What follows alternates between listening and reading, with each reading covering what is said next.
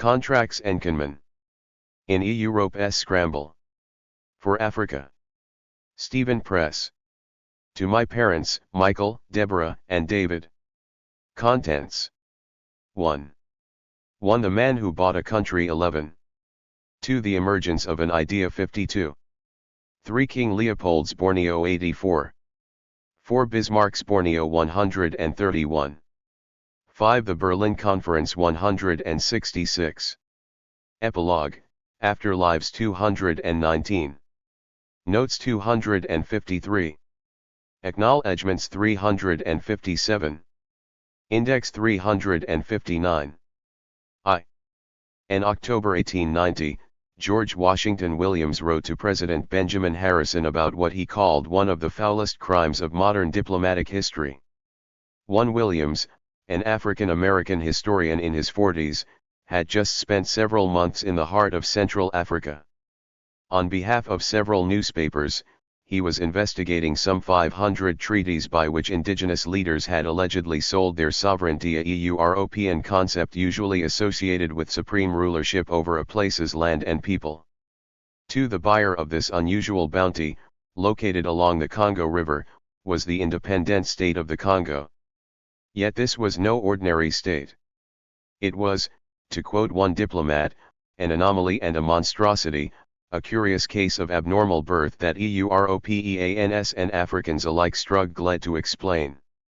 3. Before the independent state had become the world's newest government, Williams told Harrison, it had begun in the 1870s as a modest private association run not from the Congo, or even from another part of Africa, but from the Château de Laeken, a royal palace outside of Brussels, Belgium.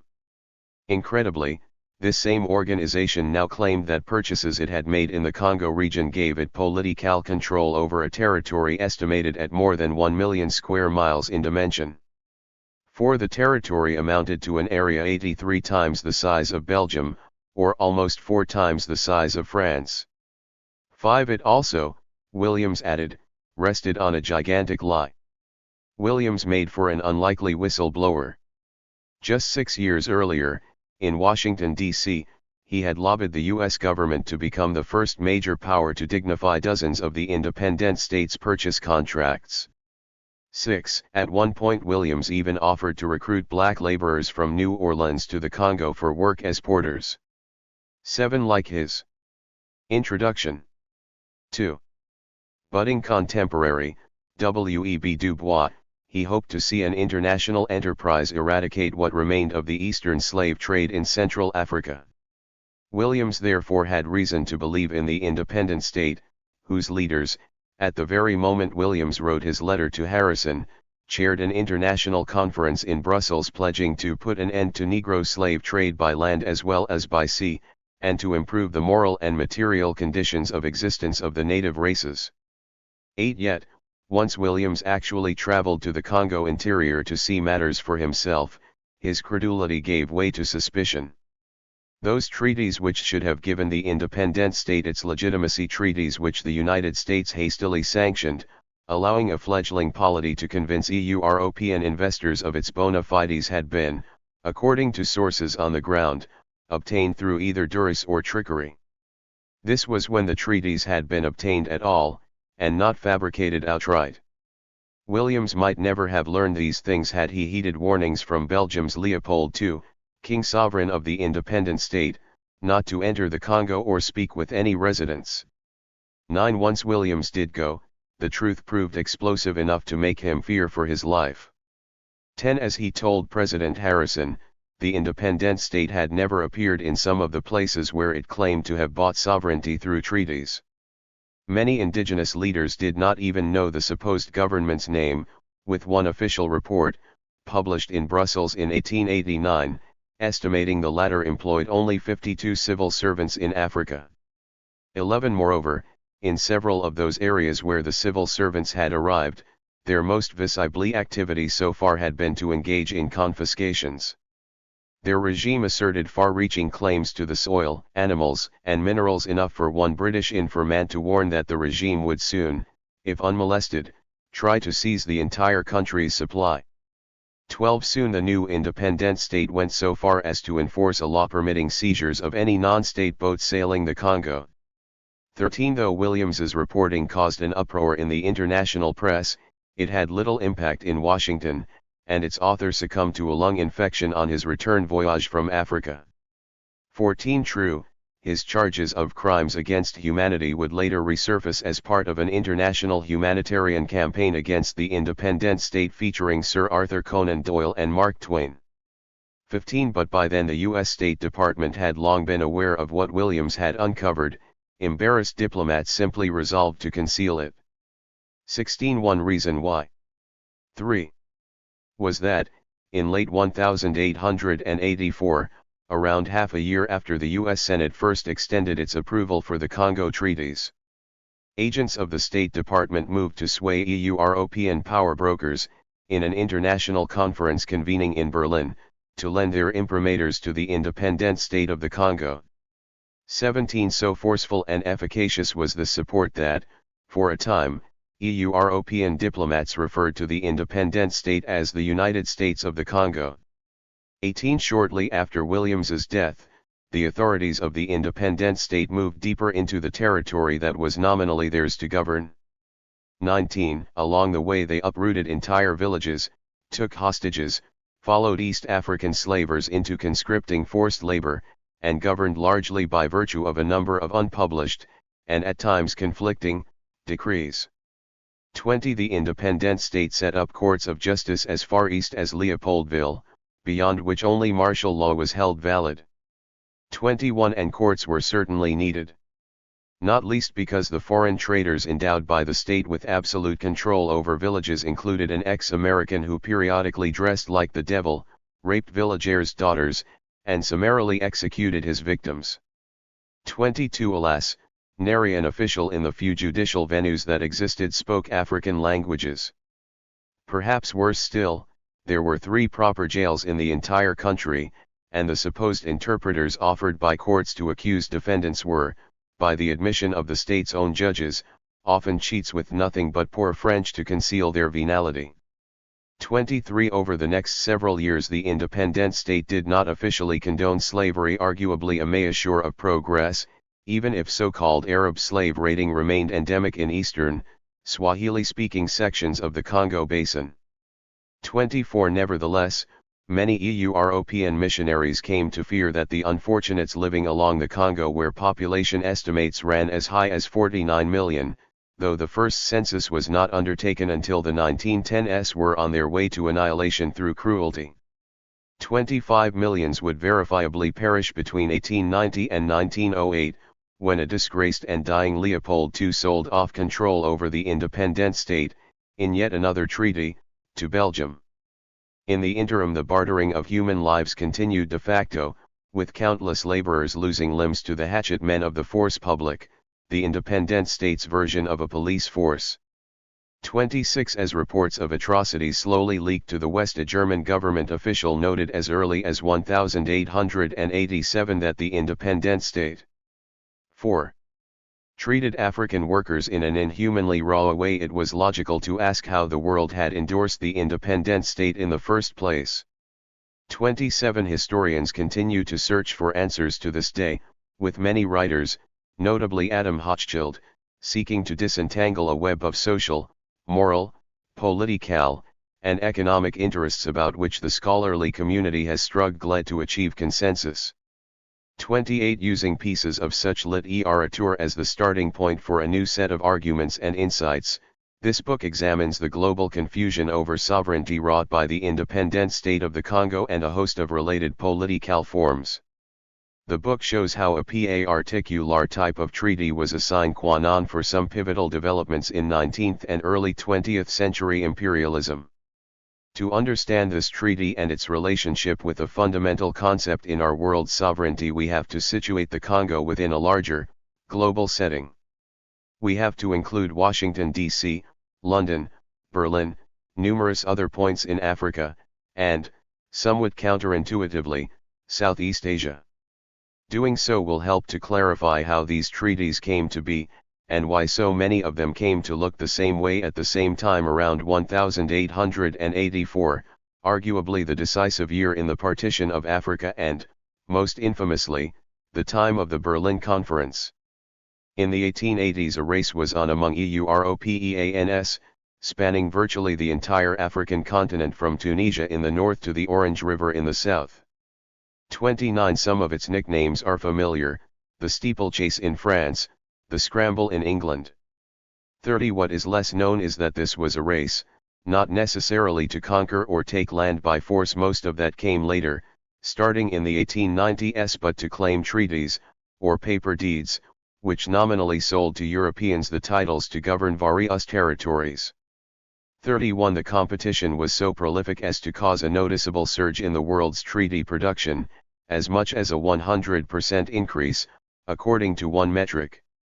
32 For instance, in addition to the hundreds of pacts made by Leopold's men in the Congo area, British businessmen in East Africa produced 389 treaties that allegedly showed indigenous leaders signing over sovereignty. 33 This effort slightly outpaced that along the Niger River, where the total amounted to 237. 34 Meanwhile the Germans, French, and Portuguese also produced cartloads of such documents in East, West, and Southwest Africa respectively. 35 To the extent that this torrent of treaties appears in histories of the period, it generally does so in isolation, as a part of the origins of colonialism in a par 5. Titular place Cameroon, say.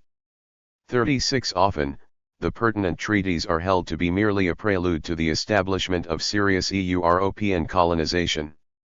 Or they are seen as a deceitful, abusive sign of colonialism that was used, typically in the 1890s and 1900s, to justify the exploitation of indigenous lands and labor. 37 There is much merit to the interpretation of the treaties as lawfare, even if it tends to overlook the diversity of treaties involved. Documents purporting to sign over sovereignty in African territories sometimes went untranslated in African languages. 38 On paper, they often stated that pieces of cloth or copper wire were to suffice as cash equivalents to rights of sovereignty. 39 Given all that, it is tempting to say that the treaties were simply a cover for theft from indigenous peoples. 40 Indeed, some Europeans involved in making the treaties later repudiated their own handiwork. Friedrich Fabry, a missionary who assisted German imperialists in Southwest Africa, talked of paper agreements whose sense and meaning, whose consequence necessarily remained hidden.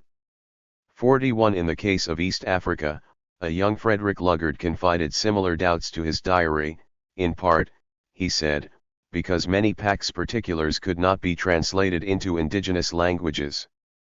42 Lugard oversaw and enforced dozens of such arrangements in his career before he decided, from the comfortable seat of his post at the League of Nations in Geneva, to deny their legitimacy in public.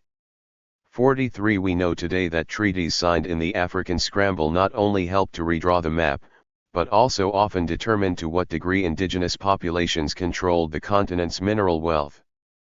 44 Those consequences continue to manifest themselves in court disputes. 45 Crucially, though, despite the general air of opprobrium that envelopes the treaties, they are still considered valid by customary international law. 46 But what is a treaty? What did the concept mean in the 19th century? This was a time, as Edward Keane has argued, that witnessed an explosion in treaty making, with the number of interstate agreements growing nearly sevenfold relative to the previous century. 47 Owing in part to the proliferation of European diplomatic academies and legal codifications, these new agreements were proving increasingly significant in world affairs on the eve of the African Scramble. Yet one must note that not all such agreements took the title of treaty, because Europeans negotiating with polities in Africa and Arabia, a practice increasingly common starting in the 1810s, with the onset of Britain's 6. Anti-slaving initiative never quite agreed what a treaty was, who could make it, or how it differed from some other common forms, pacts or contracts, for instance. 48 Without firm demarcations, European officials often designated pacts and contracts as treaties for practical purposes. 49 Thus, although this book uses the word treaty broadly and loosely in order to refer to interstate agreements generally, as European diplomats did in their own documents, readers need to keep in mind that around 1884, problems of treaty definition and nomenclature were very much at issue, both within and without Africa. The treaty race, carried out in Africa in the 1880s and 1890s, was itself far from uniform, for the treaties signing over titles to govern parts of Africa claimed to do very different things. 50 were drunken farces, some were sober products of negotiation. Some were vague, some were quite literal. Some were leases, some were sales. Some held the formal title of treaty and had the appearance of a compact between equals, some, not titled at all, merely amounted to protection contracts resembling the arrangements a mafia foists on shop owners. 51 But throughout all this tumult in early colonial Africa there was one curious, abiding fact: hundreds of the treaties purported to transfer control of entire countries to one man, or to a company, rather than to a pre-existing European state. A private treaty signing over sovereignty, not to a European government, but to Europeans, that was what had appeared, by 1890, to have made the independent state of the Congo possible. But such treaties were not restricted to the case of the independent state. On the contrary, they appeared widely throughout sub-Saharan Africa during the late 19th century, and especially in areas that fell under German, Belgian, and British control circa 1884. Moreover, the treaties in question came about as conscious imitations of arrangements made far away from Africa, on the Southeast Asian island of Borneo. How a template began on Borneo, then made its way to Europe and to Africa, is an unexplored subject with major implications. It adds new chapters to the story of the African scramble, changing both when and where the story begins and ends. It alters how we understand the role of treaties in the partition of Africa. It also changes our understanding of sovereignty itself. Accordingly, this book spotlights the subject as an overlooked precondition for three major developments: the surprise entry of Germany into the formal race for overseas colonies, the creation of Leopold II's 7. Empire in Central Africa, that is, the independent state of the Congo, and the improbable revival of the chartered company system of colonial government by Germany, Belgium, Britain, Portugal, and Italy. There is a distinct, albeit forgotten, history embedded within the European partition of Africa from 1882 to the 1890s.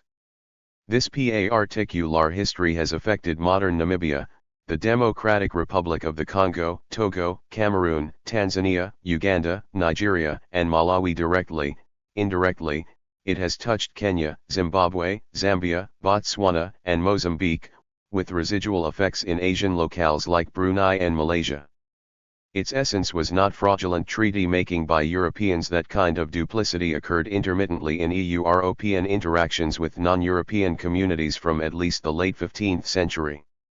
No, this forgotten history consisted of a moment when treaty-making adventurers and cynical statesmen manipulated a particular loophole in international law to their own ends.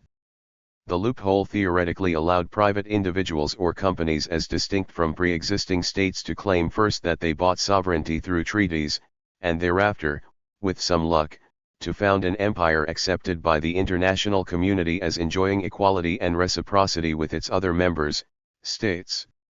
On paper, the powers accrued by such private actors were priceless. They included the authority to claim eminent domain over all land and mineral wealth within a given territory. They also included such traditional state prerogatives as rights to tax, police, mint money, make war, control courts, and dispose over the life and death of inhabitants. Endless fortune, endless power, it was all within reach. The loophole in question was controversial at the time and, at least in a sense, short-lived, owing in part to its eventual concealment and denial by an embarrassed European legal community. Today, historians generally do not acknowledge the loophole, let alone its impact, choosing instead to depict entities like the independent state of the Congo solely as private empires or fiefdoms whose operations sometimes behooved, but rarely concerned, European leaders. 52. Here revision is necessary. For one, the concept of a private empire can easily be applied to a global business, say, De Beers, and does not capture what distinguished a De Beers from the independent state of the Congo. More important, the term private empire, if deployed without context, obscures that from the 1880s to the 1890s, Western governments extended diplomatic recognition to several independent, for-profit governing entities in Southeast 8. Asia and Africa, including 2 in Borneo, 1 in the Congo, and others in Southwest Africa, Tanzania, and Nigeria. Although allegations of ethical lapses rightly surrounded these embryonic empires and their treaties, European leaders overwhelmingly brushed the doubts aside for a decade, elevating the would-be powers to a legal status and breadth unknown before or since. A more fitting epithet to apply to these unique political forms is rogue empires. Rogue, of course, is a tricky term. To many, the term suggests illegality. Yet, from the perspective of people living under imperial control, even as far back as Julius Caesar's Gallic Wars, there has likely never been such a thing as a non-rogue or legitimate empire. Moreover, the designation of a rogue empire risks implying that other empires founded by traditional European authorities, say, in Algeria, were legitimate.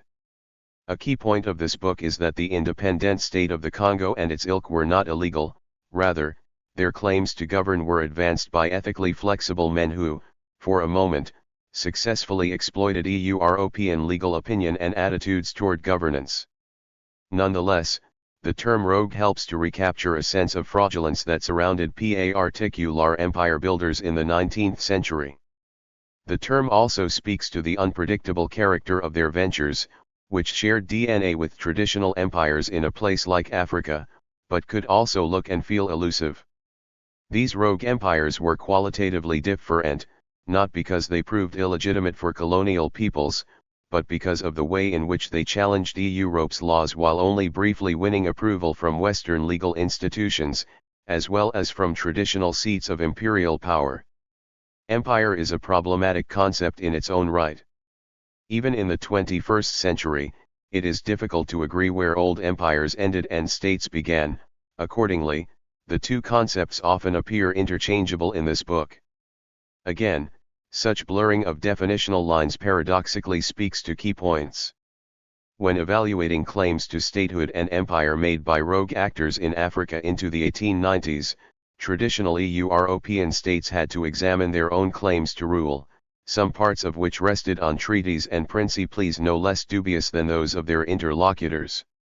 Figuring out how much statehood to attribute to a rogue empire in Africa meant revisiting the desired legitimacy, not just of a distant French or British colony, but also of potentially imperial governing foundations closer to home, say, the treaty that transferred authority over Alaska.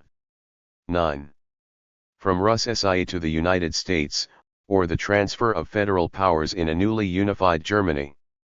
Without the rogues, therefore, one might miss a crucial aspect of perception about how European powers proper got so hands-on with African colonization in the 1880s. More than a dozen different explanations exist for why the African scramble occurred.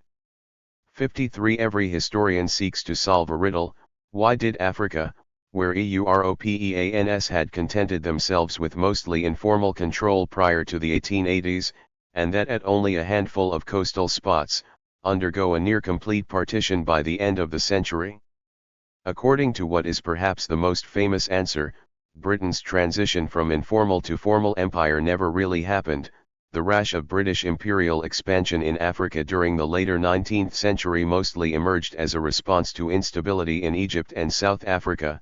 The decisive cause for this expansion was strategic, not economic, involving as it did a wish to maintain access to India via certain points on the African continent, and this British expansion set off a kind of territorial arms race among European powers that became known as the Scramble.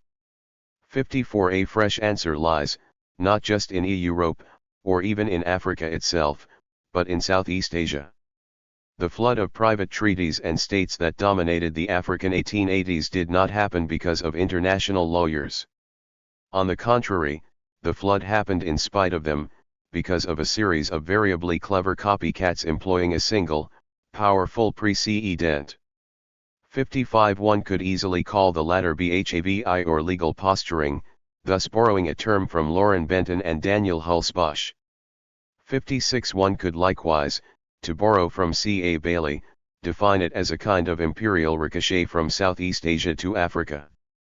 57. No diplomatic, political, or legal study has addressed this phenomenon at length, notwithstanding that it, too, featured heavily in the equation of African partition. Of course, readers might well expect economic theorists of imperialism to have studied the matter exhaustively. By all rights, economic theorists should have had the most to say when it came to any Anglo-European people or companies claiming to pay for sovereignty in foreign lands. But consider the case of J. A. Hobson, who, along with Vladimir Lenin, dominated early 20th century discussions about imperialism. Hobson, whose work continues to stimulate Marxist historians, noted the presence of privately governed empires in Africa in his landmark book, Imperialism, a Study. Yet, Hobson 10. Made no comment on their origin, their status in law, or the curiosity that was their existence. Why his interest in the phenomenon proved so cursory is a mystery. It may have owed to the fact that, during the 1880s, he actually championed overseas colonization via what he called commercial advances. 58. The rogue empires had mostly vanished by the time of Hobson's work as a newspaper correspondent in the Second Anglo-Boer War, arguably the decisive phase in his development of a thesis about the prostration of European foreign policy to finance. At any rate, Hobson's scant examination of privately governed empires, coupled with the now widely accepted inapplicability of his theory of imperialism to the scramble, is another cause for renewed scrutiny. This book aims to re-examine the African scramble by recovering some contemporary debates and confusion about what a state was, and about whether sovereignty existed as a commodity. Perhaps the most important aspect of these exchanges was to assess the way legalistic or quasi-legalistic manipulations of the sovereignty principle in one part of the globe were closely studied and adapted for use in another continent. This was a process in which private entrepreneurs, established European governments, and international lawyers interacted in a complicated dance that existing theories of imperialism widely insistent on particular case studies have failed to capture. 59. Obviously the process proved devastating to many Africans. They were often victims of a treaty fraud, if to varying extents. 60. But, in order to better understand why, one must make certain inquiries, not just about results, but about the way in which Europeans carried out their work. Where and when did the idea of private buying of sovereignty through treaties germinate? How did European states support this idea in the late 19th century partition of Africa, only to deny it later on? Finally, what effect did this curious idea have, not just on certain African or Asian populations, but on Western institutions and the Western international legal corpus? He morning of September 24, 1841, James Brooke woke up a stranger in a strange land. By the end of the day, he had been crowned a king. Born in India, Brooke set foot on the island of Borneo for the first time in September 1839. One back in England, Brooke's ancestral home, Borneo was terra incognita. 2. Despite scant information owing to a ban on missionary travel through the late 1830s imposed by Dutch colonial officials who had gradually taken over the island's southern half since the 17th century, one commentator joked that less was known of Borneo than of the North Pole or of the headwaters of the Nile. 3. Nonetheless, this place had been attracting attention from international traders for more than a half-century. 4. Britain's empire was cementing a crucial period of expansion in Asia, and Borneo lay in the middle of a thriving maritime network between China, India, and Australia. 5. Borneo's location gave it great value, especially in view of the contemporaneous expansion of trade with China via the First Opium War. Many British ships started in India, passed through the Straits of Malacca, and then rounded the western and northern shore of Borneo before arriving in the South China Sea and moving on to Canton. Whoever controlled the Borneo coast could assist this China trade, say, by providing wood and supplies with which to refuel ship crews. They could also throttle it. James Brooke admired the British colonization of Singapore, begun 20 years earlier by Stamford Raffles, and he wanted to extend what he saw as a superior civilization, as well as free trade, to areas even farther afield. 6. Brooke grew interested in some large parcels of jungle. 1. 12. In the northwestern section of Borneo, collectively known as Sarawak. This seemed a dangerous place, a hunting ground for pirates and the orangutan. The brush was so thick as to allow easy ambushes, and, among the most populous indigenous people, the Iban, marriage was conditional upon young men taking a head. 7. Any European visitor would have to take this mystique into account, if tropical disease, leeches, or a crocodile did not overtake him first. Sarawak was one of many polities then comprising the northern half of Borneo, which remained largely free of the sway Dutch colonists had established over the island's southern half. 8. At the time of Brooke's arrival, the northern polities existed as dependencies under the rule of Omar Ali Saifuddin II, the Sultan of Brunei. The Sultan was the latest in a line of warriors who, several centuries earlier, had begun to Islamize a Brunei-based, Malay-speaking empire of Sumatran extraction. Primarily confined to the coast at first, the Islamized Bruneian power gradually became a paramount authority in Borneo's interior, from whose subordinate kingdoms it exacted tribute. 9. Its sultans commanded respect as far abroad as Manila and even earned the attention of Qing official Wei Yuan, who analyzed them in his landmark illustrated treatise on the maritime kingdoms.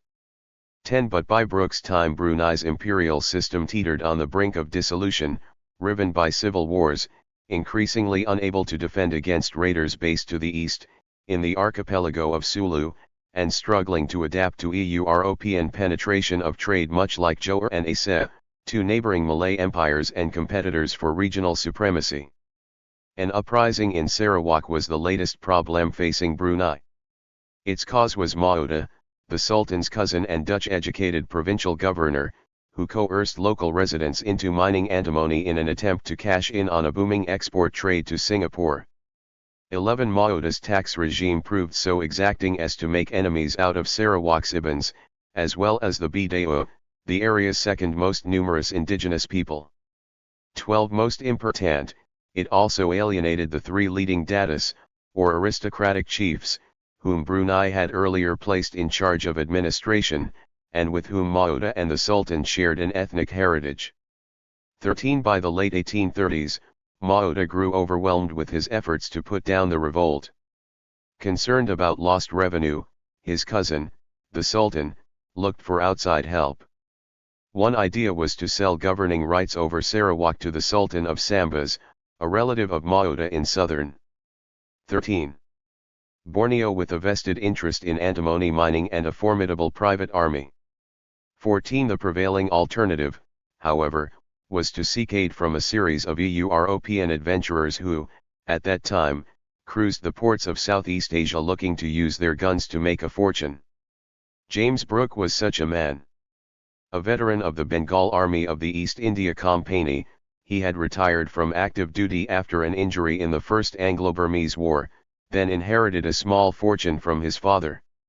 Eventually a wandering Brooke outfitted a yacht, the Royalist, and sailed to Kuching, the administrative center of Sarawak, with a crew of a dozen or so men, aiming to deliver a desultory message from the governor of Singapore to the Sultan's uncle and designated heir, Muda Hasim, but also interested in prospecting for minerals.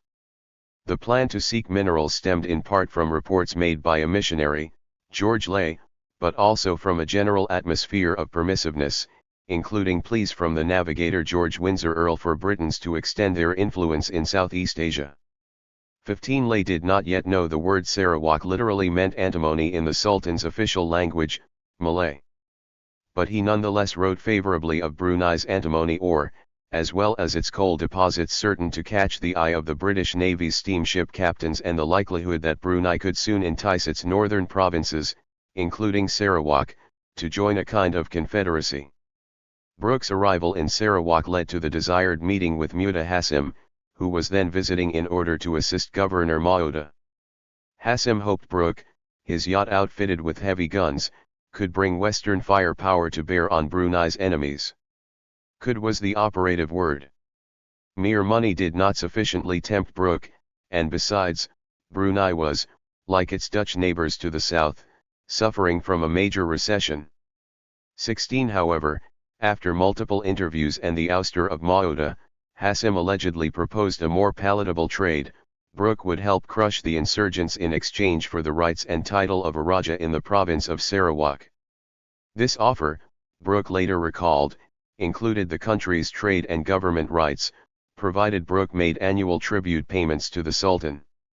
17 If taken at face value, the offer was not quite so novel as it may appear today. When one looks into the Malay tradition that gave rise to the Brunei Empire, one encounters numerous cases of bartered political control and, at least among aristocrats, a lack of differentiation between trade and governance. The Sejarah Melayu, a series of 16th century. 14. Annals, whose most reliable iteration was published in English in 1821, tell how Malay rulers, whether local or imperial, consistently put a price on governmental powers, without ethical scruples. One such case took place around 1700, when Brunei sold control over the Kimanis River to Sulu. Another saw Brunei acquire control over 5 districts, including Sarawak, from the Sultan of Johor. 18 Sovereignty, the annals say, is thus a cash register. 19 Add to this that the Sultanate of Brunei had begun, several centuries before 1839, with what the anthropologist Marshall Solins has called a series of stranger kings. 20 Even outside Brunei, the hundreds of Dayak peoples comprising the indigenous population of Borneo, among them the Ibans and Bidao, had a long history of such dynasties. Some of them had even come about through transactions made in part by non-Dayaks and non-Malays, men like Sharif Abd al-Rahman, who in the 1770s acquired the Sultanate of Pontianak in an area that later, by the 1800s, fell under Dutch control. 21 Brooke, of course, was European. Thus it would not be unreasonable to assume that at least this aspect of his deal was something new in 1840. But here, too, the real ity looks otherwise, for he was merely the latest in a series of Europeans in receipt of a virtual kingdom in Southeast Asia. 22 From the early 18th century on, certain English traders working for the East India Company around the Malay Peninsula had made similar arrangements, though sometimes without a formal transfer of title. In 1713, for instance, Joseph Collett reported that, thanks to his negotiations with the indigenous rulers on Sumatra, he had become a king, with the inhabitants of Bengkulu obeying his commands as if they came from a sovereign ruler. 23 In 1812 Raffles' colleague Alexander Hare went one step further, convincing a ruler in southern Borneo, the Sultan of Banjarmasin, to give him a title to govern 1,400 square miles at Malacca. 24 Banjarmasin was uninviting, English colonists had already failed there in 1707. 25 But a crucial precedent was that Hare acted on his own initiative. 26 True, he used his license to cultivate a large harem of women. True, his efforts at pepper cultivation failed, despite the importation of some 3,200 workers from Java, and he surrendered his country after a few years, leaving behind only a few copper coins he had minted as a new currency. 27 But Hare's story became known to British and Dutch traders in the area, many of whom went on to engage with Bruneian officials. The Sultan and his uncle, the familiar Hasim, were two such figures. 15. When Hasim offered control of Sarawak to James Brooke, the latter was only 38 years old. Brooke's diary, accordingly, revealed plenty of self-doubt about governing. 28 As regarded battle, though, he owned 6 heavy guns, which might allow him to do the improbable in a society whose firepower did not extend beyond darts. It took little time to end the revolt. Not long after accepting Hassem's offer, Brooke hired a diverse team of mercenaries, blew up the main opposition base, and initiated a rapprochement with the local Malay elites. Following a sojourn to Singapore, where he received encouragement from British officials, Brooke returned to the island of Borneo in 1841, intending to take formal control of Sarawak and its population, 45,000 souls, according to one contemporary estimate, with perhaps 1,500 of these living in Kuching. 29 Such an ascent became the stuff of colonial fiction. Joseph Conrad used it, one of his childhood fixations, as material for the novels Lord Jim and the Rescue. Lessee Rebrelli, the popular Italian writer Emilio Salgari cast Brooke in his serialized adventure stories. 30 In 1841, however, questions abounded about whether Brunei would honor the agreement Muda Hassem made. Not long after Brooke returned from Singapore, Hassem, who did not enjoy a reputation for honesty, denied any arrangement to transfer Sarawak's government. That same day, Brooke's interpreter died after eating rice laced with arsenic, probably at the behest of the sidelined Maoda. 31 Eventually, after another trip to Singapore and more encouragement, Brooke warned of retaliation. He headed back to Sarawak on board the Royalist, its guns loaded, for what he hoped would be the final round of negotiations. On September 24, 1841, at around 10 o'clock in the evening, a cowed Hassem declared Brooke Raja and Governor of Sarawak, amidst the roar of cannon and a general display of flags and banners on the shore and the vessels on the river. For his bona fides, Brooke even got Hassem to write out a formal deed according to which he, with a clear conscience and integrity, transferred to Brooke power over the country of Sarawak, along with all governmental revenues. 32 The only copy of this document to have survived is in English translation. In it, Hassem speaks of the transfer of the government to Brooke. He acknowledges that Brooke is to be the sole owner of government revenues, even guaranteeing that no person is to meddle or interfere with government on any pretense, whether of politics, 16, or trade. But there were caveats. For example, Hassem calls for Brooke to ensure respect for the rights of indigenous peoples, to preserve their laws, and not to meddle with their religion. 33 Brooke's control is also said to derive from annual cash payments to the Sultan and various other officials, thus seemingly remaining contingent on Brunei's oversight. 34 Sarawak's Malay elites, who had earlier rejected Maoda, did not easily accept Brooke's ascendancy, either.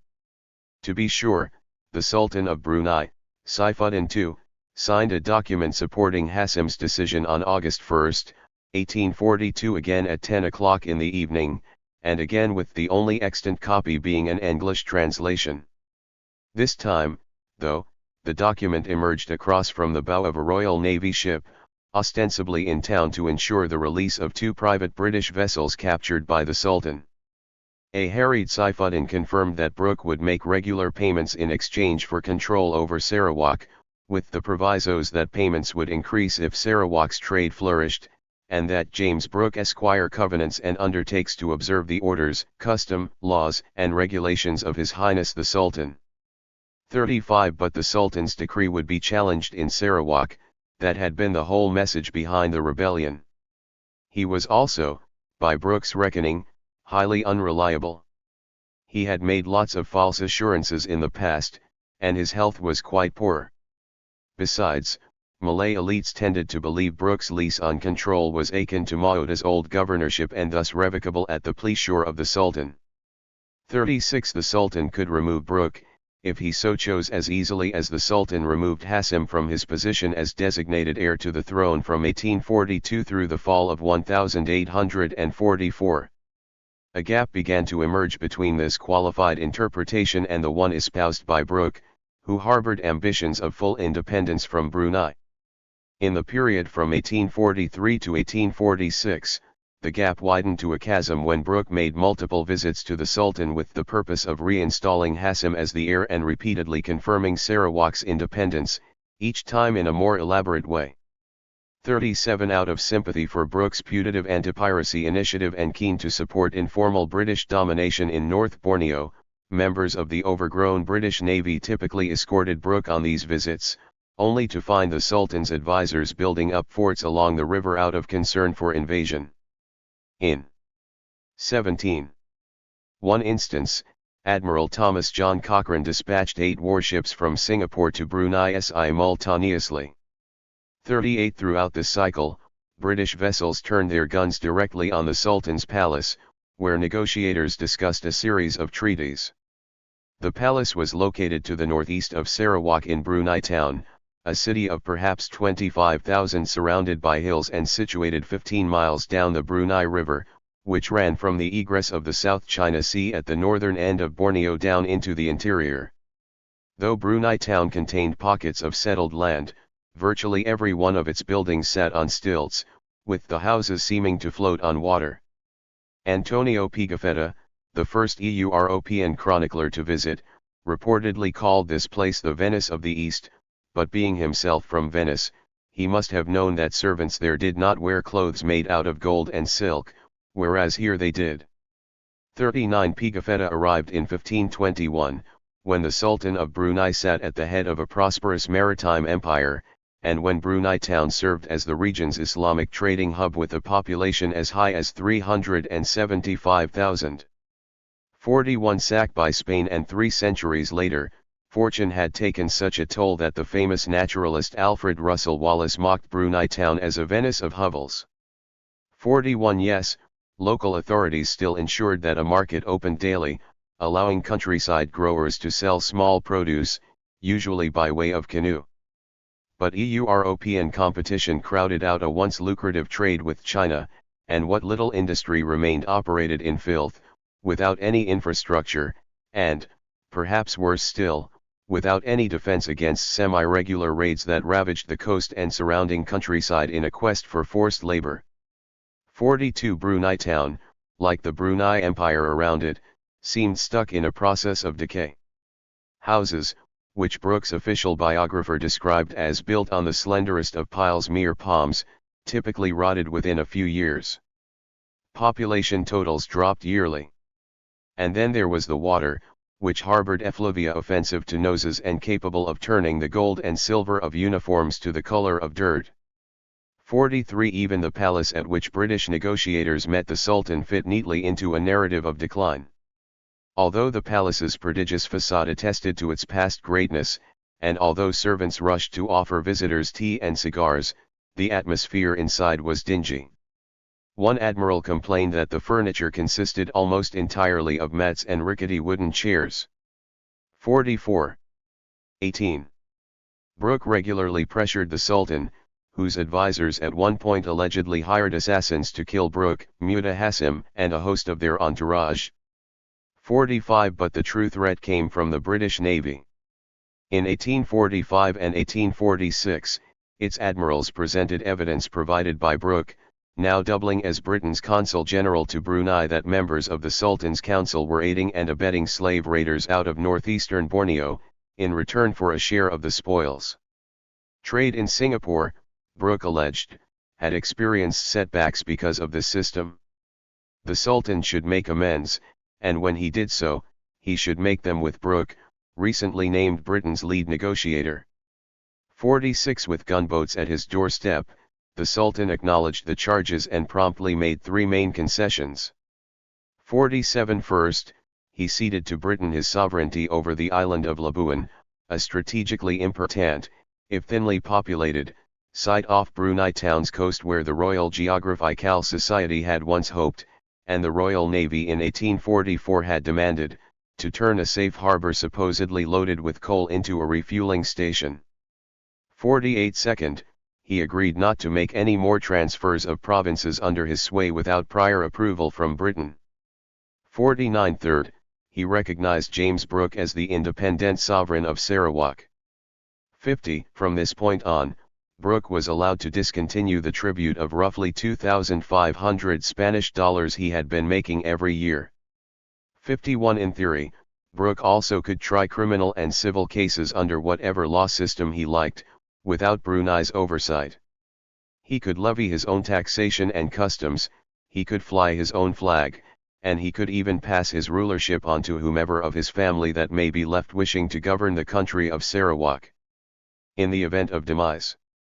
52. Given all this, and given that Brooke no longer needed to worry about Brunei's interference in the religious or personal affairs of his subjects, talk of his arrangement as feudal ended at least for several years, until Brooke moved to expand Sarawak's borders by leasing yet more territories from the Sultan.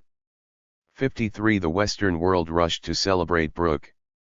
54. President Zachary Taylor sent the Sovereign Prince of Sarawak a formal letter proposing the establishment of diplomatic relations and a treaty of commerce. 55. The United States acknowledged His Highness Brooke as an absolute, independent ruler.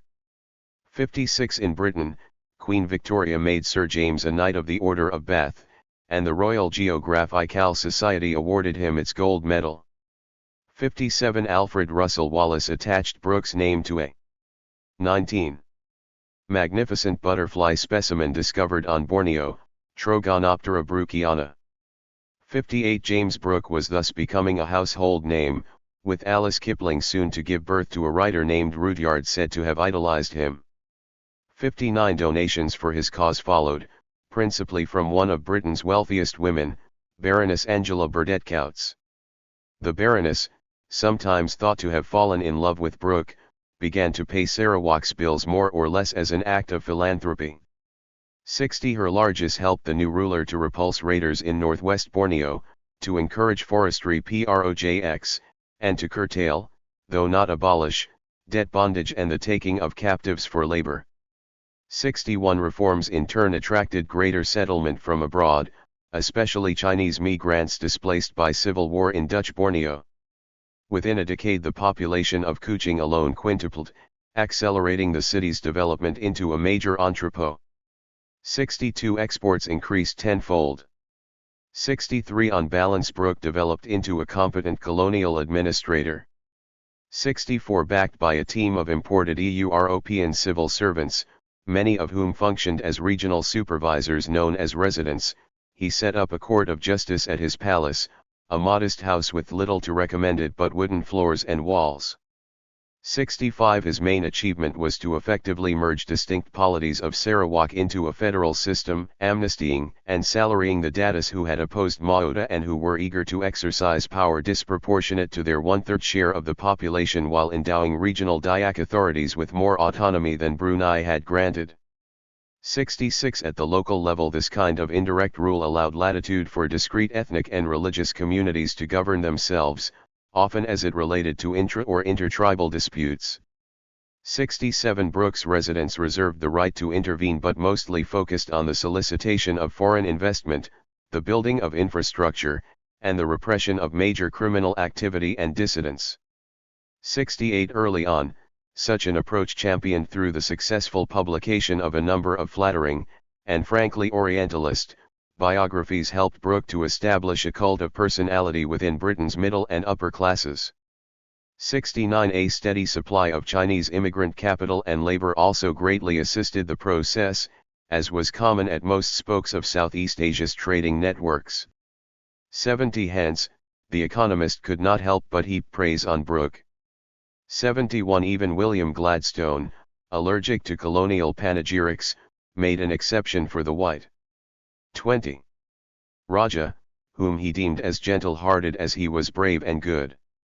72. After all, James was a fellow free trader who almost entirely eliminated customs and tolls from his domain. Influenced by numerous endorsements, the public initially came to believe that the Raja was a liberal agent of civilization working to overcome a disloyal staff of Maoda holdovers in Sarawak's bureaucracy.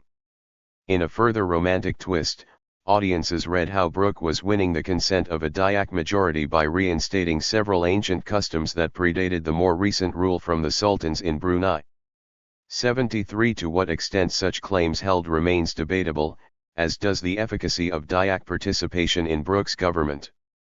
But John Walker is right to argue that Brooke's power, personified in a yellow umbrella he wielded at public gatherings, owed to remarkable prowess.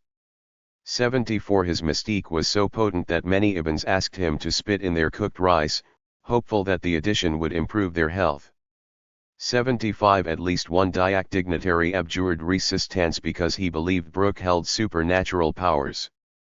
76 Throughout the 1840s the British government proper mostly overlooked Brooke's rule as an anomaly, though technically they might have objected by citing the 1824 Treaty of London, which stipulated that no territorial acquisitions could be made in the eastern seas henceforth either on behalf of Great Britain or the Netherlands, except by the authorized officers of either government. 77 For his part, Brooke did not strongly assert Sarawak's independence before the British public, preferring instead to solicit direct British colonization, or to say that he ruled with British interests at heart and coveted protection. 78 The Royal Navy helped to nurture such sentiment through the 1840s. But this modus vivendi would change irrevocably in 1851, when the Scottish Member of Parliament Joseph Hume, reinforcing arguments made by his better-known colleague Richard Cobden, aired a list of grievances against Sarawak's leader, whom he accused of bad motives, ambitious designs, violence, tyranny, falsehood, injustice, and petty larceny. 79 Hume laughed when colleagues referred to Brooke as His Excellency. 80 Somewhat more fairly, he reminded these politicians, many of whose constituents still celebrated Brooke as a folk hero, that Brooke had extorted his title to rule. 81 While this fact alone did not invalidate agreements in international law at the time, Hume thought it must. 21. Impinge upon the government's position. Given his immoral foundation, Brooke ought to appear in British eyes as nothing more than a filibuster, and in fact Hong Kong and London newspapers, along with Dutch officials jealous of his incursion into Brunei, came to label him as such. 82 This charge carried cultural weight, both good and bad. By 1850 the term filibuster was used to describe men like Josiah Harlan, an American Army veteran who, in 1840, variously connived and fought his way into becoming the king of a province in northwestern Afghanistan. Hume recalled the Battle of Beding Maru in 1849, when Ibans loyal to Brooke, along with some moonlighting ships in the Royal Navy, mounted a nighttime assault in which they surprised and killed some 1,500 people living on the Sarabas and Scrang rivers. Local residents had long shunned Brunei's Malay tax collectors. More recently, they had warred with the Ibans in Sarawak, fighting in favor of a less hierarchical and more mobile society that Brooke deemed piratical. 84 Now pamphlets from the Aborigines Protection Society described a gruesome fate. Gladstone, once an admirer, urged Parliament to look into a large, easy, and unsparing slaughter led by Brooke, who supposedly pursued victims without resistance, or after resistance had ceased. 85 I cannot conceive, Gladstone exclaimed, a more shameful misdeed. 86 A formal inquiry in Singapore, conducted nearly a decade after the fact, from 1854 to 1855, as a gift to Hume and other British radicals in exchange for support of Lord Aberdeen's cabinet, eventually confirmed some horror stories. 87 Various shocking murders and dreadful atrocities in the way of head-taking and head-roasting, wrote the Royal Commission, were committed by the native forces under the said James Brooke, without any restraint or punishment thereof. 88 Though such findings damaged Brooke's reputation, the Commission's inquiry yielded few tangible results. 89 At the time, the main concern was whether to define those killed in the incident as pirates. 90 If one did so, as was easy.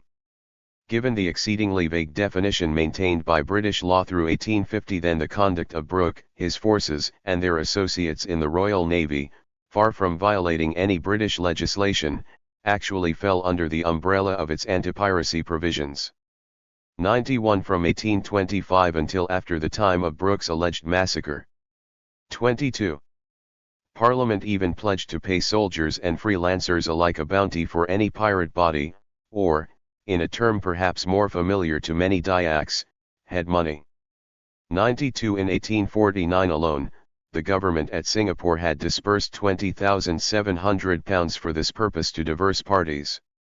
93 Failing that, however, the Commission would still have had to reckon with precedents. More or less contemporaneously with Brooke's initiative, British warships had annihilated a host of forts maintained by pirate units along the Sarabas and Scrang. 94 Faced with such glaring contradictions, it looked incongruous for the British government to condemn Royal Navy officers involved in the incident, let alone to apply its writ in Sarawak. If Brooke really owned all the rights he claimed, then that should suffice to keep Britain from interfering with his affairs one way or the other, however capacious their jurisdiction in matters of piracy had otherwise grown. 95 Brooke, in other words, could do whatever he pleased in his Sarawak, where he was the absolute lawgiver. At the same time, however, Britain seemed incapable of escaping from some form of involvement in Brooke's affairs. He was still a British subject, and the Queen had even appointed him governor of Labuan at least until the Commission's inquiry recommended his removal from British posts. 96 A final wrinkle concerned Brooke's private property rights. Because Britain had pledged to uphold its subjects' property when they travelled abroad, an inventive mind could even argue as Brooke did, on occasion that Britain had a duty to protect Brooke's rights from foreign threats. 97 Precisely this had been the tenor of Foreign Secretary Palmerston's controversial Civis Romanissum Principale, adopted before the House of Commons in 1850. 98 A British subject, in whatever land he may be, said Palmerston, shall feel confident that the watchful eye and strong arm of England will protect him against injustice and wrong. 99 As if to punctuate the argument, the latest treaty with Brunei confirming Brooke's rule over Sarawak had been signed under British oversight, with an effective British guarantee and a vague commitment to fight piracy. Although Brooke resigned from his consular and gubernatorial posts amid all this complication, the Singapore Commission returned an indecisive verdict. Its two members left open the question of a non-state empire, with one deriding the idea as outlawry and another willing to admit it as a legitimate possibility. 100 Thereafter, however, developments in Sarawak added a renewed sense of urgency to the debate, with many 23 in a Chinese cabal beginning to doubt Brooke's future support from the Royal Navy. In 1857 obviously the early days of the Second Opium War, but, as importantly, the first year of the India Rebellion, a sizable contingent of Chinese launched an armed assault, murdering several Europeans and torching Brooke's home with the assistance of some Malay elites. 101 As Brooke secured loans and Sikh mercenaries to re-establish his control in the capital city, which experienced days of bloody reprisals from Dayaks loyal to the Raja, he continued to think about what would become of his rule when he died. His health suffered a dramatic downturn, Sarawak's extractive industries stagnated, and his reliance on Baroness scouts to pay state bills estimated at £55,000 to this point could not last forever. 102 In fact, the proximate cause for the explosive violence in 1857 had been an attempt to replenish Brooke's coffers. His award of monopoly mineral rights to a new European consortium led to a struggle for trade supremacy with gold miners in Bao, a town 24 miles upriver from Kuching, and a gathering place for aggrieved Chinese and Malay mining investors. 103 Brooke had sired no legitimate heirs and questioned whether his potential successors could match his supernatural mystique, which had long been pivotal for rulers in Malay societies. 104 Furthermore, a succession dispute was brewing among three contenders: Coutts, the philanthropist to whom he had pledged his state as collateral for a debt, Brooke, his nephew, and Charles Brooke, another nephew. 105 Instead of consistently supporting a successor from this pool, James Brooke revisited the notion that he might place his government in the hands of a major European power. 106 The latter could likely offer Sarawak's burgeoning population on track to reach 240,000 by the 1870s more enduring stability. 107 It could also preserve Brooke's legacy from encroachment by Dutch officials, whom he not incorrectly believed likely to annex Sarawak as soon as he died. 108 In turn, British commerce would benefit, not only by winning tighter control of a strategic maritime route, but also by securing a key point through which to connect telegraph lines from India to China. Brooke's long-standing preference was to offer Britain first refusal. Now he introduced a scheme whereby Britain would become the owner of a Sarawak public debt, contingent upon a British license to intervene in the country in an emergency. 109 In November 1858 a delegation of MPs and businessmen visited London from Liverpool, Manchester, and Glasgow to press this idea onto Prime. 24. Minister Derby, even carrying a deed apparently forged that showed Brunei endorsing Brooke's plan to transfer his rights immediately to Britain. 110 Derby rejected the idea, partly because he feared complications from the impact of a British fiscal regime on Sarawak's residents, who exercised considerable discretion in setting their rates of taxation. So Brooke considered selling his rights to France or Rus SIA, or Brunei again anything, rather than the Dutch.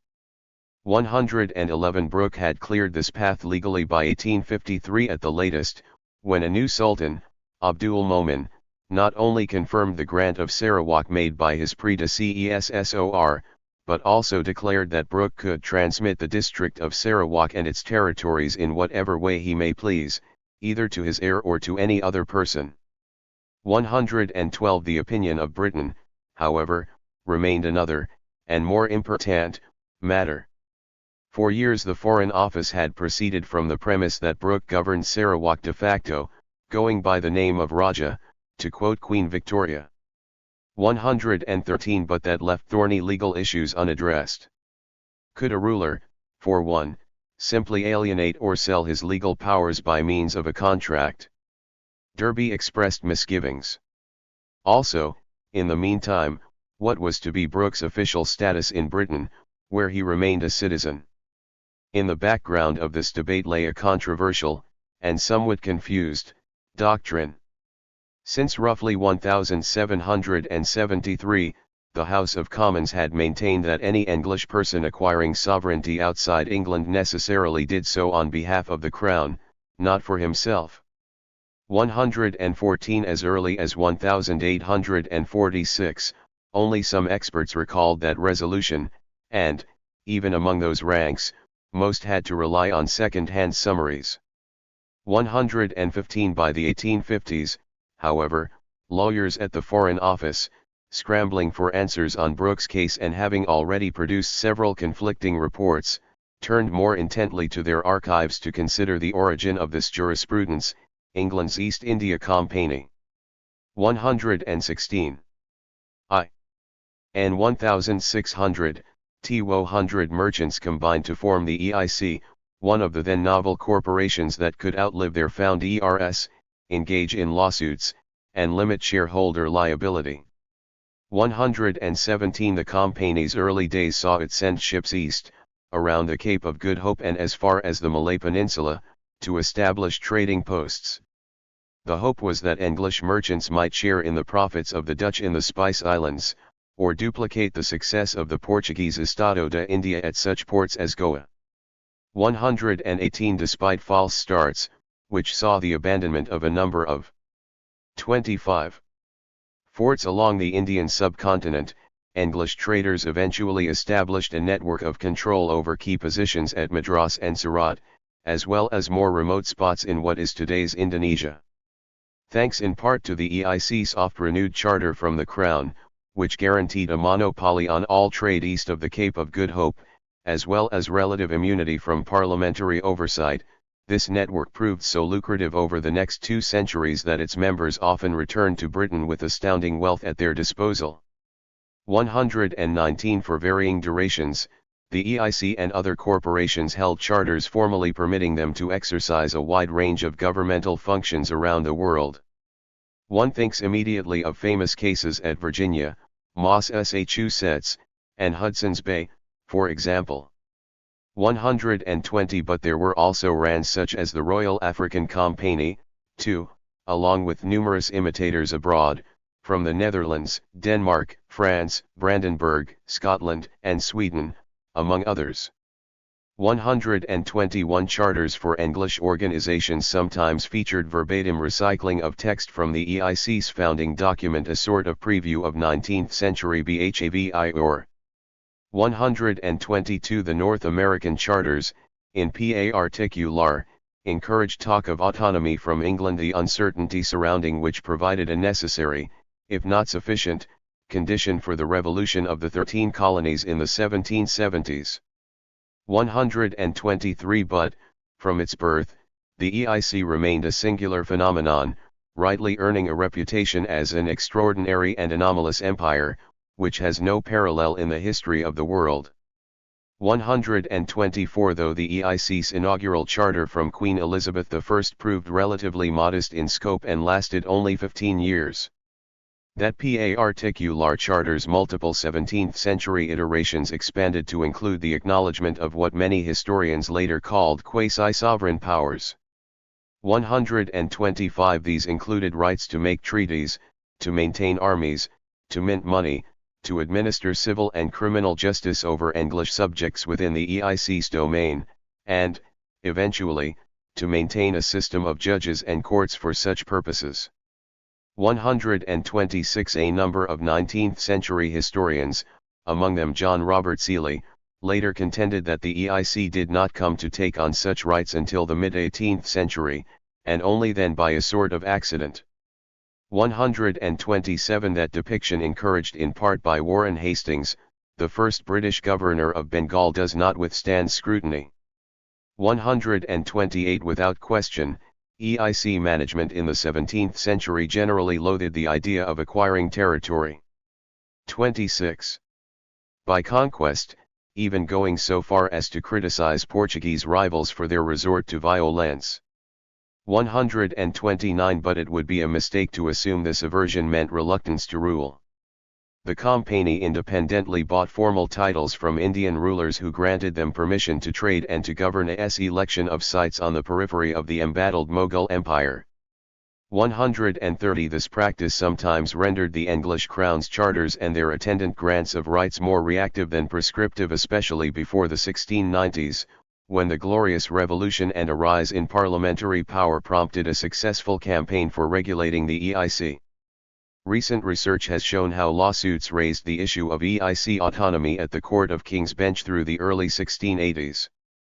Partly in view of such evidence, historians are right to argue that for most of the 17th century the EIC asserted itself as a state, by denying its own subjects appeals to other courts, issuing passports, policing against piracy, and even bringing its own lawsuits in London, when necessary, to guard its prerogatives from possibly interference from the English government proper. 131 Such assertions took place both legally and practically, thanks to an influential lobby at home. 132 There were also instances of more direct muscle flexing, as when, after a dowry from Charles II's Portuguese bride briefly made Bombay a crown possession, the EIC, from its perch in nearby Surat, refused to cooperate by citing its status as a body free from royal control. In the meantime, the EIC looked increasingly stable from the late 17th century on, despite being forced to undergo parliamentary inquiries after 1688, to widen the availability of its stock, to make repeated tax concessions and loans to London, and to fend off rival companies and so-called interlopers seeking to challenge its monopoly privileges. As the Mughals, Portuguese, and Marathas pursued a series of destructive wars across the rest of the subcontinent, areas coming under the control of EIC, including the former Crown holdings at Bombay, frequently provided a safe, profitable refuge for trade in commodities, silk and cotton textiles, and, increasingly, saltpeter and indigo. 133 Nonetheless, the company largely remained confined to a few coastal enclaves, its presence contingent upon a mixture of physical might and licenses issued by a complex of indigenous rulers operating to various extents of self-interest. 134 Only in 1765, on the strength of Robert Clive's famous victory at Plassey 8 years earlier, did the EIC finally acquire a formal title to control an ex. 27. Pansive territory. This was the Kingdom of Bengal, along with Bir and Orissa. Around 8 years after this turn to expansive control, whose legal basis lay in a firman from the subdued Mughal Emperor, Alam II, the House of Commons passed a hurried resolution in which it submitted that the EIC's acquisitions overseas, however significant they might grow, did of right belong to Great Britain. 135 This doctrine, though it came only after a considerable parliamentary inquiry, was not entirely new. It was a more public, and more encompassing confirmation of an opinion produced by Britain's Solicitor General and Attorney General in 1757. 136 That opinion had also been tacit in the regulations imposed on the EIC by Parliament in the 1690s, and earlier still in a decision by the Court of King's Bench. 137 But the doctrine nonetheless marked a departure from the status quo ante, which had seen the Crown take vague stances on the EIC's jurisdiction and ability to act independently.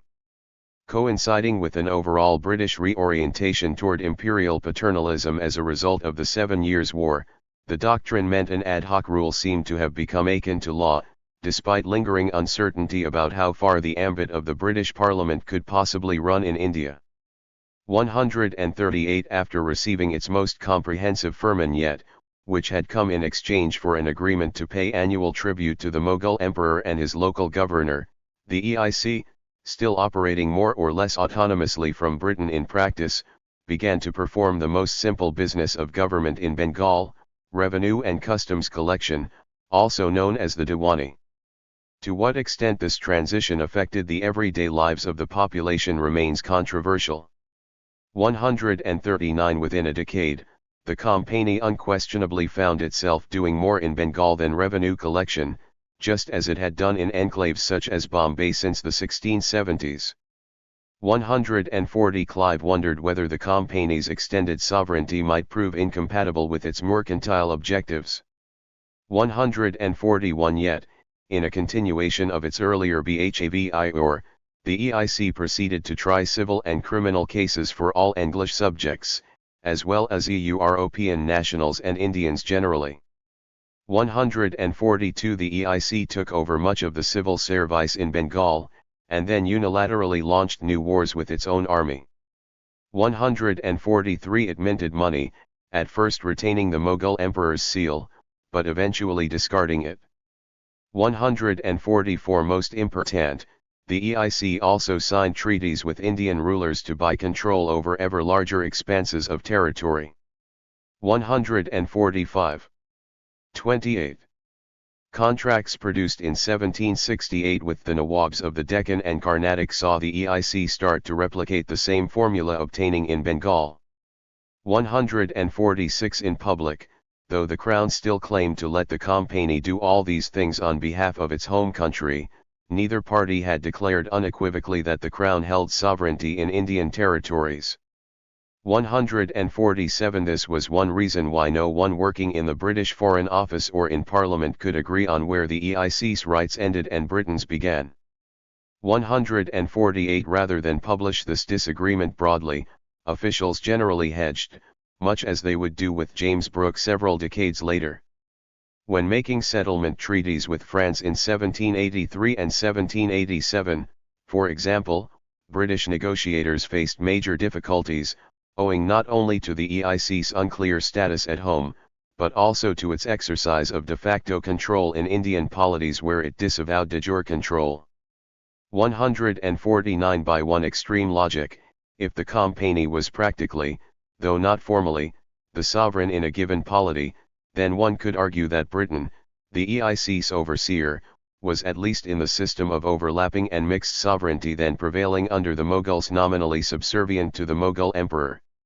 150 This definitional problem never met with neat resolution in Parliament, which preferred to focus on investigations, as well as bills of legislation to curb the Company's allegedly corrupt administration, most famously Lord North's Regulating Act in 1773 and the East India Company Act in 1784. 151 Of course detractors argued that the EIC was ruining India. One such critic was William Bolts, a disgruntled former employee and adventurer who would make a large fortune by shipping opium from India to Southeast Asia. Bolts, like Edmund Burke, urged Britons to reform the EIC for the good of their own society.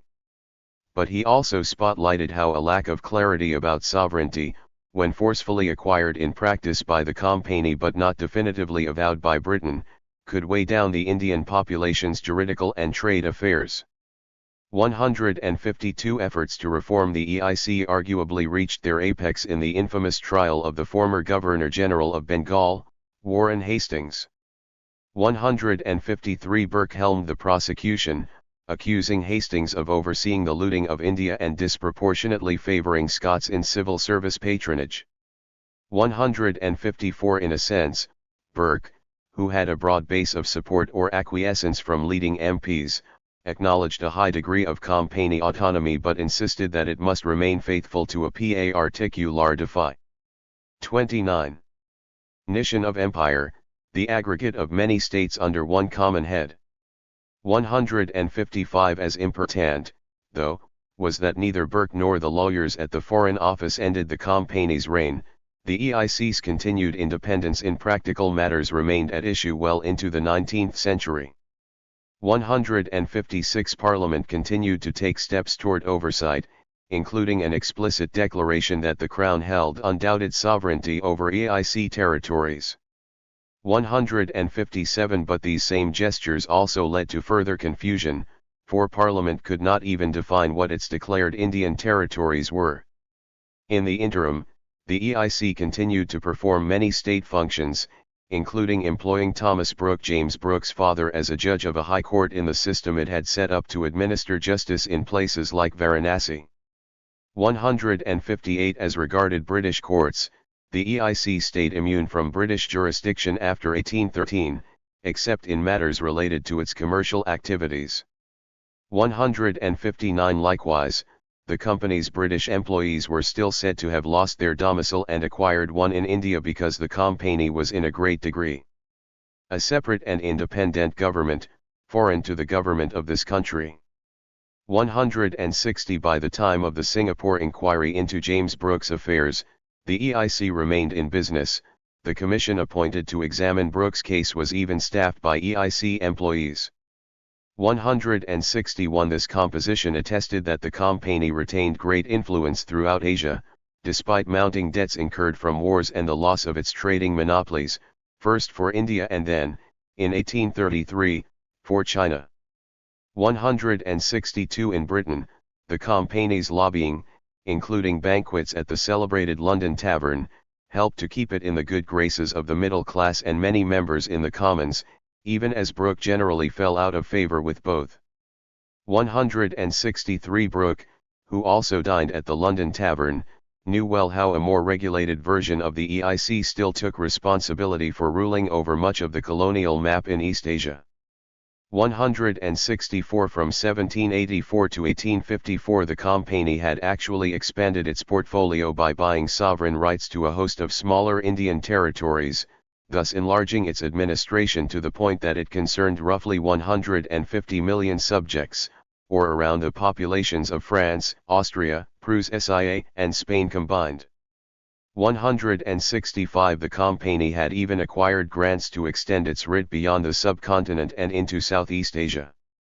The more famous case was Singapore, where a company agent, Stamford Raffles, would become known to posterity as the man who had bought 30.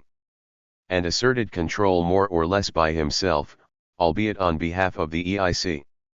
Brooke was an admirer of Raffles' written works, and, even if he hated the company by adulthood, he idolized the man. In 1857, the year when Brooke's rule grew most tenuous, the issue of the EIC's status resurfaced with great fanfare when a group of its sepoys sparked a series of bloody uprisings among diverse forces resentful of British disruptions to their religious, social, and trade networks. Some historians place blame for this great rebellion, once known as the Mutiny, on the policy of Governor-General Lord Dalhousie, who angered certain Indian princes by insisting on formal expansion of British control through a notorious doctrine of lapse. 166 Others have shown how land reforms kept much of rural India in upheaval through 1857. 167 Nearly every 19th century observer, however, above all faulted the EIC as an institution. 168 The moment, one commentator wrote, had arrived for it to be utterly condemned and cast aside as the relic of a past age and an exploded policy. 169. Whatever the validity of such claims, they followed in the wake of British Parliamentary Acts in 1855 and 1856 that, for the first time, allowed a host of corporations to limit their liability to company assets, rather than individual shareholders, when it came to the payment of debts. 170. This overlooked debate meant that just before India erupted, the role and public utility of corporations came under renewed debate in Britain, with the EIC figuring as one of many talking points. Nor was the audience confined to the British Isles. In Rus' SIA, Grand Duke Konstantin Nikolaev excited the events in India as cause for a review of all remaining privately run governments, especially as it applied to his country's empire in Russia. Amr ICA 171. By New Year's 1857, the British Parliament, in accordance with Queen Victoria's request, had prepared a bill to take over all governmental functions in the EIC's Indian domain. 172. Prior to this moment, the Crown had asserted its ability to theoretically subsume the company's rights and responsibilities, but it had settled for pressuring the EIC's boards for reform.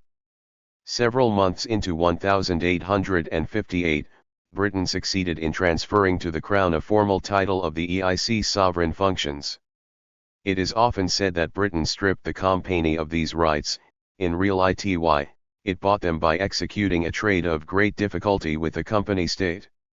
173. In a sense, this formula inverted that which England had earlier applied at Bombay, whose title it transferred. 31. To the company in the 1670s. This time, money would flow to the company via a more complex arrangement. All EIC debts, within India and without, would be paid by, and charged to, the future public debt of India. So, too, would a steady dividend for shareholders. 174. In exchange, the Crown would receive the company's rights and a declaration that the Crown now held full legal authority. On the one hand, the Crown reaped the benefit of better public relations while embracing a nascent European consensus against non-state sources of violence, a multilateral declaration signed in Paris in 1856, for example, had banned privateering and restored exclusive control of the seas, at least legally, to traditional maritime powers. 175. On the other hand, the EIC secured another couple of decades of dividends to please its shareholders, whose ranks at times included a certain Joseph Hume, MP, the sometime antagonist of Sir James Brooke. The doom of the East India Company, wrote Karl Marx in 1858, thus amounted to little more than a cash transaction. Whereas the company commenced by buying sovereignty in the 17th and 18th centuries, it ended by selling it. It was not legal niceties that brought England the rights it alleged to have had all along, but the hammer of the auctioneer. 176. It was entirely appropriate to wonder what was to become of Sarawak and Borneo, with Britain taking over the East India Company's interests. In the short term, Brooke, whose case was much less topical, continued his quest to transfer Sarawak to a European power. Several suitors expressed interest in paying off the public debts of Sarawak in order to acquire the title to Brooke's territory. What they wanted first, however, was a definitive sense of Britain's attitude. If consistency with the EIC case had been paramount, Britain would be hard-pressed to deny that Brooke could sell his title. After all, one key to the agreement between the EIC and the British government was that the Crown had legitimated all transactions for sovereign rights the company had made, so that the new colonial government in India, that is, the Raj, legally had a title by which to govern the affairs of the Indian and East Asian territories transferred by the company. In the end, despite Brooke's protestations that he hated the EIC, its case should have lingered in everyone's mind when Brooke made appeals to British officials. 177. Brooke's status abroad had always been tied to that of the EIC. Like them, he sometimes asserted that he saw no conflict in the act of 32. Governing and profiting as a businessman simultaneously, a view illustrated by his abortive attempts to monopolize antimony mining in Sarawak. 178. At one point he even sought to follow the EIC by founding a corporation in London that could purchase his governing rights, thus ensuring Sarawak the protection that flying the British flag afforded a business when it came to foreign affairs. 179. Still, when Brooke argued his tenure in Sarawak was as good as it possibly could be, based as it was on as good a title as the Companies, he was inadvertently grouping himself with a body that at this point clearly fell under British oversight. 180. For foreign audiences, this link implied that, whatever Britain might say about Brooke's day-to-day autonomy, Britain ultimately intended to keep Sarawak under the influence of the British Empire. His title was thus imperfect, even damaged. 181. Britain did not tell foreign governments what it planned to do about Sarawak, rather, it essentially dared Brooke to sell his rights to those governments in the absence of British guarantees. His most viable option was probably France, where his offer of sale reached the desks of the Foreign and Marine Ministries, as well as the incipient Colonial Ministry. 182. True, French officials' temporary free trade orientation discouraged direct responsibilities overseas. But France surely did have a habit of acquiring Far Eastern colonies. 183. Between 1853 and 1864, it annexed New Caledonia and the Loyalty Islands, Cochin China, and, at least in practice, Cambodia. 184. In 1862, Napoleon III also approved and signed the so-called Lambert Charter, by which the Queen of Madagascar transferred sweeping powers over part of her kingdom, including mineral and currency rights, to the businessman Joseph Lambert.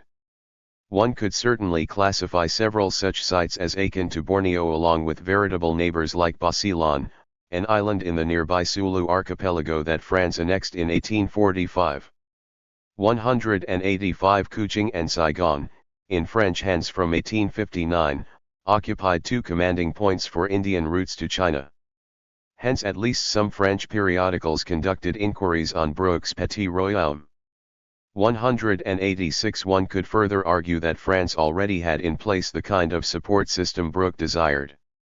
A vague protectorate over civilizing or religious missions, claimed by Paris since a concordat with Rome in 1801, might conceivably substitute the Brookes for clericals as a low-cost alternative for colonial expansion in Borneo.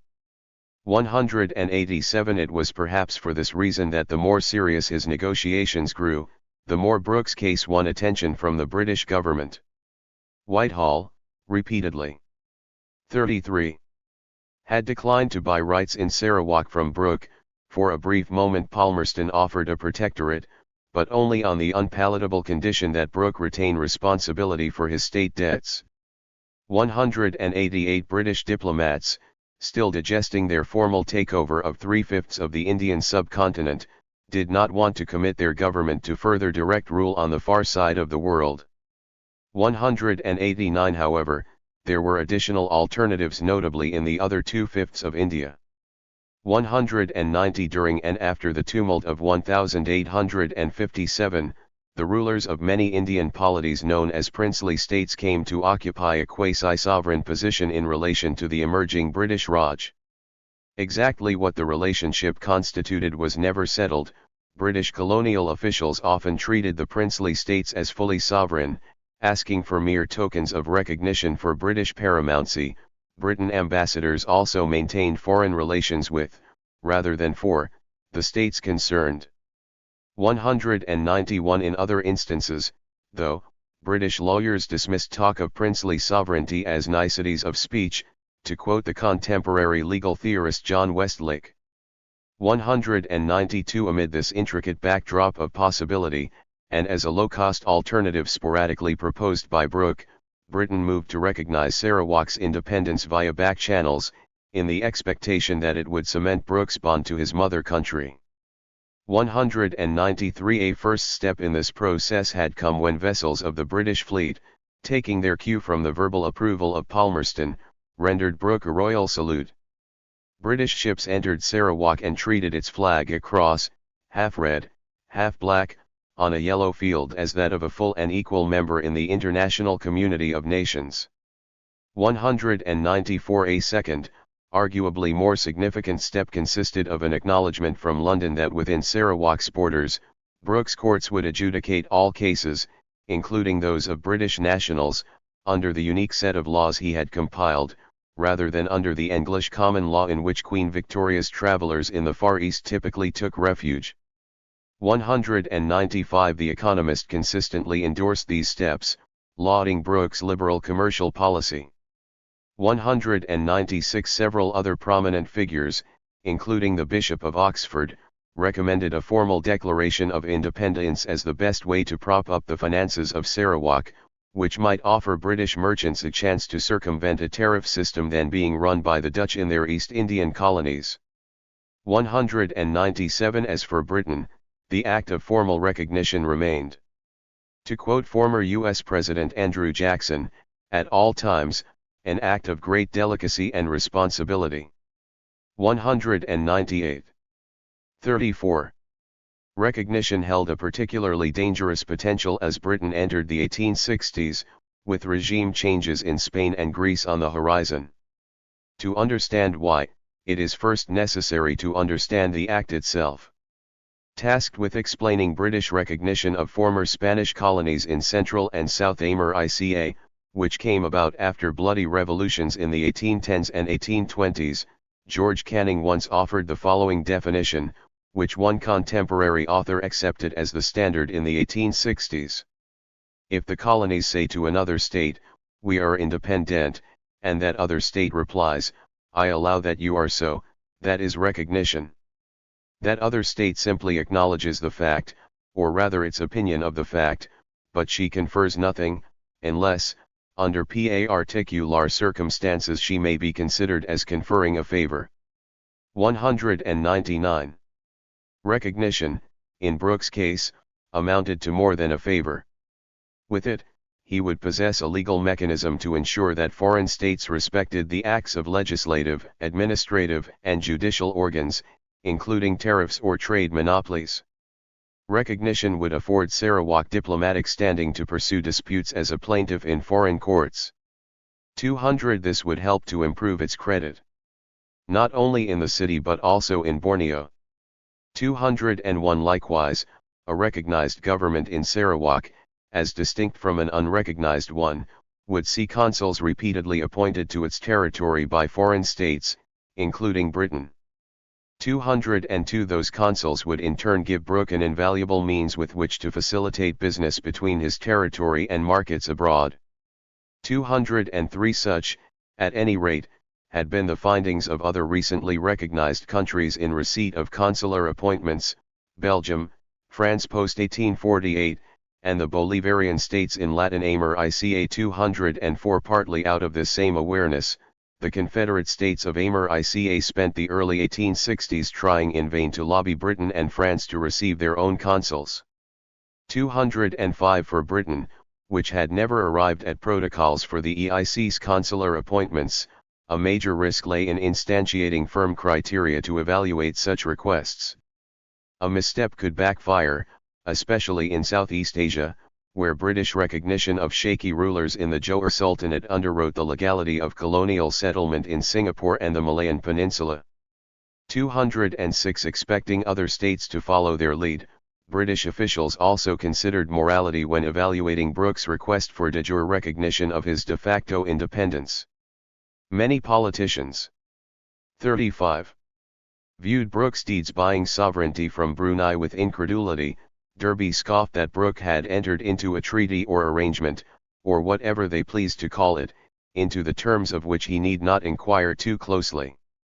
207. But a closer look at Sarawak would show how Brooke, whatever his evils, probably had an ethical record superior to that achieved by the EIC. 208. More than one commentator argued that he enforced the rule of law and allowed equal protection under it for all his subjects. 209. Even Brooke's residual doubters admitted that he differed from most colonialists in his sincere regard for the welfare and customs of his official subjects. It did not suffice to say that he had become a small-scale EIC. Arguably, he had become something better. In 1863, Britain finally recognized Sir James Brooke as the independent, sovereign ruler of his territory by appointing a consul to Sarawak. 210. From this point on, Sarawak started to figure among lists of foreign nations for purposes of trade and shipping. 211. In short order, Brooke also earned the right to appear at the court of Queen Victoria as a head of state. 212. These gestures, even if superfluous to most residents in Borneo, an understandable impression, given that the consulate at Sarawak opened its doors only intermittently, symbolized the kind of credence Brooke and his supporters had coveted for years. 213. You will see, he wrote excitedly to a friend in London, that England recognizes us at last.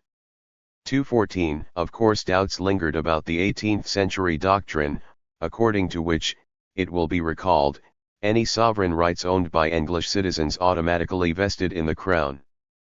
That said, legal experts in the government hereafter determined to sidestep these concerns by emphasizing that Brooke technically leased his rights from the Sultan of Brunei, albeit sometimes without payment. One of the perks of recognition was attested in the small denomination bronze coins that Sarawak began issuing that year, in what constituted an inaugural attempt at controlling its own currency. 215. But Brooke still lacked sufficient means to run his government long-term, and, with his forces weakened post-1857, raiders were reviving their operations to the detriment of export trades. 216. All that left the prospect of a sale attractive to him, whatever difficulties Britain anticipated in his trying to find a buyer. Unwilling to strike a deal with Leopold, Brooke was also unlikely to secure one with France. Napoleon III's disastrous attempt to install an Austrian archduke as Emperor of Mexico was yet unfolding, and expensive French expeditions into China and Syria. 36. Remained fresh in the public consciousness. Nonetheless, Brooke made plans for a return to Sarawak, a publicity campaign to repudiate all ties to Britain, and the start of another round of negotiations. 217. Sarawak, the thinking went, remained a great temptation to France, America, or the Netherlands. 218. This fear proved only somewhat accurate by the early 1860s. The Dutch, if they ever were a palatable option to Brooke, had their hands full with the Banjarmasin War in southern Borneo and had formally ruled out the possibility. 219. In the decade following 1857, Brooke could do little else than struggle to fund his state but get through additional donations. An audit of his personal finances showed he had made hardly any money during his reign, and Coutts now resolved to withdraw her financial support. 220. On one occasion, as the Raja began to book passage from Marseilles to Singapore, he had to ask for a loan of £500 just to make the trip. In 1866, as Coutts granted some money for such purposes, one of her final contributions, an increasingly infirm Brooke returned to Sarawak and chose to install his nephew Charles as successor. Already Charles had effectively ruled Sarawak in his uncle's absence. Bolstered by strong support from the Sea Dyaks, among whom he had lived for several years, and keen to increase rice cultivation so as to reduce reliance on food imports, Charles promptly set his sights on continued territorial expansion. 221. He scraped together some funds to approach the Sultan for a lease of additional territories closer to Brunei, certainly the prosperous and chaotic Baram River area, but perhaps also a slice of the eastern side of Borneo. 222. The main part of the second prospective territory comprised another one of the Sultan's nominal dependencies, Sabah, which occupied the extreme northeastern coast. Shortly thereafter the Brookes were surprised to find their push for Baram frustrated and their hopes for Sabah dashed. Sabah, it seemed, was no longer on the market, having been leased to an American group. As the rulers of Sarawak were about to discover, the latter men wanted to open up an entirely new chapter in the history of Borneo. In 1864, not long after resigning his commission in the U.S. Navy on account of illness, Charles Lee Moses won his appointment as consul to Brunei, the first ever U.S. diplomatic post on the island of Borneo. 223. Moses's job description was far from grand. Unlike fellow consuls with more lucrative postings, such as Hong Kong, he was to receive no salary. 37. With his sole responsibility consisting in the furtherance of U.S. trade in Southeast Asia. 224. Nonetheless, letters from the likes of Senator Charles Sumner and Abraham Lincoln's secretary, John Hay, attested high hopes for Moses's tenure. 225. As a retired captain, he had expertise in navigation of foreign waters, a crucial need for any modern navy, and one that prompted his relative, Judah Benjamin, to recruit him unsuccessfully for the cause of the Confederacy. 226. While in Brunei, Moses could also deliver competent reports on ship activity in the South China Sea, where the Spanish, British, and Dutch competed with Americans for access to the all-important China trade. 227. From the moment Moses set sail for Brunei, he appeared psychologically unstable. This behavior was hardly aberrant. His flirtation with fame had started in 1861, when the New York Times reported his being shot in the head in a Parisian duel, his second severe concussion in recent years. 228. Not long after the commercial steamer carrying him rounded the Cape of Good Hope in 1865, Moses started bragging about his supposed commission from the President of the United States to negotiate with the Sultan of Brunei for the cession of a strip of territory. In Singapore, enough people heard of this allegedly secret design that journalists reported it. He shared his news again over a stop in Jakarta, this time in a grandiloquent interview with Dutch officials. Then, after a brief layover in Hong Kong, he changed his tune, replacing bravado with extraordinary deference. He apparently did not have any financial resources left by the time he met with the British governor on Labuan. Far from it, he acknowledged his own destitution to the governor just days before he was set to announce himself as American consul to the Sultan of Brunei. Moses explained that he had accumulated debts for living expenses during his 11-month steamer voyage from Mr3, a plight that looked worse because he traveled with his wife and 3 infants. The British governor expressed surprise, like his colleagues in Hong Kong, to find an American delegate would not be attended with a little more show of pomp and state. 229. Still, whether out of pity or tact, the governor felt obliged to pay the debts of Moses's family, and the latter finally arrived in Brunei on July 12, 1865. They had neither money, nor food, nor accommodations. 230. On the day of his arrival, Moses called at the palace of the roughly 73-year-old Sultan, Abdul Momen, at whose expense he soon found himself accepting sacks of rice and a freshly built atap palm hut. 38. In accordance with local custom for receiving ambassadors. 231. 1 month later, Moses urged the Sultan to turn Sabah, the least profitable, least loyal province in Brunei's empire, into an American colony. 232. The fate of this suggestion augured a great deal. The American proposed to lease governing rights over Sabah on his own account, but with the implication that this would be done on behalf of the United States. 233. Even without direct U.S. involvement, his offer still held certain attractions. The most obvious was that, in exchange for the Sabah rights, the American consul would provide the Sultan with some much-needed hard money in a climate of heavy currency volatility in Brunei. But there was also the less noticeable benefit that Moses would pay off one of the Sultan's cabinet members, the Pengiran Temenggung, whom the Sultan had appointed governor of Sabah and whose approval was going to be needed to put the seal of state on any deals Brunei made. These cash infusions could flow into the empire's treasury more or less gratis, for while Sabah hardly brought in any revenues aside from a few customs taxes on river transport, it cost nothing to police, defend, and maintain insofar as no one living there had really accepted Brunei's authority since the 1820s. 234. An additional possibility was that an American naval presence on Borneo might offer Brunei a counterweight to encroachment by Britain, whose navy had long ago encamped at nearby Labuan. Finally, as before with James Brooke, the residence of Westerners could serve to deter raids against merchant ships sailing along the Borneo coast, and thus help to revive Brunei's stagnant maritime trade. 235. Momen agreed to Moses's proposal, for a term of 10 years at roughly $9,500 Spanish dollars per annum. 236 Both men were convinced as to the benefits of their arrangement. It was a partnership, not subjugation. But the Sultan soon began to doubt Moses's character, not least because Moses missed his first payment. 237 In real ity, the U.S. State Department had merely deputized Moses to support American trade.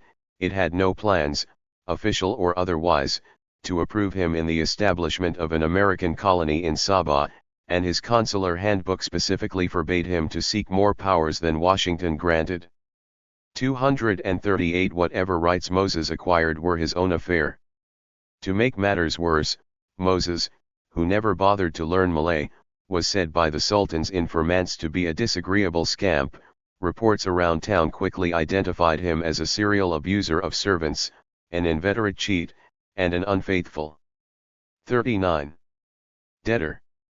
239 But the man also remained the agent of the United States, which held a verifiable interest in Borneo from 1842, when Admiral Charles Wilkes visited with his storied exploring expedition.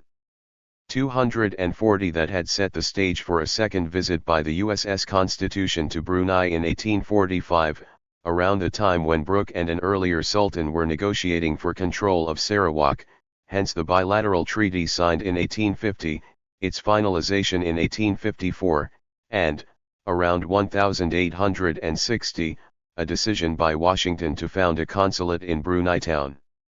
241 It was also feasible according to official statements made by the United States in the Oregon controversy of the 1840s that American citizens could unilaterally take possession of foreign territory without express authorization from the United States, only to secure approval of this acquisition retroactively.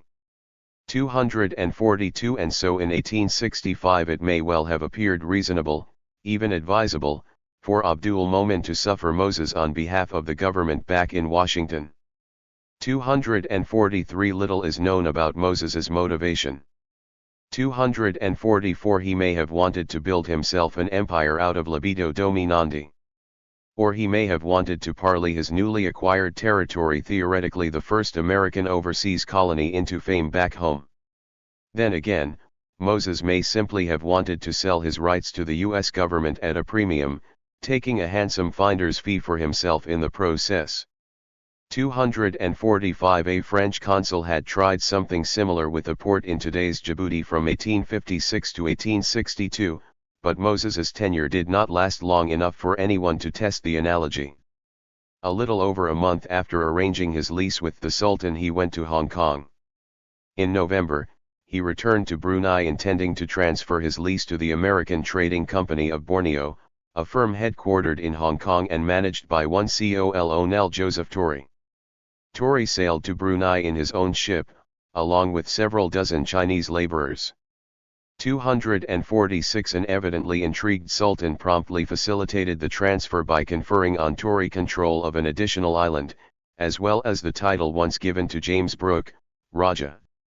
247 This was still an American trading company, one must note, and Torrey presented himself as a Colonel born in the United States.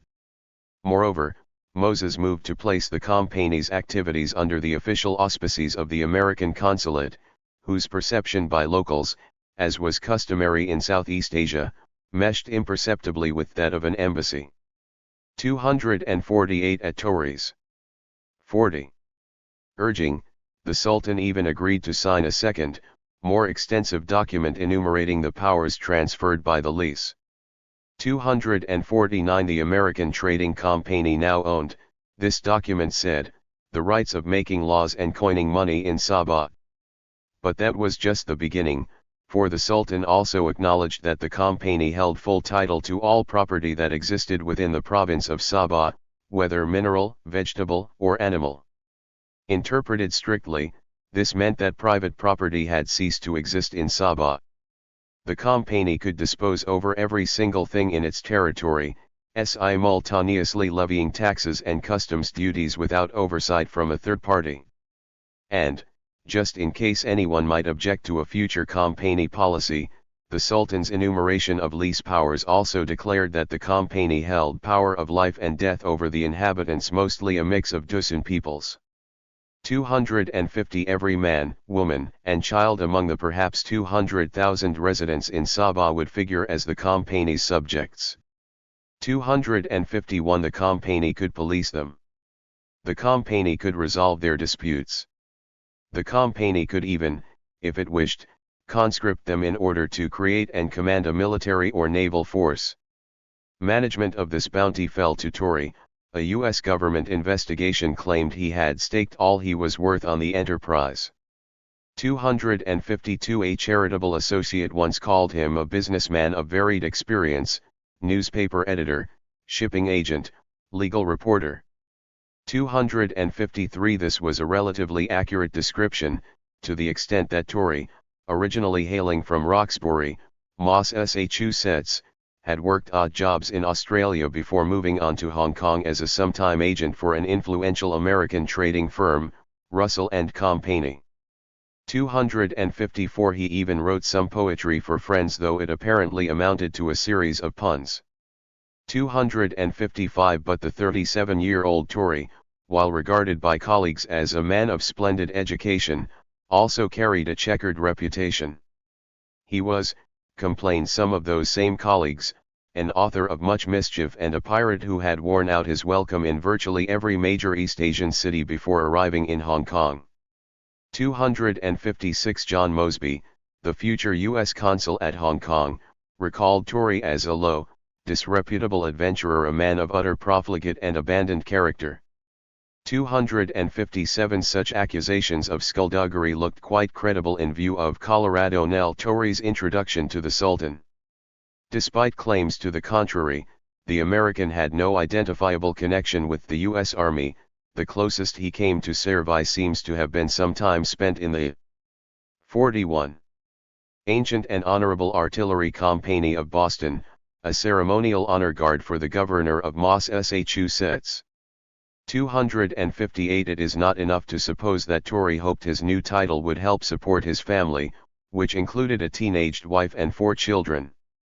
One has to bear in mind that Tory, known for impulsive behavior and speculations, thought he was buying ownership of an entire country for the next 10 years, in return for a mere $9,500 Spanish dollars annually, plus some smaller payments to Moses. 259 Certainly this prospect held great appeal to someone who had the advantage of pairing legal knowledge with ethical flexibility. 260 The true plea was that Tory lacked the means to make it work. His American trading company had no viable business, having been formed abruptly for the purpose of taking over Moses's lease. 261 The company's initial capitalization amounted to roughly 10,000 Spanish dollars, more or less the cost of hiring workers and buying supplies for a colony. Most of this capital, in turn, came from a Hong Kong opium syndicate, Wohang, for whom Tory's employer acted as an agent. 262 Such a private funding pool was unlikely to expand adequately, even if one British official theorized that Borneo would see an influx of Chinese in decades to come. 263 On the contrary, Tory's funding appears to have come with a specific agenda attached.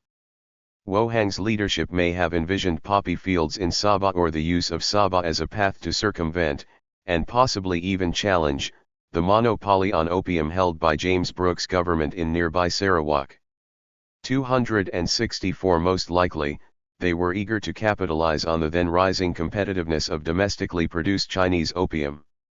A privately managed empire in North Borneo could help to establish a new outlet for that product, and to afford Wohang easier access to Australia and Northwest Timor ICA, where they were expanding their drug and human trafficking operations.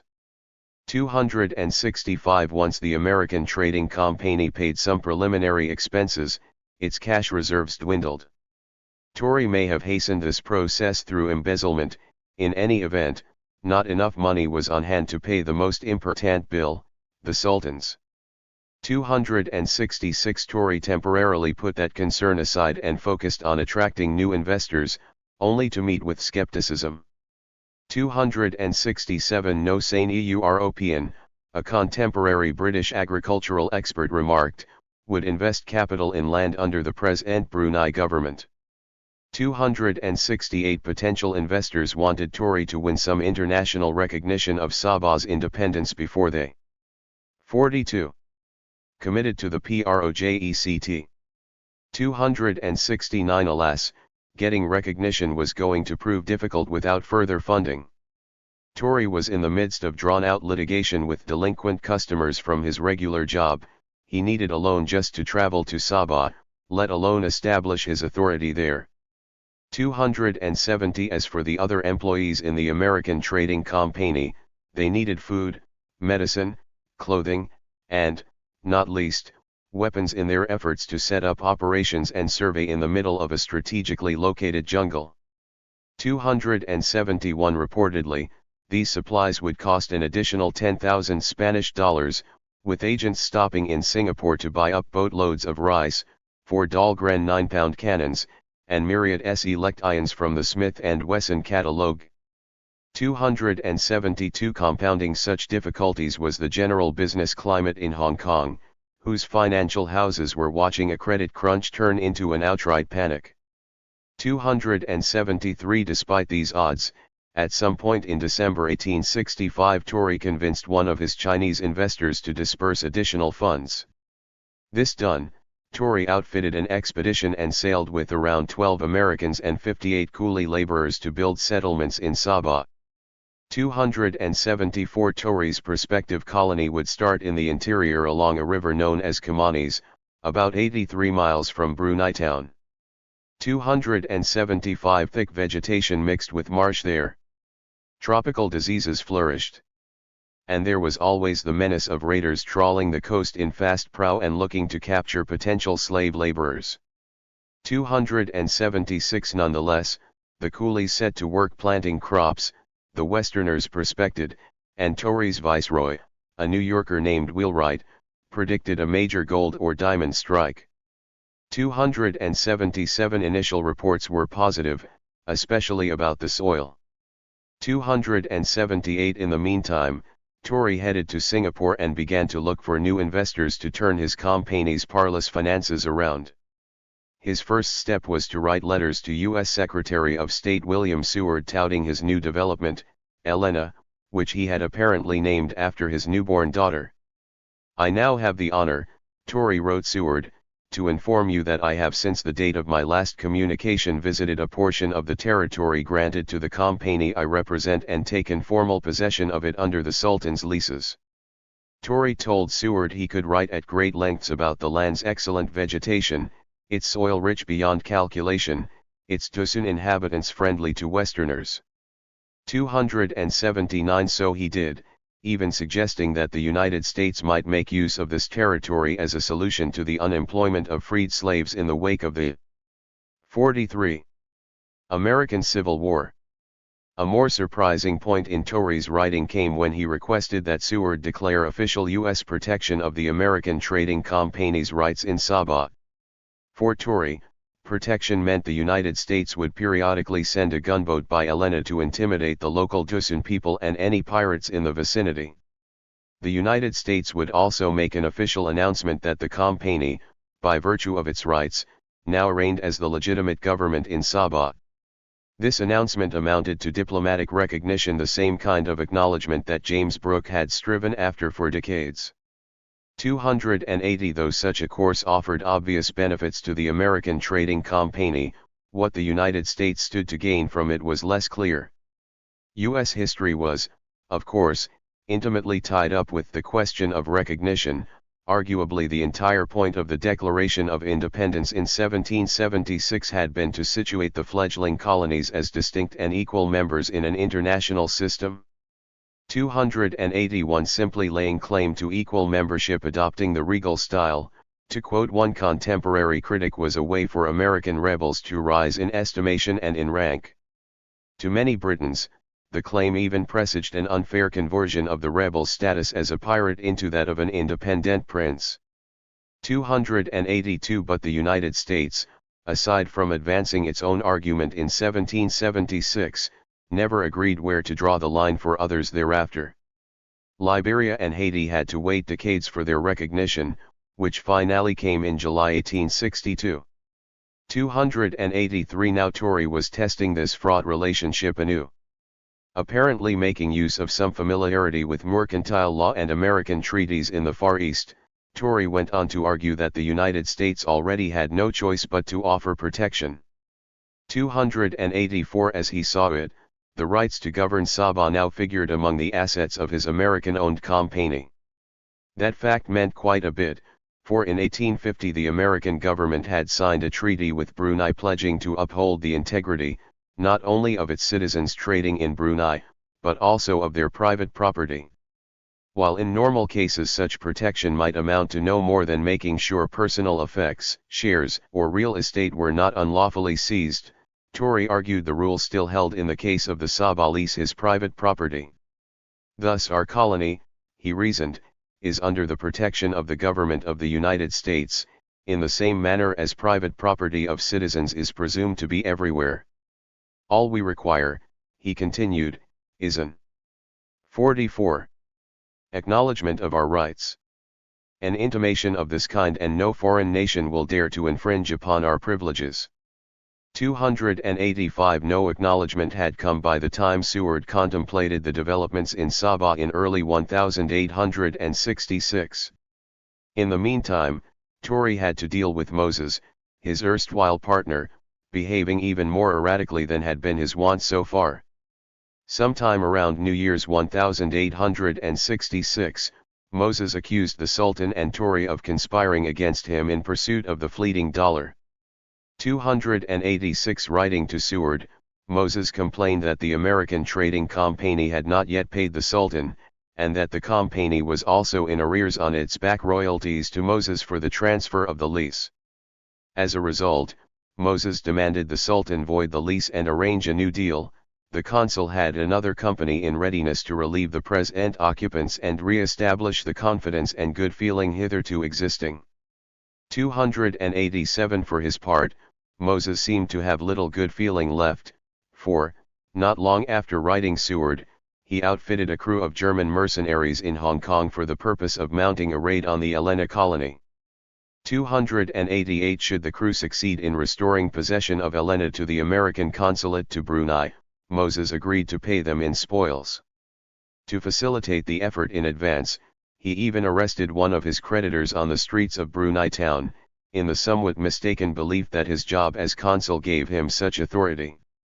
289 Moses had certainly grown into an embarrassment by this point, even when compared with the oft abysmal record of unsalaried consuls in the 19th century. 290 Tory's assurances that he had cast Mr. Moses aside as dust by the roadside did little to placate Brunei. 291 Arguably the more potent threat to the American operation lay elsewhere, however, in a foreign power that dared to infringe on their privileges. This bête noire was Sarawak, where, for years, the Brookes had been attempting, unsuccessfully, to add Sabah to their growing swath of land in the northern section of the island. Accordingly, not long after news leaked about Tory's efforts to establish his own rajahship in Sabah, Sarawak mounted a diplomatic campaign against the new lease. First, Charles Brooke harangued the British, who had just finished recognizing Brooke's independence, about the illegitimacy of Tory's rights. Second, Sarawak encouraged Sabah indigenes to rise up in revolt over having had their political allegiance sold to Westerners. James Brooke still figured as a hero in the Western world and a mythical figure in Southeast Asia. But it would be inaccurate to say he 45. Amounted to Tory's rival, for he was also Tory's role model, and, in a way, his best hope for success. 292 Yet, on hearing of the court intrigues between Moses and Tory, James and his nephew Charles grew furious. 293 Legitimacy, for them, now consisted less in a paper contract with incompetent Americans than in the will of the people. 294 Charles quickly turned this position into a public debate, insisting to the press in Hong Kong that the Sultan of Brunei had no moral authority to commoditize the right to govern the residents of Sabah. Papers in Singapore also expressed their own brand of skepticism regarding the Americans' business skills. "We hope," joked the Straits Times, the Sultan of Brunei will not find his 10,000 a year rather ephemeral in its nature and uncertain in its payment. 295 James Brooke eventually got in touch with his old patron, Baroness Coutts, who promptly spoke with Prime Minister Palmerston and his soon-to-be successor, John Russell. 296 Around this time, Sarawak dispatched a spy to the area around Tories' settlement to filter local intelligence. 297 In a further twist, Britain's ambassador to the United States called on Secretary of State Seward to pose questions about Sabah. Did the United States intend to protect Tories' rights by annexing the territory? Or did the United States intend to support Tory as Britain most recently supported the Brookes, that is, by recognizing that their rights made them an independent sovereign? 298 In either case, Britain moved invoking the treaty it had pressured the Sultan into signing long ago, in the 1840s. According to that document, the Sultan of Brunei did not even have the ability to make additional transfers of his territory without prior British approval. 299 That probably would not block the Americans retroactively, unless Britain wanted war. What it would do was to delay the Brooks scheme to buy Bahram, another vulnerable part of Brunei.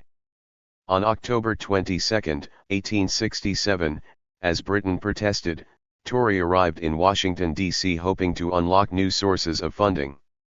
The Hong Kong opium dealers bankrolling the American Trading Company had backed out the previous year.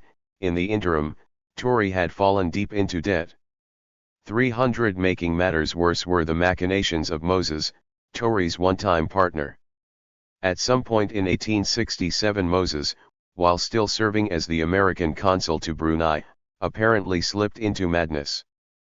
First he claimed to liberate several dozen Chinese slaves who had escaped from Tory's colony to Brunei town, a story the confused Chinese immediately denied under oath to the local British consul. 301 Moses's next move. 46. Came around 3 a.m. one day in March, when the U.S. consulate, the same at Pamhut the Sultan had given him, caught fire. 302 Moses explained the blaze as the byproduct of a raid by 15 armed assassins whom Tory and the Sultan had hired to get my head taken. 303 However, a formal investigation conducted by the U.S. Navy concluded otherwise. 304 Multiple observers, including President Andrew Johnson, placed the blame on Moses's shoulders, theorizing that the U.S. consul had burned the consulate down in the hope that Uncle Sam's Navy would then turn their guns on the Sultan, as John Bowles had done for Brooke decades before, and as the USS Wyoming, with Seward's blessing, had recently done after a Japanese daimyo's attacks at the Shimonoseki Straits.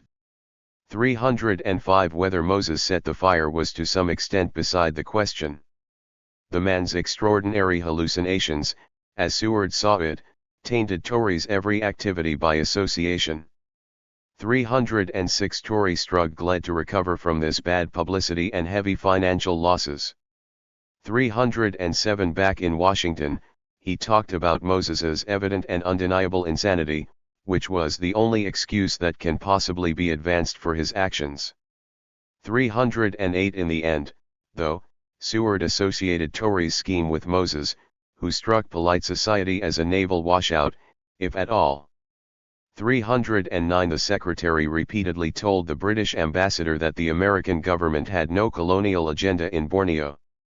310 At his recommendation, President Johnson presented to Congress a dossier with cause to remove Moses from his position.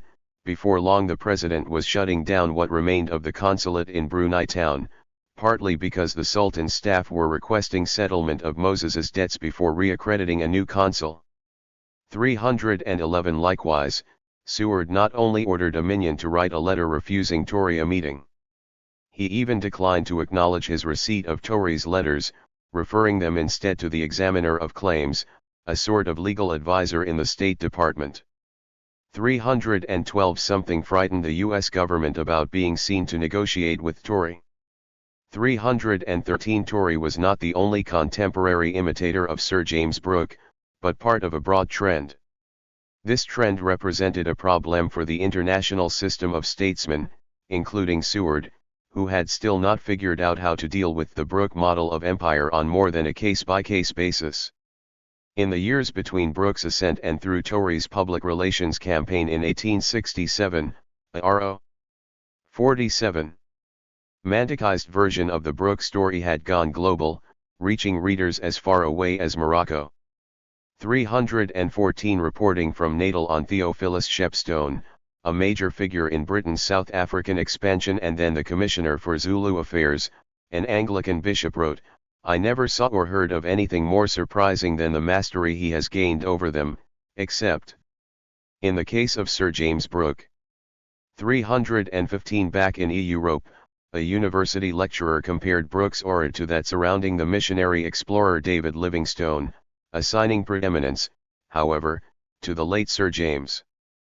316 from the 1840s on, imitators of Brooke flocked to East Kalimantan, in the eastern portion of Borneo, where a Scot and Englishman each unsuccessfully tried to set up their own kingdoms. 317 in the House of Commons, Radical MP William Molesworth warned of a future in which would-be Brooks founded some half-dozen other Bornean principalities. 318 But the mimicry did not remain isolated to this island, or even to Southeast Asia. For proof, consider the trajectory of Aurélien Antoine de Townens, an aristocratic French attorney who became the king of Araucania.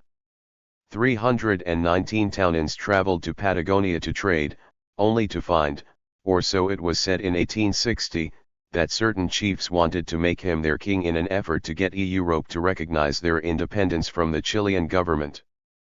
320 Chile did not formally claim the territory in question, but authorities in Santiago promptly captured Aurélien Antoine I and placed him in an insane asylum. Napoleon III lodged a protest with the Chilean embassy, perhaps aware that the matter overlapped with some other concerns. 321 The emperor was, at that very moment, still engaged in negotiations with Sir James Brooke to take over Sarawak. 322 He was also eager to find American allies for his intervention in Mexico. Rogues pursuing sovereignty, it seemed, had gained approval in France and surely some notoriety, too, if Townens's appearance in Jules Verne's work, In Search of the Castaways, is any indication. 323 What opinion the U.S. government held was less clear, precisely as it bore most heavily on the fate of Joseph Torrey. As mentioned, the United States extended its recognition for Sarawak in 1850, acknowledging that the kingdom belonged entirely to Brooke. On the other hand, many figures close to the U.S. government, including former secretaries of state, remained skeptical about Brooke's autonomy from Britain, and the United States mostly declined to provide recognition for several such figures. 48. Elsewhere in the world, fearing slippage. 324 For example, the United States maintained accepting a notable and aborted recognition of William Walker as ruler of Nicaragua, an official distance from a dozen or so adventurers who dispensed with the formalities of contracts and based their claims in Latin America on force of arms, filibusters such as Narciso Lopez in Cuba. 325 Unhappily for Tory, American newspapers sometimes thought of these brigands, too, as peers to Brooke, spurred in part by the claims of Brooke's Dutch antagonists and in part by reports from London. More than one American felt that it was as near an approach as can be imagined. 326 And the New York Herald wrote that Filibuster Walker and Filibuster Brooke are gentlemen much alike.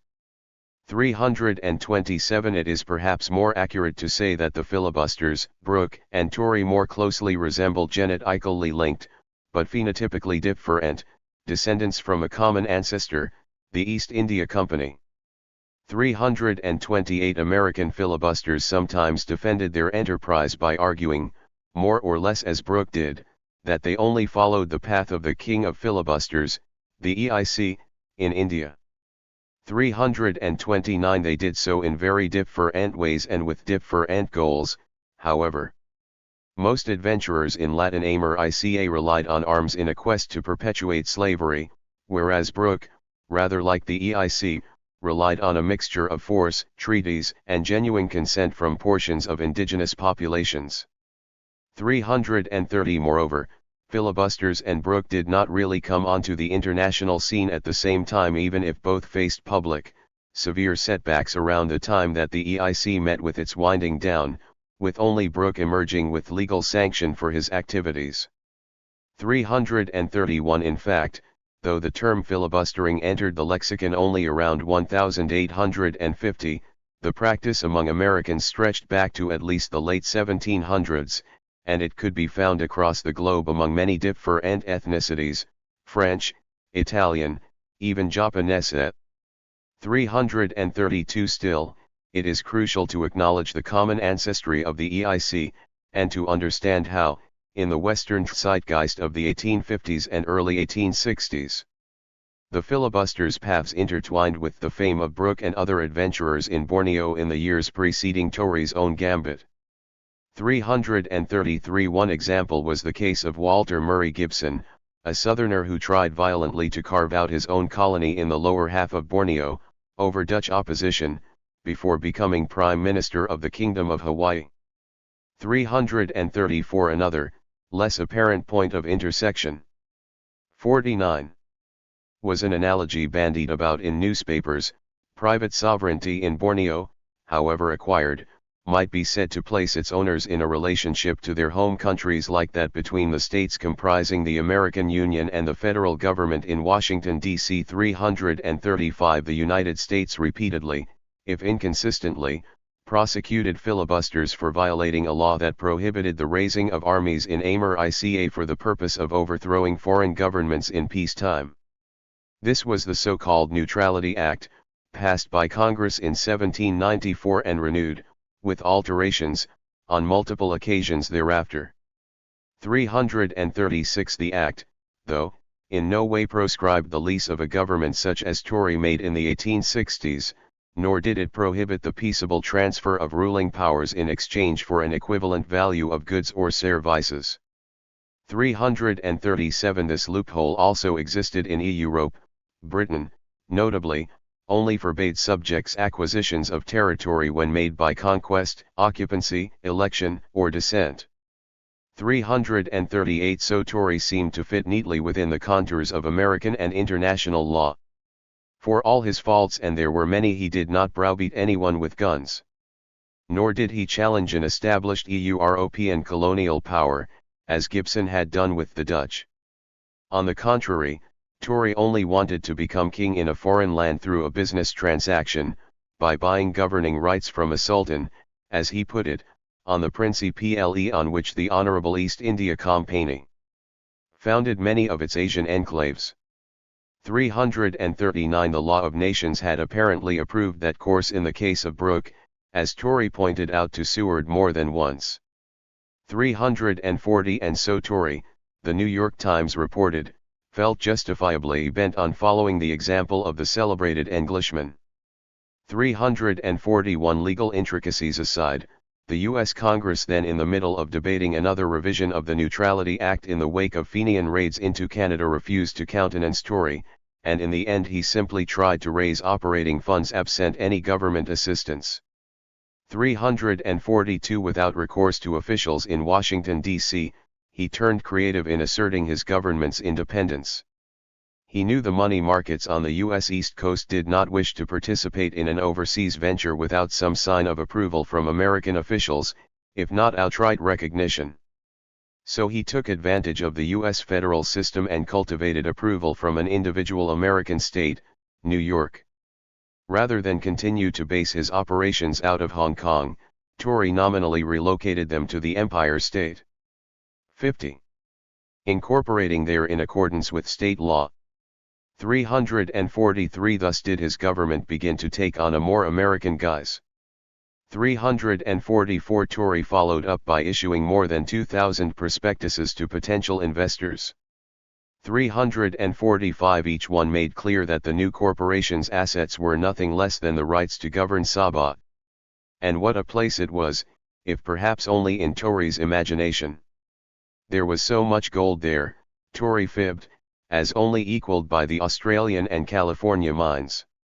346 There were also, he claimed in another lie, somewhere between 1 and 2 million inhabitants eager to go to work, with several chiefs having taken the oath of allegiance to the Yankee Raja, and no distinction of race or color being recognized. 347 Rather than focus on lack of approval from the State Department, each prospectus suggested that the Borneo Company's basis in New York placed its operations under the protective umbrella of a well-known home state.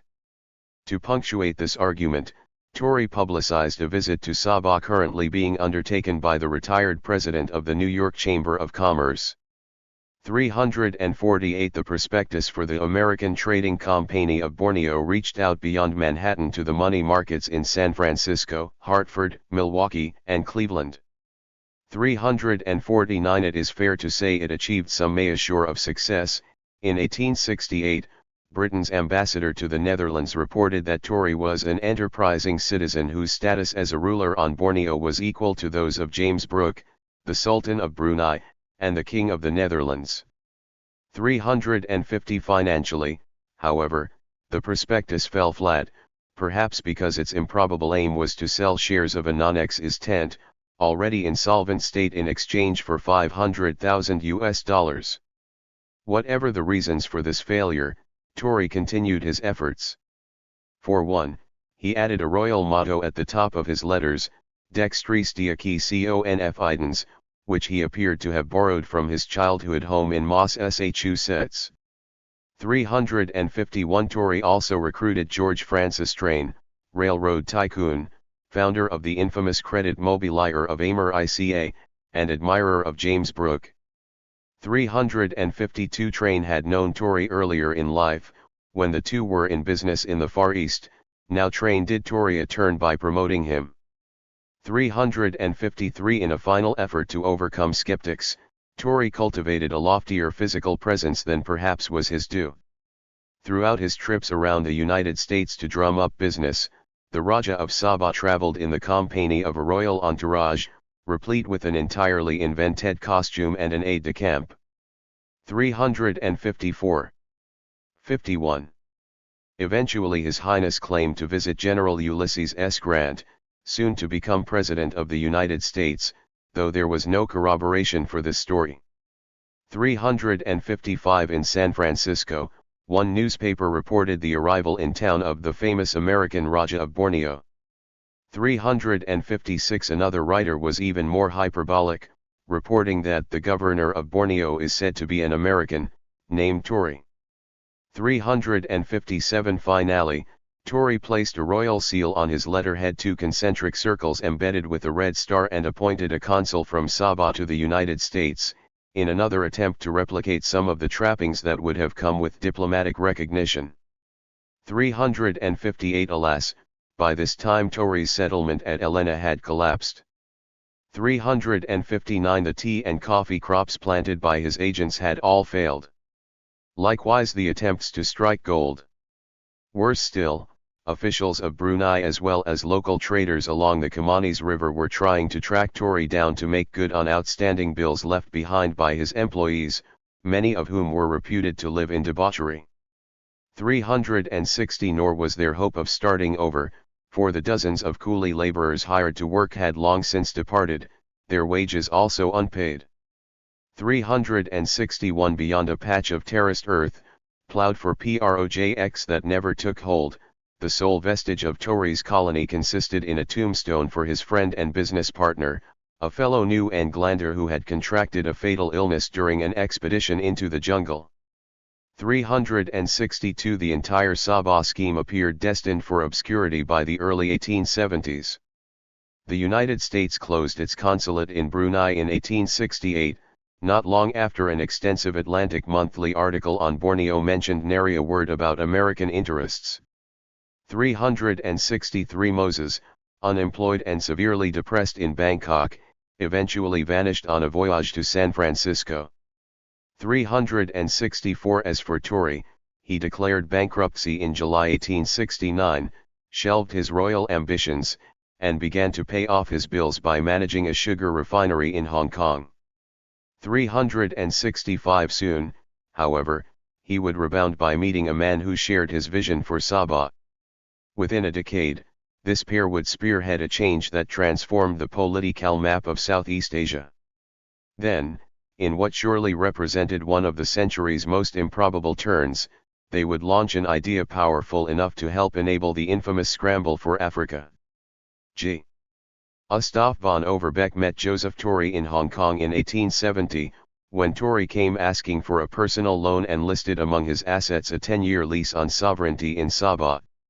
One Overbeck hatched a plan to partner with the American and assist him in renewing his rights before they expired at the end of 1875. 2. Torrey was a kindred spirit, albeit a bankrupt one who had lost about all he was worth, according to the American consul at Singapore. Torrey was now living in reduced circumstances and struggling to get along. In connection with his unfortunate enterprises in Borneo. 3. Still lacking significant political connections, he had gotten no closer to Hong Kong's elite than giving a lecture at City Hall on poetry. 4. Overbeck, by contrast, lived in a posh neighborhood on Peddars Hill, helping to direct the Chamber of Commerce, networking with the managers of the Hong Kong and Shanghai Banking Corporation, and maneuvering in Western diplomatic circles. 5. He even carried a knighthood from the Habsburg Emperor Franz Joseph, and he had served as the accredited Austrian consul in Hong Kong since 1867, before which time he also enjoyed stints as consul for Peru, SIA and Mexico respectively.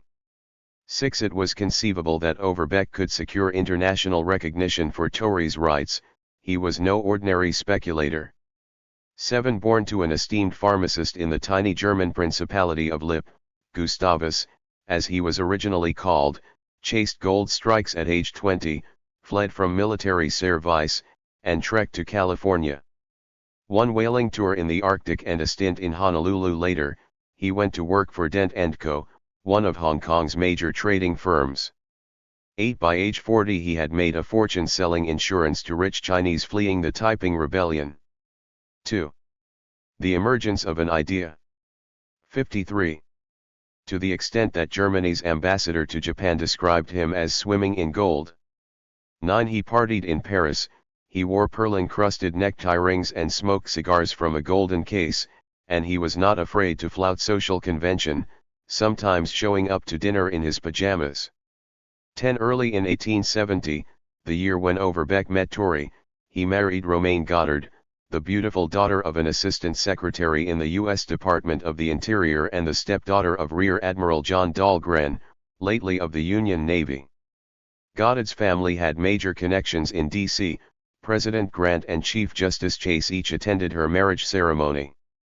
11. In ensuing years, the newlyweds took up a sort of triple residence in Washington, Hong Kong, and London, socializing with people who would later take their own interest in Torrey's lease for Sabah. 12. These were figures such as Lord Redesdale, then Secretary to Her Majesty's Office of Works. The biggest obstacle facing the new partners was insufficient capital. Torrey continued to advertise himself as a high Asiatic dignitary, a monarch whose sway was unbounded over millions of people. Still, he needed a loan to make ends meet. 13. As for Overbeck, he was making money shipping silk but had recently seen his fortune decline to the point of having to auction off furniture. 14. One can adduce plenty of reasons: the collapse of the Hong Kong real estate market and attendant demise of Dent & Co., stabling for a fleet of expensive race horses, maintenance of a home that was part villa, part chateau, an armed home robbery of cash and diamonds, extensive international travel, which included trips with an entourage of 8 to such destinations as Bad Ischl in Austria, and, perhaps most acutely, the failure of a Siamese sugar refinery in whose future he had invested heavily. 15. In the event, by the early 1870s Overbeck, whose annual income had reached $80,000 in the 1860s, could not even muster a quarter of that sum to put into Torrey's venture, which technically still existed under the title of the American Trading Company of Borneo, with Torrey as the only living partner. 16. Hence the German moved to raise additional cash in London, meeting with Redesdale, as well as the Austrian ambassador to England, Count Montgelas. Overbeck put up £2,000, the others £1,000 each. All resolved to buy out Tory once the American helped Overbeck renegotiate the lease with the Sultan of Brunei. 17. The men hoped to publicize and resell Tory's sovereign rights to some Western state, either the 54. Austro-Hungarian Empire, the United States, Germany, or even Italy, which was then beginning a tentative foray into colonialism at East Africa's Assab Bay, on the coast of what Italians eventually called Eritrea. 18. Western trade with Southeast Asia was primed to grow rapidly on the strength of the recent inauguration of regular, trans-Pacific steamship service to Hong Kong. 19. Overbeck, described by Lord Redesdale as ever trembling with excitement, appeared to be a man with prophetic powers. He told Redesdale, "You will get anything you wish." 20. The first nibble came from the Italian government, which, newly unified on the strength of another filibustero, Garibaldi, had extended its official diplomatic recognition to Sarawak and won Brooke's admiration. 21. Italy had freshly qualified as a sovereign, independent state, and they were interested in building a penal colony somewhere in the vicinity of New Guinea. 22. In 1867 Baroness Angela Burdett Coutts, via intermediaries, approached Prime Minister Urbano Ratazzi with an offer. An Italian company, not Rome, would pay Brooke $4 million for the rights to govern Sarawak. 23. Deeming the price too steep, Ratazzi refused. Some of his countrymen, though, shifted their attention towards Sabah, with one naval captain rumored to covet an informal rajahship, without British consent, as a private enterprise, in view of the trend developing among Brooke's imitators. 24. After a preliminary scouting trip by the same naval captain, the Italian Foreign Ministry dispatched negotiators to Brunei to acquire sovereign rights to the island of Bangui, located just off the coast from the former Elena colony. 25. Even before setting out from Hong Kong, the Italian sailors heard about Tory when he approached them at the city docks and expressed a desire to offload his rights over Sabah, the original title to which lay under lock and key in the local American consulate. 26. The Italians fumed. 27. Tory, they claimed, was purely the titular governor of Sabah, his rights had not been used since 1866. 28. Over the next 2 years His Excellency Tory would nonetheless lodge protests with the Italian consulate in Hong Kong, ordering the Italians not to undertake occupation of any territory without his leave or license. 29. Faced with such a threat, Overbeck could try to call in favors with Washington, D.C. 30. The U.S. Navy had begun snooping around Sabah in the late 1860s, when a Rear Admiral Bell stopped in Hong Kong to visit Tory and discuss the possibility of taking over his lease. 31. Bell dismissed that idea, proceeding to rescue shipwrecked Americans at 455. Mosa, of which far better placed U.S. officials urged a purchase from China. Still, and perhaps for this reason, reports continued to credit the United States with a strong interest in the entire area. 32. Asian newspapers repeatedly spoke of U.S. negotiations with the American Trading Company of Borneo to lease ground for a naval station. 33. Whatever that claim's veracity, Italy supposedly agreed, after indirect pressure in the form of a U.S. warship shadowing Italian vessels off Borneo, not only to back away, but also to honor the Tory contract with Brunei as if it were a treaty between two states. 34. Tory's rights, to this extent, started to appear more legitimate in the West. 35. Starting in 1873 Overbeck took leave of his duties in Hong Kong to prepare a series of presentations for the Austro-Hungarian government in Vienna. 36. An attendant publicity campaign had begun in Europe, with flattering newspaper articles touting Overbeck. Here was a virtuous man dedicated to the interests of Austria, a man who had earned status not only as the richest and greatest promoter in South China, but also as the newly minted king of an island in the Far East, albeit through a temporary proxy. 37. Such hype continued at the Vienna World's Fair, where Overbeck set up an exhibition booth for Chinese porcelain, but with the added agenda of advertising Borneo under a sign bearing a stretched tiger pelt and his own name. 38. By 1874, he took his sales pitch away from the masses of the Prater to a smaller audience of what he called intimate friends and men of state. Austria-Hungary, his voluminous proposal ran, should agree to pay 5 million florins to acquire Sabah. 39 Control there would assist the empire in expanding its trade with British India, then on its way to becoming Austria-Hungary's largest trade partner overseas. 40 Officers of the notoriously modest Austro-Hungarian navy appeared interested. 41 The head of the fleet pronounced Sabah superior to any spot held by the Dutch or British in the same region. Count Giola Andrassy, the foreign minister, perused a prospectus delivered by the Austrian Trade Ministry on Overbeck's behalf and even approved a plan to scrape together funds, perhaps because he was impressed that his subordinate, Montgelas, belonged to the project. 42 But everyone expected tough sledding in Vienna, because the Prime Minister recommended foregoing all colonial schemes in favor of a redoubled emphasis on the Balkans.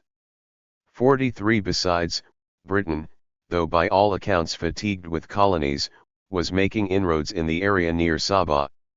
Between 1873 and 56. 1874, British residents assumed administrative duties in the sultanates of Selangor, Perak, and Seremban, thus expanding a Malayan peninsular portfolio that already included Singapore and parts of Penang, Pankar, and Malacca. 44 As a result, the market in Southeast Asian territory looked especially robust by 1874, despite the advent of a worldwide economic depression, which, coincidentally, had begun with the Vienna Stock Exchange crash less than 1 year earlier. In early 1875 Franz Joseph's navy dispatched one of its few corvettes, Herzog Friedrich, on a mission to circumnavigate the globe. The Friedrich's trip began with a pass around the African Horn and across the Indian Ocean. 45 In May, an official government order charted a course for Torres Elena. 46 The prospect of Austria seizing the area by force was palpable in Brunei, but such talk dissipated when a group in Canoes perhaps Dyaks decapitated 2 armed Austrian sailors and wounded several more.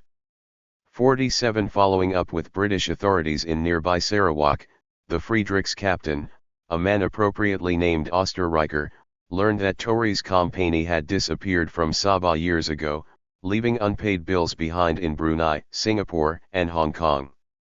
48 This revelation mirrored statements made some years before, by 2 visiting vessels in the United States Navy. 49 One of those ships, the USS Wachusett, complained when it found no evidence of Torres' supposed regime. 50 Whether because of this fiasco or because of more pressing concerns about a prospective Ottoman-Serb war, Austria-Hungary soon exited the bidding war.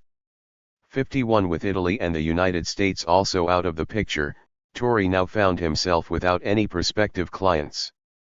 Worse still, observers in Europe could not help but note that his loan assets, the agreements he and Moses had signed in 1865, were still set to expire at the end of the 1875. 52 True, it was possibly to argue that, depending on how one interpreted the lease with Brunei, expiration would not necessarily void the agreement. Moses had inserted a clause into the contract allowing him to renew the lease for a few more years without the Sultan's approval, perhaps through 1878. But the Sultan had not received $1 from Torres in years, and, during a meeting with Overbeck and Torres in 1875, the Sultan refused to countenance even a short-term extension of the lease, absent payment of arrears. 53 This was apparently the first sighting of Torres in Brunei since the late 1860s, when the Sultan's officials started soliciting information on Torres. 57 Whereabouts from his associates in an effort to track him down as a delinquent debtor. 54 Such issues did not abate by the beginning of 1876, when a smuggler named Cowie arrived in Hong Kong to discuss some developments in a place called Sulu.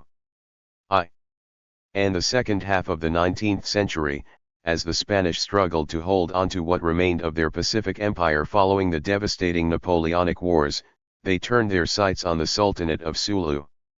55 This was a vaguely defined archipelago located roughly halfway between Borneo and the Philippine island of Mindanao. According to contemporary Western commentators, the archipelago comprised a wild kingdom where a population of around 100,000 Muslims, known as Tozig, functioned more or less without the rule of law. 56 Spanish rumor had it that Tozig cut out the tongues of enemy prisoners. 57 Stories also abounded about another group harbored by the Tozig, the Iranun, who had earned a reputation for raiding foreign shores and taking perhaps hundreds of thousands of prisoners, only to sell the latter into slavery in an economic climate thirsting for labor to make goods for sale to China. 58 Such slaves, opined one observer, were not well treated, for their masters exercise the power of life and death over them, and sometimes kill them for trifling offenses. 59 When the Spanish made their first attempt at annexing Sulu around 1850, it came as part of a campaign with two objectives: to break the back of raiders who had menaced the Philippines since at least the 1820s, and to counteract the influence of Britain, on whose behalf James Brooke had just negotiated a stillborn treaty with the Sultan of Sulu. 60 Through the next 2 decades, observers in Manila and Madrid saw little success. 61 Although repeated bombardments of Jolo, Sulu's capital, did disrupt the slave-taking that powered the Sulu economy, they failed to force Sultan Jamal al-Alam into submission, and Spain changed course by implementing a full-scale blockade in 1870. 62 In theory, this effort would cut off supplies of weapons, create a shortage of food, and hasten the unwinding of Sulu's key export business, which involved shipping pearls, edible sea cucumbers, and birds' nests. 63 Instead of strangling their enemy, however, Spain's elimination of licit trade to the island enticed a series of smugglers in and around Borneo to trade. 58 With Sulu. Worst of all for Spain, some of these smugglers, known as the Labuan Trading Company, started flying British and German flags along their routes. 64 The Labuan Trading Company employed several dozen expatriates, one of whom, a Prussian by the name of Hermann Schuck, followed Joseph Torre in becoming a titular ruler on the far side of the world. 65 Schuck's status as a German subject accorded him certain privileges overseas. 66 A Spanish naval squadron could not easily molest a ship known to carry Schuck, so long as that ship cavalierly flew the flag of his home country. 67 This was true especially because Germany, whose merchants chafed most under the blockade, had been pushing London to force Spain into free trade. 68 That was good news for Schuck, who ran contraband through the Spanish blockade to Jolo, where he usually arrived at dark with opium and rifles, then took payment in the form of slaves. 69 Spain may have carried an awesome reputation around Manila. Yet, as Schuck soon told Jamal al-Alam, Spain was nothing more than a second-rate power on the European continent when compared with Germany. Sulu's Sultan was a young man, without much experience in negotiation and at the head of a weakly centralized polity that more closely resembled an oligarchy than a monarchy. 70 In 1866, at the suggestion of German traders, he wrote to William I, the King of Prussia, to ask for assistance in the war against Spain. The Sultan suggested that the North German Confederation take a slice of his territory on the northeastern coast of Borneo, in exchange for recognition of his authority and, not least, German naval protection of Sulu. 71 The latter kind of deal had become fairly common since the late 1700s, when Sulu began licensing Tozig aristocrats to create their own principalities in Borneo, in a sort of mutualistic relationship of profit. 72 William I liked the idea but deferred to Bismarck, his chancellor. 73 In 1872, as Spain intensified its blockade, Jamal reiterated his as yet unanswered proposal, aware that his fellow sultan in Brunei had recently offered the same territory to a disbanded American group, with one of whose ex-members, Wheelwright, Sulu now traded for guns. 74 Of course, the last German attempt at formal colonization overseas, a fort on the West African coast known as Gross Fredericksburg, had ended in ignominy roughly 150 years earlier. 75 At the same time, Prussian naval planners were known to be interested in establishing a base in Southeast Asia. 59 Beginning in 1860, they had tried to negotiate one in Siam, Japan, or China, and by 1872 this informal preference had become an initiative in Bismarck's chancellery. 76 Beyond naval strategy, Jamal also told William that the Reich's foreign trade could benefit immeasurably from owning an additional fueling point on the way to China. He even suggested that German businessmen should take an interest in the vast timber resources to be found along the Kimanis River, which ran from the egress of northeastern Borneo toward Brunei. The Nymph, a German corvette that happened to be in the area carrying 200 sailors, inspected the coast of Sabah in May 1873, not long before Overbeck's Austrians did the same. 77 Writing back to Bismarck, the Nymph's captain acknowledged commercial potential but cautioned against governing any part of Borneo, especially since Sabah was an area that was only intermittently under Sulu's control in the first place, and whose vicissitudes had quickly decimated an American colony. 78 Bismarck, notorious for his aversion to overseas entanglements, promptly dispatched the Nymph to Jolo with an order declining the offer from Sulu. As it happened, however, the ship's captain arrived at Jolo in the company of a familiar translator, Schuck. Schuck, who had once worked in the consular service of Prussia, politely told the Sultan that Germany did not incline to govern a colony so far away from Europe. 79 But then Schuck deviated from the script, so to speak, by providing the Sultan with a translation that asked the Sultan to give territory to Schuck's company, in order that Schuck might govern it for Germany, apparently, as a Tazig Dadu might have. 80 By the end of this parley, Jamal signed a contract giving Schuck what he wanted. On paper, Schuck and his company now owned rights to govern a piece of land on the coast of northeastern Borneo by themselves, with the tacit understanding that they might do so on behalf of Bismarck's mighty nation. Schuck was an official translator.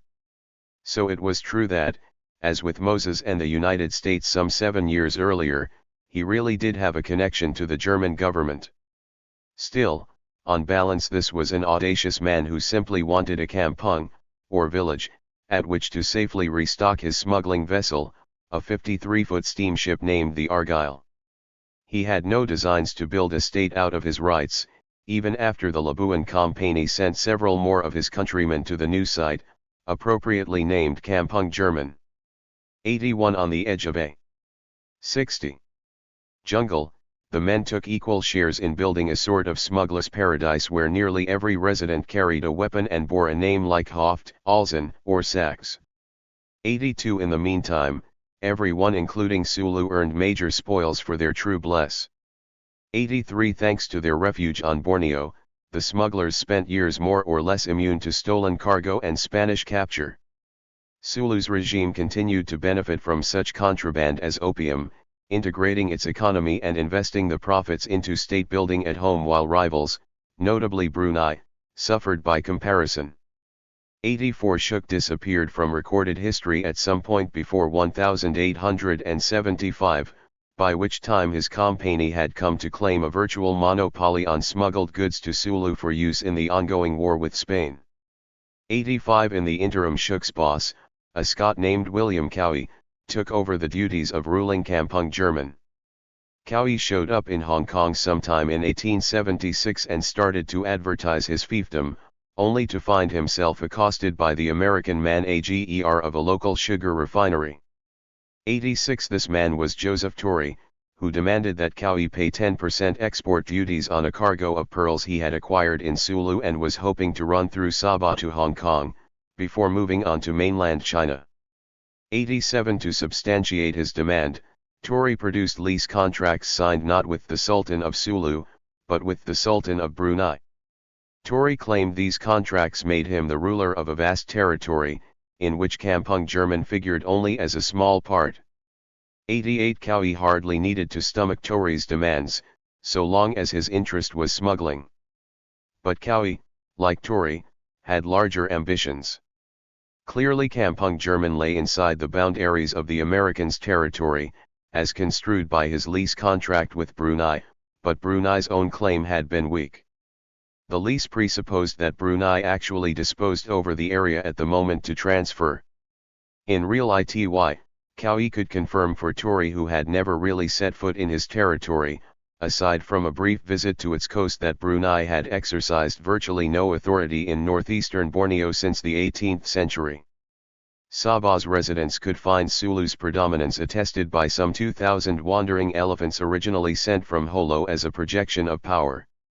89. Besides, Kaui correctly noted that the Sultanate of Brunei had sold its claim to the territory to Sulu long ago, in exchange for military assistance during a protracted 17th-century civil war. 90. Sulu, in turn, had unsuccessfully offered Sabah to the British in 1763, over 61. A century before granting a lease on Kampung German to Kaui's company. 91. To illustrate this control, Kaui had even stopped calling Kampung German by its European name. He now preferred to call it Sandakan, a Tausug word meaning the place that was pond.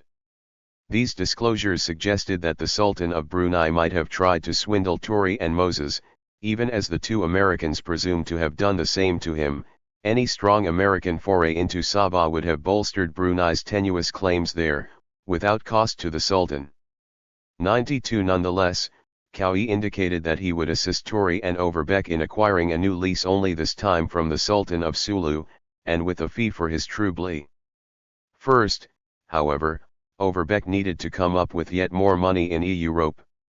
Appeals went out again to Teutonic elites, including an invitation-only reception at Vienna's Palais Windesgreets. 93. When no donors came forward, Overbeck went to London and solicited the aid of a merchant named Alfred Dent.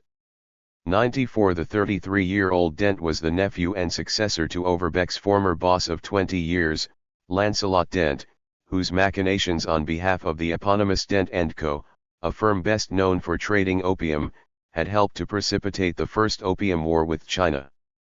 95. Dent & Co. fell on hard times in the wake of the Over and Gurney crisis in 1866. 96. With many of the firm's bank deposits lost and their cash reserves depleted by horse racing, the firm had no other choice than to sell its vaunted fleet of clipper ships, and eventually to declare bankruptcy. 97. Still, by the 1870s the Dents still disposed over far more capital than Overbeck, Tory, and Kaui combined. Alfred Dent, now taking command of his inheritance for the first time, claimed he was working like a Trojan to re-establish the family business. 98. As important, he retained impeccable political connections.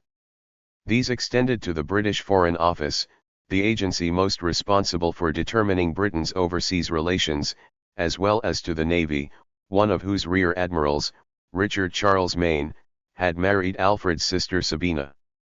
99. Overbeck, to whom Tory had signed over power of attorney, emphasized how rare it was to have won control of prime territory in Southeast Asia in a perfectly peaceful and legal way, in exchange for the payment of a certain sum of money. 100. Dent, for his part, identified strong financial incentives for his participation. For one, the prospect of putting Sabah's estimated 22,000 square miles of fertile land under new ownership would generate lots of interest among cash-rich coffee and 62. tea planters in Ceylon, where the newly christened Alfred Dent & Co. had a significant presence. 101. It was also plausible that if Western law and order could be established in Sabah, many strong Chinese emigrant colonies that had dispersed decades before might return to the Borneo coast, thus restoring the moving and living element of an extensive trade with China. 102. Dent proceeded to tell Overbeck that he would participate in the scheme, on certain conditions. First, the group needed to secure another lease from the Sultan of Sulu, in order to render Tory's title beyond reproach. Second, Dent would direct these upcoming negotiations, with Kaui as his proxy. Third, Overbeck would travel, not just to Holo, but also to Brunei town, where he would pay the Sultan of Brunei for a new, still more explicit lease of sovereign rights than had ever been granted to Tory. Fourth, Dent would buy into the project and hold a slight majority of shares in a new company, to which Overbeck and Tory would transfer their leases. Fifth, as soon as Overbeck finalized the deal in Brunei, he would help Dent jettison Tory. Overbeck, by this time in jeopardy of bankruptcy, agreed. In early 1877 Dent transferred money into an account for the new corporation, the Dent and Overbeck Company.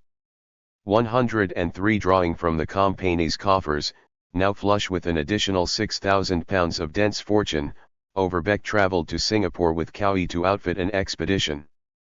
104 After purchasing guns and cannons, the pair joined a larger party for 2 journeys, one to Brunei, one to Sulu.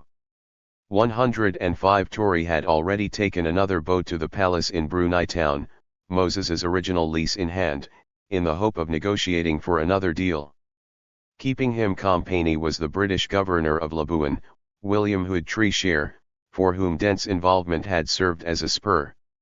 Treacher's presence ensured that the natives, as one witness remarked, were under the impression, an impression as to which no attempt was apparently made to undeceive them, that the negotiations were in some way specially recognized by the British government. 106 The Sultan of Brunei decided to repeat the experiment, agreeing to a new lease at a greater annual rate. 107 Still persuaded of Tory's connection to the U.S. government, a perception the American reinforced by anchoring at the site of the ruined consulate, the elderly Sultan put aside his contempt for Tory, fueled as it was by the latter's failure to pay anything or stay in touch during the last 10 years. 108 After de 63. Manding a mere few $1,000s up front, to satisfy him for all there was due under the old lease, the Sultan relented. 109 Overbeck agreed once he arrived to join Tory at Brunei town. Their pacts sealed, the expedition then sailed up the Sabah coast, past the abandoned Elena colony, more or less the most eastern point of any vestigial loyalty to Brunei, and on to Holo, where they met with the Sultan of Sulu to negotiate for yet another lease. 110 Arriving at Holo in a ship named Amir Ica, Overbeck implied that the United States, yet again, was thinking about committing itself to colonization in Southeast Asia. 111 This second round of negotiations lasted just a few days, an astonishingly short time, according to an American diplomat keeping tabs from Singapore. 112 Sulu's Sultan had already formed a business partnership with Cowie to split the 5,000 Spanish dollars Dent offered Sulu for control of Sabah. Add to this that the Sultan liked the idea of a British and American-supported refuge in the event of a Spanish invasion of Sulu, and the brisk pace of talks is unsurprising. 113 After a send-off that featured horse racing, bullfighting, and a grand dinner with giant pearl shell plates, the visiting party left behind a cash deposit and returned to Singapore to cable London with the good news. 114 Now came Dent's turn. Writing to colleagues in London, he asked what it would take to secure for Sabah what Britain had given Brooke Sarawak in the 1860s, diplomatic recognition. Unlike Brooke and very much like the failed interloper Tory, Dent's rudimentary government in Sabah had acquired the title of ruler before it could claim de facto control throughout its nominal territory, then in a condition of anarchy. 115 It was partly for this reason that, when word of the new leases reached London in April 1878, several members of Parliament cautioned the cabinet against legitimising whatever rights Dent claimed to own. Charles Dilke, a Liberal Party MP then viewed as a future Prime Minister, led the way. Dent's company, he charged, was nothing but a pack of fortune seekers looking for quick profits, worst among them Overbeck. Rumour had it that the German still preferred to sell his company's rights to a central European government, and Overbeck's recurring presence at official meetings in Vienna was confirmed as late as the winter of 1877 to 1878. 116 Dilke therefore wondered aloud why Britain should do this opportunist the favour of recognising those rights as valid. 117 Fellow members of Parliament ought to consider whether Sarawak 64. Still under the control of young Charles Brooke, might do better to take control of northeastern Borneo. The Brookes were somewhat constitutional and philanthropic rulers, a broad majority, including Labour activist Edith Simcox, agreed on that. 118 Whatever Charles Brooke's reputation for being jealous of his European rivals, he did not want to become the ruler of hundreds of thousands of people just to make a profit off of selling their government. 119 Further complicating matters was the growth of opposition abroad.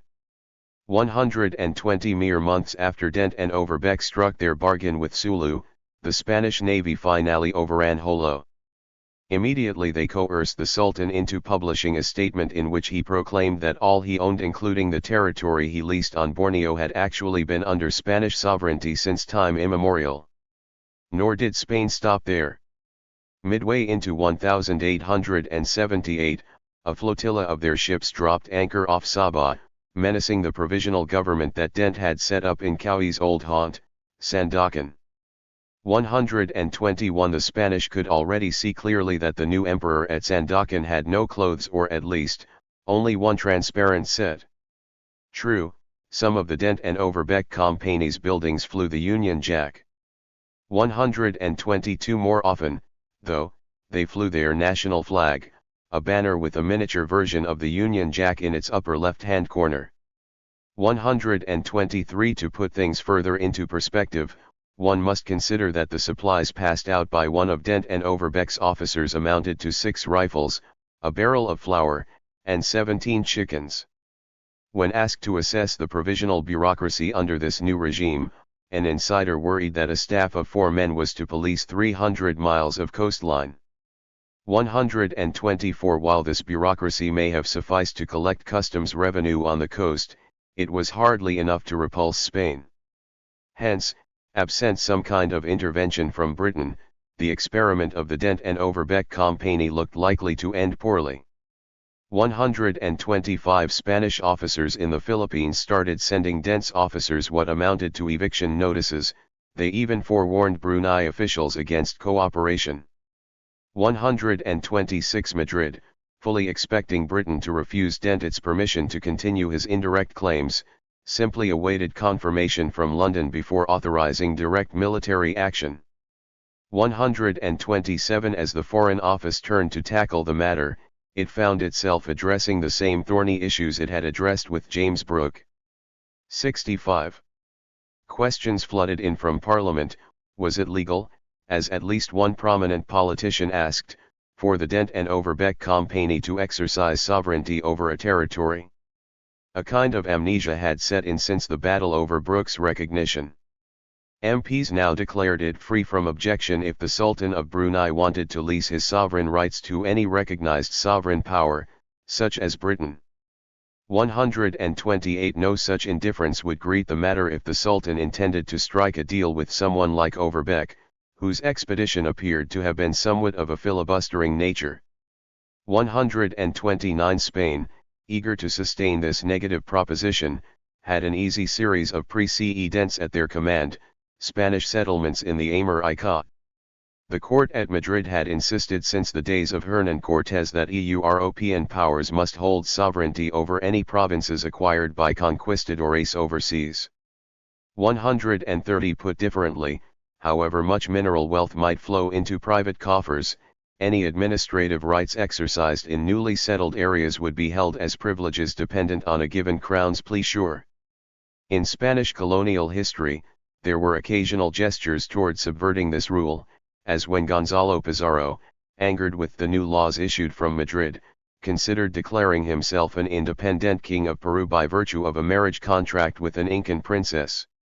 131 In 1528, Charles I, in exchange for a loan, even authorized agents of the German Welser family to take control for themselves of what is now Venezuela. 132 Notwithstanding this last partial exception, though, Madrid held firm through the 19th century, never making the mistake, as one opponent of the East India Company put it, of perpetuating a gigantic monopoly, bartering its territorial rights for money to a company of merchants, delegating to them the awful and almost incommunicable attributes of peace and war. 133 Legal experts at the Foreign Office saw no reason to concede the point to the Spanish, however. In 1880 they told their boss, Lord Granville, that the proposition brought to the fore in Borneo was one to which no valid exception could be taken in point of international law. 134 For the first time, Britain recalled Brooks' precedent to explain why the government of the territories in question was not less legitimate by virtue of being vested in a private association. 135 Nor was that all. Some lawyers now argued that, if it was acceptable in international law for the Dent and Overbeck Company to acquire sovereign rights, then 66. The company should be recognized as a state wherever it exercised those rights. This logic seemed all the more significant in view of debates over Sabah's incipient justice system. Unlike Tory, who never really attempted to dictate law to the locals, or to expand the visibility of his presence on the ground, Dent knew that if he could not make a respectable show of power, foreign governments would assume his want of sovereignty and withhold diplomatic recognition. Accordingly, he circulated copies of a letter from the Sultan of Brunei to warn and advise all people on the coast to obey and respect orders as our own. 136 Dent also instructed his men to instantiate a system of criminal and civil law, covering a host of matters including murder, robbery, and property disputes. 137 A cornerstone of this campaign was administering justice through courts, which the Dent and Overbeck Company set up in ramshackle markets at Sandakan and 2 other posts. 138 Humble as these facilities appeared, they helped to arrange a performance of the company's sovereignty, which had hitherto existed only on paper. The more the company performed and made declarations of its rule in public, the more likely it was to establish in the West a principle Bismarck had made famous that same year in negotiations concerning Rus-SIA, BT Possidence. 139 Put crudely, this principle meant that when it came to control of territory, possession was 9/10 of the law. To its credit, Sabah's fledgling court system did produce peaceable resolution of conflicts between some groups, many of whom came to appreciate the benefits of more or less objective arbitration by a third party. 140 These outcomes compared favorably to the kind of performances of sovereignty seen in Spain's overseas colonization, which, for a time, included the reading of requerimiento. 141 On multiple occasions Diax at the coast even refused Spanish demands to replace Dent's flag. 142 Within a short span the company would go on to introduce the Indian Penal Code of 1860, along with Indian standards for judicial procedure, into its domain. 143 Still, as early as 1878, European nationals working as smugglers in Sabah began to challenge the court's authority when seeking to escape criminal charges. 144 For instance, one smuggler fled prosecution after assaulting a customs official, thanks in large part to encouragement from his boss, the disgruntled Cowie, Tory, and Overbeck's one-time partner. 145 Such moments obviously hurt the COM-67 Payne's image.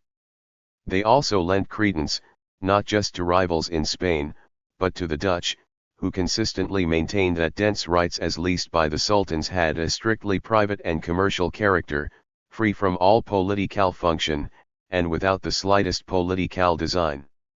146 Politicians in Amsterdam saw Borneo, and the East Indies generally, growing in economic importance.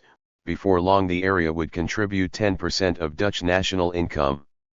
147 Although less aggressive than their counterparts in Madrid, therefore, the Dutch cabinet did speak out against the invasion of our East by a foreign power. 148 Their officers in Lower Borneo even staged a protest of their own by hoisting their national flag at a town located just inside the southern limit of Dent's territory. 149 Local populations waged their own struggles.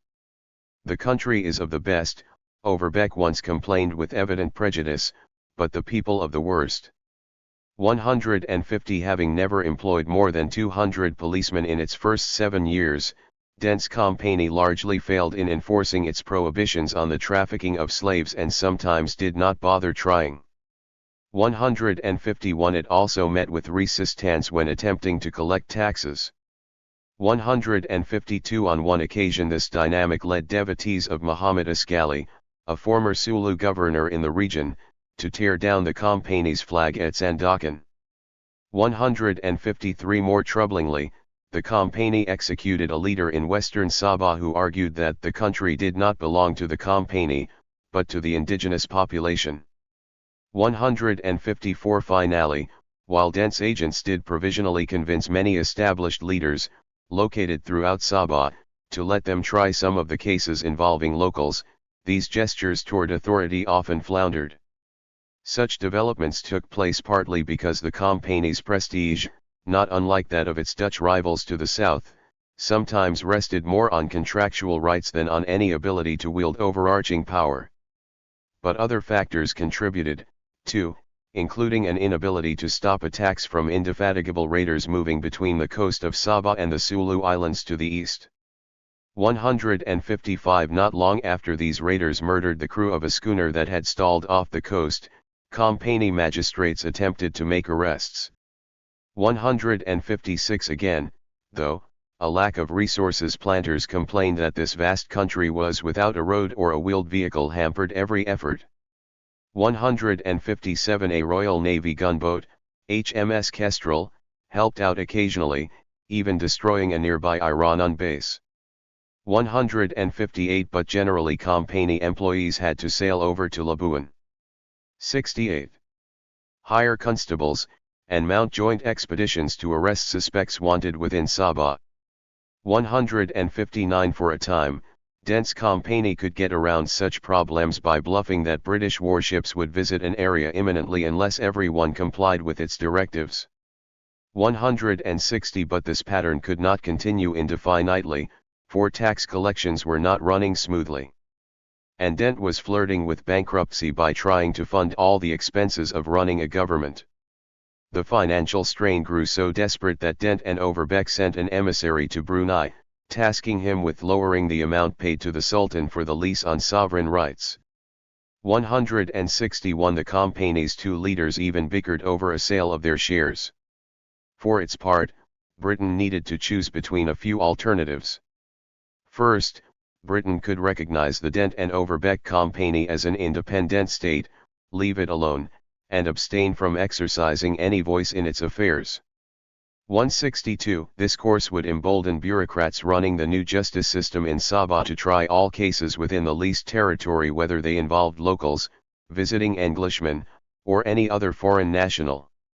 It would also free Britain from any responsibility. On the other hand, this course risked the wrath of Spain and local pirates, who would likely overrun the Company and proceed to imperil British commerce. It also allowed for abuses by the Company against indigenes. A second option was for Britain to annex the Sabah territory to keep it out of foreign hands. On some level this course made sense. Dent had little hope to fortify his territory long-term unless Britain offered to supplement his ragtag forces with a major military presence.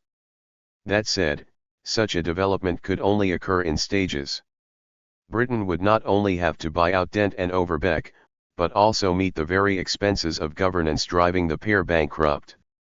This was a major worry, for Britain's success in keeping an empire in the 19th century generally depended in large part on making colonies pay for themselves. 163 From such a viewpoint, there remained only one viable alternative: inaction.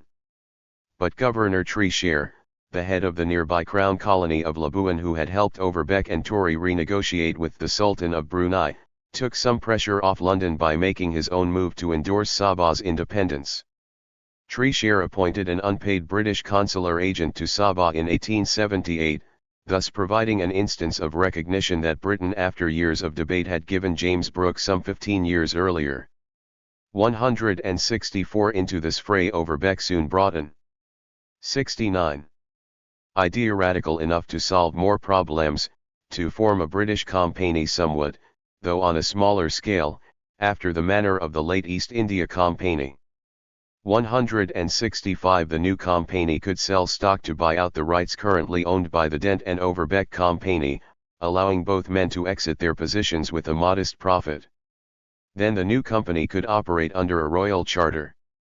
A charter would incorporate the Company in Britain, but under specific conditions that benefited all participants. On the one hand, the Company would gain British military protection for its rights, as well as an implicit seal of approval from the British Empire. On the other hand, Britain would pay nothing up front to keep the territory out of foreign hands, while reserving a theoretical veto over the Company's foreign policy. This veto was enough to make sure the Company did not start or lose any wars the Crown deemed inexpedient. But the veto did not take the responsibility for day-to-day governance away from investors in the Company. The British government, declared one minister proudly, would thus assume no sovereign rights whatsoever in Borneo. 166 As an added benefit, while Britain would not pay to collect taxes, staff a civil service, or build roads, the Company would be obligated by a charter to remain British in its character. No foreign nationals could take its helm. 167 Thus, decades after the Indian upheaval of 1857, a new firm would inherit the status enjoyed by the old East India Company. 168 Overbeck and his associates cannot exactly be credited with originality here. Similar proposals to establish new chartered company governments had circulated unsuccessfully from at least the early 1870s in various quarters, their persistence owing in part to the rather tortuous decline of the Hudson's Bay Company. 169 Overbeck's, however, was the first such scheme to gestate in a fertile climate like that produced by Brooke on and for Borneo. While other projects asked to start fresh in the Pacific or Zanzibar, this one would take hold in a place blessed with a pre-existing British license, where the footprints of the East India Company still line the soil. Official British opposition could follow only with great logistical difficulty, and therein lay the brilliance. Dent quickly launched a public relations campaign to win over reporters in Southeast Asia, some of whom had displayed an animus against the scheme. T.S. Dabri, a respected planter, produced a favorable report on the soil in Sabah. 170 Then, in a published interview given to the 70 Ceylon Observer, Dent repudiated all idea of filibustering, assuring local notables, not entirely truthfully, that the Company's every step had been made known to, and approved of by, the authorities of the Foreign and Colonial Offices. Less inaccurately, Dent also touted that, in a manner rather different to the inception of the Sarawak Rajaship, no contest or loss of life took place during the preliminary establishment of the Company's rule.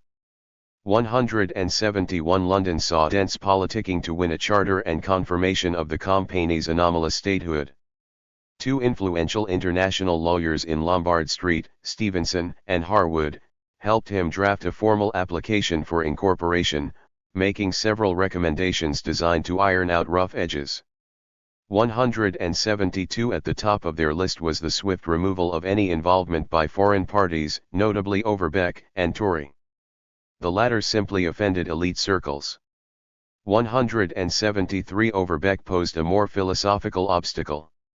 He owned only slightly fewer shares of the sovereign rights than did Dent, and he still hoped to sell the Company's assets to the highest bidder, especially since he had just declared bankruptcy. 174 Dent, by contrast, hoped to get a charter for the purpose of actually running the government of Sabah at a profit, like a commercial trading venture. Overbeck, accordingly, still wanted to find the highest bidder for his rights, be that bidder's nationality German or Japanese. 175 In the summer of 1879 Overbeck convinced the Japanese ambassador in Berlin to approach Tokyo with a $1 million Spanish sale price, to be paid in 3 installments. The two even drew up a contract and secured the support of the Japanese foreign minister before the project faltered. 176 This was a sizable retreat from earlier appraisals, which called for a price between 2 and 3 million. 177 Dent promptly took his lawyer's advice, buying out Tory for $25,000, or 10,000 more than Tory had asked of Overbeck a few years earlier. 178 Thus ended the American involvement in the original scheme to acquire a colony on Borneo. Dent in the interim turned to buying out the enigmatic Overbeck, whom he eventually persuaded to capitulate in exchange for a cash infusion Overbeck needed to settle with creditors. 179 with Overbeck, still known as King of Borneo in Germany, now consigned to a consulting role, Dent moved to enlist more than 60 members of the British elite as supporters. 180 these included former governors of Hong Kong and Singapore, as well as bankers in the city who resented the Brooke family's control over Sarawak and wanted 71. To disrupt that state by building up a significant neighbor in Sabah. 181 like Dent's lawyers, most of this group had strong connections to the China trade. Several of them were veterans of the Royal Navy's China Station, others were influential diplomats. To their ranks Dent added a final heavyweight in the form of Sir Rutherford Alcock, the president of the Royal Geographical Society. 182 The lobbying group wrote to the Foreign Office urging that on no account commercially or politically should that portion of any coast of Borneo lately ceded to Messrs. Dent & Co. with its fine harbours and mineral production be allowed to fall into the hands of Spain or any other European nation. 183 In the weeks after Dent submitted his first application in December 1878, the likelihood of its success grew steadily higher, thanks to the lobbyists' interventions. However, the outcome was far from fated, with British recognition of Dent's nascent state, as in so many other cases, remaining less a question of law than of politics. Britain had seen the concept of chartered company government fall out of favour in the 19th century. 184 Well before the country wound down the affairs of the disgraced East India Company, many saw the unpopularity of chartered companies as an inevitable result of social progress. 185 Adam Smith once remarked that the government of an exclusive company of merchants was perhaps the worst of all governments for any country whatever.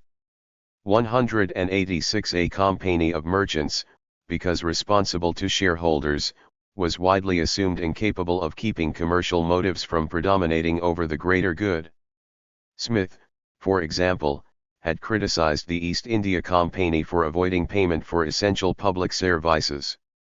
His logic persisted in the 1820s, when a former governor of Sierra Leone, Thomas Thompson, doubted whether anyone could be at the same time successful traders, and virtuous rulers. 187 That position only bolstered the resolve of the coming generation of liberals and free traders, who associated company governments with mercantilism, colonial quagmires, and monopolies that retarded economic development. Over the next decade skepticism greeted proposals for chartered companies. Sites mentioned but rejected included Central Africa, New Caledonia, and even an uninhabited Pacific archipelago known as the Auckland Islands. 188 And the Royal Geographical Society, for example, refused overtures that it reboot the system. 189 Finally, by 1869, even the board of the world's last charter company, the Hudson's Bay, had come to admit they must abandon either their 72. Commerce or their sovereignty, provided the British government could arrange appropriate cash compensation. 190 Well after the halcyon days of free trade had gone, chartered company governments still seemed passé. As part of the fallout from Dent's charter application, an editorial in The Economist roundly dismissed the proposal that Britain revive the institution of chartered company government. Yes, Dent's request for a charter appealed to history. But that hardly represented a virtue. Perhaps the granting of charters to trading companies was a thing natural enough at the time when commerce even with the Mediterranean was so uncertain that the Levant Company had to be formed to carry it on. 191 The 1880s were different, however, and the idea of Dent's company had already, according to reports, troubled many members in the House of Commons.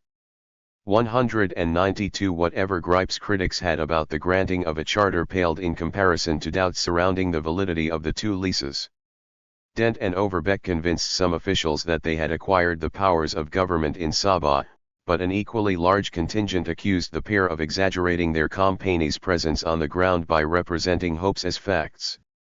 193 The War Office, for example, marveled at the two men's full sovereignty, and Granville, the Foreign Secretary, pronounced it impossible to confer any greater privileges than what they claimed.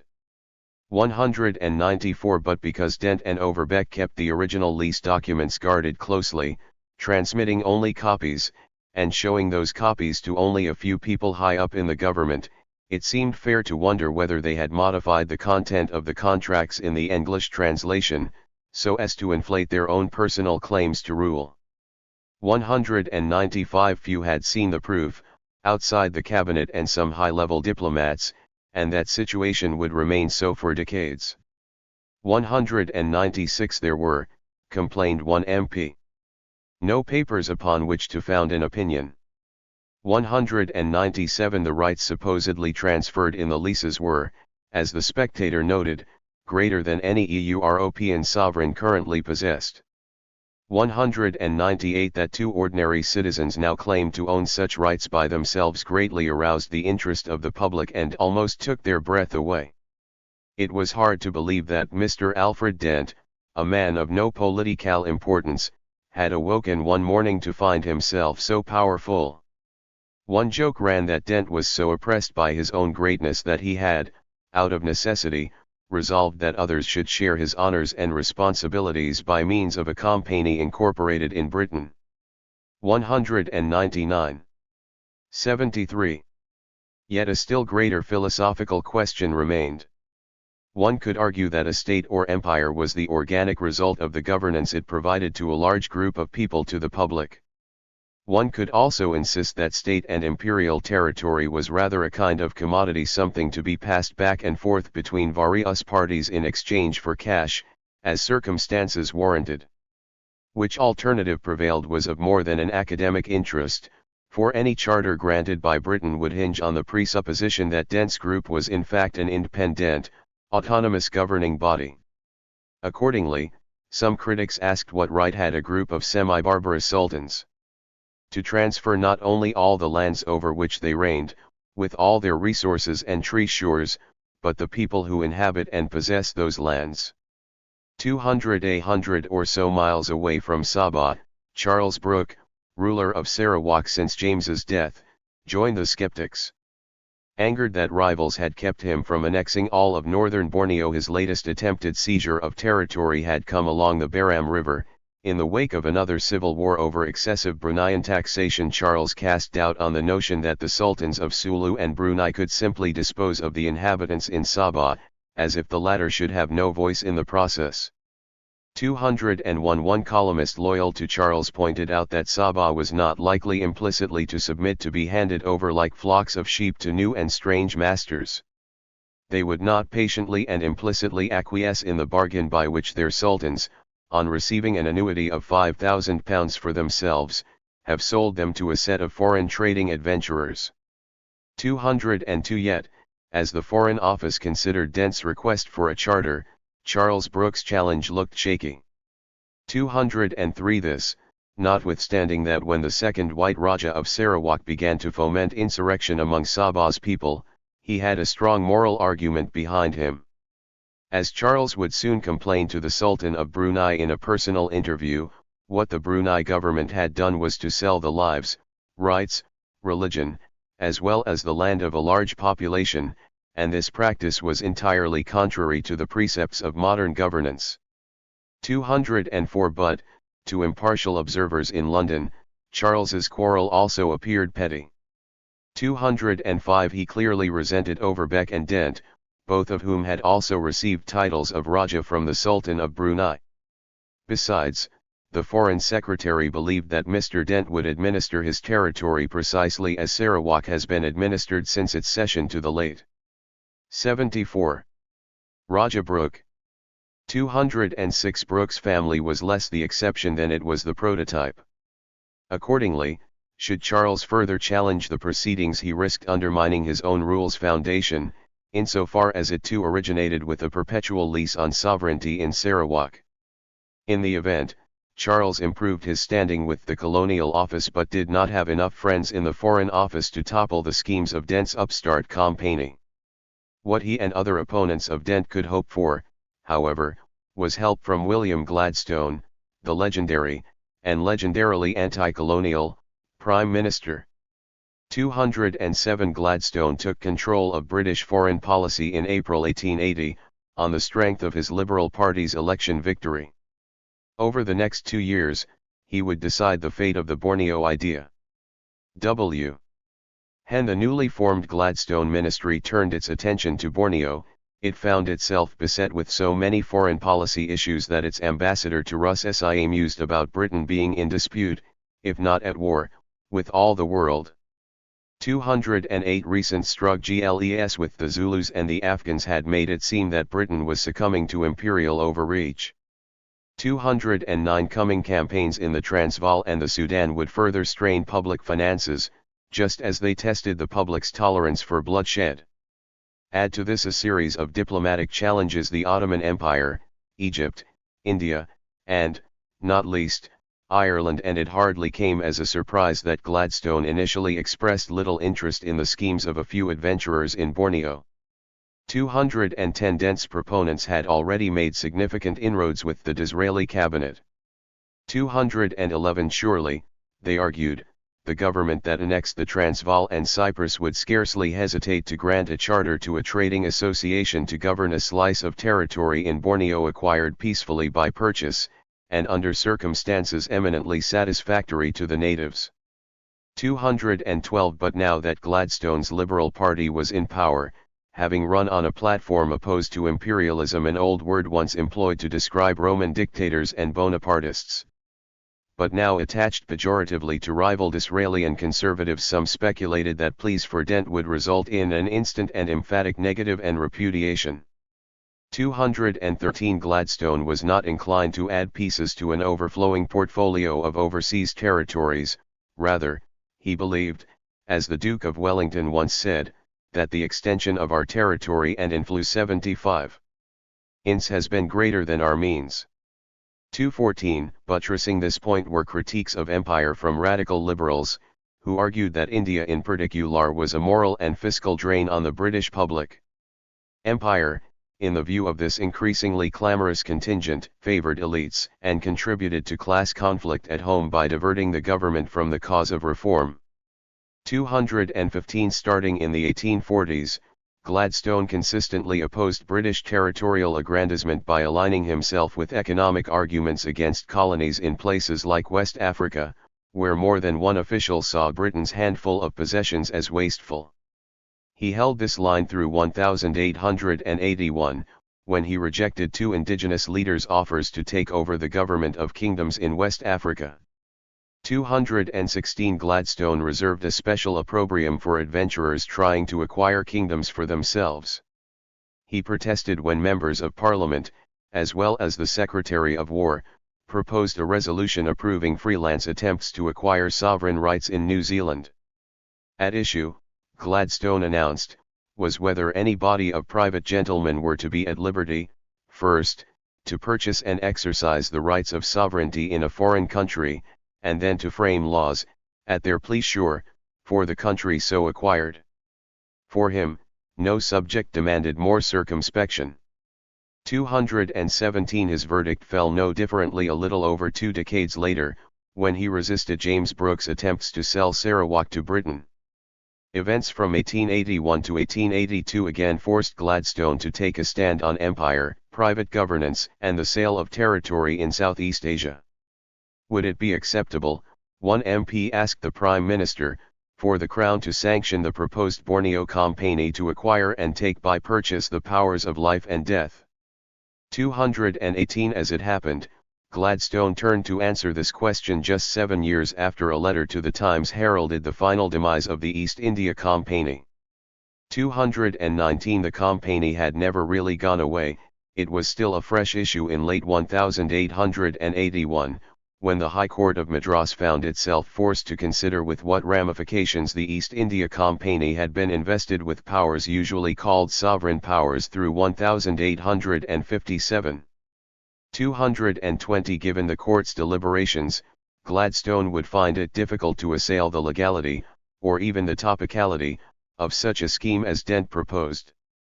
Meanwhile, officials around the Prime Minister, including the colonial and foreign secretaries, prompted him to think twice about the matter. Dent was running 76 out of money. He needed some sort of decision from Britain, and he needed it soon. 221 When the decision finally came, Gladstone treated the British public to a surprise. "I am not," he said to the House of Commons, "about to use the language of mistrust and condemnation as regards the Company, which has obtained these remarkable powers involving the essence of sovereignty." 222 For Gladstone, who made his speech while standing in front of the future chairman of the North Borneo Company, the essential point was not what Britain might offer the Company, rather, it was what the Company would surrender to Britain. 223 Gladstone told members of Parliament that the Company already owned every imaginable right when it came to North Borneo. Hence, Britain had no authority to regulate the Company unsolicited, and it would be an act of confiscation if Britain attempted to claim the Company's rights without consent. 224 That said, the Company, as currently configured, needed supervision. This fact held, not just for British capitalists who wanted recognition of Sabah for the benefit of their finances, but also for the conscience of British citizens, who should take an interest in ensuring fair rule for all populations. There was no better method by which to tackle Dent's scheme, Gladstone concluded, than to circumscribe the powers of the Company through the issuance of a charter. The Prime Minister believed that the very suspicions surrounding Dent's enterprise encouraged such a move. Gladstone did not necessarily disagree with the conventional wisdom that chartered Company governments were frightful. 225 Nonetheless, he consented to issue a charter because it would place firm requirements on the Company. For example, Britain would receive the prerogative to ensure that the Company kept its directors British, that the Company sold no territory or rights to foreign powers, except Britain, that the company protected indigenous customs, that the Company ended slavery in its territory, and that the Company surrendered control of foreign policy to Whitehall when it mattered. In return, Britain would merely agree to incorporate Dent's pre-existent state as a business. 226 Incorporation itself masked the transfer of some of Dent's rights to Britain, and seen strictly in these terms, the idea of a charter looked viable. True, Gladstone noted how the spectre of the East India Company loomed large. But the two situations themselves now appeared totally different. 227 The era of the East India Company was over, he 77 said, part of an old system of mercantilism and trading monopolies dismantled by 1858. Under a new system first demonstrated in Borneo, Britain could use our negative and restrictive powers, as confirmed in the Charter, to shield an otherwise independent enterprise like Dent's from the temptation to be led into unwise and aggressive action. 228 Men like Dent would not vanish, inevitably, they would continue to travel outside the empire and seek to acquire sovereign rights from foreign governments, often without authorization. This behavior was part of a long tradition that ran from Francis Drake's Pacific expedition through James Cook's trip to New Zealand, of which Britain had disowned an annexation in 1770.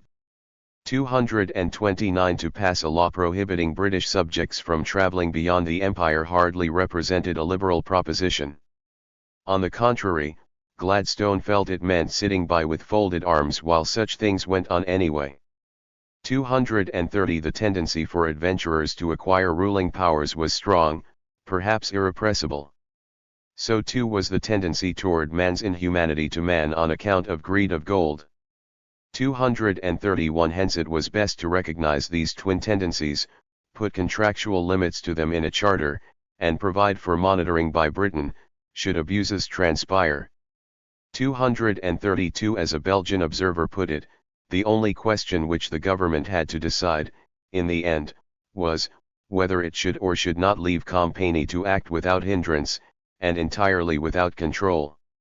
233 This view was consistent with Gladstone's stance on the regulation of joint stock companies in Britain, which had seen the government, under a succession of acts since 1844, grant companies easier access to incorporation and its attendant privileges while simultaneously subjecting them to greater regulation. 234 It also represented an alternate route to something Gladstone once said he hoped could emerge from the British Empire, new states, run on British values but functionally independent, that amounted to so many happy Englands. 235 Finally, Gladstone's approach to Borneo dovetailed with larger attitudes toward India. In each case, Britons had already acquired an empire. Yet, unlike Disraeli's supporters, Gladstonian liberals felt moral obligations to peoples affected a civilizing mission, in effect. Forging a compromise with Dent could thus reinforce Gladstone's stance on another, far more significant policy in India, where Gladstone's leadership hardly meant retreat, but would rather spearhead efforts at moral 78. Improvement and undertake to increase the governmental role of educated elites from urban Indian populations. 236 An engagement with Borneo on similar terms could serve to differentiate the new liberal government from that of its predecessors, simultaneously glossing over the complex and oft-discordant attitudes held by many British liberals toward imperialism. The new leaders, whatever their disagreements, looked for creative solutions to an acknowledged problem that they could not solve quickly. 237 Perhaps, too, Dent's nascent state in Borneo could come to rest comfortably on the spectrum of sovereignty which was crystallizing throughout imperial realms, the princely states of India, Basutoland, and the German Empire. 238 It is worth noting that, while the 1860s and 1870s are often regarded today as a great era of state building and territorial consolidation from Italian and German unification, to the American Civil War, to the Meiji Restoration, these 2 decades also saw renewed efforts to determine what sovereignty looked like in polities that defied easy identification as a nation-state. In the princely states of India and the new German Empire, to cite just 2 cases, there was a continual rethinking of jurisdiction and a constant process of negotiation in which degrees of state independence waxed or waned, in accordance with exigencies as interpreted by figures like Gladstone and Bismarck. 239 In any event, notions emerged that sovereignty consisted of divisible prerogatives passing back and forth between polities, the prerogatives to control educational curricula and tariffs, for example. By the time Gladstone delivered his public defense of his arguments about Borneo, the Borneo Charter stood as a fait accompli. In August 1881, the Crown officially approved Dent's application, thus clearing the way for Dent not only to lease more territory from Brunei, but also to issue 1 cent and half-cent coins for his realm. 240 This currency bore the new state's Latin motto, Pergo et Pergo, suggesting great confidence and tradition. 241 HSBC even weighed a proposal to open a branch in Dent's territory. 242 For the other, less reputable players in the scheme, though, the outlook looked more muddled. By now Overbeck had been completely cut off from the Borneo Company, he was to live out the rest of his days in obscurity. Tory, his former partner, had moved on to other confidence games, first, landing the paid jobs of U.S. Vice Consul and clerk of a consular. 79. Court at Bangkok, second, ingratiating himself with retired President Ulysses S. Grant, then, in what might have been his second most improbable feat, claiming to win an appointment as an advisor to King Chulalongkorn of Siam. 243 Back in Britain, the debate rolled on, as somewhat surprised critics began to doubt Gladstone's notion of a separation between Britain and the Company. There were not 2 empires but one, and Britain was, so complaints ran, filibustering by proxy. 244 We have established a new East India Company in northern Borneo, reported the Pall Mall Gazette with a measure of pride. 245 But the East India Company, it was recalled, had expanded its territorial portfolio almost continually in the 2 centuries preceding 1857, while placing Britain on the hook for Indian government in the event of its default. Now, when some officials looked at Sabah and Borneo, there was a parallel and an analogy between the 2 cases which was very striking. 246 A small coastal enclave, an ex-governor of the Bombay Presidency told a meeting of the Royal Colonial Institute, was exactly the way in which the East India Company began its career. 247 Accordingly, when the public read new reports of the North Borneo Company's desire for further territorial aggrandizement to be accomplished, in competition with Sarawak, through fresh leases from a shrinking Brunei, it was easy to wonder whether Britain was placing itself into precisely the same predicament as it had encountered with the East India Company.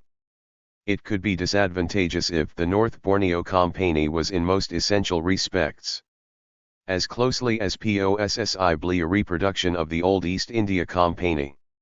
248 Dent's government might rule Sabah for a long time, as the EIC had ruled in India.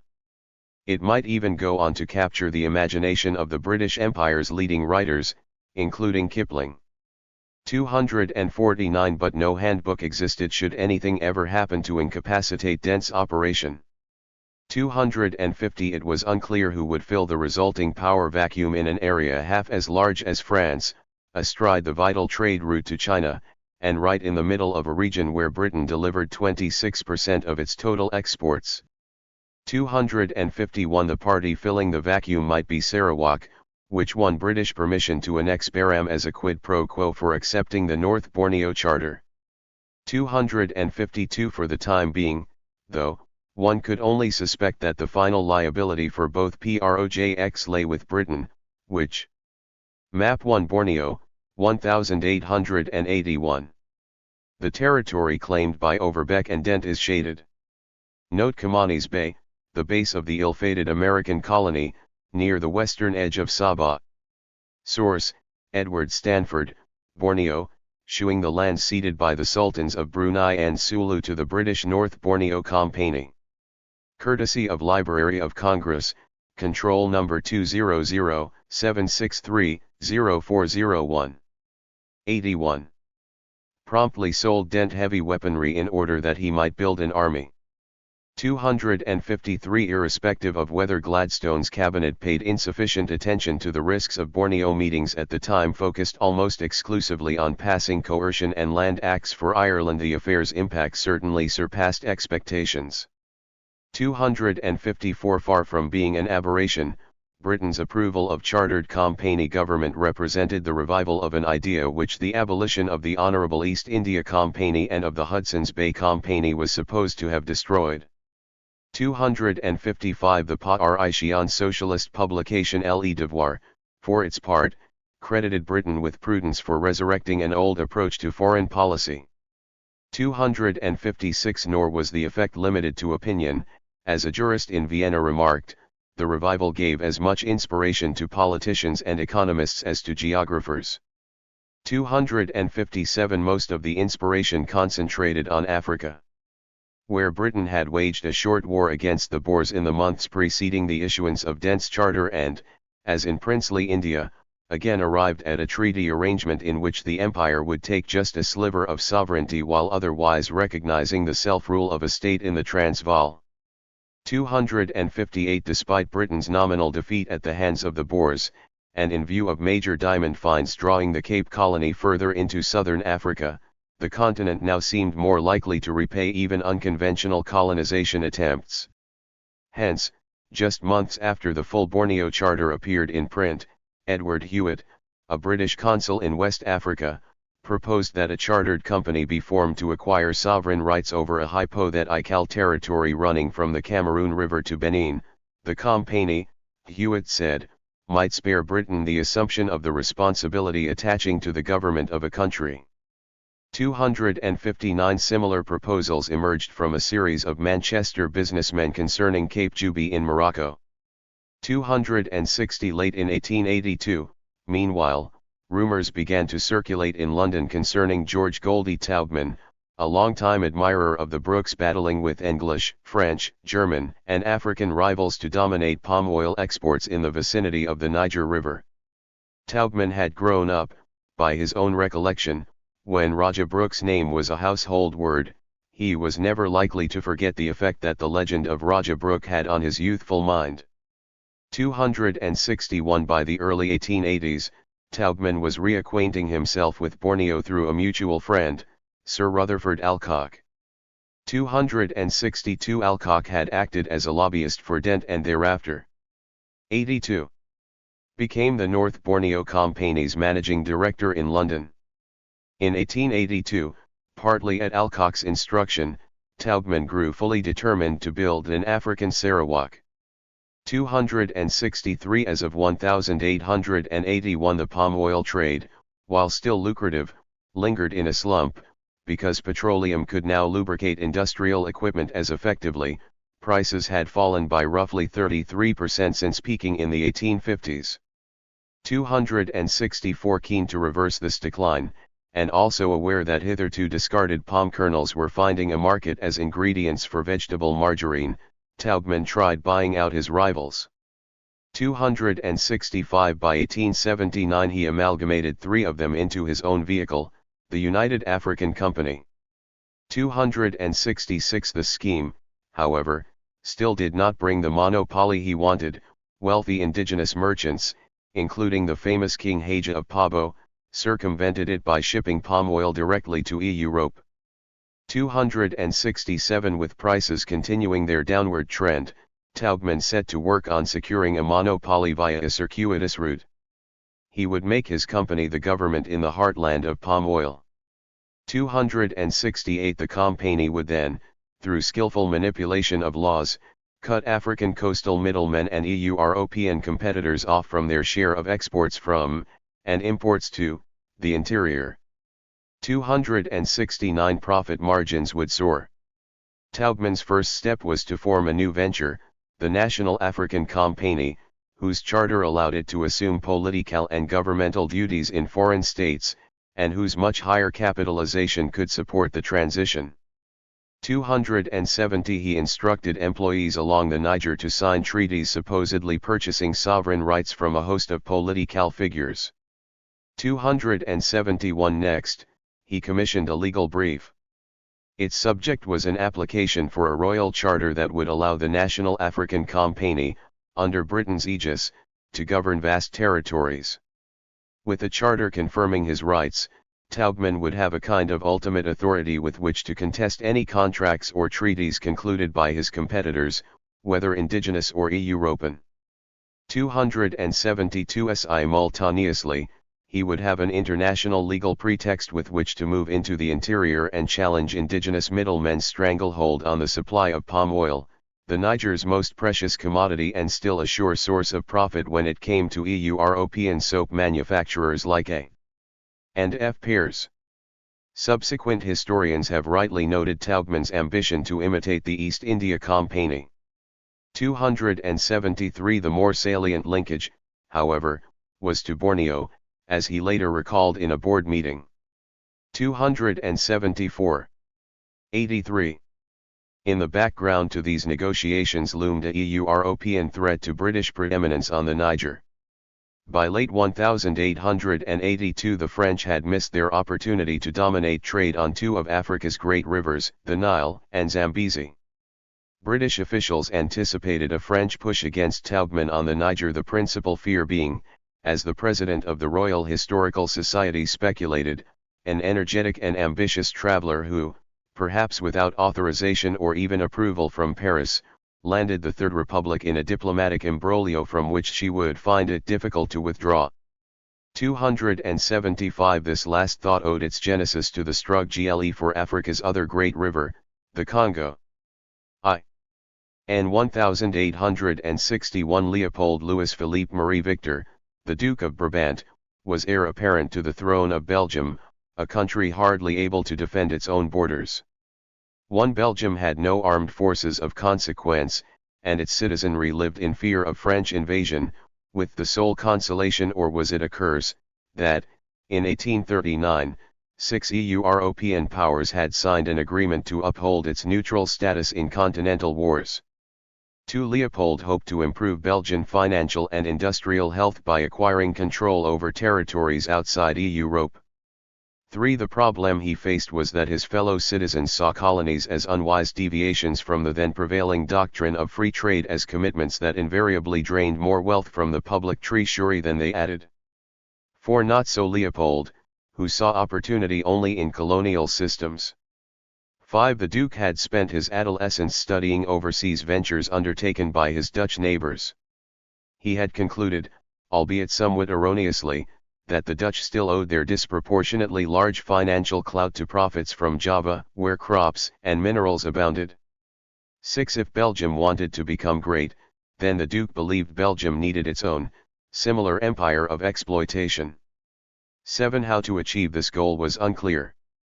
8. Parliament in Brussels, the Duke's secretary lamented, had practically decided never to have colonies, thanks in large part to the free trade orientation of the Liberal Party that had dominated politics since 1848.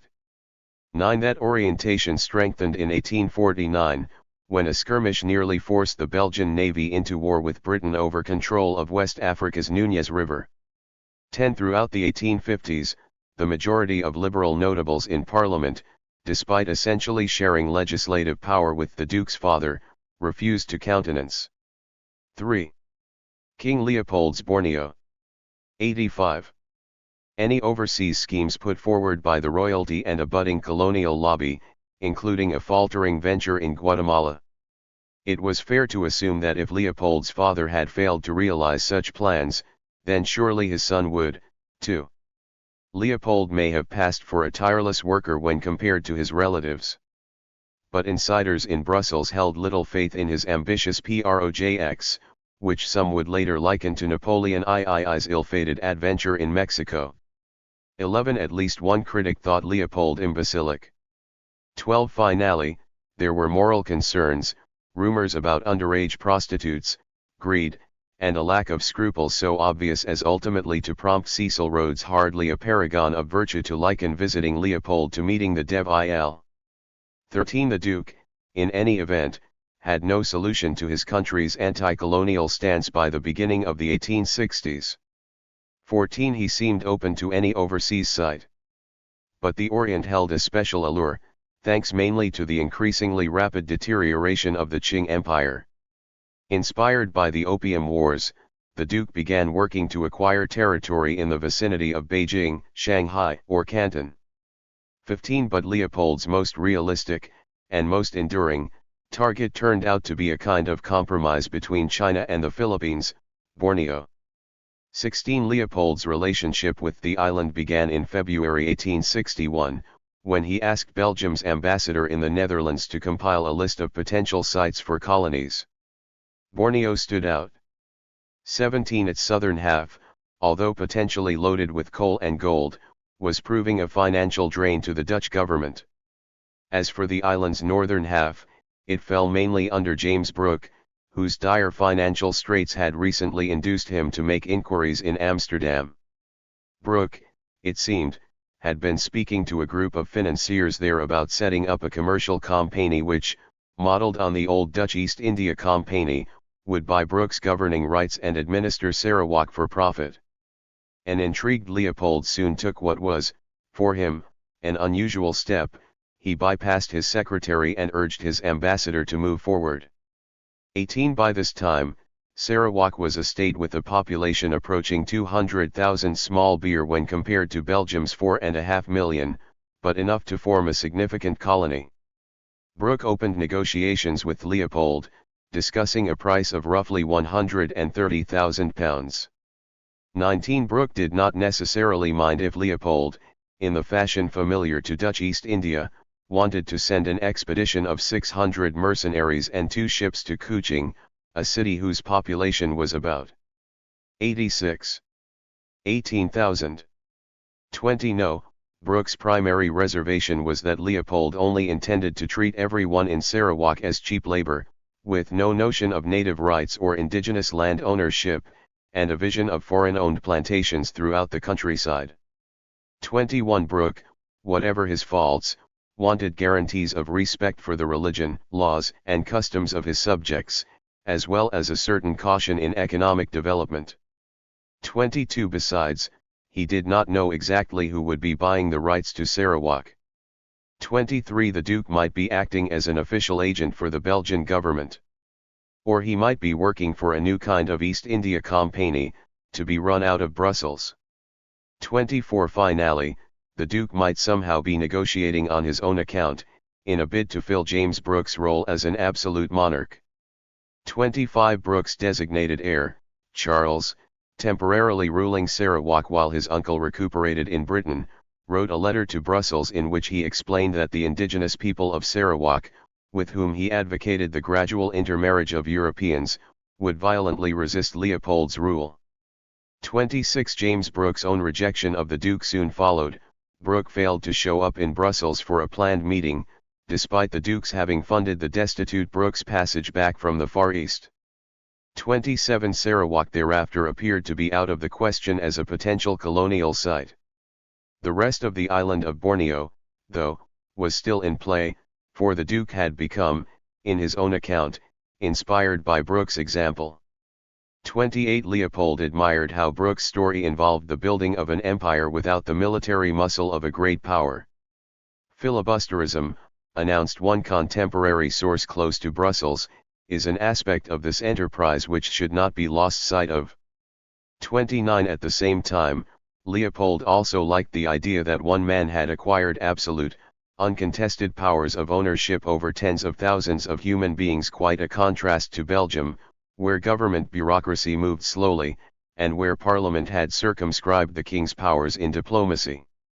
30 Finally, and particularly in the 1870s, Leopold seized on a second, less clearly selfish, thread in the Brooke story, the possibility of turning one's personal colony into a social and economic safety valve for one's home country. Many experts believed tiny Belgium would always struggle to overcome internal strife between Catholics and Protestants, between aristocrats and bourgeoisie, between labor and capital. However, if Leopold could found a Belgian colony by himself, then 87. There would be a new market for Belgian exports and labor. 31. There would be cheap raw materials for manufacturers.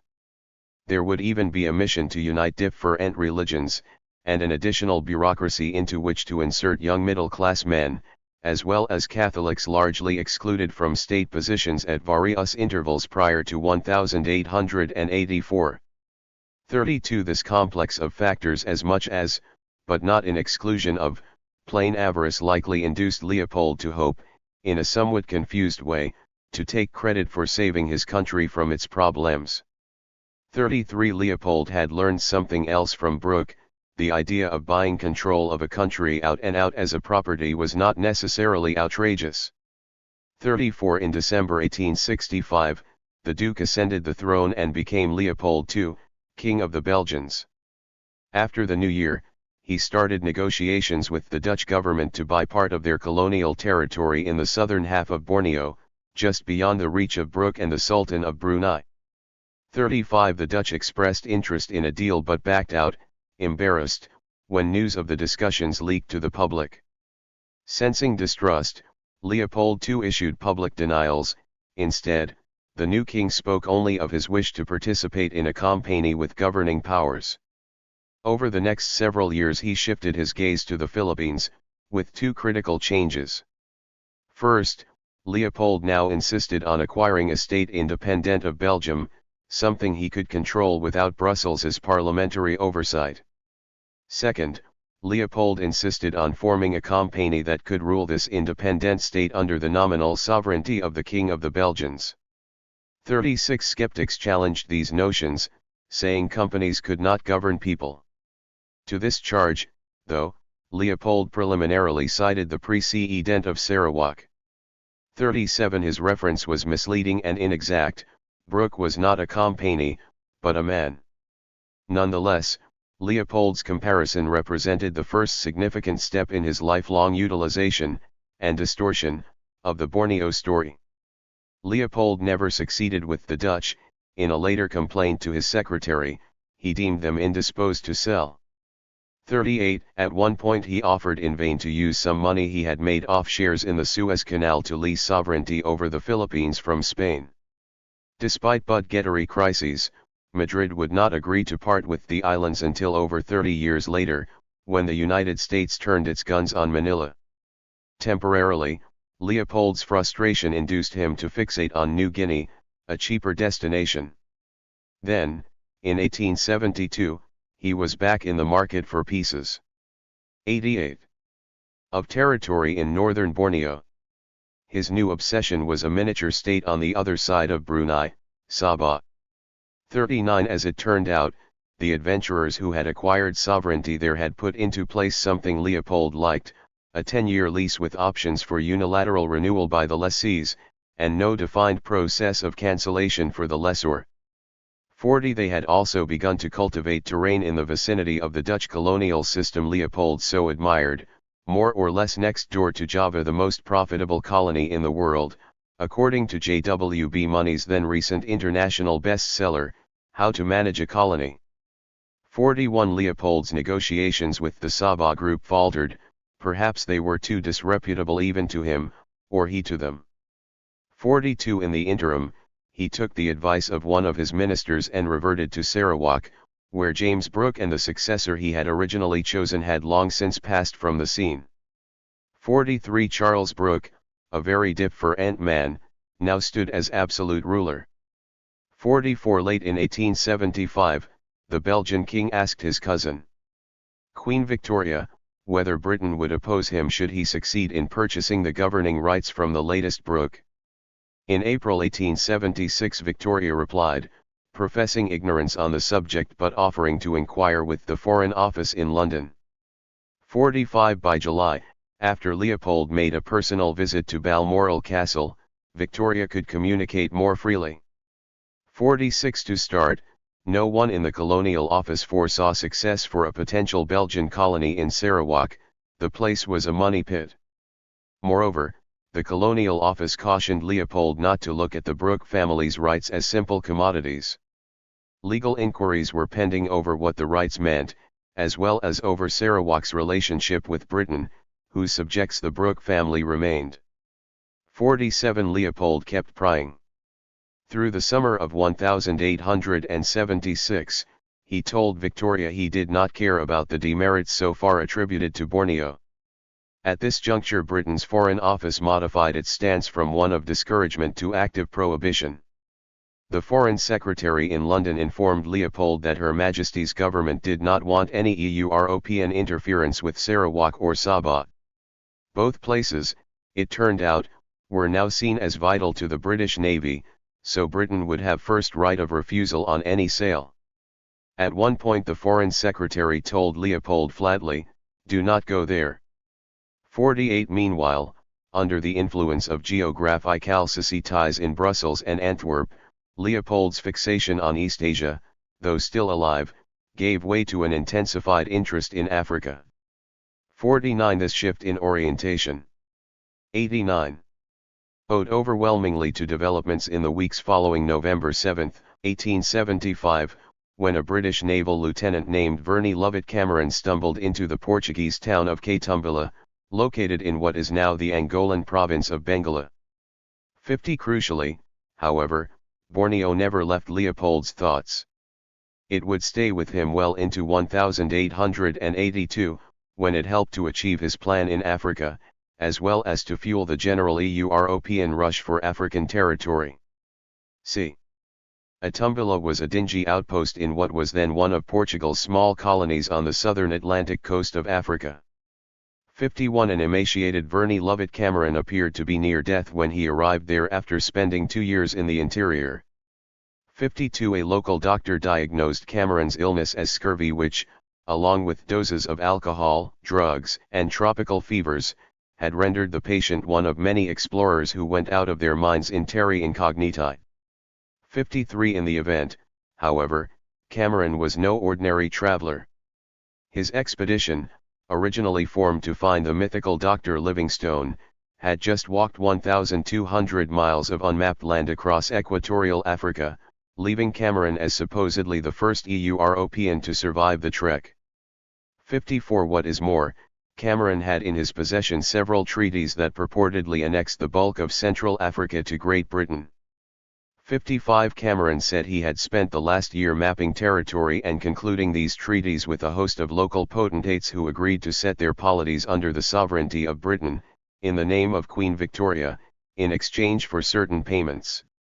56. To Cameron's mind, the treaties were necessary because French traders were soon going to push into Central Africa, implement tariffs, and, in the process, deny British merchants an opportunity for free trade. 57 Cameron believed Britain could ill afford to lose out on the continent's coming economic boom. 58 He also believed local Africans would benefit from British rule, particularly since, as he saw it, advancements in religious and cultural civilization would follow. The centerpiece in Cameron's campaign was to be the Congo River, the body of water that Joseph Conrad's famous narrator Marlowe likened to an immense snake uncoiled, with its head in the sea, its body at rest curving afar over a vast country, and its tail lost in the depths of the land. 59 So dense and inhospitable was the river that its name among Kikongo-speaking peoples, Anzir, meant the river that swallows all rivers. It was reasonable to ask what allure it might hold for a European government. To some veteran explorers the river's banks conjured thoughts of a graveyard. 60 Certainly the place often proved a harbor for tropical disease, African sleeping sickness, malaria, elephantiasis, schistosomiasis, and a host of hemorrhagic fevers which, in some cases, would later take the name of an obscure tributary named Ebola. The dimensions of the river itself were also staggering, up to 720 feet deep and as long as the distance from London to Moscow. 61 Likewise, the force of the Congo rapids was so great that when they discharged into the Atlantic, at the river's mouth, they created a pocket of fresh water at least 40 miles into the ocean. 62 Nor was the river the only thing for European explorers to fear. Rumor had it, albeit with exaggeration, that cannibalism was prevalent in certain among the Congo's eastern, Swahili-speaking reaches, and many indigenous groups were afraid of traveling to a few sectors along the river because they perceived such a threat. 63 At one of these places, a village known as Manyema, it was once said that history was nothing but blood, cannibalism, slaves, and ivory. 64 One could speculate that Cameron, like the contingent of other Europeans crossing Africa in the 19th century, did not believe these sensational stories of danger, at least for a few more decades. The majority of extant travel accounts and diaries would deal with the western portions of the river, where, to the comfort of many Europeans, a form of Christianity had long ago established itself. 65 But it may be more accurate to suppose that Cameron and his fellow explorers embraced the prospects that such sensational stories held for glory and attendant physical harms.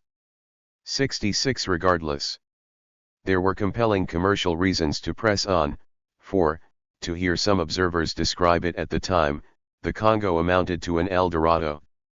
The Congo, gushed one American somewhat inaccurately, affords 4,000 miles of navigable waterway, and on either side stretches a country of the most exuberant fertility. Planters might cultivate sugar, cotton, palm oil, and rubber in abundance here. Sportsmen would find elephants, lions, buffaloes, hippopotami, and crocodiles. Also waiting were millions of indigenous laborers with a supposedly endless demand for European goods. 67 The Congo, in short, induced Europeans to think about a white line across the dark continent, even if the river sometimes proved so treacherous that neither man nor animal could cross it. 68. 91. Cameron, as it turned out, had done his mapping work with flawed instruments. 69 Further, the reports of fertile soil held only in certain spots. The Congo River had plenty of rainforests and grass, but also abutted brackish swamps and stretches of parched savanna.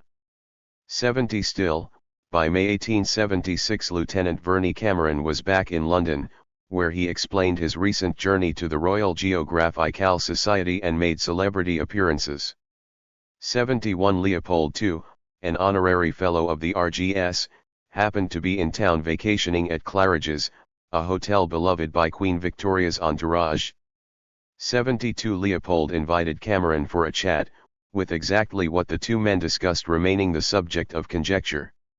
73 What is clear, though, is that by February, a few months earlier, the Belgian king had familiarized himself with Cameron's reports, and the British cabinet had already rejected Cameron's treaties.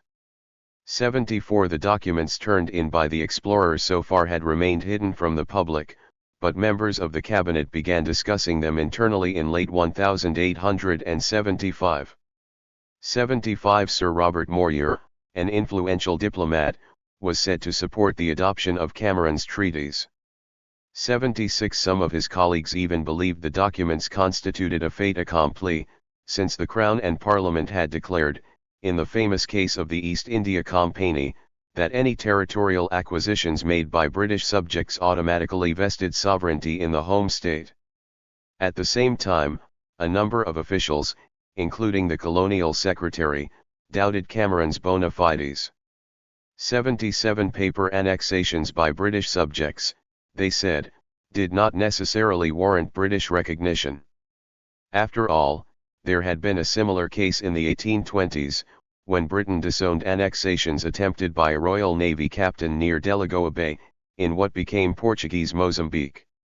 78 Farther afield, there was also the more recent case of James Brooke. Parallels with Brooke were intriguing, if not exact. As with Brooke, no one in the British government had authorized Cameron to acquire political control overseas. Quite unlike Brooke, however, Cameron made his deals in an illiterate society, and Cameron's treaties, far from being made in Malay-English duplicate, were English-only papers bearing marks of X for indigenous leaders' signatures.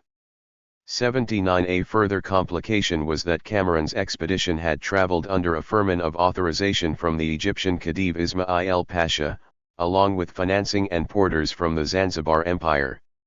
80 The British government thus thought it probable that Cameron's treaties might prove void. 92. Even with British authorization ex post facto. Partly for this reason, it seemed to many that Cameron had just presented British diplomats with documents fit for a previous generation, for the days when pirates wandered the world in search of plunder. 81 Of deeper concern was the way Cameron's treaties, if dignified by Whitehall, might impinge on European-African relations. 82 Since the advent of its anti-slaving policy in 1807, Britain had concluded a number of compacts with indigenous African rulers, often called princes, allowing for cooperation in the interdiction of suspicious ships and persons. 83 Initially British negotiators had labeled these compacts treaties and acknowledged their African counterparties as equal members of the international community, if only on a formal basis. 84 As late as 1879, the American Navy would do likewise. 85 By the 1870s, however, such respect was eroding on account of notions of civilization and barbarousness, with many British, though not all, insisting that contracts signed with African leaders not take the title of treaties, or even appear in official records, on account of African inferiority. 86 Because this dynamic was still in play by the time of Cameron's return, one can infer that the act of defining his documents as treaties, to say nothing of accepting their contents, risked compromising residual aspects of Britain's policy in Africa. As significant, Cameron's willingness to commit his government to heavy financial involvement in the middle of Africa did not hold much appeal in 1875, especially in view of budget constraints then under discussion in Parliament. Britain's most recent expansion project in Africa, undertaken in the 1860s and early 1870s, along the former Dutch Gold Coast, had already occasioned the Third Anglo-Ashanti War and proven a costly addition to the 279,000 square miles of African land previously under formal British control. 87 When the cabinet sided with skeptics in the Colonial Office, declining the proposed Congo annexation, Cameron appeared to give the issue of his treaties up, unaware that the British Navy had begun to retrace his steps and sign new treaties with the chiefs of the River Congo, albeit on different terms: the prohibition of human sacrifice, cooperation against piracy, anti-slavery, assistance for British trading vessels, and free access for missionaries. 88 In the interim, though, Cameron had, as mentioned, already made a profound impression on Leopold. 89 In July 1876, 2 months after meeting the explorer, Leopold wrote Queen Victoria. 93. To talk about Borneo. At the same time, he pivoted to note how impressed he was by the British explorer who had traversed Africa. Cameron's treaties with Central African leaders, Leopold knew, had been made in the name of Queen Victoria. But neither Victoria nor anyone else in Britain agreed on what that meant, even if she thought Cameron a wonderfully enterprising young officer who was nice-looking and very modest. 90 Nor did anyone know what was to become of those rights that Cameron's treaties theoretically transferred away from indigenous control to Britain.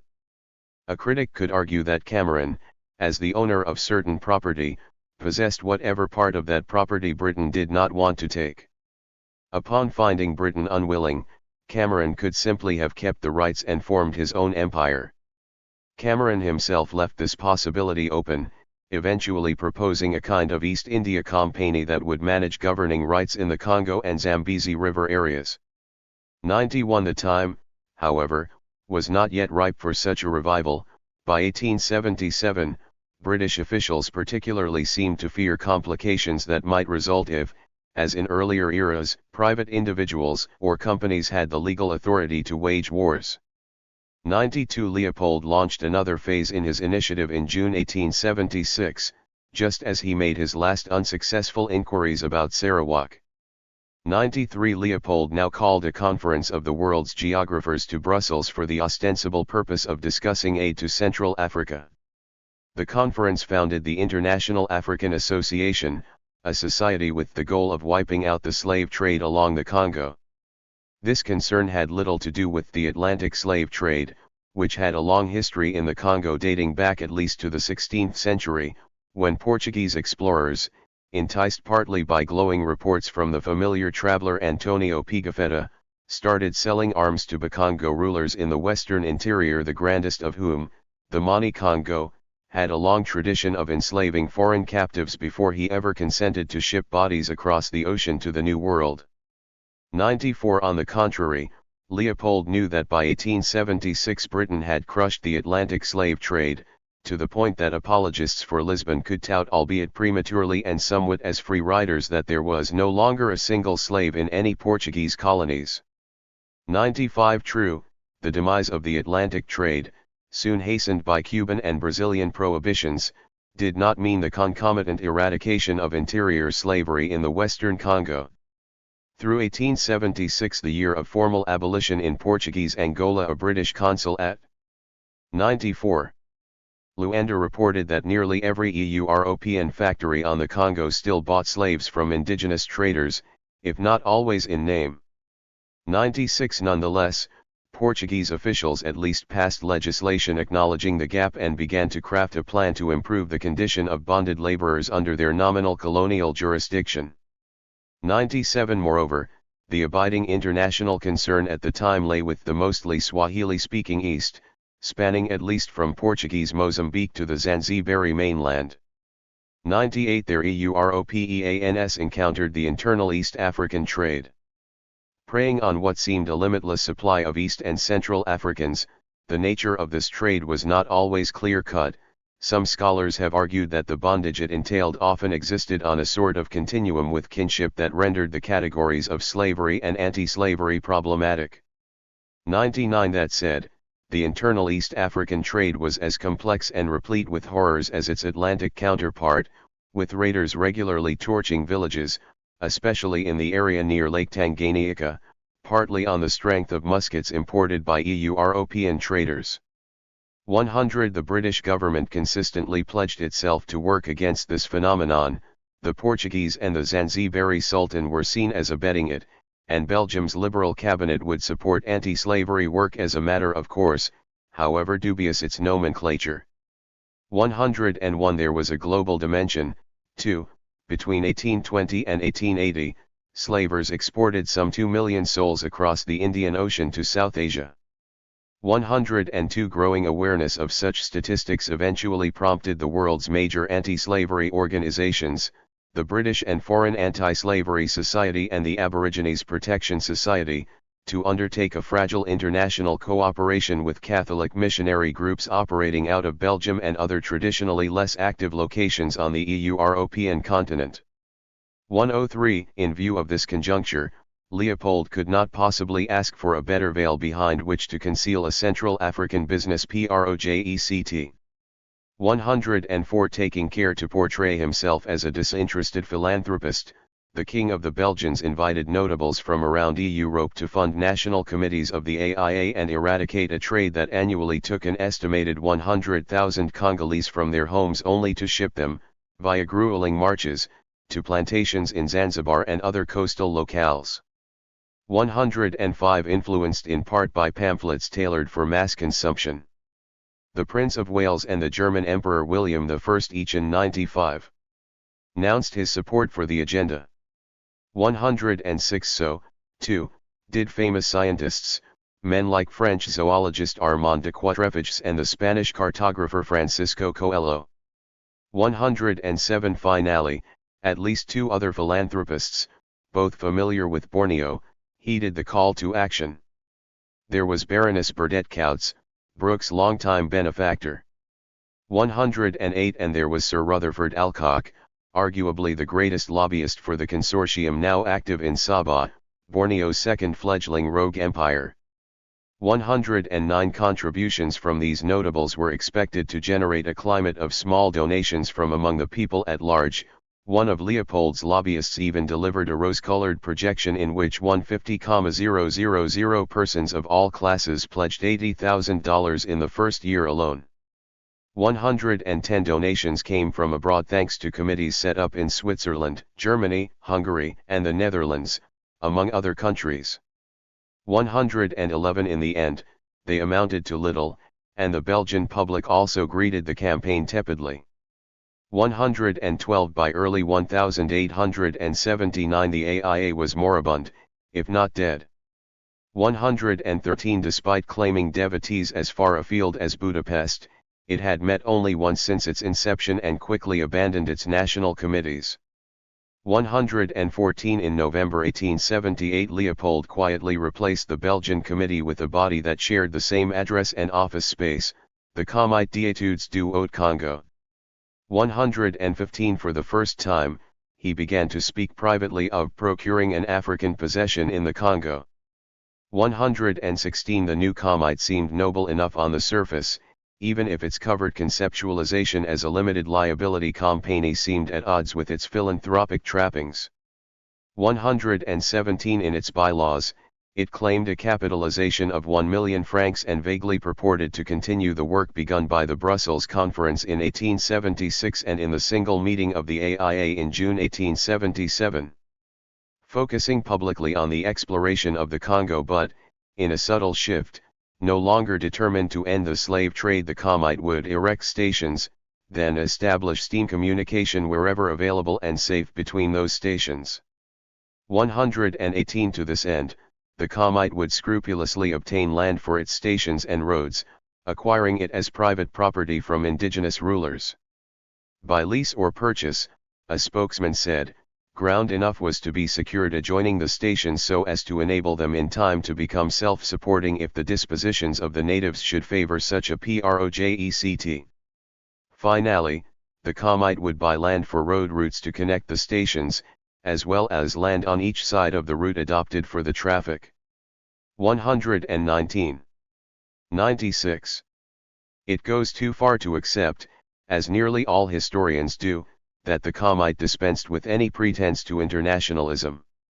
120 At least initially, its finances looked more international than those of its predecessor. Though the majority of the Comité's funding stemmed from the Low Countries, there was now an important, and surprisingly overlooked, component elsewhere.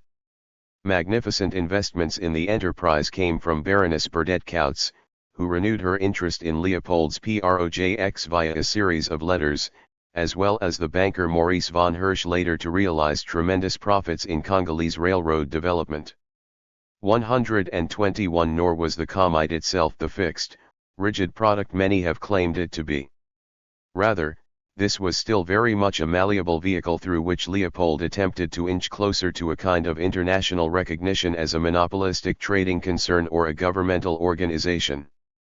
One attempt to boost such prospects came with the establishment of the Stafford House Upper Congo Exploration Committee as an English branch of the Comite. 122 In the event, the Comite now stood as an embryonic empire that, at least in part, owed its gestation to Henry Morton Stanley. 123 Stanley, then best known as the man who found Livingstone, had recently improved upon Cameron's trek by taking an even more dangerous route across Central Africa, starting from Zanzibar in the east, then moving west to Lake Victoria, and finally arriving, more than 5,000 miles of hitherto unmapped territory later, in the Portuguese-influenced town of Boma. 124 By the time Stanley reached the Atlantic coast in 1877, he had traversed the entire Congo River from its source to its mouth at the ocean, passing over dozens of unavigable waterfalls and, rumor had it, many innocent corpses he had mowed down along the way. 125 Because conditions killed more than half the members of his expedition. He was one of the few Europeans alive who could claim he knew the Congo thoroughly. 126 After several months of courtship, Stanley agreed to meet Leopold's representatives on a series of occasions in 1878, suggesting evidently for the first time that the AIA give way to a kind of commercial company. 127 By early 1879 the Comite emerged to fill this role, thanks in part to capital from the Dutch African Compagnie, a firm interested in Congo trade. One of the Comite's first actions, not surprisingly, was to hire the man who had partly conceived it, Stanley. In theory, Stanley accepted the assignment to lead an expedition into the Central African. 97. Interior, but what Leopold really wanted him to do with his knowledge started to become clear in July 1879, when Stanley stopped in Gibraltar to meet with Maximilian Strauch. Strauch, a colonel in the Belgian army, nominally ran the Comite but in reality served as Leopold's proxy. He presented Stanley with a letter outlining a mission remarkably different from that set out in the Comite's charter. Whereas the bylaws had spoken only of acquiring land as private property, at the pleasure of Africans, Strauch told Stanley at Gibraltar that he wanted him to acquire political control along the Congo. 128 The Comite supposedly intended to help the indigenes found a confederation of free Negro republics. 129 Strauch, probably inspired by John Latrobe, president of the AIA's American chapter and head of the American Colonization Society, told Stanley that the Congo republics would eventually join together to form a new state resembling Liberia, which Latrobe's American Colonization Society had helped to set up in West Africa in the early 19th century. 130 Like Liberia, Strauch's confederation would be an independent body of districts populated by ex-slaves.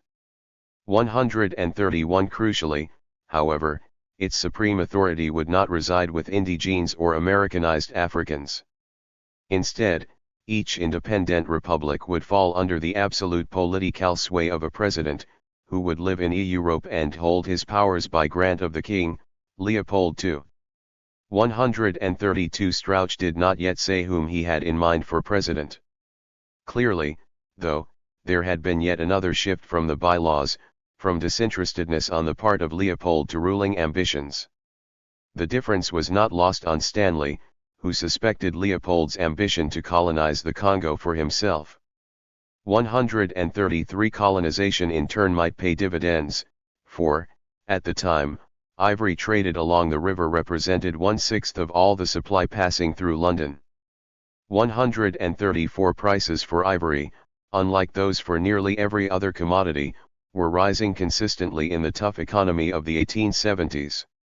135 They also came with margins high enough to withstand the costs of river transport, freight to Europe, and tariffs in major ports. 136 Thus, whichever organization dominated trade in the Congo stood to make a fortune.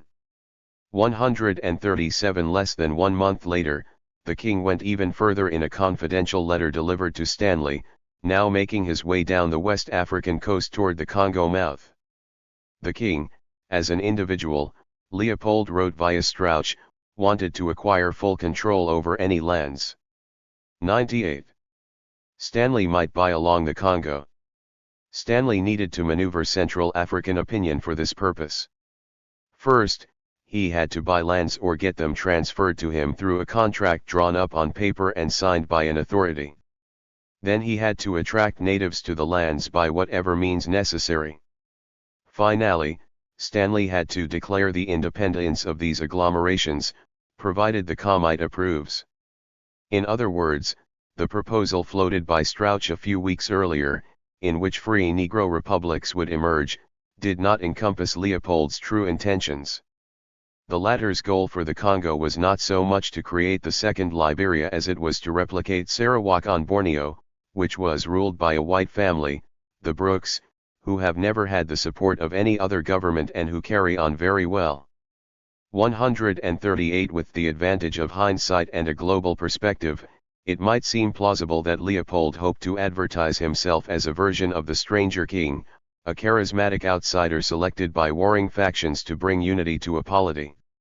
139. There was some reason to believe this was feasible, not just the recent experience of Brooke, a Stranger King par excellence, but also the rituals and lore of cultures indigenous to Central Africa.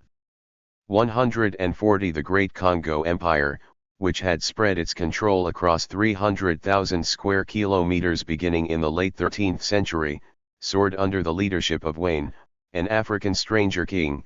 Over generations it celebrated the trope of a heroic immigrant seizing sovereignty in each one of its coronations, which lasted at least into the 1850s. 141. To the east of the Congo polity, one could find similar, if less clearly apposite, motifs. The Luba Empire allegedly derived from Kalala Ilunga, a nomadic hunter who overthrew an established tyrant. 142. Finally, the Lunda Empire celebrated Chwibinda Ilunga, a Luba prince who, having emigrated, deposed a Lunda tyrant and then became emperor in his new, adopted land. 143. Such lineages notwithstanding, Brooke's Southeast Asia of course differed fundamentally from Leopold's Central Africa. First, Leopold did not actually want to reside in, or even visit, his projected colonial empire, so any speculation about his stranger king aspirations must remain quite tempered, even if he did periodically employ symbolism designed to evoke the Congo Empire. Second, 19th century Southeast Asian rulers had a tradition of bartered sovereignty into which non-indigenous peoples, including Westerners, could fit more or less neatly. Central Africa did not. It is unclear whether this discrepancy was lost on Stanley. 99. As he prepared to land at Boma, the seat of Portuguese influence on the coast. But Stanley had not yet seen his new employer's colonial vision in full and never would, partly because he identified Leopold as a relatively benign source of money which he could use to achieve his own vague goals for Central Africa. 144. Almost immediately after the Commite hired and dispatched Stanley to the Congo, it too ceased to exist. 145. In November 1879, around 6 months after the bankruptcy of its only other significant backer, the Dutch African Compagnie, the Commite saw its members agree to accept buyouts from Leopold. The king was now operating with an infusion of cash from Leon Lambert, an agent of Gustave de Rothschild in Paris. 146. Relieved that we are no longer exposed to see our purposes delayed by the necessity of obtaining the consent of a great number of persons, that is, any other persons, Leopold promptly dissolved the Commite and, surreptitiously, replaced it with new bodies that operated under the same coordinates, with the same telegraphic and postal addresses. 147. Most famous among these names was the International Association of the Congo. 148. Less known was the generation of such also ran, such as the International Association of the Upper Congo, the International Expedition of the Upper Congo, the International Expedition for the Study of the Upper Congo, and the International Committee for Studies of the Upper Congo. 149. The sheer volume of these avatars soon proved overwhelming. Even one of Leopold's lobbyists had to ask how he was supposed to explain the confusion. 150. Unaware of each detail, Stanley went on to conduct his expedition in the name of at least 8 organizations, some defunct. 151 In September 1879, he took his steamship and motley crew east from the Atlantic coast, traveling upriver until he met with impassable waterfalls. At this point, Stanley left his boat behind, moving onto land and to a place called Vivi. This was an insalubrious hill that, while known to Europeans for breeding malaria, was located just far enough in the interior not to arouse the jealousy of Portuguese traders. On arrival, Stanley sent out word that he wanted to meet with the 5 chiefs of Vivi, whom he identified as the sovereigns of a very large surrounding area. The designated chiefs had some familiarity with Stanley, one of them had even become friendly with him on his previous trip down the Congo, and they could all converse in a regional Kikongo dialect, as well as in Swahili. 152 More to the point, Stanley now offered to bring 100. Prosperity, building roads where there was wilderness and thus putting local villages into contact with a larger trade community. Residents at Vivi had made a number of exchanges with European traders already. This was why the 5 chiefs negotiated in third-hand military coats and cotton linens. Stanley's journal also attested a second mode of contact, alcohol. Remarking that the respective leaders arrived sober and cleanly, a fact called into question by his admission elsewhere that each of the chiefs begged for, and received, a bottle of gin. Stanley alluded to the way in which a host of Europeans had been selling liquor at the edges of the Congo interior in recent years, often with serious social consequences. 153 One could certainly read Stanley's protestation of sobriety as sensitivity to allegations of impropriety. But one could also read it as a reflection on him and his retinue, on their battle to remain clear-headed in spite of being intoxicated with a variety of substances and conditions. 154 Whatever the case, it was in such a hazy atmosphere that the negotiators assembled at Vivi to consider Stanley's proposal. Stanley's account of what followed does not fully withstand scrutiny. Another, less famous series of letters from an eyewitness visibly contradicts it. 155 Nonetheless, extant sources confirm that, in September 1879, the Vivi chiefs eventually agreed to lease Stanley and his men a modest parcel of land in the vicinity. According to a document advertised as a true copy of a written contract, Stanley agreed to make a down payment of £32 in cloth and deliver monthly fees of £2 in cloth. In exchange, the defunct Comite that Stanley claimed to represent received not only the land, but also an exclusive economic license. The latter included the right to make roads wherever it is necessary, as well as some supervisory powers. First, that all men that pass by those roads must be allowed to pass without interruption, and second, that no Europeans other than those friendly to Stanley be allowed to build near, or make use of, those same roads. 156 Simply to take this political contract at face value is too generous to Stanley, who threatened the chiefs at Vivi about destroying the place, in case they allowed any white man to build or refused to sign the contract. 157 At the same time, it is not entirely proper to treat this kind of transaction as farcical simply because it was attested via a written contract. Written contracts were not common in the Congo Basin, but they did have precedents, especially in the western Congo. 158 The indigenous kings who ran Boma, for example, had been registering land. 101. Deeds, sales, and transfers for some time. 159 Moreover, disinterested visitors including lieutenants in the U.S. Navy confirmed in interviews in 1879 that several of the area's leaders understood treaty contracts they had signed with the British in 1876. 160 Another murky issue is that the preferred form of deal-making in Central Africa was the ritual exchange of blood.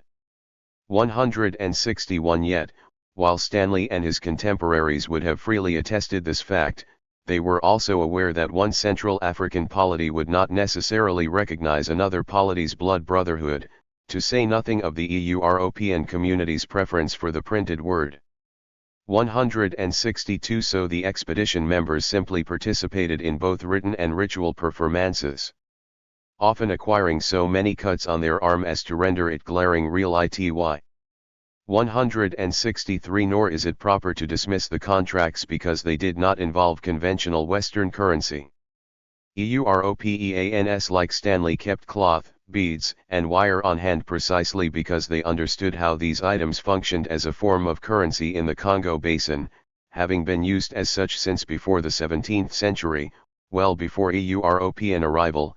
Money in Kikongo derived from words either for cloth mats or seashells, which existed in numerous denominations as units of account, and whose skillful manipulation helped some polities dominate others via a sort of regional reserve. Currency system.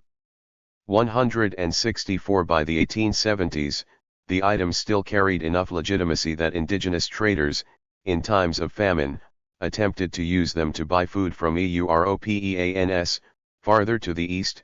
Meanwhile, cloth evidently served as payment for slaves. 165 More broadly, the European use of such items could have very real effects on the money supply and inflation. 166 That European traders made a habit of clipping brass rods in circulation and pocketing the difference only reinforces this point. Rods, cloth, and the like were very real currencies whose rises and slumps could cut both ways. A few years later, as the Commite considered selling some of its Congo claims to France, its negotiators requested compensation for sums already paid to native chiefs. 167 How to pay in contracts was thus a matter of great insecurity, exacerbating an already hazy atmosphere for African-European contracts in the Congo. 168 At least one important town proved willing to accept only gin as payment in trade for market activity. 169 Two regional ports insisted on colored beads Oregon cloth. 170 So Stanley needed to prepare multiple forms of commodities for use as currency in advance of his travel. 171 On one day he might succeed in buying 30 pounds of ivory for an empty. 102 Vegetable can, on another day, he might be unable to buy vegetables for 30 pounds of ivory. 172 By 1881 the discrepancy popped up in relation to an examination of the Vivi rights. Do you know, complained one of Stanley's fellow expedition members, that we do not pay as much for Vivi, including original presents, as I am now paying for the small piece of ground purchased at Boma by Mr. Gillis. Such is a fact, however. 173 Stanley did not specify how strictly he intended to interpret the rights he had purchased at Vivi, but, in any event, he had acquired for the Commite its first paper claims, including a license to effectively control Vivi's roads and, as important, the toll on goods that traversed them. 174 Around a year later Stanley left Vivi in charge of an American superintendent, having built a few wooden homes and constructed 50 miles of road westward, around the waterfalls and back to his abandoned steamship on the Congo. Throughout 1881, his expedition moved forward with orders to found a handful of additional stations farther east, most based, at least in theory, on contracts signed with chiefs, sub-chiefs, kings, or other figures of political authority. 175 At each new station, sometimes no more than a slapdash barrack, Stanley acquired papers assigning his expedition small economic privileges and land holdings. 176 In exchange, he gave either gifts or guarantees of aid and protection. He also started to raise unique flags on the instructions of Leopold, who believed this was a significant step. 177 Early on it was reported, and is generally still accepted, that these flags included a golden star to represent the richness of civilization, amid a dark blue background that stood for barbarity. Out of darkness cometh light, a suggested motto developed around the same time, appears to confirm the interpretation.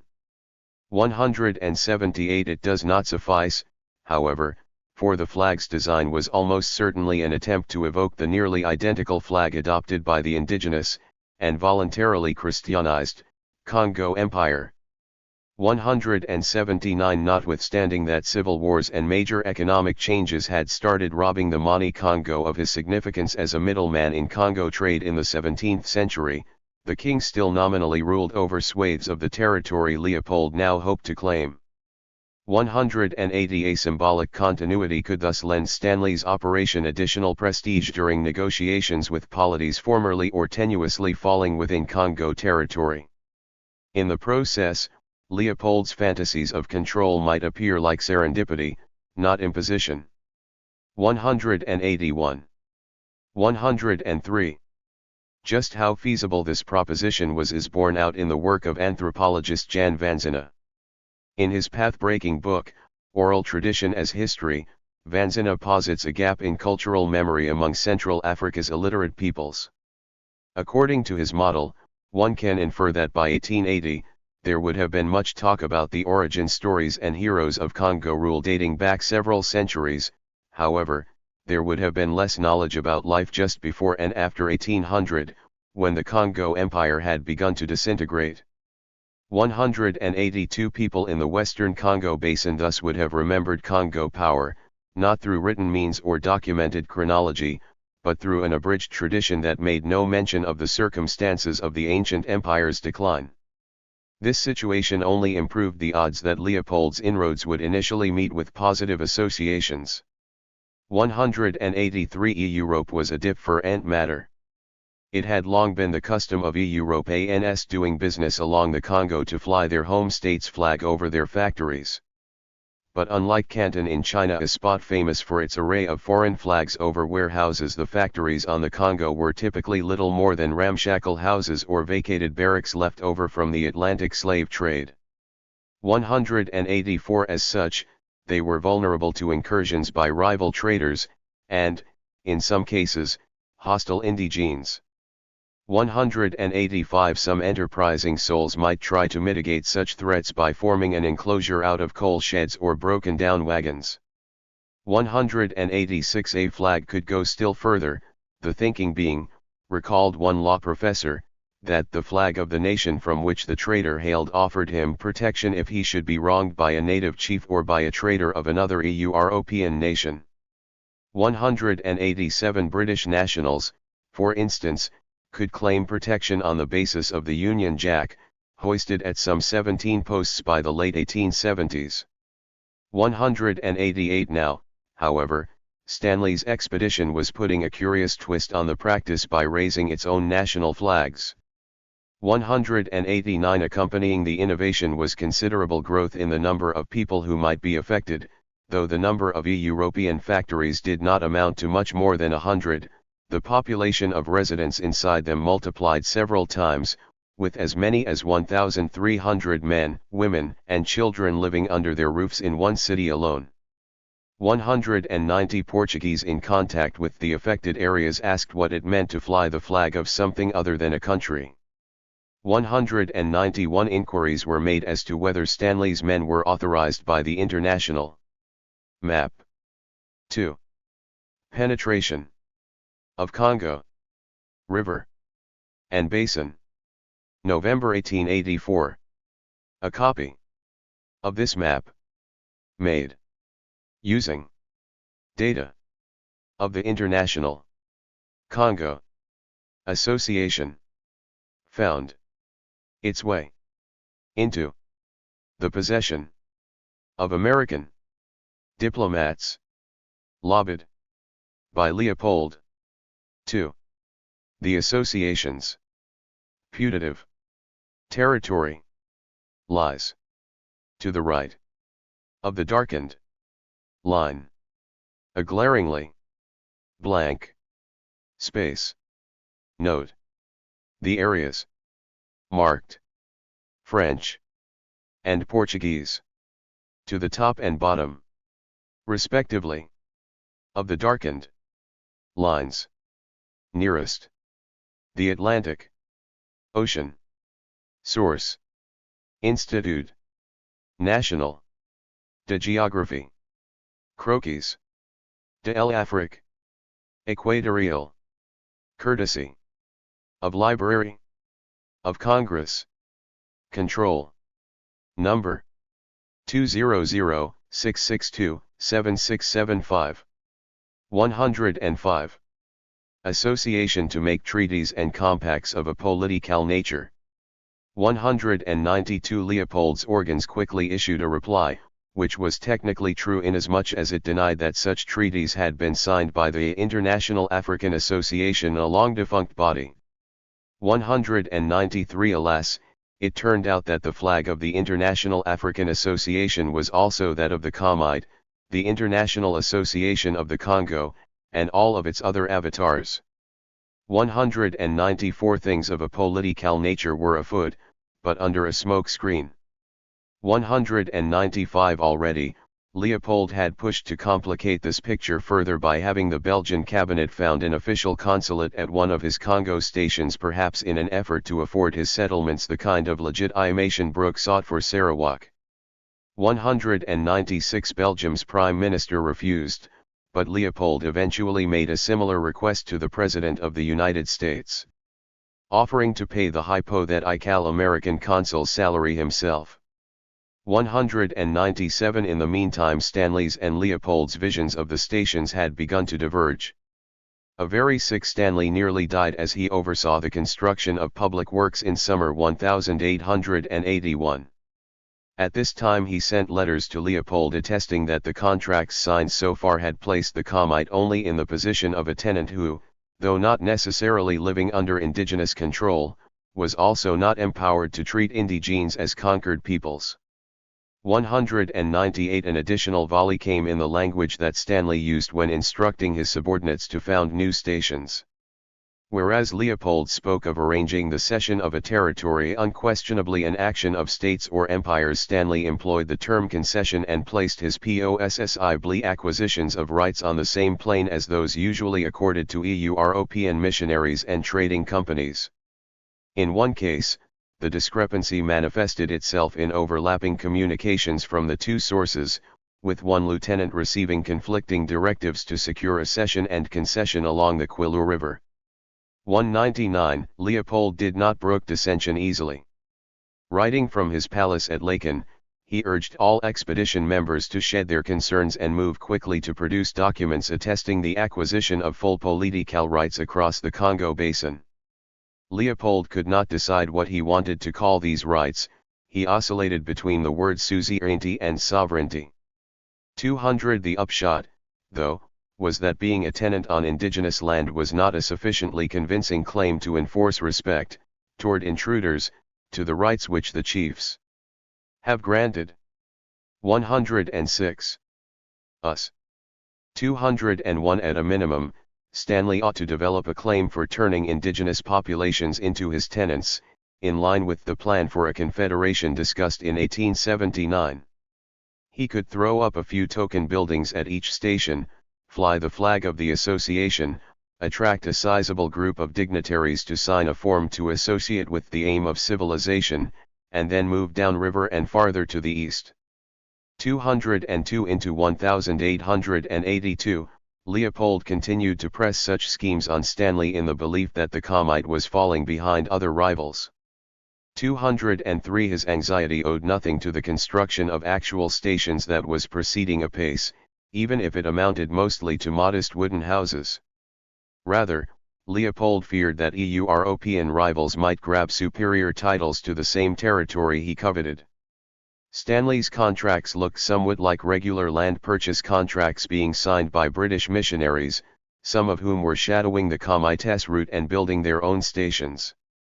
204. These missionaries, or indigenous leaders, could easily start flying the Union Jack, and then claim the protection of the British Empire.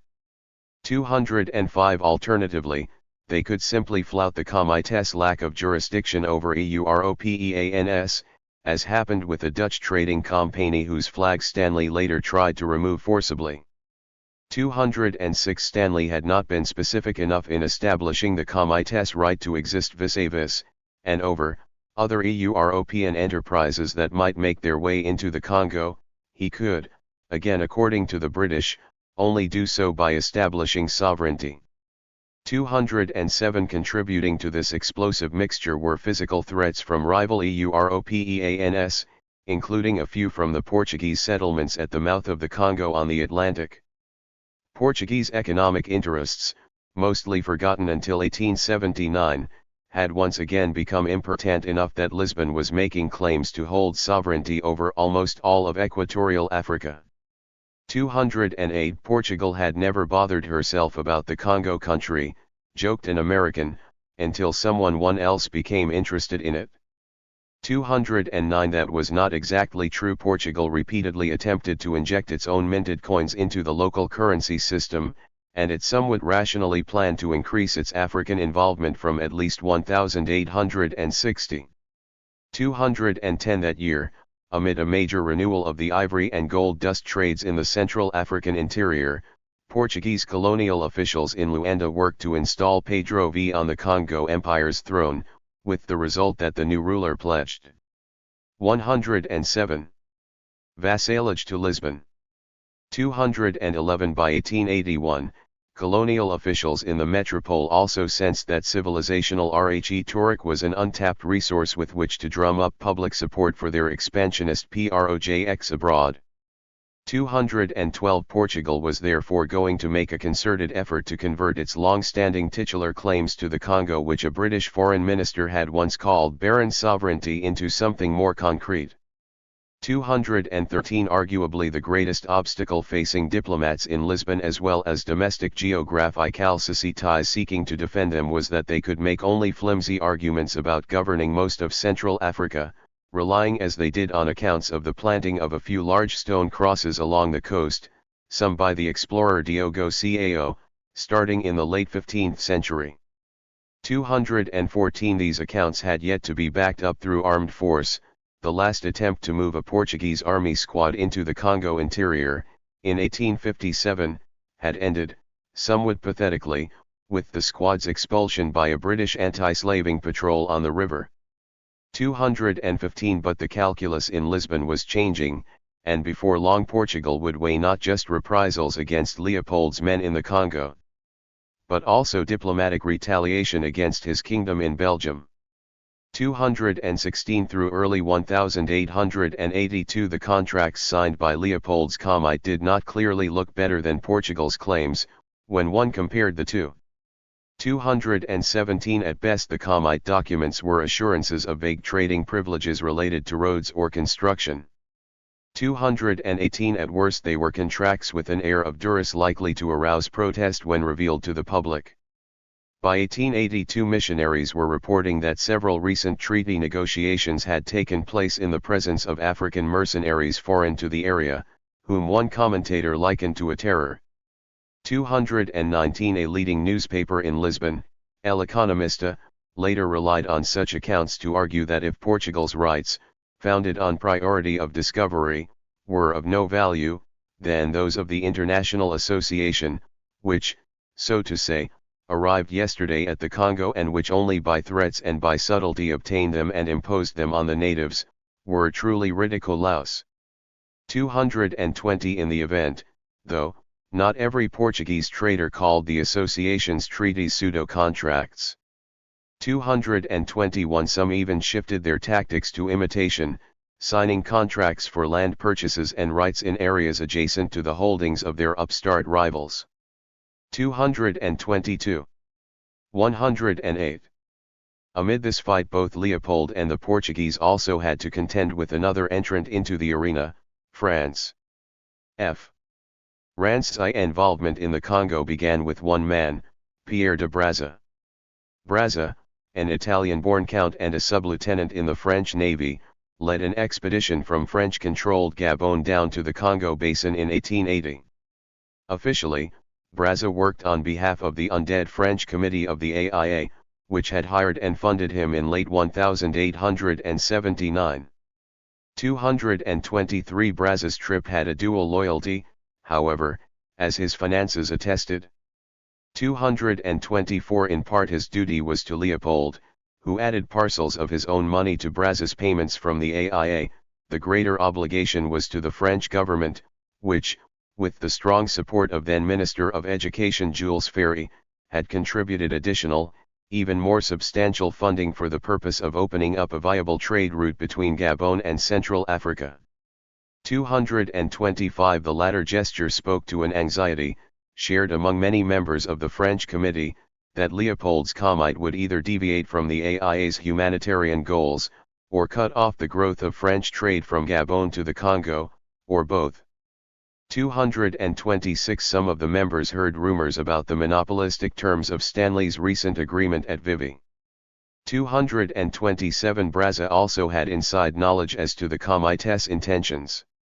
For Leopold had tried to hire him directly in 1878, shortly after he returned from a 3-year mission navigating the Agoao River, a path that led him more or less from the Gabon coast to the Congo, possibly offering a more effective route to the riches of Malbo Pool and the upper basin than Stanley's. 228 Moving into the interior with about a dozen Senegalese soldiers on loan from French colonial authorities in Gabon, Brazza deviated from his modest charge to found 2 stations. 229 This was not altogether surprising. In a meeting with French AIA members he had proposed occupying an immense territory with the stations as mere launching points for the projection of power. 230 But soon there was more to the story. In late 1881 Brazza left Africa behind, his debts heavy, with the exact details of his trip a mystery even to many Europeans along the Congo. 231 He now returned to Europe with treaties, just as Verny Cameron had returned in 1876. As Brazza explained it, a king in the Congo had signed over his governing rights to France. 232 The man in question, Ilo, was a Makoko who had inked his first contract with Brazza on September 10, 1880. 233 That much was 109. Certain. The problem was figuring out what the contracts actually meant. 234 The most important of them, complained the American ambassador to Paris, was drawn up in such language that it was not easy to understand exactly its meaning. 235 That Ilo had simply transferred all political authority over his kingdom was a debatable interpretation of events, to say the least. The full text of the key treaty remained closely guarded until well over a year later, as late as June 1882, high-ranking officials in the French Ministry of Foreign Affairs had not had the opportunity to peruse it, and the Minister of the Navy said he could not produce the original. 236 Around the same time, in Brussels, a member of Leopold's Comite qualified Belgian accounts of its provenance by adding a sardonic phrase, so it is said. 237 When a substantial number of Europeans finally did obtain a full copy, they saw a somewhat less clear story than had been advertised. To begin, the main treaty said that Ilo was agreeing to accept a cession of territory made to Brazza, the representative of the French government, by one of Ilo's vassals, Ngampi, the territory in question being a patch of land along the river for the establishment of a French station. 238 So far, so good, but did Ngampi's cession of territory also alter the political situation of Ilo's realm generally? It was unclear who would govern the territories in question post-treaty. Both the French station given up by Ngampi, which was located some 93 miles away from where Ilo sat with Brazza, and Ilo's kingdom itself. It is probable that Ilo, photographs of whom show a thin, wizened man, negotiated with Brazza in hope of valuable assistance, the extension of his kingdom's vast agricultural trading network to the Gabonese coast, an alliance to fend off internal challengers, and, finally, some protection against even less specific exogenous threats, such as Stanley's expedition. 239 Such behavior was not unique. Starting in the 1860s, ruling elites among the Congo population of northern Angola also tried to direct their heightened encounter with Europeans in order to prevail in a climate of economic disruption and dynastic struggle. 240 Still, it remains unclear what Ilo was willing to give up to Brazza. The text of Ilo's main treaty with Brazza began with the confirmation of Ngampi's cession, the result of around 2 weeks' negotiation. But then, in its next lines, the treaty included a clause in which Ilu agreed to surrender his hereditary rights of supremacy over all. 110. His territory. The treaty thus started by talking about some land on the bank of Malbopool, at the periphery of Ilu's control, 93 miles away, only to end by concerning Ilu's entire area of control. As one analyzed the whole document, the point about peripheries broached another question, whether Ilu was really, as Brazza said he was, the latest head of a dynasty dating to the 15th century. 241 Subsequent research has answered in the affirmative, however tenuously. 242 Provided this condition was met, most European lawyers would have agreed Ilu had the right to sell France control over a vast portion of African territory, some of which overlapped with the northern portion of Leopold II's desired African empire. But Ilu's role as leader was actually placed in doubt by a second treaty, which Brazza produced about a month after the first, on October 3, 1880. In this document, signed by a proxy of Ilu and 4 of Ilu's vassals, Brazza confirmed that he was, in the name of France, going to take possession of certain territory by virtue of the rights which had been conferred on him on the 10th of September 1880 by Ilu, the King Makoko. 243 The territory in question had comprised Ilu's whole kingdom. Paradoxically, however, the supreme authority of Ilu now appeared to cover less than that kingdom. The 4 vassals signing Brazza's second treaty evidently did not accept that Ilu, their supreme leader, could serve as an adequate proxy for their own voice. 244 They, too, had to sign off, whether by Brazza's admission, their own, or that of Ilu who sent his own representative to the signing ceremony to confirm its legitimacy. Because the second treaty called into question the thoroughness of the first, it may seem proper to agree with one missionary working in the Congo at the time of Brazza's expedition, who complained that Ilu was nothing more than a village elder of the kind you meet every few kilometers in Africa. 245 But the status of Ilu was merely one of several disputes that exemplify a recurring problem in Europe's encounter with Africa: what to make of the pre-colonial African political landscape. 246 European treaty negotiators, who ordinarily dealt with kings or emirs in other, non-Christian parts of the world, frequently misread the powers of such men as Ilu in sub-Saharan Africa. 247 An optimistic explanation is that Europeans simply did not comprehend the immense variety obtaining in the status of political systems across Africa, and, no doubt, there are numerous instances in which employees and contemporaries of Leopold appear to have taken indigenous kinghood. 111. Seriously.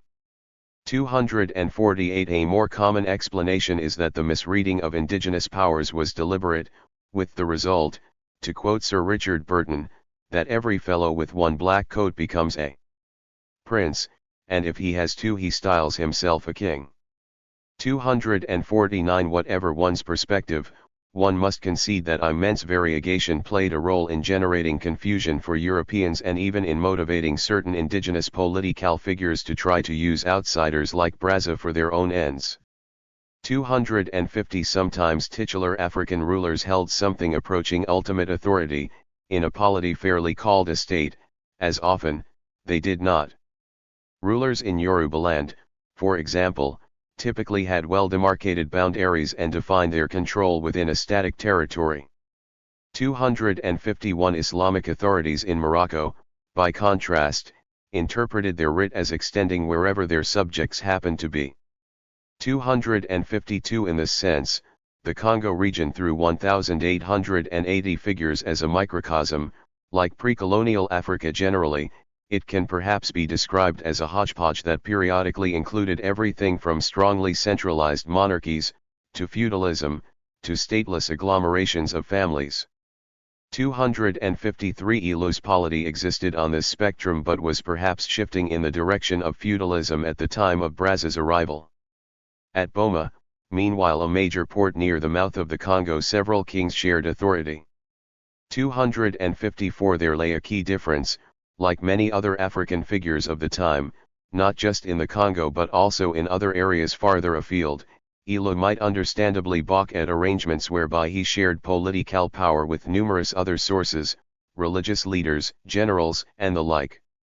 Outside assistance, though risky, promised a path to consolidate his otherwise diffuse power and raise him to the same level as that of other political figures in Boma and elsewhere. From this perspective, as a world away in Brunei, a deal with the right European could appear much more as a mutually beneficial partnership than as the kind of one-way transaction most would later assume. European legal considerations on the nature of African territoriality had not yet achieved any consensus, however, leading to heavy debate by the time of Brazza's initial return to Europe. 255 Brazza's documents, despite the fanfare that would soon surround them, looked overhyped and padded to astute observers. 256 To further clinch that point, one has only to consider that Brazza brought back two different versions of his initial treaty with Ilu. In the first version, never published, but far less neat, Brazza declared that Ilu had supremacy. 112. Over his kingdom. 257 In the second version, published widely in 1882 and many times since, Brazza declared that Ilu had sovereignty, even as he mentioned that Ilu was transferring vague rights of supremacy to France. 258 If the first version was authentic, then France was not dealing with a king, at least according to European standards. On the other hand, if the second version was authentic, then France, in only receiving right of supremacy from the sovereign, was still acquiring less than ultimate control. Discrepancies of this kind were by no means unfamiliar to French imperialism in West Africa. Between 1882 and 1883, a number of French treaties employed the terms suzerainete, cession of territory, and souverain indiscriminately, some even met with an upgrade to souverain retroactively. 259 Still, Brazza's work quickly won broad acclaim from the French public, among whose geographers and journalists the makings of a small colonial party had been in place for several years. 260 Popular writings such as Paul Leroy Beaulieu's De la colonisation chez les peuples modernes, reissued in 1882, certainly encouraged activity in the Congo, even with the lingering shock of Paul Flatter's doomed Trans-Saharan Railway expedition in February 1881. 261 In a turn consistent with the notion of an imperial civilizing mission, fantasies soon emerged of turning the Congo into a Brazil-sized area where only French would be spoken. 262 Brazza, compared with the generals making headlines for bloodshed in Tunisia, Madagascar, and Indochina or a decade earlier. In the suppression of Cheikh Mokrani's Algerian uprising appeared to have ushered in a viable opportunity for inexpensive French expansion. In official circles, however, Brazza's struggle led to surmount a high degree of skepticism. To begin, France never publicly authorized him to conclude a treaty of annexation. That begged the question of exactly what France had asked Brazza to do. As it turned out, Brazza reached a tacit agreement with part of the French cabinet, albeit not the parliament. In advance of his journey, he was to raise the tricolour where possibly, preferably over stations he had founded. 263 This permission did not necessarily entail authorization to make binding pacts, however. The Navy, Brazza's erstwhile employer, had been apprised of Brazza's intentions from the start but confided various misgivings about annexing territory through June 1882, after the French Parliament had already declined an initial opportunity to ratify the Brazza treaties. 264 Like 113. Brir de Lille, the colonial governor who had recently forced expansion into the Senegalese interior without authorization from Paris, Brazza found it more difficult to ask permission than to beg forgiveness for his roguish move, which he did in a report of August 1882. 265 That report made clear that forgiveness would require multiple stages, for, according to Brazza, his expedition had already formally placed the Makoko's territories into French administration, if not that of the French government proper. Indeed, multiple ceremonies had taken place in which indigenous leaders, having been informed of Brazza's treaty terms, explained the new regime to their subjects. 266 more tricolors were flying with each passing month, and in the meantime, with or without Paris's consent, Brazza's agents were attempting what Verny Cameron never had, governance. Both because the credentials of Brazza were in doubt and because the Navy was reluctant to take on additional expenses, ratification did not occur until November 1882. 267 Even then, it did not succeed because the treaty won esteem in the Chamber and Senate.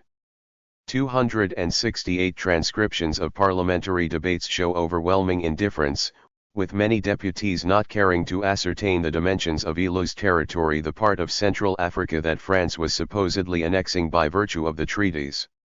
269 was the kingdom's largest side 9 miles long, or 90.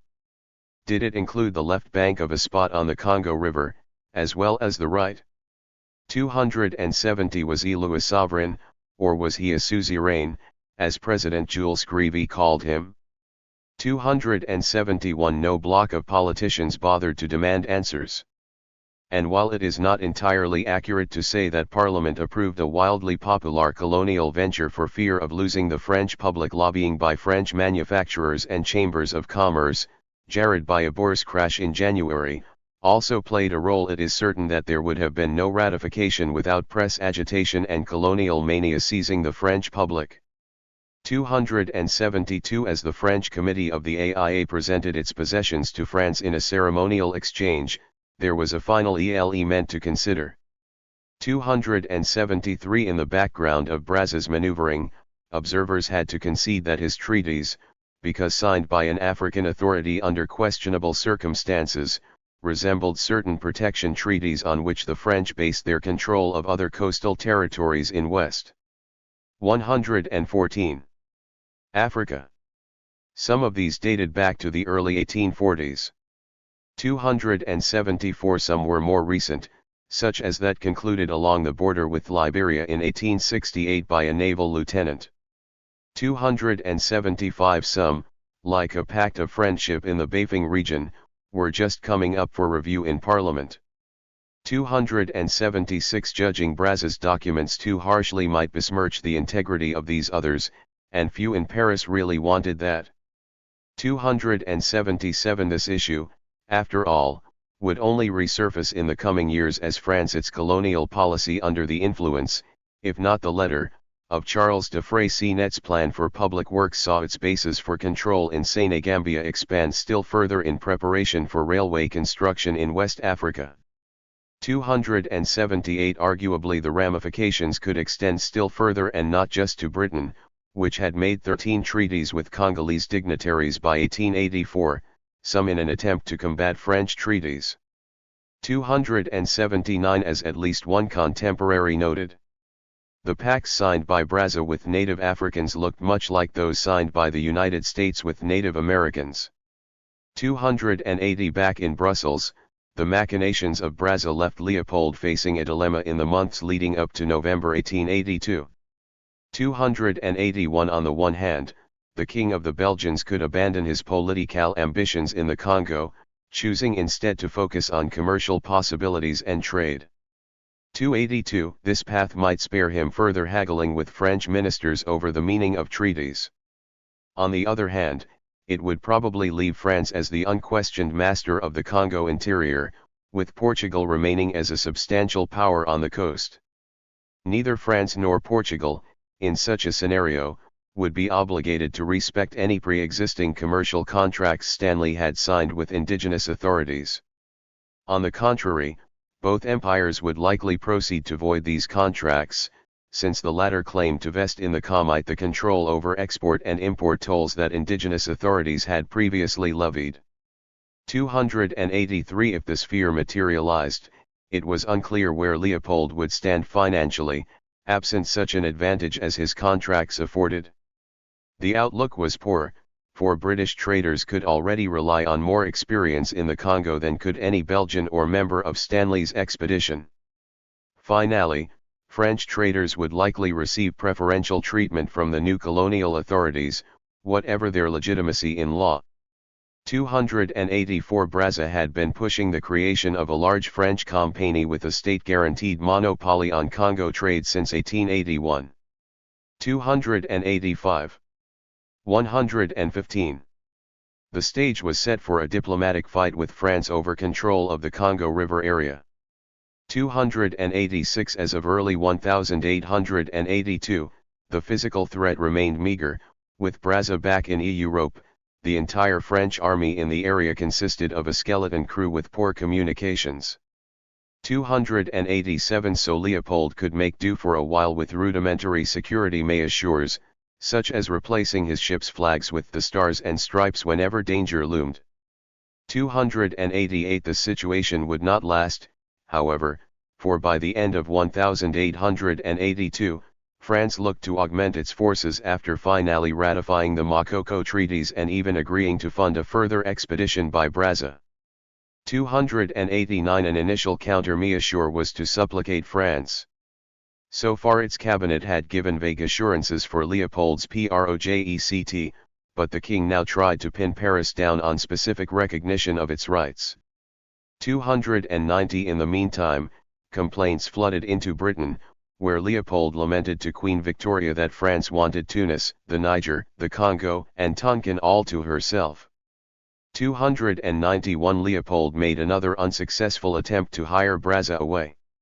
292 Then he turned to discredit Brazza, with Stanley spreading word among travelers that Brazza was a charlatan, and with Henry Sanford, the king's man in América, telling the U.S. Secretary of State that the so-called Treaty of Mr. de Brazza was a flimsy and specious pretext. With an ignorant chief. Sanford, a sometime spymaster, claimed to have heard compromising details about Brazza's treaties from one who had seen them. 293 This talk was consistent with Brazza's reputation in Britain. As early as 1875, the Times reported that he carried an electric battery under his coat sleeve in order to shock indigenous people whose hands he shook to make them think he was superhuman. 294 Elsewhere, several critics partial to Leopold dismissed Brazza as a poser riding on Stanley's coattails. Whereas the latter understood Africa, the former was, or so the argument went, variously a publicity hound and a confidence artist. He would prey upon poor potentates, he would stage scenes of amity with Africans, he would even pass out small French flags to give visitors to the Congo the impression of widespread support for France.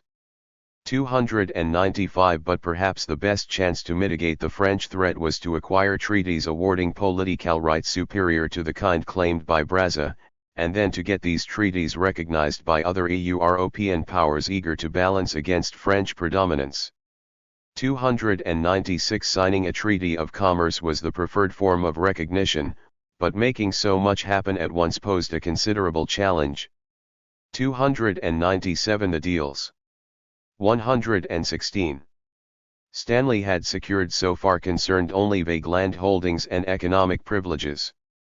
Leopold was, moreover, just a citizen acting without the sanction of the Belgian Prime Minister and his government. 298 Happily for Leopold, events in London soon afforded a weapon, the debut of the Borneo Principle onto the international stage. Most historians record that Leopold discovered the idea of Borneo in March 1882. 299 It is more accurate, however, to call this moment a rediscovery. On the mornings of March 14 and 18, as Leopold began to read his sanitized copy of the Times, he feared the germs. He came across articles recapping debates in the House of Commons. According to these pieces, the House had just considered a royal charter for Alfred Dent's North Borneo Company. 300 Leopold had never forgotten this case, though he did remember it with some distortion. He had mentioned it earlier in the month when casting about for a way to justify his rogue empire building in the Congo. 301 Just around 8 years earlier, Leopold had come close to a deal with Overbeck, backing out not long after Britain urged him to do so. Now, as Leopold continued to read over his newspaper, he saw that Dent intended to fold the rights into a new company state, something Leopold had conceived of for the Congo as recently as 1880, albeit with the Hudson's Bay Company in mind and with himself as projected president and lead shareholder. 302 That was where matters grew especially intriguing. The Times outlined how the status of Dent's Company had won approval from Prime Minister William Gladstone, who argued that Britain would charter Dent's new company in exchange for the company's consent to certain provisions, including in a flourish evocative of Leopold's own the abolition of slavery in its territory. Gladstone announced that the company itself was a state, its title already perfect previously to the grant of the charter, full, and sufficient to be recognized by all states under international law. The company did not need Britain's approval, and the legitimacy of Dent's title was enough to override ethical or international legal protests. For the second time in his life, Leopold developed an obsession with Borneo. The first time Leopold had hoped to help himself to a chunk of Asia, this time, he hoped to help himself to a chunk of Africa. 9 days after reading the article in the Times, Leopold dictated a letter to Strauch in which he laid out a new plan for the Congo. In consideration of a 117 certain annual charge, his letter began, the Sultan ceded to Mr. Dent, a private individual, the property of a vast tract of territory, larger than the half of France, with all the privileges of sovereignty, such as the rights of life and death, to coin money, raise an army, or gain as a public force etc. etc.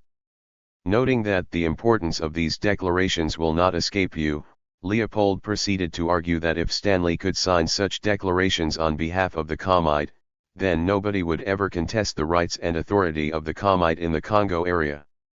A decisive precedent now existed to help the Comite establish itself despite its status as a body with no official commission from a government as a power capable of making treaties and acquiring kingdoms by contract. 303 Leopold believed in this precedent for several reasons. First, the Westerners in Borneo had not bought their rights per se, they had leased them indefinitely.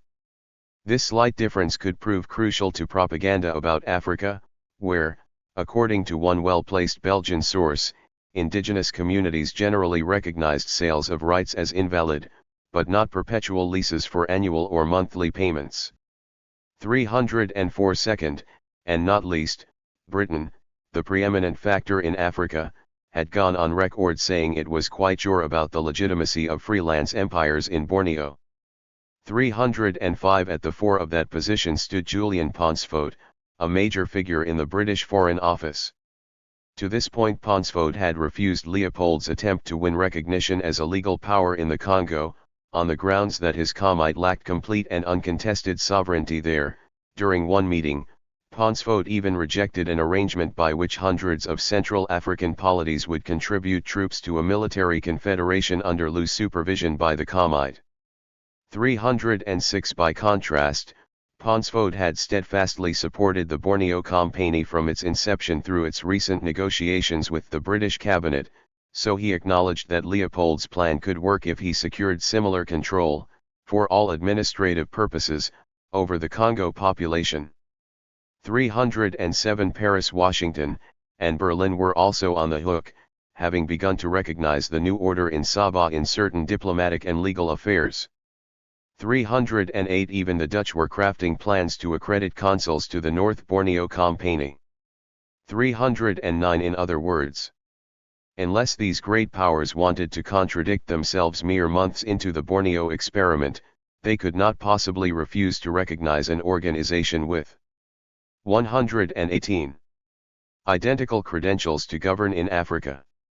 310 And so Leopold's treaties, if fashioned after Borneo, could prove the Comite's ownership of governmental powers in the Congo and become quite sufficient to authorize and justify the recognition needed for entry into the international system of states. 311 An astonished servant to Leopold soon expressed amazement at this proof of states founded by private persons without any official mission. 312 Leopold now felt the success of the enterprise in Africa depended on exploiting the developments in Borneo, on casting Stanley's outfit in the mold of Sir James Brooke and the other Borneo adventurers. 313 It is, remarked one of Leopold's cabinet members, the same process. 314 Accordingly, Leopold insisted it was necessary for his agents to start producing treaties different from the kinds they had concluded so far. Stanley's first batch of treaties had spoken only of renting land or territory, and he had complained as recently as June 1881 that he was finding it difficult to extract even these concessions. 315 Leopold had shaken the status quo in January 1882 by instructing his agents to procure signed contracts in which indigenous leaders transferred to the Commite the largest possibly concessions of earth for the culture and foundation of stations. 316 Now that was not enough, the new treaties ought to mimic, as closely as possibly, what appeared to be in the Borneo Treaty then under debate in Britain. In theory, this would mean putting words in the treaties to the effect that the visitors were leasing in perpetuity sovereign rights over a vast territory, not just a parcel of land, and that these rights amounted to absolute power without restrained prerogatives such as existed in Europe. 317 Leopold's new documents would thus not just equal Braz's treaties, but surpass them. Yet this trick was easier said than done. One could say that, by early 1882, Leopold had to rely on secondary sources, reports such as those issued by one of his charitable causes, the Société Belge de Géographie. 318 He did not have a copy of the original Borneo documents. A translation evidently did not surface in France or Austria until at least late 1885, and in Britain the originals remained closely guarded, with mere paraphrases being provided to Parliament. 319 So Leopold did not know the magic formula by which these documents had won over Whitehall, and he was already making mistakes when speaking about Borneo to his lieutenants. To refresh his memory, the king soon requested that his secretary retrieve his files on the island of Borneo from 119. The Royal Archives, no doubt hoping to find a transcription of the treaty given to him in the negotiations with the Borneo businessmen many years before. 320 In the event, he continued to recommend that Stanley take the concessions granted to Mr. Dent as a type for the treaties which you are to conclude in the name of the Commite with the principal chiefs of the Congo. 321 Leopold was unfazed by subsequent reports in the Times that the Borneo treaties had not been accepted and in practice submitted to by the population of Sabah, and that the Borneo Company lacked an adequate force at their command to admit of their actually exercising the sovereign powers of government and administration. 322 At this point the king only cared about marketing his claims to fellow Europeans, not about eliciting authentic or enduring African approval. Personally he never cared much for written contracts, preferring verbal agreements.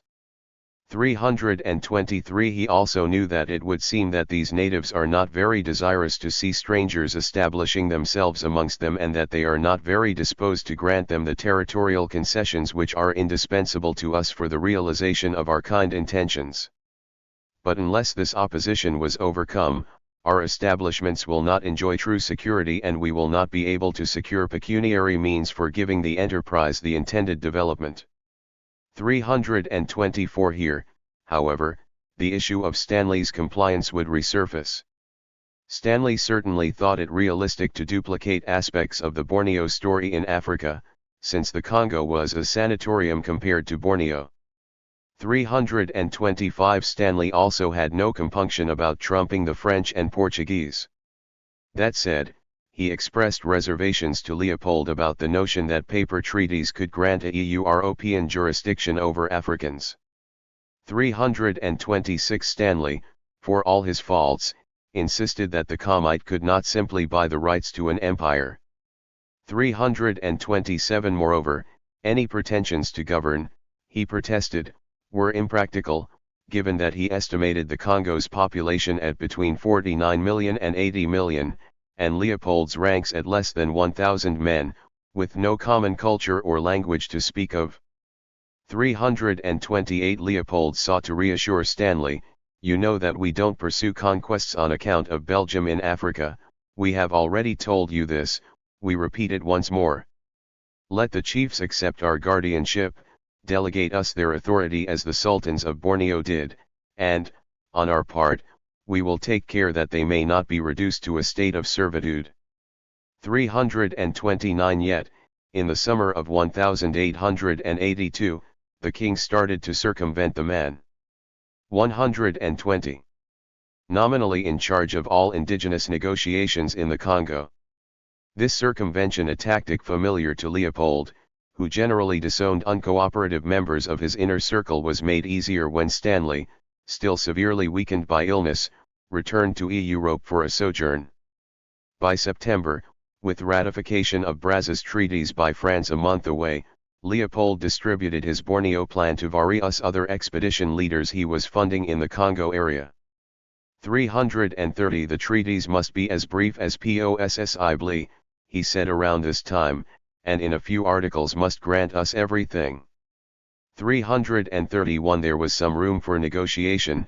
An indigenous leader could choose a political treaty, in which he accepted monthly payments for control of strangers of all color and stranger-native relations. Alternatively, he could opt for an even shorter territorial cession and transfer his rights of property and sovereignty on all the territories submitted to his authority. 332 Nothing less than very extensive spans of earth was in view, and territories ought now to be connected one to the other so as to form later one entire lot. 333 Leopold directed Strauch to enclose one or more treaty templates in letters to agents. 334 The question of treaties, he added, is currently the thing that occupies us the most. 335 Thus were a host of other men tasked with the mission Stanley refused. These fresh recruits, many of whom set out to do their work without experience in indigenous affairs of the Congo, represented a fraction of the roughly 128 Europeans working for the Comite. 336 Many were veterans of the Belgian army, others were German, British, Austro-Hungarian, Swedish, or even American free agents imported to the Congo. 337 All relied on hundreds of mercenaries and laborers imported from regions of varying proximity, Cabindas from the Congo mouth, Hausa from the Niger basin, Kru from Liberia, Zanzibaris from East Africa, and, most distantly, Chinese coolies. Some of the new agreements came shortly after these instructions, from September to November 1882. At Bolabo, a figure named Abeka accepted Comite money in the hope of increasing his power over rival Bobangi traders, as well as reaffirming his dominance over religious authorities. In exchange, Abeka signed a treaty giving the Comite the right to forbid Europeans from entering the area without its authorization. 338 Farther down the river Lutet, known by Europeans as a powerful chief of the Ngam, agreed to let the Comite provide aid and assistance to those people who recognized its authority. 339 In other areas, even these Formula 121. Shin ceased to look bold.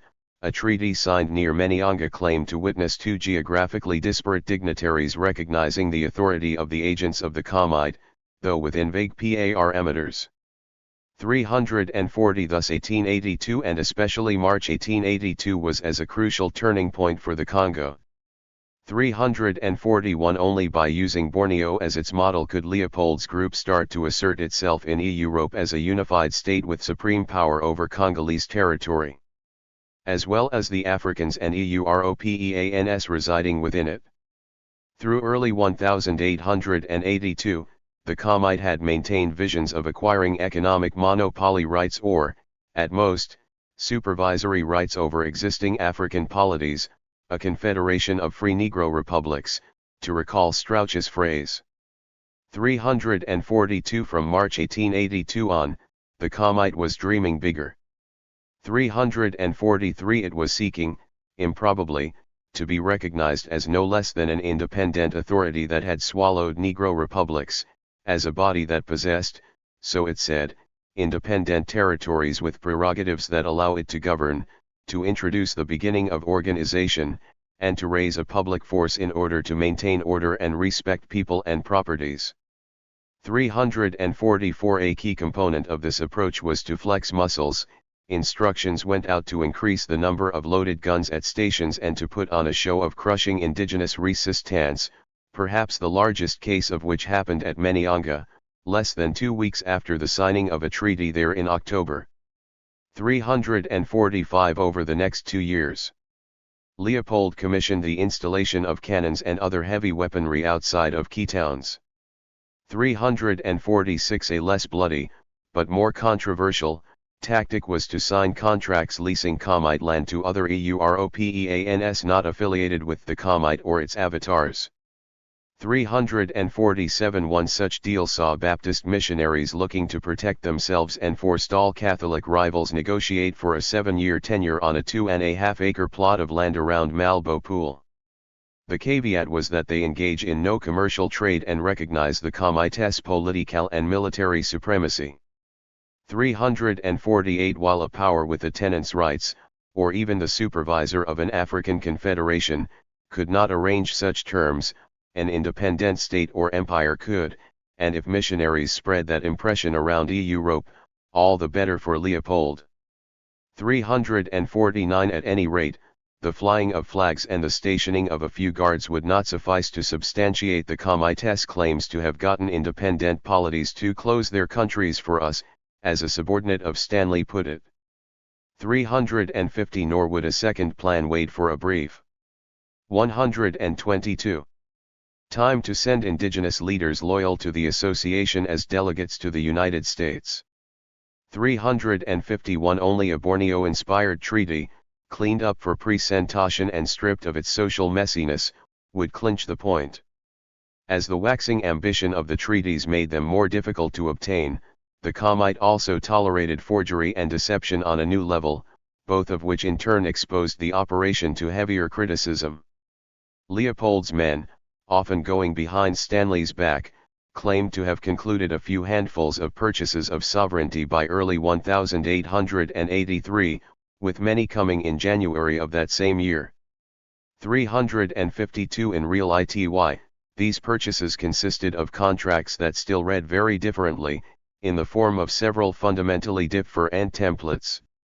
Some merely spoke of trading privileges, others purported to deliver the Commite full governing powers and looked, in the confidential assessment of Belgian Prime Minister Walter Frère, like the handiwork of a slave trader.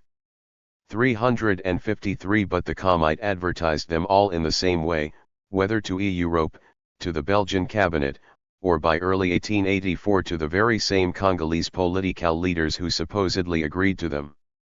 This new generation of treaties, unlike its predecessor, saw multiple indigenous Congolese authorities denounce the Commite. The depiction of treaties they had signed months before, once revealed, was said to bear little resemblance to what had been agreed. 354. In one case, a Dutch trader visiting the town of Palabala obtained a copy of the treaty allegedly signing the area away, then translated the copy aloud for the indigenous inhabitants. 355. The chiefs, he recorded, were much surprised at the conditions, and declared that they never understood the full meaning of the treaty imposed upon them, that they had no wish to sell their lands on those terms, that they were given to understand that the expedition intended to establish a factory. 356. In April and May 1884 the several kings of Boma encountered a similar circumstance. Alexander Del Commune, a veteran factory owner there and sometime agent for the Commite, claimed to have signed treaties with them in which sovereignty was exchanged for merchandise. 357. The kings felt otherwise, fearing an influx of new laws in disharmony with their own, and they joined Dutch and English traders at Boma in making a formal complaint to the Portuguese Governor-General of Angola. 358. Steps should be taken, the complaint demanded, to address the fraud of the truly laughable claims made out of proportion to the modest documents signed. 359. Around a year earlier, an agent of the Commite protested that 123. His superiors were making him a liar and a thief not only by asking him to invent some signatures, but by asking him to misrepresent a treaty orally as a mere land sale, despite the more robust claims advanced within its 25 lines of French text. 360. When Lutet, the leader of the Ngam At one point tried to assert his supremacy in matters of trade in the understanding he had only signed away certain land rights, he was imprisoned. 361 Stanley had once written, in 1879, that he was exhausted from the 4 hours he spent haggling with chiefs at Vivi over a contract for land use. Stanley had known the Vivi leadership beforehand, and he apparently counted several of them as his friends, despite making threats to their livelihood. It was therefore fair to ask how Leopold's other negotiators farther to the east were now entering negotiations with the expectation that they could arrange the transfer of sovereign rights to the association in a matter of a few hours. 362 Portuguese officials noted that 8 treaties ceding sovereignty had supposedly been signed in different locations on the same date in April.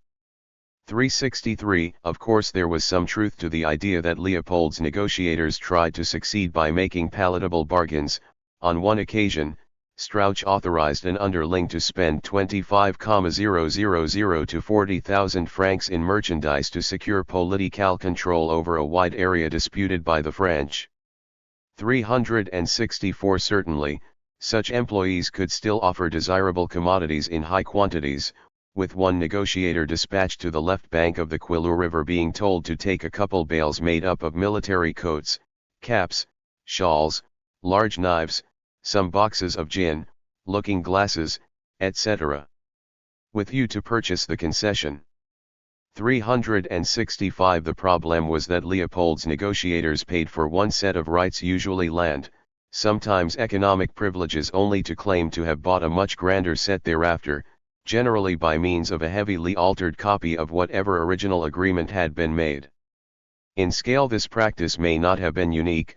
From the 1840s on, Algeria, for example, would witness extensive land transfers through outright confiscation and deception. 366 But the Congo saw differences in kind. The object was not just exaggerated claims to land holdings, but to absolute political control over people, that most valuable of resources. The treaties, from late 1882 on, came in many different templates, perhaps the most common of which was one in which agents proposed to pay for suzerainty. One Belgian spokesman boasted that Leopold 124 obtained more than 500 treaties of suzerainty. 367 But even if genuinely transferred on payment, suzerainty was at the time a general, vague, intangible claim that could mean anything from the absolute political control and ownership of an area, to a merely titular presence with no practical effect, sovereignty with the bottom knocked out, as one British observer put it when describing the Pretoria Convention, which Britain signed with the Transvaal Republic to end the First Anglo-Boer War. 368 In 1880, as Brazza closed deals with the Makoko, he wrote in his journal that Elo's influence was declining, reducing him from the position of absolute sovereign to that of suzerain. 369 Accordingly, if other Congolese potentates had agreed to sell suzerainty to the Comite, and that was the exchange many treaties purported to make after Leopold's Borneo epiphany, then they had sold something the dimensions of which might prove non-existent or infinite. 370 Compounding it all, many of the treaties existed in duplicate translation, with one version in English using the word suzerainty, and the other using the French word souverain. 371 It is difficult to reconstruct what suzerainty meant to Europeans in the early 1880s. Clearly it functioned as an equivalent to sovereignty for several translators who transcribed agreements. One whistleblower said its transfer, interpreted so broadly, would simply have enslaved the whole population. 372 Yet, in parts of Africa, the Ottoman Empire, and South Asia, the word suzerainty meant nothing beyond the ceremonial acknowledgement of friendly protectors or neighboring parties. 373 All this confusion suggested, to quote one British official, that the diplomatic community had no means of judging who or what the association may become. 374 Still, such confusion was not accidental. 375 The Belgians' translations look especially misleading when May assured against the conflict heating up between the Boers and the British after their Pretoria Convention in 1881, in plain view of many free agents Leopold was using to sign treaties in the Congo. No less a figure than Lord Derby confessed before the House of Lords in 1884, when asked about a treaty acknowledging British suzerainty over the Transvaal in 1881, that it was impossible to agree what the word meant. 376 British doubts allowed a high degree of flexibility for Leopold II, who not only made a habit of contortions in his complex web of self-promotion around Europe, but who was also still trying to decide exactly what form his ideal project in the Congo would take. 377 The doubts also made an I'm-125. Pres Zion on Stanley, who was complicit in perpetuating the suzerainty problem.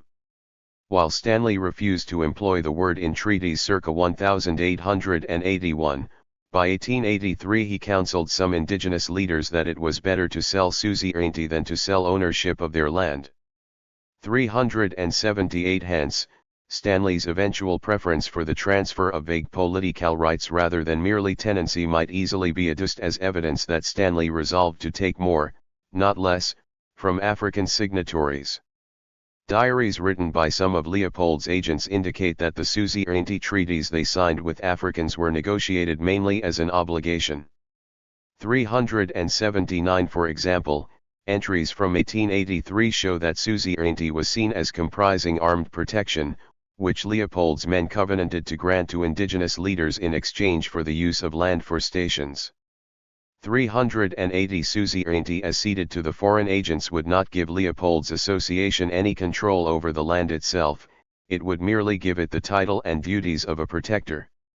In secret, Edmund Hansens, who worked in the Congo with Stanley on behalf of the association, admitted that this protection carried no further legal effect than obligating his men to wield guns against possibly threats to a nearby chief, hence he still referred to Africans as the owners of the land. Likewise, a colleague of Hansens, Leven van de Velde, allegedly signed a treaty with several kings to buy control of territories near Palabala, only to negotiate separately for the right to trade freely with those kings' still existing states. 381 To further complicate this farce, Stanley later felt impelled to sign a second treaty with these kings in order to explain the meaning and the spirit of the term suzerainty in Van de Velde's treaty, even though that term never appeared in the earlier document, which instead spoke of sovereign rights. 382 At any rate, Van de Velde's and Stanley's reckonings both suggest that, even in their differing views, the first treaty had still left indigenous chiefs with independent juridical authority sufficient to conclude treaties for the land in question.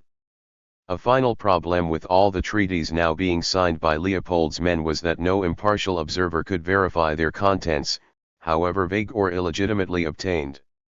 Early on, a treaty was conceptualized as a weapon to ward off threats from whites on the ground. I have our contract with the Vivi chief safe, and am ready for anyone else who wishes to establish at Vivi.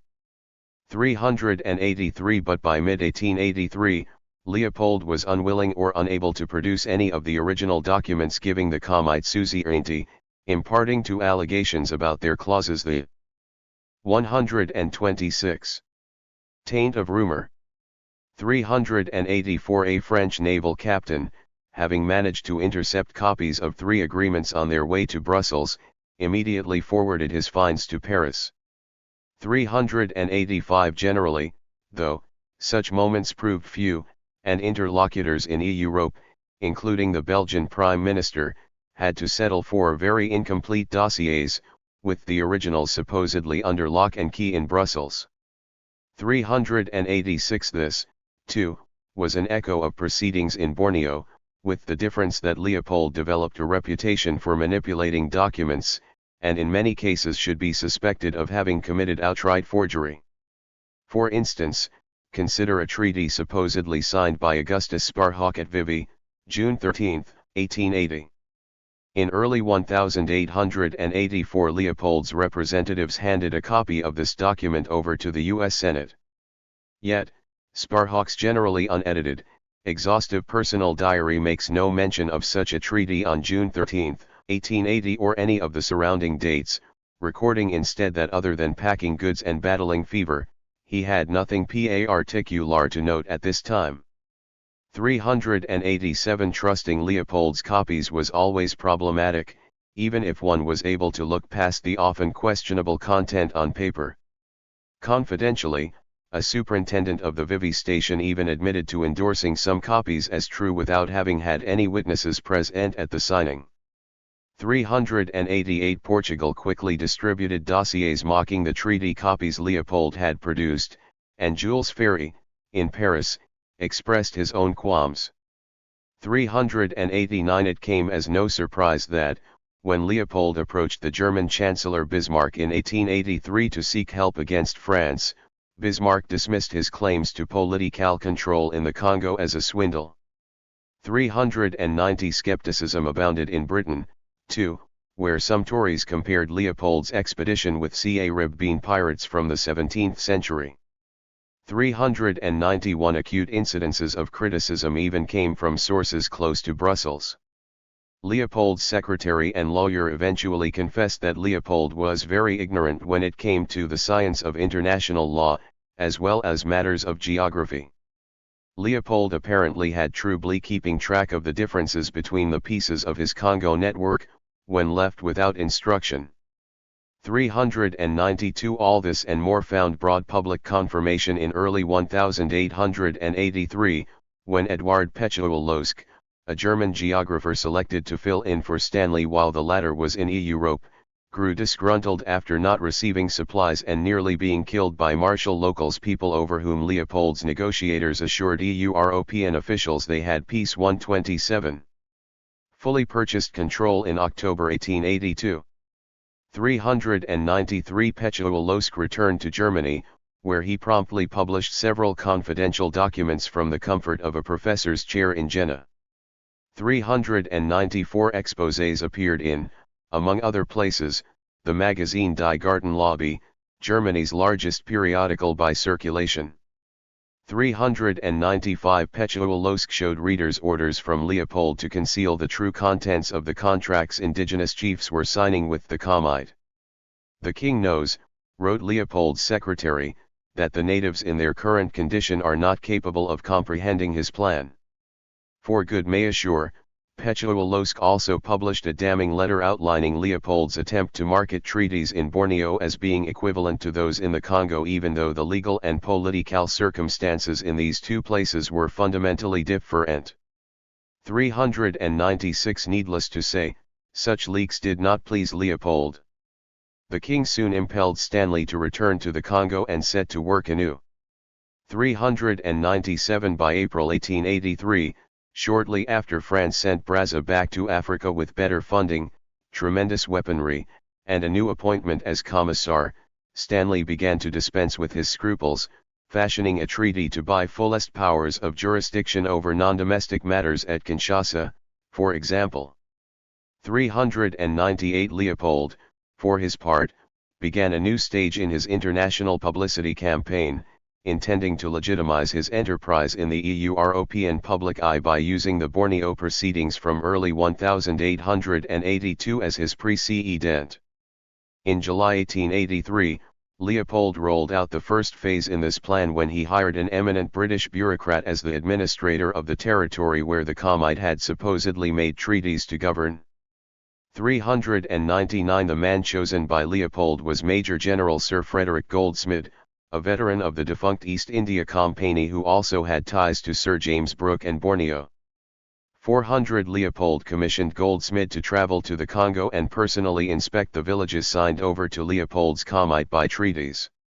In theory, Goldsmid was to verify that the treaties had been negotiated in the same reliable manner for which the EIC had been known, thus fostering goodwill in Europe. 401 Instead, his work bordered on farce. 402 Goldsmid, a 65-year-old who rode a mule everywhere because his doctors discouraged walking, contracted a fever almost immediately on arriving in the Congo in September, forcing him to lay prostrate well into October.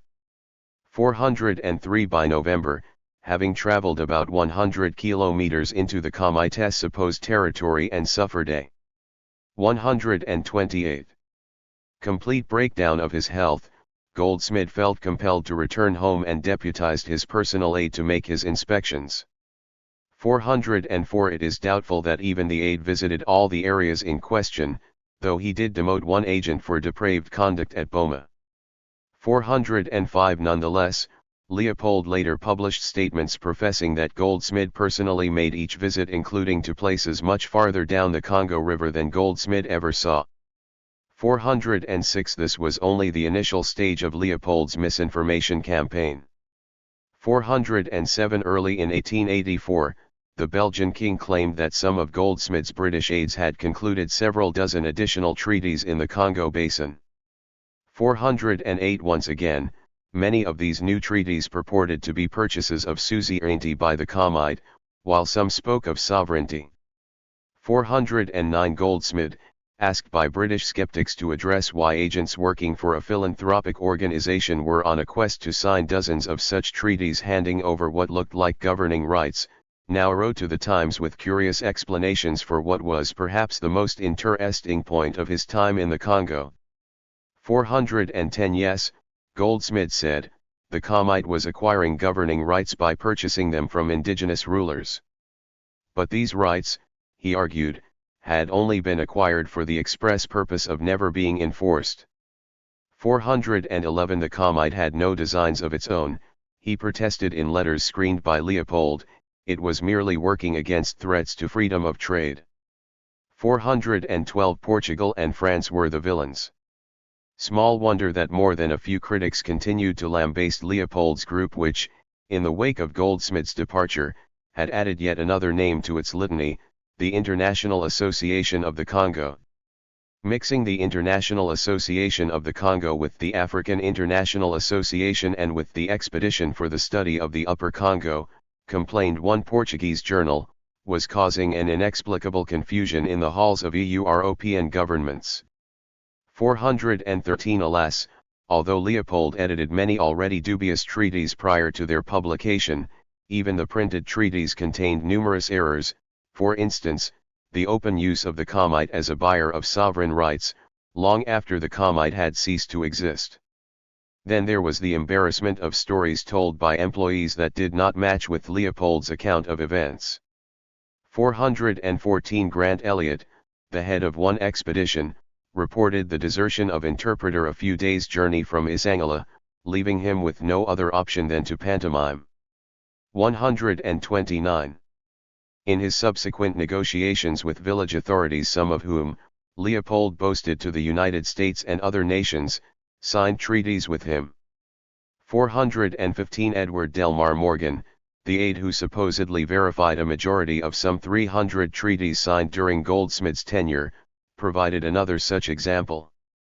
Speaking to the Royal Anthropological Institute in London, Morgan confessed that at the very treaty signings he was supposed to be authenticating, he was told by a Belgian military officer to remain a passive though interested spectator, the talking being supposedly all done by the Belgian officer in an African language of which Morgan admitted not to understand one word. 416 Full awareness of this palaver, as the Belgian officer called conferences with indigenes, was something Morgan, the supposed umpire, verifiably lacked. All Morgan knew for sure was that the Belgian officer left a flag from the International Association as a gift, just as Brazza had passed around French flags in Elo's village 3 years earlier. It turned out that the flags of the International Association of Africa, the Comite, and countless other organizations were the same, and that Leopold's men only heightened the confusion by occasionally planting a Belgian flag, then denying that they had put it there. 417 In Europe, Leopold continued to combine professions of philanthropy with less public promotions of a vast speculation. 418 True, Leopold's charitable claims were made more plausible by his frequent use of the name International Association of the Congo, which harkened back to the International African Association convened at Brussels in 1876. I will pierce the darkness of barbarism, he told an applauding Belgian Senate.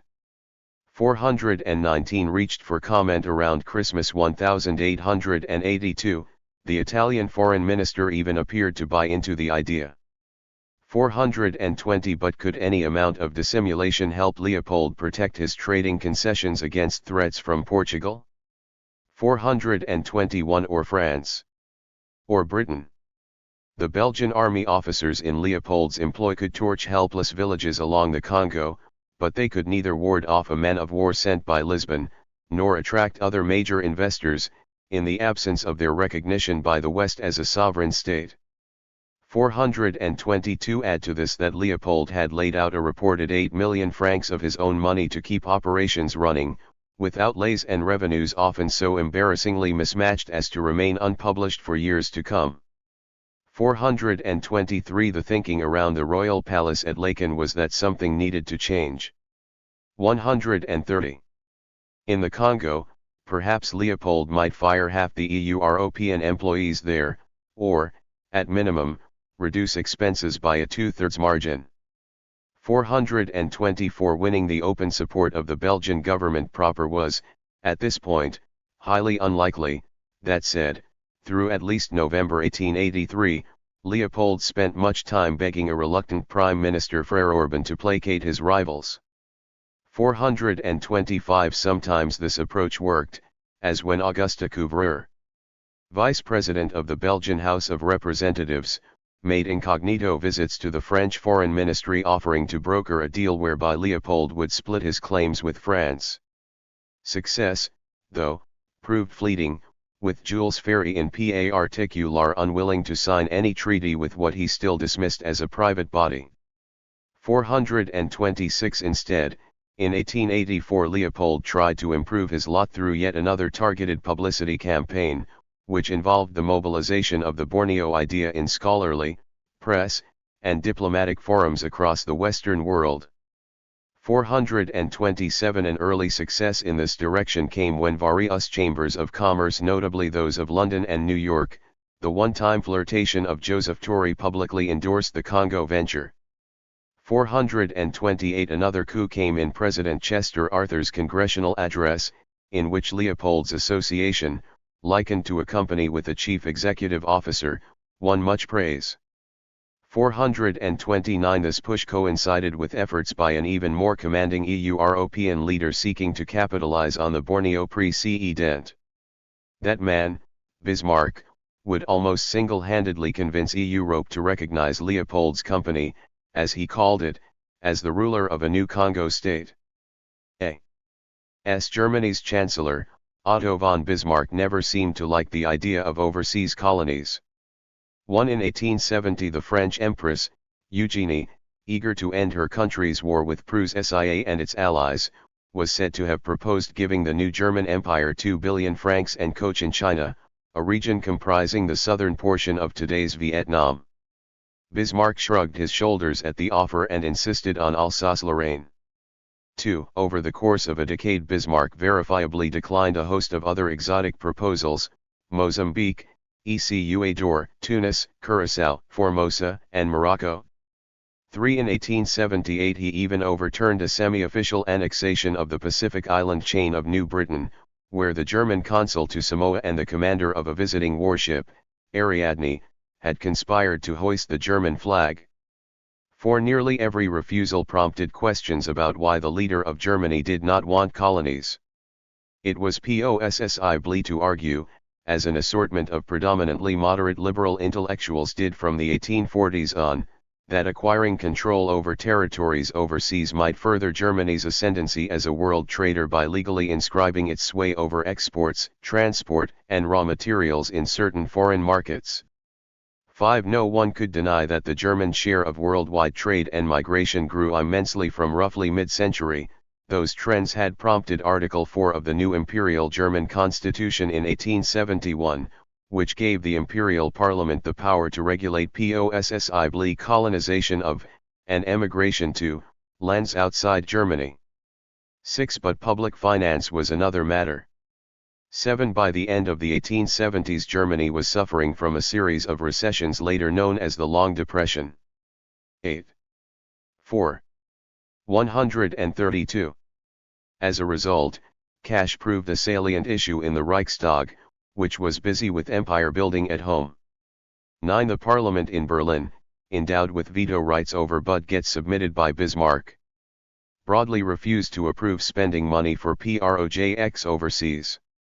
10. This reluctance owed something to the peculiar federal structure of the German Empire, which, as distinct from its member states, could levy only indirect taxes. 11. Since most of that tax revenue was already tied up in military and social spending, even after the inauguration of higher tariffs by Bismarck in 1879, the hypothetical expense of running colonies looked certain to cripple the federal government with even larger budget deficits than those it was running. The government already had to rely on annual subsidies from member states, who promptly passed the costs along to their constituents in the forms of higher direct taxes on land or property. 12. From this angle, German colonial policy, as one deputy scoffed, resembled a luxury. 13. Such reluctance, typified by Ludwig Bamberger, leader of the left liberals and one of the key opponents of all government-sponsored colonial activity, could further justify itself by reference to other European powers. Throughout much of the era, Britain was supposed to have abandoned the notion of acquiring more colonies. Prior to 1877, even the majority of French officials, despite committing to expand their colonial presence in areas such as Senegal, still generally held little regard for the value of overseas territory. 14. If Alsace and Lorraine were two children lost by France in 1870, then colonies overseas, as the nationalist founder of the League of Patriots Paul Déroulde put it, were merely a bunch of house servants by comparison. 15. As late as 1882, Italian diplomats discussing Brazza's fame lauded Germany for staying out of the emergent colonial race and focusing on informal commercial development abroad. 16. But this was not to say no one expected otherwise. As the 1870s drew to a close, and as Britain and France snapped up new colonial holdings in a kind of burst, a growing variety of agitators urged the government in Berlin to overlook any financial misgivings. 17. Overseas colonies might divert the flood of emigration from Germany into another German-controlled space, rather than to places like the United States. 18. They might also provide room to relocate some of Germany's burgeoning population, set to grow by 3 million between 1875 and 1885. 19. Domestic missionary and geographical societies, too, had cause to champion colonial expansion. 133. Zion. Nonetheless, caution prevailed at the Wilhelmstrasse through April 1880, when Bismarck supported a bill that would form a company to rescue some borderline insolvent Hamburg merchants doing business on the far side of the world, in Samoa. 20. After Social Democrats and left liberals in Parliament combined to strike down this Samoa bill by a slim margin, Bismarck opined that his homeland would never agree to administer colonies. 21. Bismarck's opponents, whom he likened to accountants, looked certain to vex any colonial efforts indefinitely, particularly with the parties loyal to the government losing seats in an election held in 1881. 22. But Bismarck qualified his pessimism over the next 2 years, claiming that German businessmen, not their government, needed to take the lead in funding colonial development.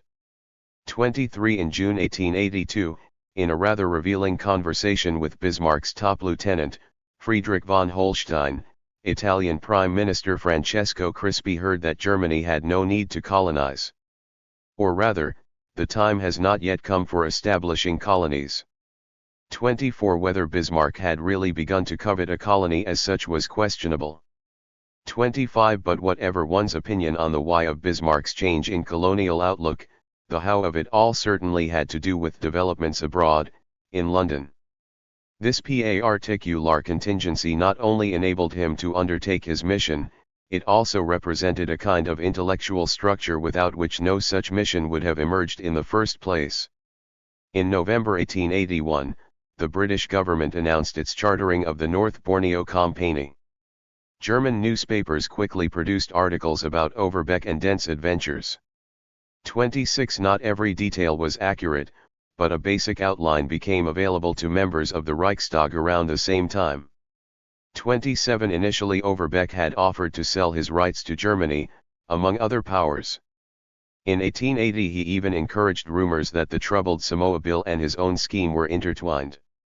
28 By late 1881, though, he had changed the equation by forming a British-backed governing company, whose genesis Bismarck followed in dispatches written by his underlings in Southeast Asia. 29 The German Chancellor was, British sources noted, becoming suspiciously interested in Borneo. 30 Advisors close to Bismarck noted that the company Overbeck founded intended to run a British colony by itself, with the British government proper providing only minimal diplomatic support. 31 Whether such a 134 model could work to facilitate German colonialism, too, had become a popular question by this time, not just in the works of economists like Wilhelm Hubich Leiden, but also among grassroots advocates urging a purchase of Sabah as well as the Brooke holdings in Sarawak.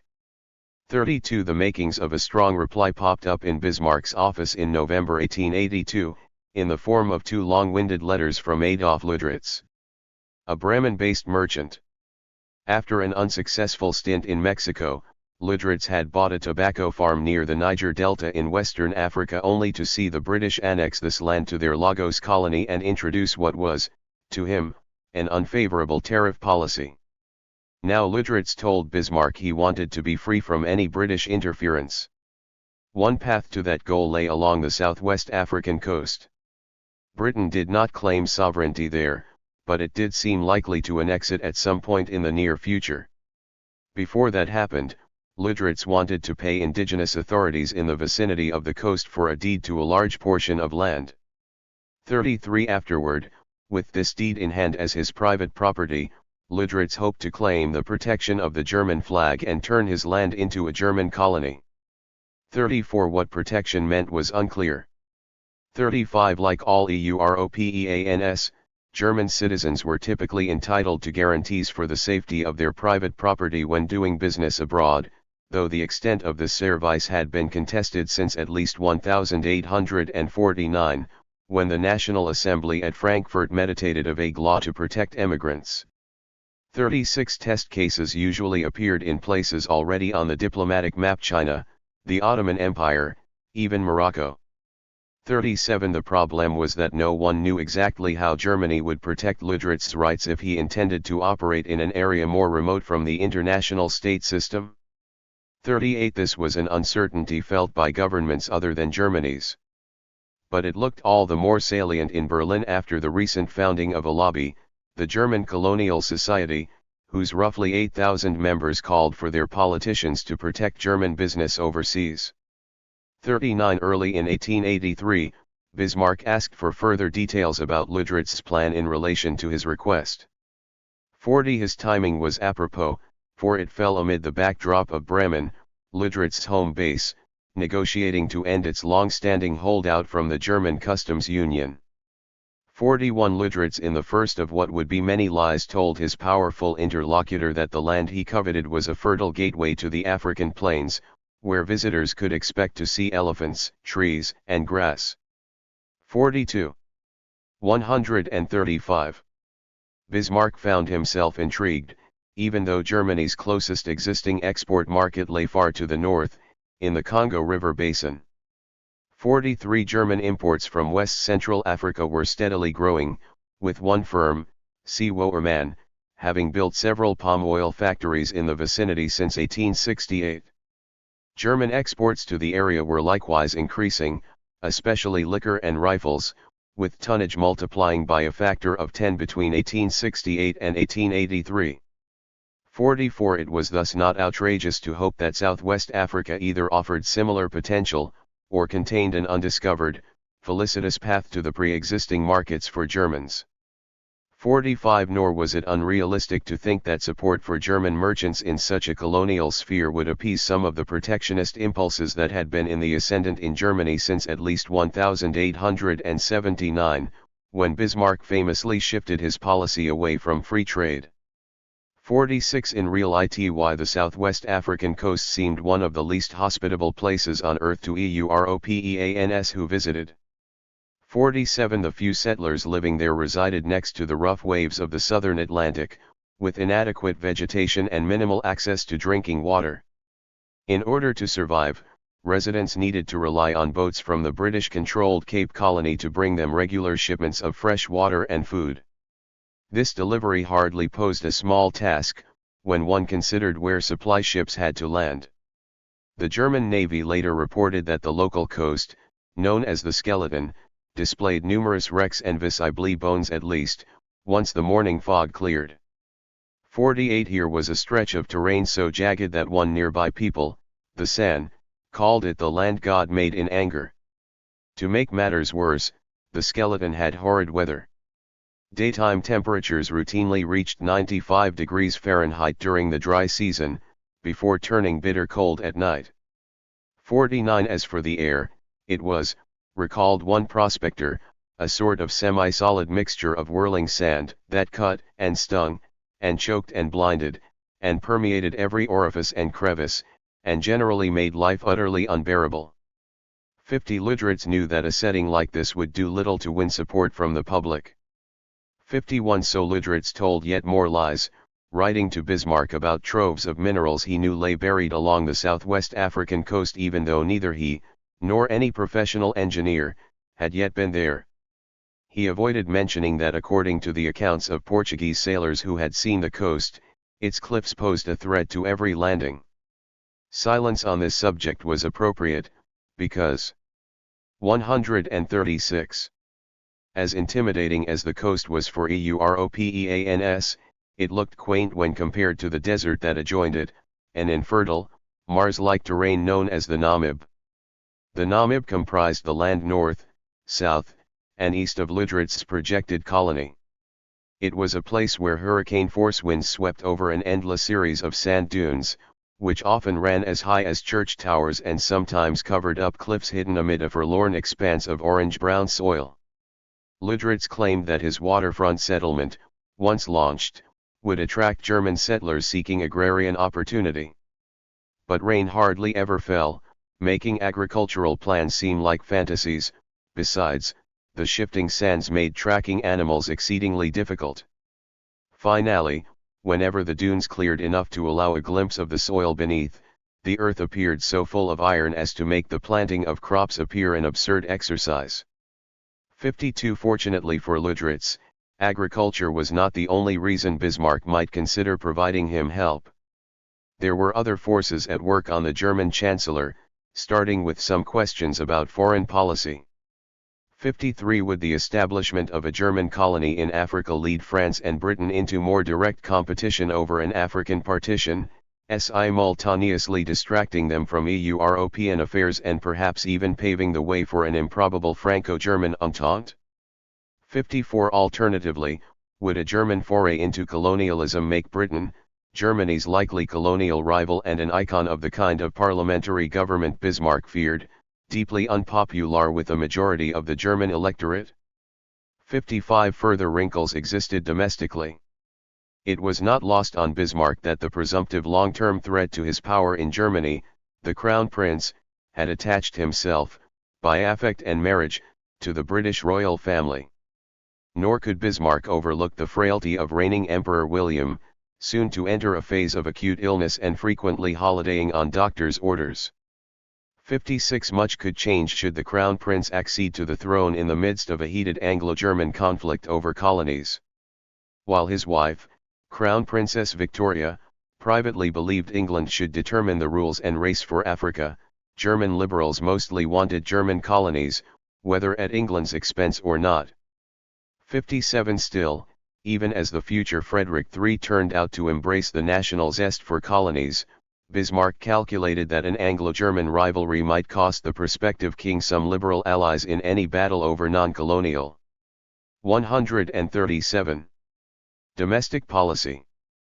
58 By then, mistrust toward England's colonial predominance and toward the Crown Princess who happened to be Queen Victoria's eldest daughter might have easily mixed with protectionist impulses to distract much of the electorate from agitation for social and political reform.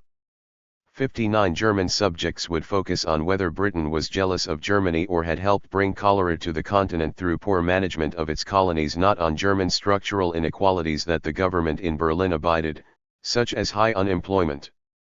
60 And the Crown Prince would find it hard to remain on good terms with Britain and its Prime Minister, Gladstone. Which factor predominated in Bismarck's mind is impossible to identify, but it is appropriate to build in a few caveats. First, while Bismarck did wish to drive a wedge between France and Britain via Africa, the French were hardly unaware of that notion when arranging their own plans, and Bismarck knew it. 61 Second, one must not overlook how domestic business and religious lobbies also figured quite heavily in Bismarck's deliberations. 62 A string of Hanseatic merchants had become involved in African trade from the late 1840s on. 63 By 1884 they had built 67 factories on the western coast, and Hamburg alone accounted for roughly a third of all foreign trade in West Africa, with 2/5 of global German liquor exports also headed to this region. 64 That meant something, because 1882 and 1883 saw major slumps in an otherwise burgeoning economy. Meanwhile, starting in the 1840s, members of the Rhenish Missionary Association had traveled from Germany to the Namib Desert, hoping to convert local residents to Protestantism. 65 One such figure, Friedrich Fabry, eventually came to spend much of the 1870s unsuccessfully lobbying Bismarck to annex the desert and turn it into Germany's first overseas colony. 66 Around 1882, Fabry mobilized yet again by assembling some other associates into a campaign to gain favor with Bismarck. Thanks to the German Colonial Society, the new pressure group founded by some of Germany's wealthiest industrialists, Fabry's effort came to the fore around the same time as Ludritz's. 67 The society intended to push for bold colonial activity during the upcoming parliamentary elections, set to take place late in 1884. 68 The support of this lobby, combined with the favor of numerous Hanseatic states committed to overseas trade, would not just help Bismarck maintain his popularity, it would likely increase it, according to the British ambassador to Germany. 69 In turn. 138. That fortified standing might win the deputies loyal to Bismarck's cause tens of thousands of votes, thus easing the path for all legislation championed by the Chancellor. But the magical formula would work only if Bismarck succeeded in getting Germany some kind of overseas colonial claim exotic enough to excite the public. 70 For several reasons, including the lobbyists, Bismarck began to involve himself with Ludritz in March 1883. 71 Did Britain, Bismarck asked, or the semi-autonomous Cape Colony whose foreign affairs it controlled have any designs to annex the southwest African coast? And what was their current relationship to the area? For the next several months, as Bismarck awaited answers, he began to look more carefully into whom and what he was dealing with. 72 So far Ludritz had talked only of plans to buy southwest African land from indigenous authorities. Eventually, he would claim to have bought his own kingdom, complete with sovereign rights and powers over life and death. Dolf Ludritz was a wonderful character, if a loathsome person. 73 Photographs from 1882 show a mustachioed man of 48 years, wearing a white pith helmet and wire-rimmed glasses over heavy, drooping eyes. 74 By all accounts he talked quickly and often, impressing reporters with his extraordinary energy and claiming to have kept a youthful appearance by spending so much time in a tropical climate. 75 It was once said by Ludritz that the only thing faster than his mouth was his pen. 76 Although he disposed over only a modest, inherited fortune, he was prone to megalomania and fancied himself the German Rhodes. 77 He also crowed that, with a small army behind him, he could make it too hot for the Portuguese in Mozambique.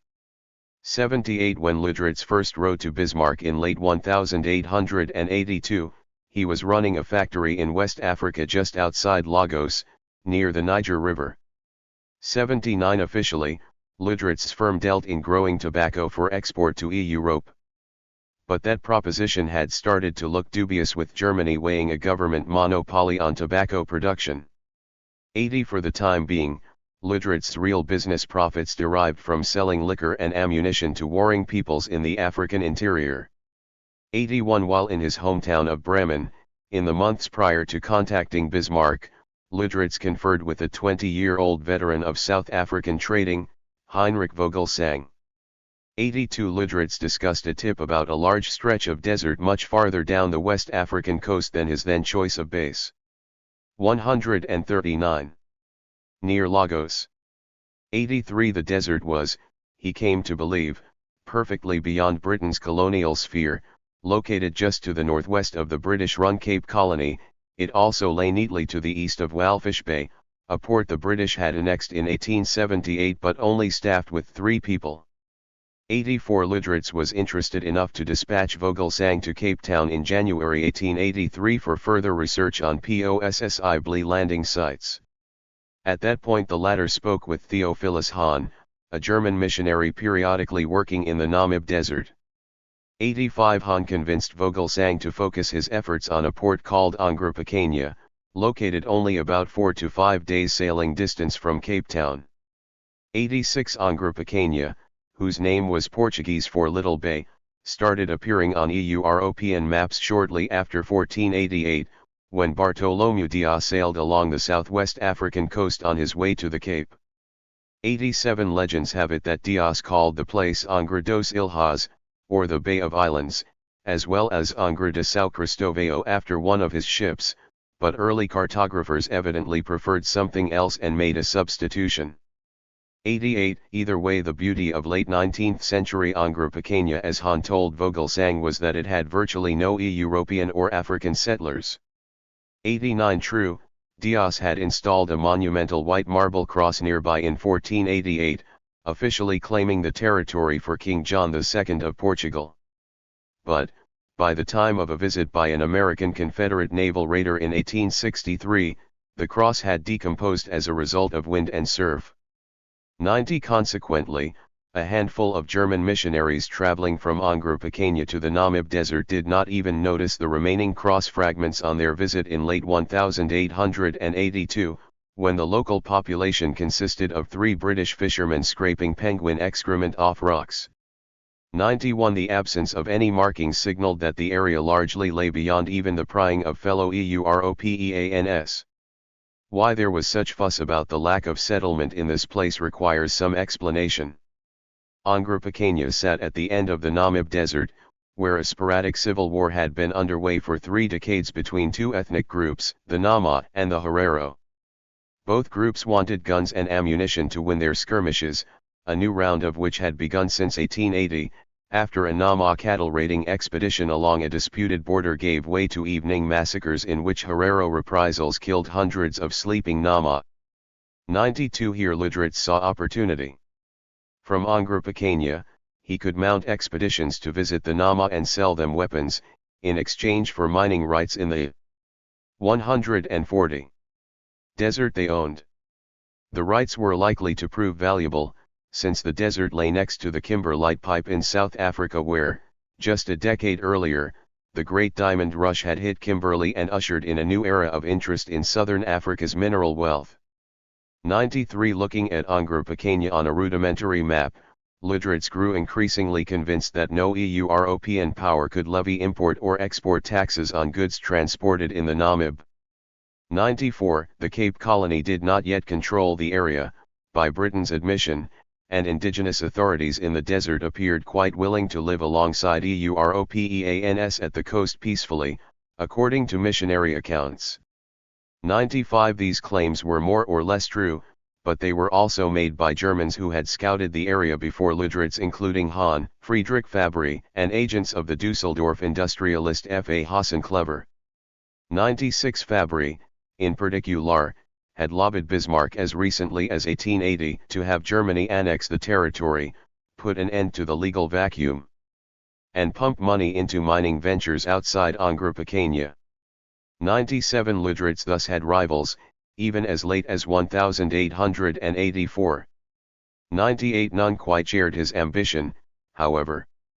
As he saw it, If diamonds and copper really did lay buried in this desert, then he stood a good chance of exporting them out through Angropakanya at no cost, and making a fortune with which to start still more investments in Southwest Africa. 99 Lüderitz just needed a little help from Bismarck first. So he wrote to the German Chancellor, hoping to strike up a correspondence that would lead to protection for the rights he hoped to acquire. Next, he resolved to outfit an expedition to the Namib, to be led by Vogelsang. 101 method to raise money for such a trip would have been to find investors in Germany. Alas, despite his inflated notions of self, Lüderitz barely knew anyone outside his hometown. 101 The few people who had heard of him in the German capital, Berlin, thought him a scoundrel, and skepticism abounded when he first hinted that he intended to turn Angropakanya into a German colony. 102 It was possibly for Lüderitz to solicit the special interest groups lobbying for German colonies. They disposed over considerable funds. But Lüderitz was wary of these same groups, viewing them as potential threats. Not surprisingly, therefore, he used his personal savings. At the Cape, Vogelsang was to wait for the arrival of another ship sailing from Germany, which Lüderitz was clandestinely outfitting with stacks of gunpowder and rifles, along with a small crew. 103. 141. Shortly before Vogelsang's planned departure date, the missionary Han reported that ownership of Angropakanya and most of the Namib itself lay with a single figure named Joseph Fredericks II, and that Fredericks was amenable to a sale. 104 It was not uncommon for Fredericks to levy transit fees on foreign visitors, and some Cape agents had bought mining permits in his territory in the 1870s, albeit with little success. 105 After several delays the ship ordered by Lüderitz at last arrived, full of contraband weapons whose export to Southwest Africa was banned by the Cape authorities. Vogelsang and the crew, with the aid of some forged documents, sailed for Angropakanya on April 4, 1883. On April 9 they anchored in the Bay of Angropakanya, not far from the wreck of a Portuguese tree-shore ship that sank with loads of gold aboard in the 16th century. 106 Once on shore they encountered a few British fishermen. This unassuming pair spoke only English, but Vogelsang, the German, had English speakers among his crew, so the men welcomed Vogelsang and eventually put him in touch with an indigenous messenger. 107 Vogelsang dispatched the messenger with the duty of delivering a note to a German missionary living in the interior. That missionary was to set up a meeting for Vogelsang at the town of Bethany, the home to roughly 900 members of a Nama clan. 108 Bethany was located about 124 miles away from Angropakanya, just past the edge of the desert. 109 As its name attested, missionaries passing through the Namib in 1814 had originally founded Bethany as a station. 110 By the early 1880s, many of these missionaries had been scared off by the Civil War's most recent outbreak, leaving Bethany best known as the place where Joseph Fredericks II, supposed king of the Namib, lived and presided. 111 Vogelsang was so eager to reach this place that he split his group into two factions shortly after coming on shore and dispatching his messenger. One faction remained at the coast to erect prefabricated houses made in Germany. 112 The other faction, including Vogelsang, set off into the desert with the goal of finding Fredericks. 113 Shortly into the journey, the group led by Vogelsang again stood on the precipice of disaster, their canteens having run out and their journey sputtering due to near-fatal falls in the shifting sand dunes. Fortunately, they soon ran into a welcoming committee sent by Fredericks to escort them. 114 The committee led the group for 2 more days to Bethany, where the groundwork had been prepared for a meeting in a modest wooden house built by German missionaries. 115. 142. Fredericks was a reputed inebriate who wore the clothes of a European and spoke in sentences littered with Dutch words. His most common appellation, in the Dutch fashion, was captain. 116 As these facts attested, Fredericks and many of the leading figures at Bethany were not simply Nama, but rather Orlams, a set of relative newcomers to the Nama group who had arrived in commando units after fleeing from the Cape Colony to avoid conscription, enslavement, and loss of livestock in the early 19th century. 117 Before escaping oppression at the Cape, the original Oorlam settling at Bethany had learned Dutch and marksmanship. 118 As it turned out, though, the Oorlams had gotten still more from their former Cape masters. For those who encountered them at Bethany noted a considerable infiltration of white blood, as well as a religious and military culture that looked quite familiar to a European like Vogelsang. 119 Since the first settlement at Bethany under Frederick's father, Joseph Fredericks I, the Oorlams had effectively become an outpost of the Dutch Reformed Church. They were literate and had some written records, unlike many other sub-Saharan peoples.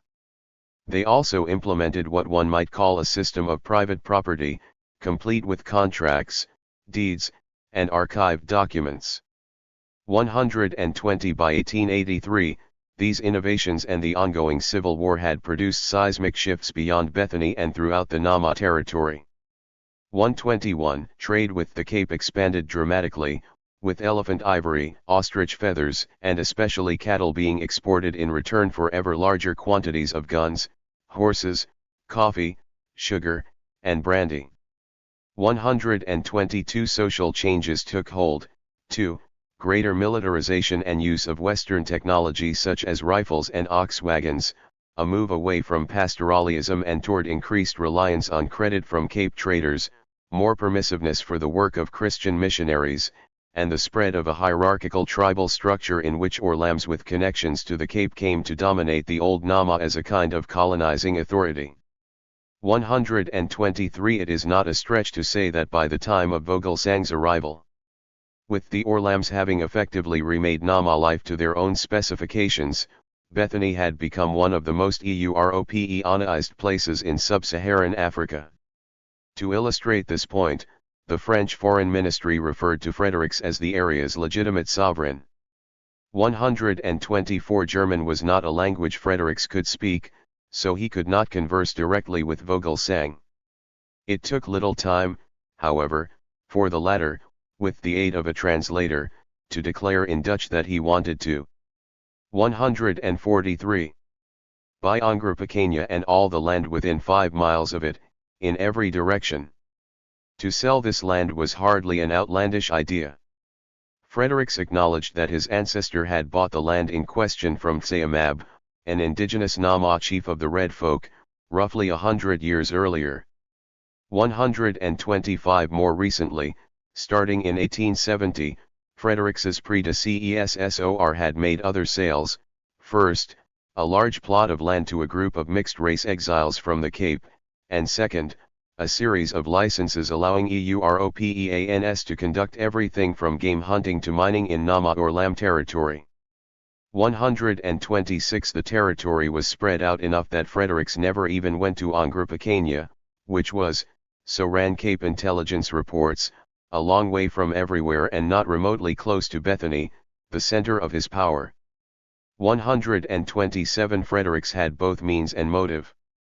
The guns Vogelsang proffered could help the Nama in their war against the Herero, and the money Vogelsang promised to include could prove a godsend in the area around Bethany, where tireless workers were starving on account of a downturn in the cattle-based economy.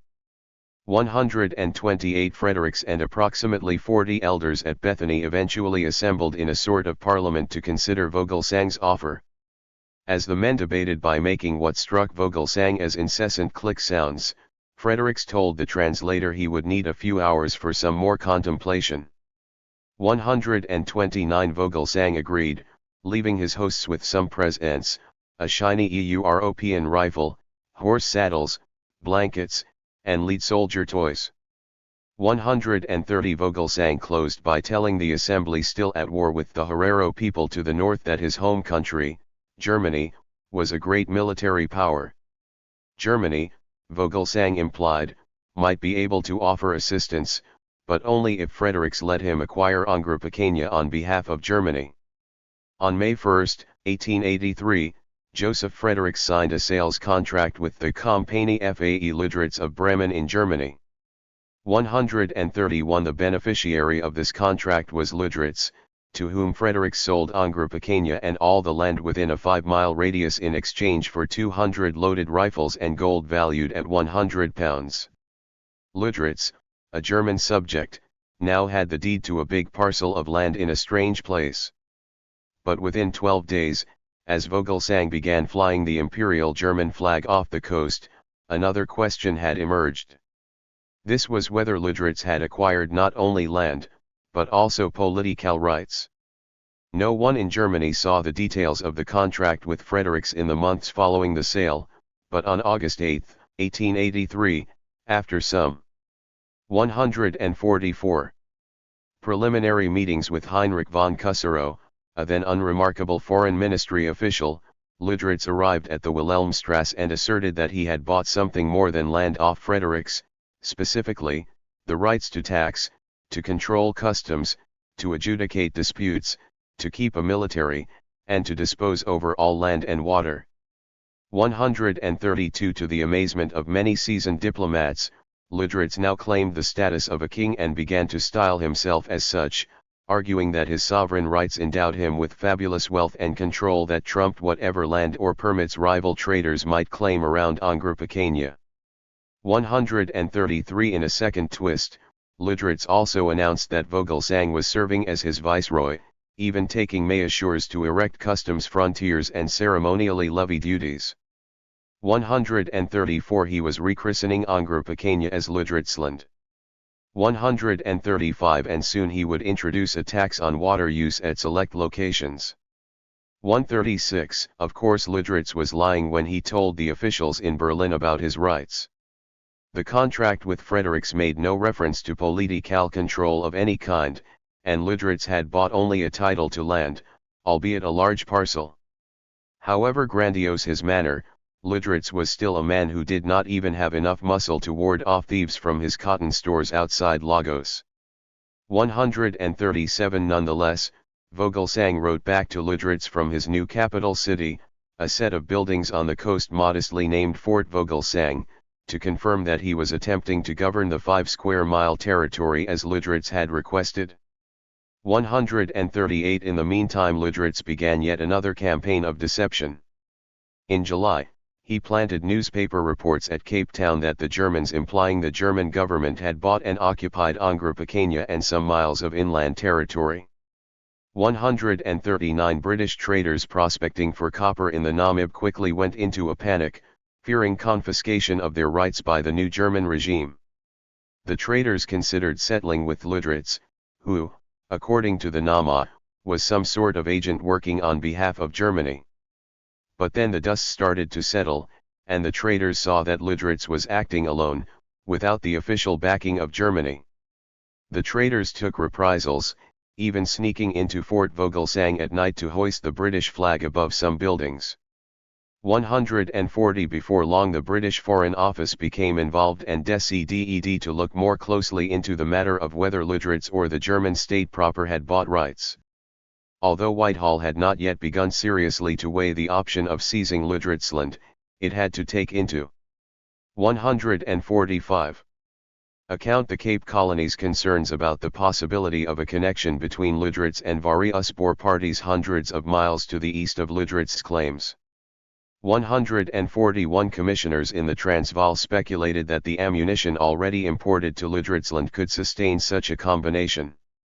142 In 1883 and 1884 the world also learned about the founding of Stellaland, which lay in the mineral-rich territory of Bechuanaland, or just to the north of the Cape Colony, to the far east of Angrupequena, and to the west of the independent Boer Republic in the Transvaal.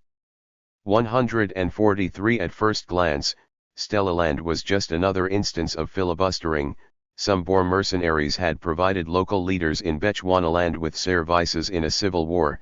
In exchange, the leaders had granted the mercenaries land and rights with which to found their own republic. But there was more to this picture than met the eye. 144 Authorities at the Cape had reason to believe that those running Stellaland intended to link up with the Transvaal. 145 Rumor also had it that Ludritz and the Germans were intent on forging close ties with the Boer states, and thence with Stellaland. 146 Literates had already met with Bismarck to discuss the possibly founding of a German colony in Boer country, just to the north of the Cape Colony. 147 At least one German consul hoped to secure Boer financing for such an operation. 148 Whitehall was only a little paranoid to fear that unless steps were taken at once, the whole of Bechuanaland might be permanently lost, especially because German territory on the west might readily be extended to join with that of the Boers in the Transvaal.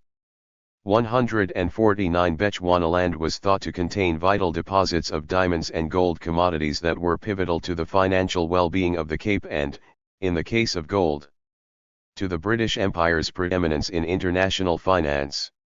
In any event, by the end of the summer of 1883 officials in the British Foreign Office moved to act on complaints about Literates' machinations at Ongerup. 150 evidence enclosed within these complaints suggested that, in 1863, King Frederic's predecessor had sold British traders mining permits along the coast near Ongerup in territory that currently overlapped partially with Literatsland. 151 All this had happened well before anyone in Frederic's orbit ever met a German. 152 But it had also happened under another Orlam regime, and it was an open question whether regime change in the interim meant an end to earlier contracts. Literates, for his part, quickly got Fredericks, whom he called by his first name, Joseph, to deny the legitimacy of 146 contracts issued under the aegis of his predecessor. 153 Literates also tried a second approach, dismissing British traders' claims on the grounds that as the new ruler of the territory, he could revoke old grants at any time. 154 Britain's first intervention against Literates was to challenge the German merchant's claim that Fredericks had sold him political rights. In a complaint lodged with the German ambassador, the Foreign Ministry said Literates was only a common man, and as such ineligible to possess sovereign rights. Second, they said that even if Literates did own sovereign rights, he could not override the pre-existing contracts of British traders. 155 To follow up on the counter-arguments made against Literates, the British Navy authorised one of its corvettes to sail for the coast near Ongerup and await further instructions. 156 German newspapers immediately picked up the escalation. 157 Britain was raising the stakes, with its most trenchant charge being the illegitimacy of Literates' own contract with Fredericks, which was not as he had advertised. Some Europeans did believe that rifles and a wad of cash were all it took for Literates to buy a chunk of Fredericks' kingdom. The rifles, it turned out, were sold at a cut rate amid a war, as well as a severe shortage of weapons thanks to the Cape embargo. 158 Investigations would also reveal that Fredericks' Nama translator understood written Dutch, the language in which the treaty had been signed. That said, the Nama translator likely did not speak enough German or Dutch to converse with Vogelsang and the Germans on particulars, and so had to rely on translations made by a German missionary loyal to Vogelsang. 159 The second translator, according to reports, also speculated in mining ventures when he was not writing dissertations on the Nama language. 160 Though the British knew that Literates' contract with Fredericks was weak, they could do little about it legally. They could talk at length about how Literates was a man of ill repute who simply wanted to use Ongerup as a smuggling foothold or a giant mining site. 161 But this talk would be in vain unless the British could convince Bismarck to refrain from supporting Literates.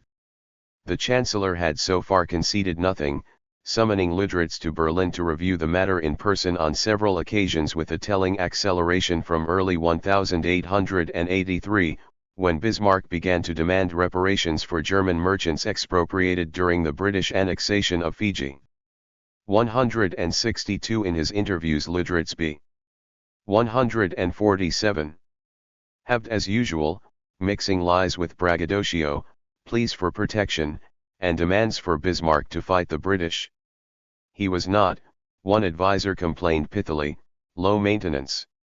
163 Bismarck soon turned to discuss Lüderitz with the British ambassador, who hinted that Britain would view a German annexation of Angro-Picania as a violation of Britain's regional supremacy in southern Africa.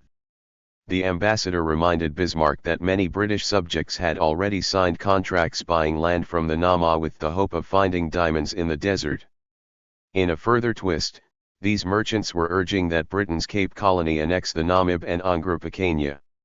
Germany, the ambassador explained, need not worry about any such annexation by the Cape or Britain. The Cape government sat on the brink of insolvency, and most of its citizens knew nothing about Angro-Picania. 164 But Britain was not going to recognize Lüderitz's rights, either. That balance placed Bismarck in an unenviable spot, and the stakes grew still higher on August 25, 1883, when Lüderitz told Bismarck he had expanded his polity with a second purchase contract. 165 According to this second document, again forged from negotiations with Fredericks, the Nama king was to receive an additional £500 in gold, as well as 60 of the rifles that had lately become popular among Boers fighting the British. 166 In exchange for this return, Fredericks agreed to transfer to Lüderitz a parcel of land far larger than he had earlier given up along Angro-Picania, one that amounted to almost the entire Namib Desert. Starting with the Atlantic coast at 26 degrees latitude south, this additional zone stretched down 200 miles to the Orange River, and inward at all points to the extent of 91 miles, comprising an overall area of around 10,400 square miles. 167 Lester Smith, governor of the Cape Colony, challenged Lüderitz to defend his new contract. In particular, he asked why Fredericks had agreed to a second sale, consisting as it did of a giant area roughly the size of Massachusetts. 168 No doubt Fredericks wanted more guns from Lüderitz, and more cash with which to pay off the Boer traders supplying his Nama in their war against the Herero. But these justifications did not suffice, for Fredericks was giving up most of the land worth defending against his enemies. One of Lüderitz's own agents soon suspected that Fredericks had never had any idea how large a parcel he was giving up. 169 The explanation for the discrepancy lay in trickery by Lüderitz's negotiator, Vogelsang. On instructions from Lüderitz. 148. Vogelsang negotiated with Fredericks to buy land assured in miles. 170 To illustrate this proposal, Lüderitz eventually took out a compass and a map, on which he proceeded to sketch the sale area in pencil for Fredericks.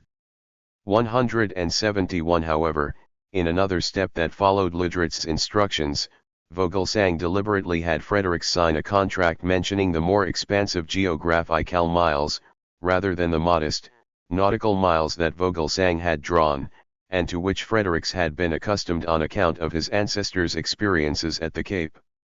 172 This discrepancy caused Fredericks to sign over somewhere between 4 and 5 times as much territory as he expected. According to one estimate, it cost him more than half of his entire realm. 173 It also placed a reliable water supply, the only one in the vicinity, under the control of Lüderitz, rather than Fredericks. 174 Displaying no scruples about his treatment of Fredericks, Lüderitz proceeded to regale Bismarck and the German public about his coup in September 1883. 175 In law, the best way to establish Lüderitz's supremacy, my sovereignty, as he eventually put it, was to get it recognized by Western states such as Britain. 176 To that end, only two paths seemed possible for Bismarck, who never quite bothered to spell Angro-Picania's name correctly. 177 First, and least likely, Lüderitz could take real control of Angro-Picania and its surroundings, establishing his rule through force and successfully acting as a government long enough for world powers to take notice. 178 Second, Germany could annex the area he had bought. This latter path meant doing the very thing Bismarck loathed, committing to a colony whose governance Bismarck could never convince his recalcitrant opponents in Parliament to fund. 179 In yet another complication, Any attempt by Lüderitz to rule alone might prove illegitimate, according to opinions Bismarck had just commissioned from the lawyers at the German Foreign Ministry. These lawyers argued that sovereign rights could never rest with a German subject even if such a man purchased his rights from a foreign ruler.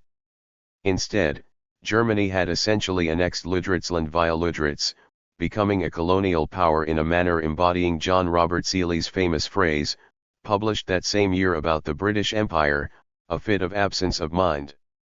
180 For Bismarck, the status quo was precisely the thing to avoid. Colonies, as the future Social Democrat Max Quark correctly put it, were becoming the lioness among the questions of the day. 181 Many in the 149 pro-colonial lobby wanted if not expected Bismarck to travel down the path of direct, immediate annexation. 182 Moderate liberals generally felt similarly. Bismarck gauged their appetite in a clandestine press campaign in 1883, all of which confirmed a latent enthusiasm for colonies. 183 It was thus probable that a sizable contingent would not forgive Bismarck should Britain annex Angro-Picenia before Germany. 184 To sum up, Bismarck could not afford to annex Lüderitzland, nor could he afford to let Lüderitzland go. 185 British officials could empathize, having had to appease pro- and anti-imperial lobbies around the Borneo question circa 1881. 186 That the German Chancellor needed his own solution was being made quite clear in other parts of West Africa. These included the harbour of Little Popo, one of a number of locations at which Hamburg firms were cashing in on the trade in palm oil. 187 Owing to an explosion in European popular demand for cleaning products, vegetable oils, and especially those extracted from the fruit of a palm tree indigenous to West Africa, Elias guineensis had become a precious commodity with which to mix animal fats and produce soap. 188 So vital to this process was palm oil that the Hamburg firms were continually competing with French and British traders in a quest to monopolize access to the middlemen who supplied it. 189 The Germans, having experienced setbacks in their deals with indigenous middlemen beginning in late 1883 as Sting felt all the more given a worldwide slump in prices were seeking a more regular presence of German warships to protect their interests and give them an edge in trade negotiations. 190 In February 1884, the German cruiser Sophie visited Little Popo, took hostages, and forced concessions to local German traders. Then, in March 1884, indigenous chiefs allegedly sent Kaiser Wilhelm I a letter seeking German protection against incursions by the British, rumored to be meditating annexation of the area in order to secure themselves a monopoly on the palm oil supply. 191 Lüderitz, when seen in this context, represented one piece of a larger puzzle. In April 1884, when Bismarck found his solution for the colonial dilemma, it all hinged on a provocative proposal: Lüderitz, or any German, could very well buy and run an empire by himself. The British Foreign Office opined that the exercise of sovereign rights by private individuals would be anomalous. 192 But they made no prohibition. 150 against it. On the contrary, British officials had supported such a scheme in northern Borneo in 1881 and 1882. German officials were rediscovering this history thanks to a correspondence undertaken with Spain on navigation around Sabah in February 1884. 193 From the moment the most famous author of the Borneo scheme Overbeck, a German, started putting the finishing touches on a company that would run its own state, the German colonial lobby had also begun to catch what one columnist called Borneo fever. 194 Flattering portrayals appeared in magazines and newspapers, with some writers musing about the possibility of a new Berlin and new Breslau on the island of Borneo, while others touted the agricultural prospects. 195 Karl von Scherzer, a noted explorer and Austrian consul in Leipzig, suggested Germany purchase the Borneo Company's territory. 196 So, too, did the head of the German Imperial Navy, Albrecht von Stusch. Finally, Berlin's ambassador in Washington, D.C. vouched for Overbeck. 197 by late 1881 all that was passed. As was made clear in a leaked report to the Königszeitung in August 1881, 2 months before Bismarck suffered a major election setback, lacking support from the colonial lobby, Germany declined Overbeck's repeated sale offers, the first of which had come in 1875. 198 in the main, though, the Borneo Company's effect on domestic colonial lobbyists was to be one of inspiration, the dream that Germans, having missed out on Borneo once, might replicate it in a new, African land. 199 The circumstance held through 1883, when lobbyists published several articles on the subject. Wilhelm Hubich Leiden openly encouraged the German government to issue a charter to a governing company formed by Germans doing business in Africa. According to this plan, individual Germans might lawfully pay indigenous authorities for territorial rights, and in so doing bring the German nation their colonies without parliamentary support or oversight. 200 Ernst von der Bruggen, another propagandist, followed by arguing that the colonization of an overseas territory through a German company would represent a triumph of immense national benefit. 201 Neither recommendation was lost at the German Foreign Ministry. Hubich Leiden discussed the idea in early 1884 with Heinrich von Kuserow, the diplomat in charge of reviewing the many colonial proposals that had been pouring in since the 1870s. 202 Prior to this, Kuserow was a man whom colleagues in the civil service dismissed as a bungler. His repeated requests for a better posting had been denied, despite his averaging 14-hour workdays. 203 He had also botched the 151 translation of a key Anglo-French treaty in early 1883. 204 Still, in April 1884, having just finalized a renewal of the League of the Three Emperors and needing a primer on colonial issues, Bismarck looked to Kuserow. 205 The latter held views very similar to those of his brother-in-law, the influential banker Adolf von Hansemann. 206 In the late 1870s, Hansemann had tried to convince Bismarck to buy up the Borneo rights. A few years after this effort failed, Kuserow announced a personal conviction in favor of Hansemann's proposal, which was then being revived thanks to repeated sales pitches by King Overbeck. 207 Kuserow and Hansemann never lost the scent of the Borneo story or its intrigues, which came to involve multiple agencies of German bureaucracy. The diplomatic service played its part, including Victor von Bohanowski, an eventual co-worker on the case of Ludritzland. 210 So did the Navy, aware that Overbeck's territory contained 2 harbors large enough to house the entire imperial fleet and that the one colonial venture Bismarck had successfully implemented so far had been the acquisition of a naval coaling station in Samoa. 211 In April 1879, Kuserow dined with a Japanese diplomat who encouraged his superiors to enter into sales talks with Overbeck. 212 Through May 1880, Hansemann attended presentations with financiers in Berlin regarding German colonization in Borneo. 213 1 year later, the Prussian Economic Council recommended setting aside 10 million marks per annum for the purchase of overseas colonies. 214 Finally, in 1882, Hansemann compiled a dossier on the subject for review by colonial propagandists. 215 Kuserow, already a supporter of the Borneo project, was briefed again in February 1884. When the Spanish asked Germany for support in the South China Sea against the pretensions of the British on North Borneo, in exchange for a naval base on the West African island of Fernando Po. 216 Count Montgelas, Overbeck's sometime business partner and the new secretary of the British North Borneo Company, lobbied for support in Hamburg. 217 March 1884 brought further review when a German Navy corvette wrecked off northeastern Borneo and undertook furtive repairs on shore. 218 With the idea thus at the ready, all that remained was the right governmental opening. By 1883 Kuserow was becoming close personal friends with Adolf Ludritz. It was only after meeting with Kuserow 152. Early in 1883 that Ludritz decided, mysteriously, to misrepresent his land purchase over Angro-Pequeña as a purchase of a title to territorial sovereignty. Such a misrepresentation ensured that just as Borneo was fading as a formal colonial destination for Germany, it was making a comeback in Africa.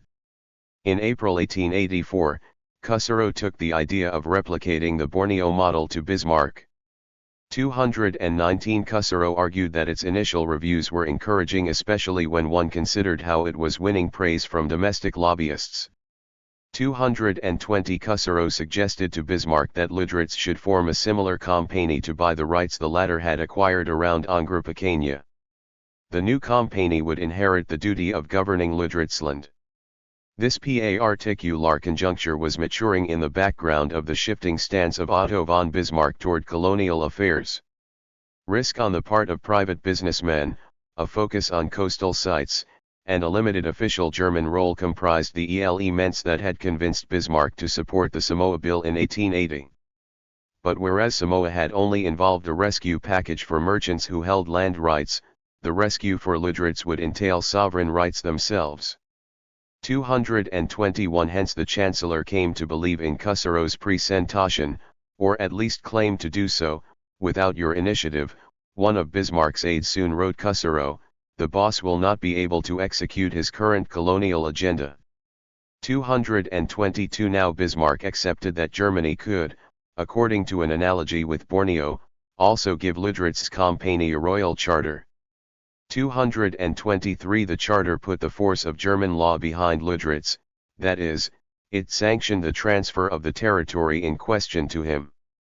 At the same time, a charter avoided German annexation while ensuring that Ludritz's rights would be protected, not only from legal challenges by any British merchants hovering around Angro-Pequeña, but from the possibility of annexation by the British government. Nor was this the end of the long list of benefits Bismarck would see. The ostensible merit of a royal charter was that it would incur for the German government no more significant duties and costs than would be involved in protecting a German citizen's property when abroad, for instance, through the establishment of consulates in the country. 224 Germany would not even be obligated to protect the territory in question in the event of a war. 225 There was a hidden political benefit, too. Opposition groups in the Reichstag would find it difficult not to fund. 153. Protection, amounting as it did to what would be provided in any significant foreign city for a German entrepreneur. 226 If opposition groups declined or attenuated their support, they would appear insufficiently patriotic to the many voters who were, thanks to a press frenzy, enthusiastic about the colonial idea at the best possibly time for Bismarck, election season and, still more immediately, the moment for parliamentary debates on the renewal of the anti-socialist laws. 227 Bismarck seemed to get everything he wanted under Cusero's scenario. It even fulfilled some conditions he had long ago proposed for a hypothetical ideal colony when the subject came up in negotiations over the Franco-Prussian armistice. 228 Thanks to Cusero's ingenuity, Bismarck would figure as the hero in a popular movement that could, through clever marketing, look like a German Spring. The lobbyists who once derided his caution would now hail him as their pilot. Steering with an iron hand. 229 Opposition groups in the Reichstag, by contrast, must either fall into line or pay the price, at best looking like reluctant followers, and at worst appearing to be an insufficiently patriotic Loki determined to subvert the Norse gods of German nationalism. 230 The day-to-day logistics of colonial government were a secondary concern.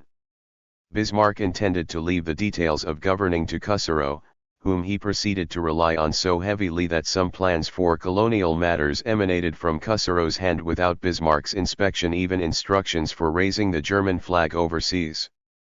231 Bismarck hoped vaguely that Ludritz would govern an independent Ludritzland where Ludritz, not the Reich, occupied the position of a sovereign state in international and domestic law. Ludritz I, Duke of Angro-Pequeña, would need to become the recognized master of Southwest Africa. 232 This technicality in turn might lessen troubly for Germany when it came to colonial rivals from France or Britain. But there was also no denying that Liedritz's colony was German, for Liedritz was a German citizen, and Liedritz's charter suggested that he governed by virtue of Bismarck's permission. 233 That was the key. We do not want to install colonies artificially, Bismarck soon said. When they emerge, however, we will try to protect them. 234 The Chancellor took the unusual step of inviting Liedritz back to Berlin on April 19, 1884. Liedritz was told to take a few days to produce a small memorandum detailing the plan for his own government, effectively a 154. Personalized Constitution. 235 The Bremen merchant promptly complied, outlining a state that would do virtually everything a normal state did, albeit while reporting to an Imperial German consul stationed at Angers who, at Liedritz's suggestion, turned out to be none other than his deputy, Heinrich Vogelsang. 236 On April 24, Bismarck announced to the British that Liedritz's acquisitions were henceforth entitled to German protection. By this time, however, Bismarck had diverted some of his attention away from Liedritz and toward a group of more important German businessmen active overseas. Just days before he gave Liedritz his guarantee, Bismarck read over another memorandum proposing a new course for colonial questions generally. 237 In a highly significant escalation, the memorandum suggested that Germany not stop with assisting Liedritz, but also help several German firms acquire the rights to govern diverse portions of Africa and the Pacific. All this activity would have been impossible as recently as 1880. Now, though, the memorandum Bismarck was reading claimed to know a way to get Germany an overseas empire at virtually no cost. The difference was summed up in a few words: Borneo and chartered company governments. The particular companies envisioned in the memorandum did not yet exist, but, in a sense, they already had much stronger foundations than anything Liedritz could muster in the Namib. It started with Cussero's relative, Hansemann. In March 1883, for instance, Hansemann asked associates in Antwerp whether the Borneo idea might rescue certain factories he was building in the South Pacific, on the island of New Guinea. 238 New Guinea looked enticing from a business standpoint. Politically, however, it was in a state of anarchy, with the British even overruling an Australian annexation attempt in 1883. Hansemann did not want to worry about running his business overseas in the absence of European-style laws.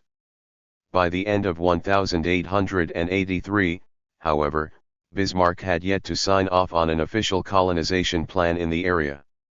Investor confidence in the Far East had recently been undermined by the Marquis de Rays, a Frenchman put on trial in November 1883 for lies to Italians about easy riches in his fictitious kingdom on New Guinea.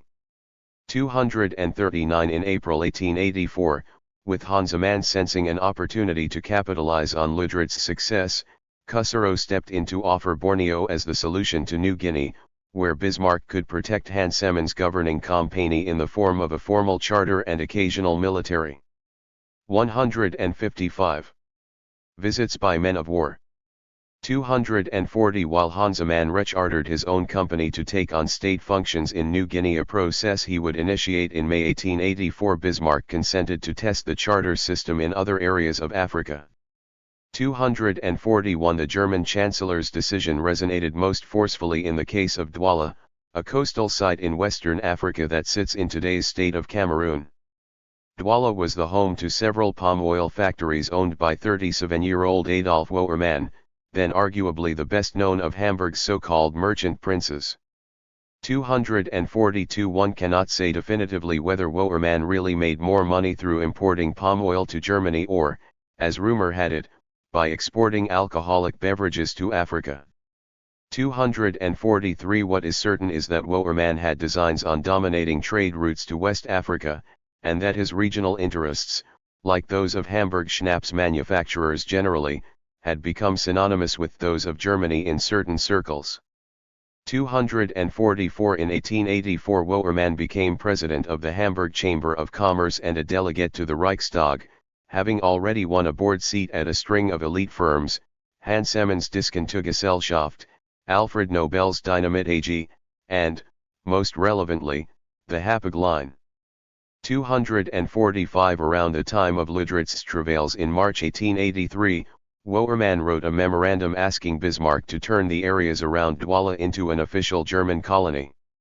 246 Bismarck refused at first, for familiar reasons. But then along came the notion of a colony modeled on Borneo. 247 Wouwerman, Cusero concluded, might arrange to buy a title to govern the area housing his 7 factories. 248 He had only to copy Ludrichs, who, at Cusero's prodding, had copied the adventurers in Borneo. Wouwerman's iteration was to begin with the people of the Douala area, the Douala. 249 He would instruct his lieutenants to negotiate there with 2 paramount, and sometimes warring, princes or kings, as the Germans and English then preferred to call them. 251 Of these men was an Anglophile spendthrift known as Bell, the other, a rich ex-slave named Acquet. 251 In the event, a compagnie organised by Wouwerman would sign contracts with the États princiers granting the compagnie sovereign rights over the Douala coast and the surrounding area. 252 Several months later it was said that Wouwerman would make these contracts on behalf of His Majesty, the Emperor of Germany. In fact, however, the contracts were to deal exclusively with Wouwerman's compagnie, with the tie to Germany. 156. Only in the background as a possibility. 253 The compagnie, Bismarck assured the Emperor, operated as a third party. 254 Bell and Acquet had strong reasons to deal with any European outsiders who agreed to designate them as monarchs. For decades the Douala people, seen by Europeans as ideal middlemen for interior trade, had been witnessing great upheaval. 255 Thanks in part to Britain's successful naval campaign against the slave trade, Douala, like much of West Africa's coastal population, was undergoing a transition from a slave-based economy to one dependent on the export of palm oil and, to a smaller extent, ivory. 256 This economic transformation did not directly harm Bell and Acquet. They still collected komi, or trade tax, on all local export transactions. 257 Likewise, they still controlled trade occurring up the Wuri, Dibumba and Mungo rivers into the interior, thanks to the extension of credit in the form of goods from Europe.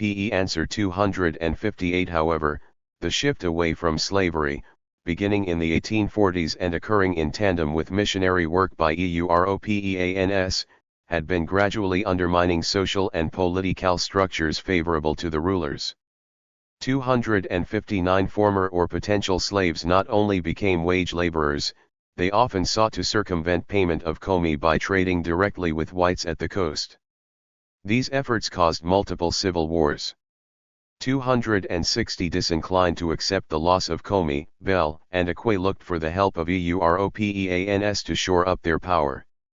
261 At first they tried inviting Britain to rule in the late 1870s and early 1880s. Britain, after all, had begun convening a court of equity in the area periodically to resolve intertribal disputes.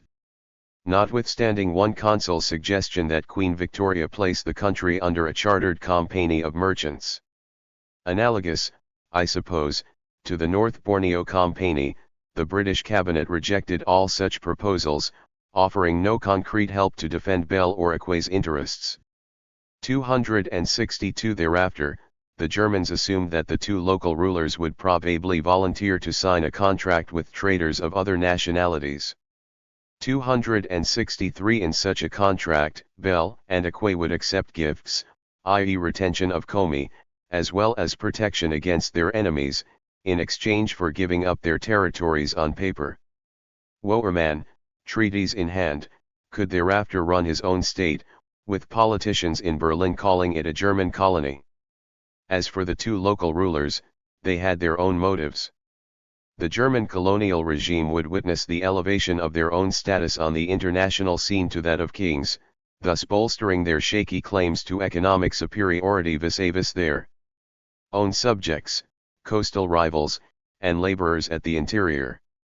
Royal credentials could form their own kind of economic security in a time of heightened risk. The price of a deal with Bell and Aquay was not entirely attractive to Wouwerman. He later complained that it lost him a great deal of money. Even if he estimated that the cost of paying them off for parcels of land would amount to almost nothing, buying a claim to sovereignty was expensive, especially since he had to guarantee Bell and Aquay that the Germans would let them retain their commis, as well as a large measure of jurisdiction over indigenous institutions and customs. 264 This at least was a plausible deal to which Bell and Aquay lent credence at the moment of signing, though the Germans over time made no effort to keep their word. 265 When the particulars appeared on paper, they consisted of the following. 1. Natives to be allowed to continue to buy women. 2. There are to be no taxes imposed. 3. There are to be no duties on trade. 4. The Germans are not to go to native markets. 5. Commis to be paid as heretofore. 6. Heavy penalty to be inflicted on Germans in case they rape native women. 7. Germans to have nothing to do with the farms of natives, i.e. the land in the occupation of the natives to continue to belong to them. 266. On April 28, the same day he announced his protection for Lüderitz, Bismarck, and Cusero called together a series of men who would run the proposed German empires. Meeting in Berlin, Wouwerman joined Lüderitz and various other Hanseatic trade princes ostensibly to discuss how best to protect their interests abroad. 267 It quickly became apparent that the real theme of this meeting, as Bismarck put it, was to develop a concrete plan for creating privately managed empires on the putative model of Borneo. 268 Over breakfast, Bismarck suggested that certain German traders active along the West African coast do their utmost over the next few months to pay indigenous authorities for titles to sovereign rights. 269 Thereafter, these traders might transfer all of their newly acquired rights to the German state, which would in turn lease most. 159. Of the rights back to the traders in exchange for nominal concessions. The leased rights would include, among others, the right to set customs duties, to police, and to try legal cases. Bismarck went on to propose a scenario in which the governing would fall to the beneficiaries of the colony, as if the task were an opportunity for profit. 270 Another attendee was less sanguine, observing, the businessman will have to administer the colonies. 271 A split of rights might please both parties. 272 Bismarck hoped Germany would keep only the right to control foreign relations, with clerks from the trading houses, not German generals, handling all the other duties and functions of government. The traders, however, did not so much want to commence governing as they wanted extra assurance that Germany would provide muscle to protect their businesses from foreign powers, an uncertain prospect, given the proposal by Bismarck to establish German consulates in each of the new colonies. 273 Any foreign power, say, Britain, could challenge the fledgling empires, perhaps even convincing rival political figures in the area to sign treaties alleging annexation by non-Germans. Hence, Lüderitz insisted that an official German emissary travel to each of the areas in question to sign a redundant treaty of protection. 274 In these supplemental treaties, loyal indigenous leaders would have to pledge to Germany, on the threat of reprisal, never to alienate any of their territory again. By this time, of course, the leaders would already have sold parts of their territory to German traders, and those earlier sales would remain valid. Lüderitz and Bismarck's new proposal for Africa had some parallels with what had happened in Borneo, mainly that here, as in Brunei, some indigenous rulers would prove eager to partner with Europeans in order to bolster their existing claims to economic and political supremacy. One crucial difference was that on Borneo, a group of adventurers had periodically produced treaties without sanction from their home state, or even any impetus from the same. In the event, however, Ludratz and Bismarck's proposal looked enough like Borneo to satisfy everyone involved on the German end. The proposed companies would initially acquire their rights by paying for them, just as Ludratz had. But Germany, too, would acquire certain rights in exchange for signing treaties of protection. Subsequently, the companies would operate under the token protection of the German Emperor, which would issue them a charter approving their rights to collect taxes, to police, and so on. 160. Redundant titles, all but more than enough to keep foreign powers off the backs of Germany and Germans alike. In this manner, Bismarck would get to avoid the responsibilities he most loathed, with the necessary government officials being hired and paid by the ruling companies themselves. 275. Over the next few weeks, discussions in Berlin shifted to the subject of Gustav Nachtigal, a famous explorer prepped by Cusero to carry out the job of traveling to West Africa to lay groundwork for several empires. In May 1884, Nachtigal received a telegraph from Wouwerman with Bismarck's plan. 276. Nachtigal was to rendezvous with a German warship in Gibraltar before sailing on a 2-month journey around northern Africa and down the entire Atlantic coast of the continent. 277. At the onset of this journey, Nachtigal would conduct an inspection of German merchant welfare in Little Popo, a settlement of the Yu people in what is today's Togo. However, at several other spots, Cameroon, Angrapakanya, and Koba, Kabaitai, and Somaliland, the latter three being kingdoms along the West African coast located near the Dubrika River, Nachtigal was to meet with local authorities, making sure not just that German traders were being given fair treatment, but also that these same traders had signed deals for sovereign rights over territory. 278. Thereafter, Nachtigal would sign separate protection treaties with each indigenous polity, directly on behalf of Germany. 279. The journey would end in Angrapakanya, where Nachtigal hoped to sign a supplemental treaty with Joseph Fredericks. In this treaty, Fredericks would formally grant Germany the right of protection, whatever that meant, just as Ludratz himself granted Germany the same right over the territory he supposedly controlled.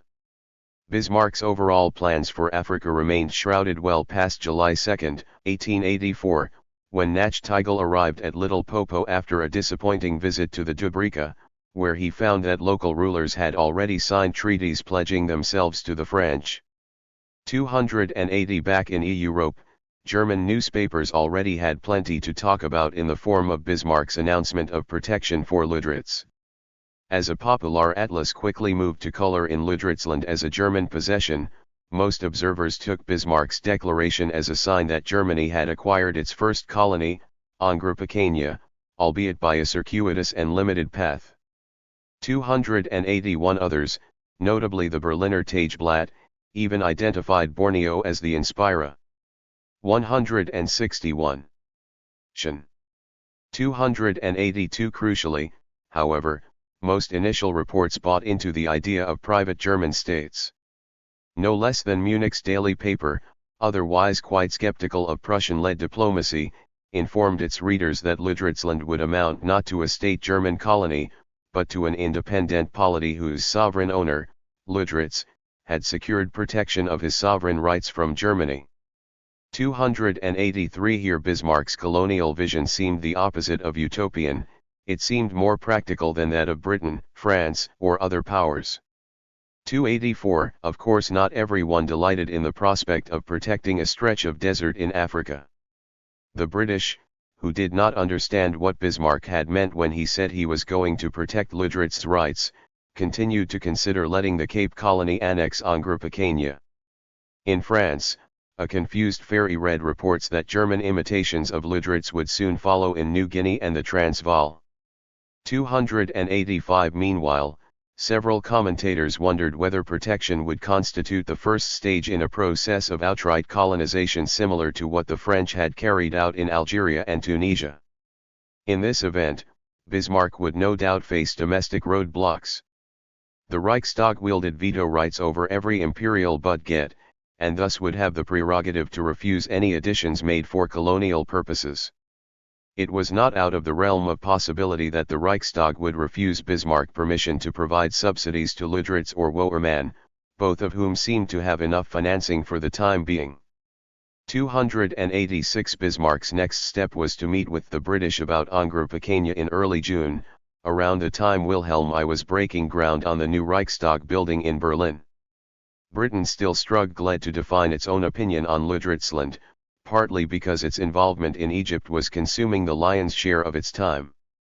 287 Such indeterminacy had become an even greater problem by the summer of 1884, when Britain needed German support on the issue of Egyptian debts. Britain wanted to keep Bismarck happy. Because this wish coincided with a demand to resolve the Angro-Picenia question, the British view, as Bismarck correctly predicted, would be that the support Germany could provide Britain and eventually will provide Britain was worth more than disputes over places like Little Popo. 288 That left Britain in a difficult spot. The British Foreign Secretary found it arduous to identify where Angro-Picenia was located, much less to decipher the meaning. 162. Of Bismarck's Protection Declaration. But he also knew for a fact that Bismarck loathed the thought of overseas colonies. Thus, he told Bismarck proudly that in order to relieve him of any sort of colonial burden, the Cape Colony would annex Angro-Picenia. Lüderitzland was to become a thing of the past, and Bismarck would have no need to resort to royal charters for German citizens doing business abroad, a possibility he had mentioned to the British starting June 9. 289 Bismarck likely would have taken this offer in 1883. Instead, the German Chancellor announced that he wanted to follow Britain's behaviour or broadly in regard to Borneo, the seal of whose fate was still fresh with the wax of the charter signed in 1882. Germany, Bismarck said, was not going to ask any help from Britain, unless one counted it as help for Britain to leave Angro-Picenia and other ventures of German subjects alone. Instead, Germany was going to offer a sliver of protection for Lüderitz, and perhaps others, with Lüderitz promptly taking over all the duties of governance in and around Angro-Picenia. Should Britain doubt the legality of such moves, Bismarck wanted to tell them in advance that these are questions which may interest professors of international law as curiosities, but they appear to me to be without value. I do not know why we would split hairs in definitions over declarations of sovereignty, over a hosting of a flag or implementation of a protectorate or award of a royal charter. You have declared that this area does not belong to you, therefore I think it is a question of mere curiosity. If you ask about the sovereignty, it can be all the same to you, what another power does in a country not belonging to you. 290. Confused as the British were, some observers could see past Bismarck's facade, right through to his cynicism. In the last few years the British Foreign Secretary, the same man Bismarck was negotiating with, had allowed adventurers to take control of most of North Borneo because he wanted to save his government money while still reaping trade benefits and acclaim. Thus the British government were like thieves caught in the act, unable to refuse Germany their permission to proceed in Angro-Picenia as we have in North Borneo. 291 On June 16, 1884, in a final gesture of humiliation, an impudent Bismarck asked the British what kind of flag flew in North Borneo, only to find that the Foreign Secretary had to leave the room for several minutes before returning with an agnostic reply. 292. 163. Bismarck had overwhelmed Britain. We are on a good path with Angre, wrote his son Herbert on June 18, and 3 days later the British cabinet decided not to contest the German protectorate in Lüderitzland, meaning, mused Charles Dilke, that Bismarck would get everything he wanted. 293 Achieving similar success in Germany involved a different tactic, however. In an effort to maximize electoral gains, Bismarck delayed the announcement of his comprehensive plan for a series of German colonies until October 13, or about 2 weeks before the German elections. 294 To considerable fanfare, a newly christened, heavily armed squadron of German warships departed for the West African coast around that time, along with some 3,000 personnel. 295 Meanwhile, the Chancellor began to paint his opponents as anti-colonialists. On June 23 Bismarck arranged to testify at a parliamentary Budget committee hearing, the first he had attended in 13 years. 296 Though this testimony ostensibly concerned steamship subsidies vetoed by Bismarck's opponents, some of whom refused to stand when he was announced, he used his surprise appearance as an opportunity to contrast such recalcitrance with his successful support for Anglo-Picania. 297 His next move was to make a speech to the German parliament on the day his victory over Britain was announced in German newspapers, with his broader ambitions still concealed. 298 On June 26, the Chancellor opened his remarks in the Reichstag with a reminder that he dreaded the thought of taking on colonies similar to those the French had been developing in Africa. 299 Colonization attempts, he declared, were a problem when they were artificial, when they tried to start a harbor from scratch, or to create trade where there was really no money, or to spread moral values. As a result, Bismarck still did not like the idea of colonies per se. Nor did he want to start Germany down the road of French-style annexations. 300 That said, he told the audience of hundreds in Parliament that he could no longer deny claims for protection coming from German businessmen overseas. If a German businessman in an area outside another EU-European nation's control was operating without some sort of EU-European law, be it direct colonial administration by a EU-European power, or even consular jurisdiction as exercised by EU-Europeans in places such as China, then Bismarck was henceforth going to make sure that businessman got the support he needed. 301 Like the British Prime Minister, Palmerston, in 1850, Bismarck invoked the 164 idea of civis Romanus sum to argue that a citizen's rights, wherever they might be in the world, and even if they included sovereignty, must be protected by the citizen's home state. 302 Fortunately, Bismarck told the audience, this protection did not need to involve sending in garrisons or any significant expense. On the contrary, the British experience, which Bismarck touted first by reference to the East India Company, and then by reference to an almost mythical company just founded in Borneo, proved that companies could do the job of governing territory by themselves. I hope that we will come, he went on to say, to a system like that which England has made so great in East India. There it is the businessman alone who rules and governs. 303 Germany would begin such an experiment in Southwest Africa. There it would acquire some of Ludritz's governing rights, the ones he did not really want to exercise anyway. Then, Germany would loan those rights to a company formed by Ludritz, keeping for itself the option of protection powers in the event of overwhelming attacks on the company. 304 Germany might also keep an option to buy the company's rights first, should the rights ever go up for sale. 305 The Chancellor did not intend to inspire further unauthorized attempts at colonization abroad, such as Friedrich Nietzsche's sister was about to undertake disastrously in Paraguay. 306 Nonetheless, results with public opinion proved quite positive, even with Southwest Africa as the only focal point yet revealed. 307 Unsurprisingly, the German Colonial Union expressed its approval for the Borneo Company model in a national meeting held on September 21, 1884. 308 More broadly, a foreign correspondent in Berlin reported, the press here, without exception, lauds the colonial policy. 309 In the Reichstag, the chartered company idea also seemed like a panacea to some. To conservatives who always supported Bismarck and liked tariffs, and to national liberals who strongly advocated the acquisition of colonies overseas and who were then embarking on a rapprochement with Bismarck after years of rancor. The chartered company legacy even made a distinct impression on Eugen Richter, a staunch left liberal who in principle opposed colonialism. Perhaps Wouwerman and Ludritz, he speculated for a time, could emerge as the next James Brooke. 310 Only a few deputies initially found the idea misguided. 311 They eventually demanded reports about what was actually going in Borneo, Bismarck's supposed model state.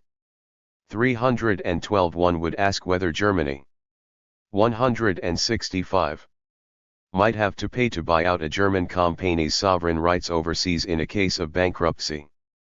But it was not until several months after Bismarck's coup and comfortably after Bismarck had cost left liberals a chunk of their popularity that a significant domestic contingent really began to suspect that any company that Bismarck might ask to run a state was going to ditch or bungle its duties as a governor.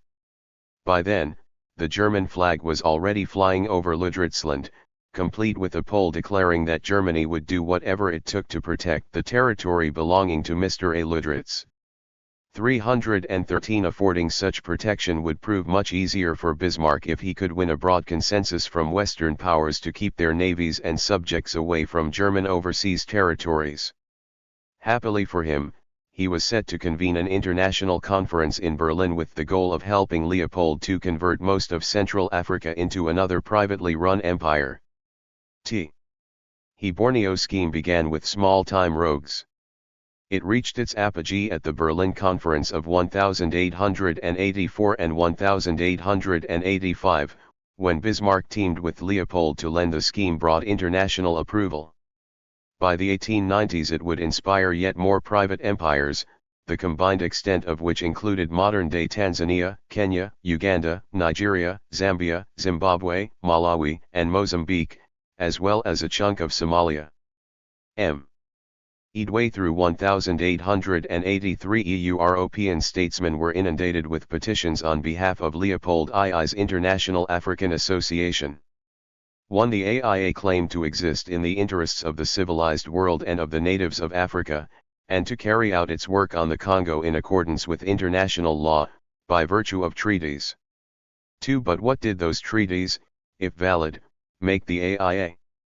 France's Prime Minister, Jules Ferry, consistently expressed consternation on the subject. 3. Was the AIA, he asked, a state? Was it a company? Was it a company state? Was it acquiring political privileges for its home country wherever that might be? 4. Or was the AIA merely a group of filibusters, as its lead agent, Henry Morton Stanley, confessed to a friend in a seeming moment of desperation? 5. The last charge circulated in Britain, where even opponents of Portugal spoke of the AIA as a filibustering expedition, because one can call it by no other name. 6. As Ferry's bemusement suggested, the European community was seeking answers. First, there was Portugal's colonial regime based in Luanda, which had recently begun pushing from its coastal enclaves to the Congo interior, where few Portuguese had ventured in hundreds of 5 years despite Lisbon's long-standing pretensions to govern there. 7. Lisbon did not authorize a concerted inward move until roughly the same time as the AIA showed up. One observer joked that groundbreaking on a railway in Portuguese territory was the only such work done prior to 1884. 8. Once Portugal emerged from its torpor, however, its agents began running into camps sparsely staffed by Stanley and other AIA employees. 9. In short order they blustered about war, and Portugal even dispatched warships to the egress of the Congo in an attempt to frighten off boats supplying Stanley. 10. Yes, Lisbon's state finances lay in a parlous condition.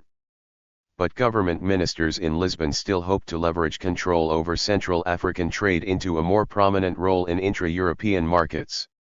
11. As a result, they challenged the legitimacy of each treaty Leopold's men produced in Africa, protesting heavily whenever Leopold's men appealed to foreign governments for recognition.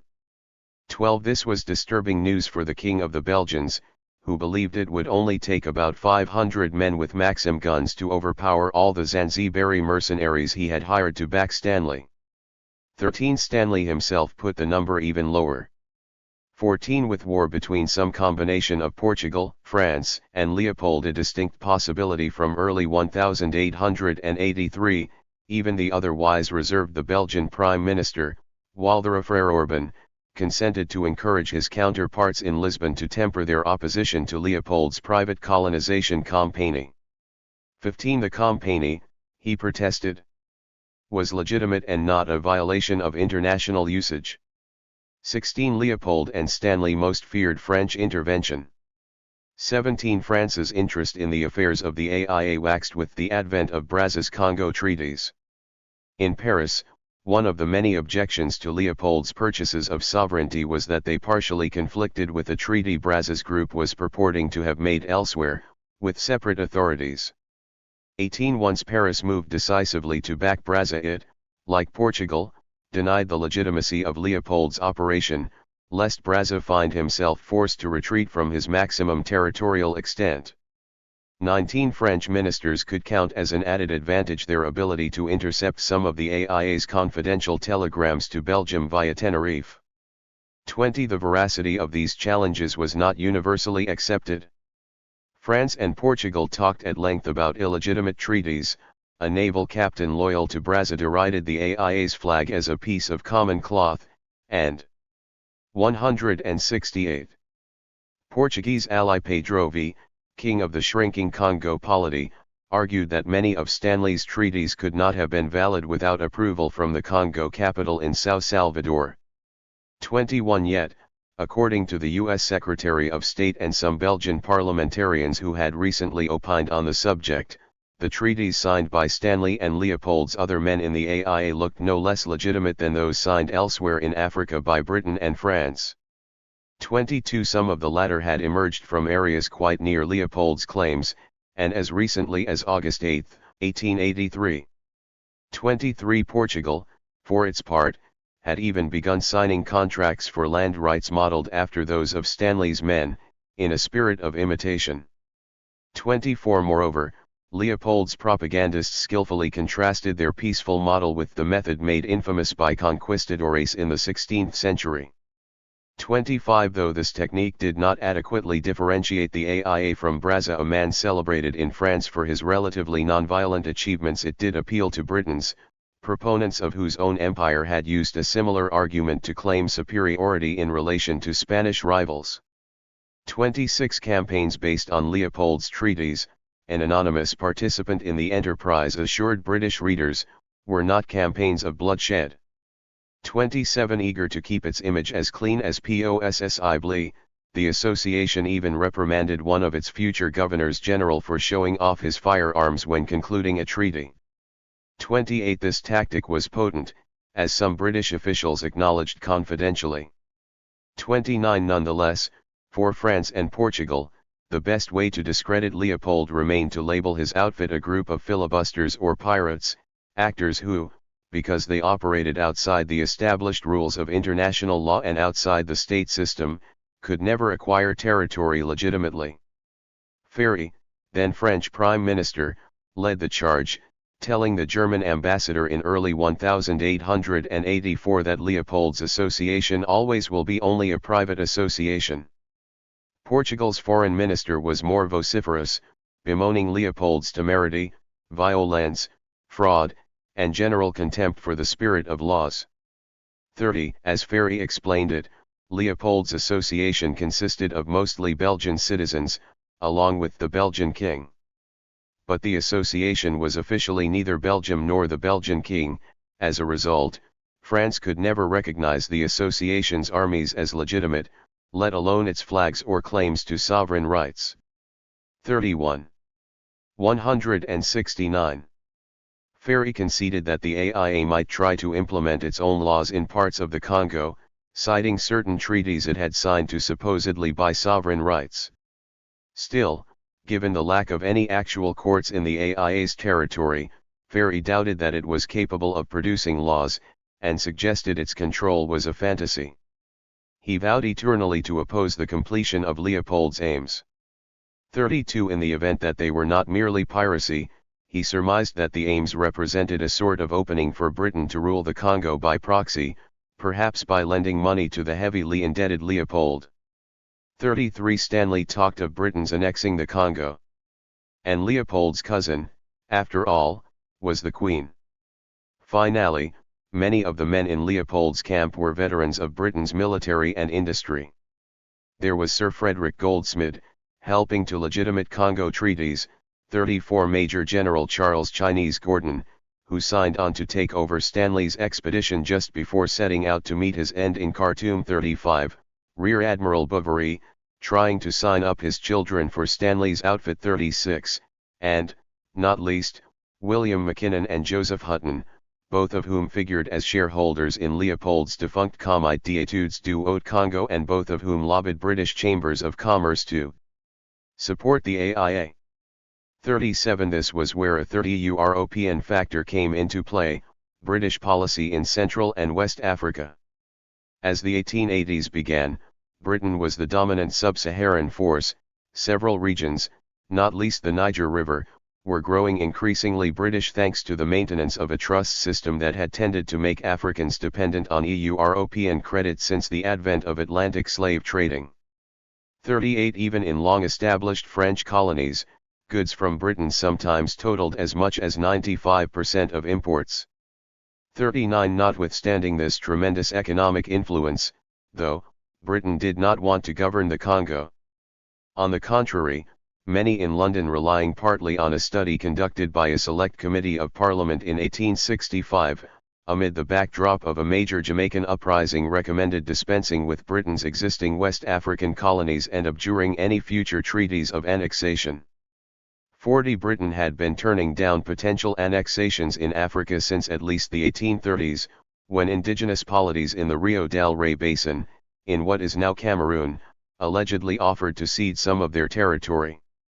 41 And while the government did not unilaterally agree with the committee formed in 1865, its reaffirmation by the Colonial Office in 1882 led 170 Foreign Office official to complain that its recommendations were too vague for any practical purpose. Britain entered the 1880s with a preference to warn off other European powers from the Congo while letting its traders reap the spoils of trade. 42 That way Britain never had to bother with infrastructure or the concomitant taxes at home. 43 Considerations of racial composition also proved a factor. 44 One could thus say that a kind of Monroe Doctrine remained in place for Central Africa. 45 So it stayed, at least, until Portugal, France, and the AIA intensified their squabble about taking full control over certain areas. 46 Now, if France actually established itself as the government in the Congo interior as British and German papers forecasted, then Britain's days as the unmolested trading champion might reach an end, despite preliminary assurances of free trade during the brief tenure of French Prime Minister Charles de Clercq. 47 The French might even, it was conjectured, sell weapons to the Mahdist Sudanese or invade Egypt in case of war with Britain. 48 In the interim, the AIA set to work lobbying Britain, as well as Bismarck, to guard and watch over the general interests of by confirming its status in the territories in which it has obtained sovereign rights. 49 So far the treaties this mysterious body was signing, as best foreign diplomats could tell from the smuggled copies they received, appeared to confer on the AIA all those privileges that Portugal claimed to own already. 50 Britain, therefore, faced three alternatives. 51 1. It could support Portugal, based on terms proffered by Lisbon starting from the time of the Brazza Treaty's ratification. This support would win Britain's an exemption from future Congo tariffs and taxes, as well as guarantees for Protestant missionaries. 52 2. Britain could cut a similar deal with Leopold, who had begun begging Queen Victoria to send a warship or two to the mouth of the Congo to frighten off the Portuguese. 53 3. And least palatably, Britain could concede control over the region to France. Otto von Bismarck watched these developments at a remove, often reminding colleagues that Central African trade amounted to a paltry percentage of European business overseas. 54 Early on, his lieutenants said Germany did not care which country claimed sovereignty in the Congo. 55 As a man allegedly preoccupied with intra-European and Near Eastern questions, the Chancellor also professed little interest in ending the East African slave trade. In 1876, when Leopold convened his famous conference in Brussels, Bismarck's only concern was that height 171. And European missionary work in Africa might favor the Catholics with whom Germany was then locked in a Kulturkampf. 56 A similar cool prevailed in 1877, when the German emperor tried to tout the anti-slavery cause. 57 By the 1880s, New reasons existed for caution. Bismarck did not want to offend France by backing the Belgian king too forcefully. 58 Nor could he overlook that France's meddling in the Congo, as well as Morocco, would almost certainly mean further French entanglements outside Europe, in other words, a distraction from the disgraceful loss of Alsace-Lorraine to Germany. 59 Bismarck's attitude stayed the same through early 1884, although several German manufacturers vainly lobbied him to intervene on behalf of Leopold. 60 The lobbyists included Bismarck's personal banker, Gerson von Bleichroeder, as well as the explorer Nachtigall, both of whom had begun to benefit, on the side, from Leopold's largesse. 61 Prior to this point Bismarck had buried all Congo correspondence on the desk of his resident African expert in the foreign ministry, Cussereau, whose civil service career had entailed extensive work on Belgium. 62 As late as March 26, the Italian ambassador in Berlin even spoke confidently about Bismarck's uninterest. 63 But then Bismarck suddenly changed his mind around April 11, 1884, one day after Cussereau delivered a memorandum on the subject and 3 days after Cussereau recommended the Borneo Plan for Germany. 65 By this time Cussereau, the African expert in receipt of virtually all Congo documents, had risen in the ranks to become the point man for Bismarck's now far-reaching colonial schemes. 66 As it happened, these schemes looked analogous to those Leopold was attempting to implement. 67 So it was that Cussereau came to see support of the International African Association as inextricably linked to German colonial projects. 68 On the Congo as in Southwest Africa, Bismarck would follow Cussereau's advice, not just when introducing a new system for colonial government, but also when considering how to process new overseas alignments. On April 17, a week before Bismarck fully embarked on his new overseas policy for Germany, he sent feelers to Paris suggesting cooperation against the Anglo-Portuguese Treaty of February 1884, by which Britain would have recognized Portugal's complete control over the 172 Congo. 69 He found a receptive audience in Prime Minister Ferry, already making his own protests to Lisbon.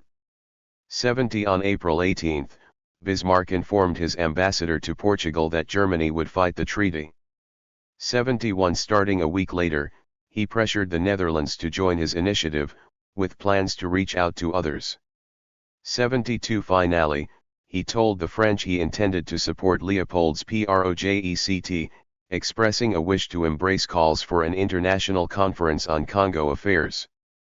73 France was game for a conference that would force Britain into retreating from its Monroe Doctrine for Africa, part of which now rested on the Anglo-Portuguese Treaty. Without Portugal, only the near-bankrupt AIA would stand in France's way. France, also in a move destined to revive British fears, asked for the conference to implement international rules concerning the Niger River. 74 Germany, for its part, joined France in concluding that Britain was vulnerable enough to make concessions in West Africa on account of its Egyptian occupation, not least because, on April 22, the British Foreign Office sent out a letter imploring other great powers to attend a conference that would help wind down Egyptian debts. 75 In the event, April 1884 marked the first time Bismarck showed any solicitude for the Congo, let alone Leopold, aside from cursory discussions with lobbyists. As is the case with his colonial turn, explaining Bismarck's volte-face on the Congo is complicated. Some biographers ascribe the maneuver to Bismarck's then waxing resentment of British policy. 76 Others find it satisfactory to credit economic self-interest. 77 After all, according to Bismarck's official statements, Hamburg traders in particular Adolf Wouwerman stood to lose vast potential profits if anyone but Leopold took control of the Congo. 78 The Portuguese were notorious for installing prohibitive tariffs in their territory, and their penetration of the Congo from the coast inward would take place in villages where Hamburg firms hitherto dominated the liquor trade.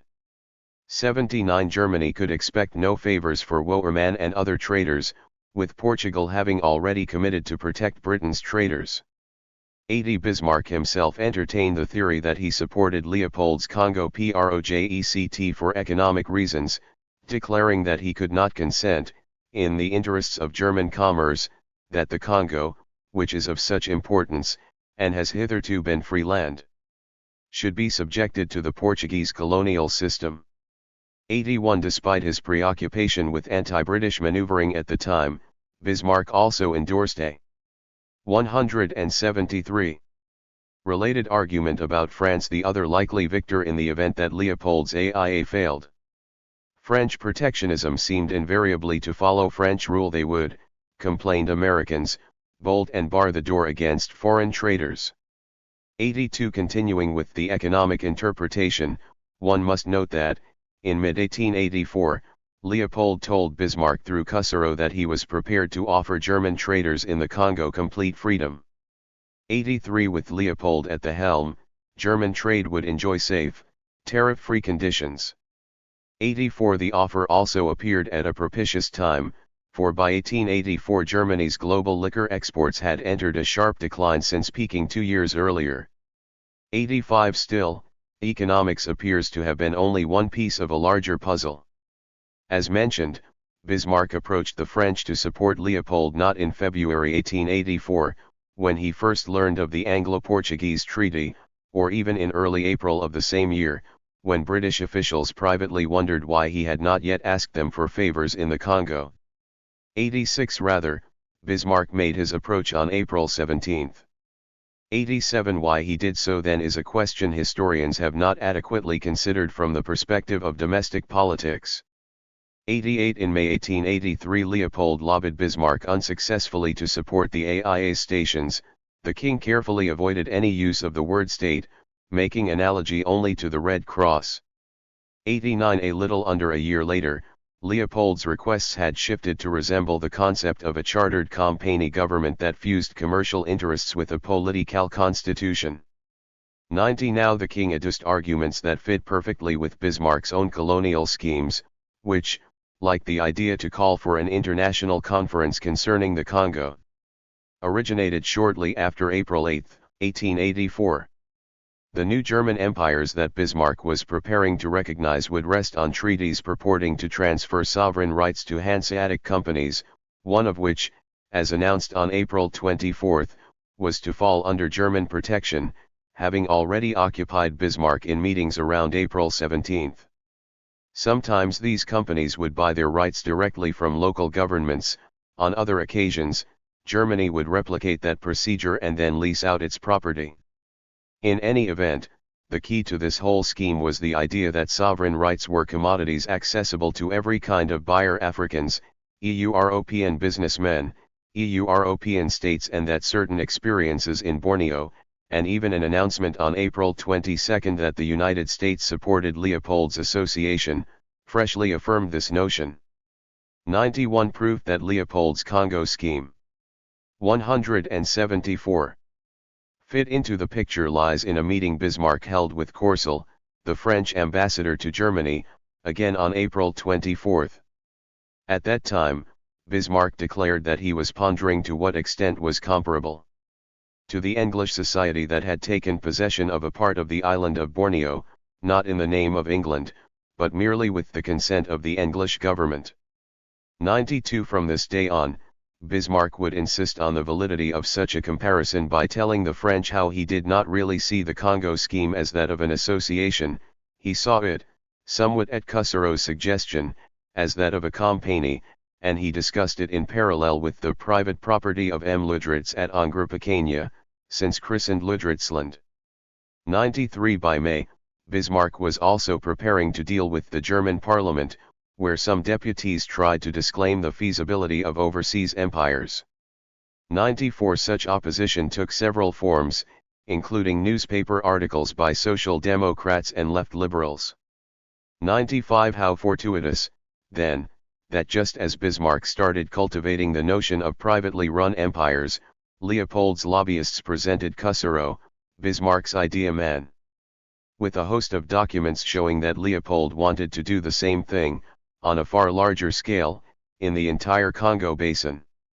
96 The supposed model in Borneo was thus being brought to Africa, at the same time, by at least two different forces, the Germans and the Belgian king, and with each new report on the Congo, the combination was having a marked effect on thinking in the German foreign ministry. 97 Bismarck, like Leopold, was interested in emulating Borneo and the Great East India Co., its spiritual predecessor. 98 One could thus argue that Leopold, as much as any German, might enable Germany's colonial turn. With the Borneo linkage, Germany's designs looked increasingly legitimate in international law, and Leopold's scheme was the latest proof. 99 Without Borneo, the putative German and Belgian kings in Africa were nothing more than pirates, as Stanley had feared and as some others including parliamentary deputies would imply. 100 Defending the colonial foray by Germany would thus necessarily mean defending the one in the Congo. 101 This equation applied equally at home and abroad. In Munich, Catholic politicians mistrustful of German colonies also labeled Leopold's claim to statehood in Africa fantastical. Both, it was implied, rested on dubious purchases of sovereignty from sale-minded Negro kings. 102 It was apropos when a French naval officer began comparing Leopold's treaties to those made by Adolf Lutritz. 175.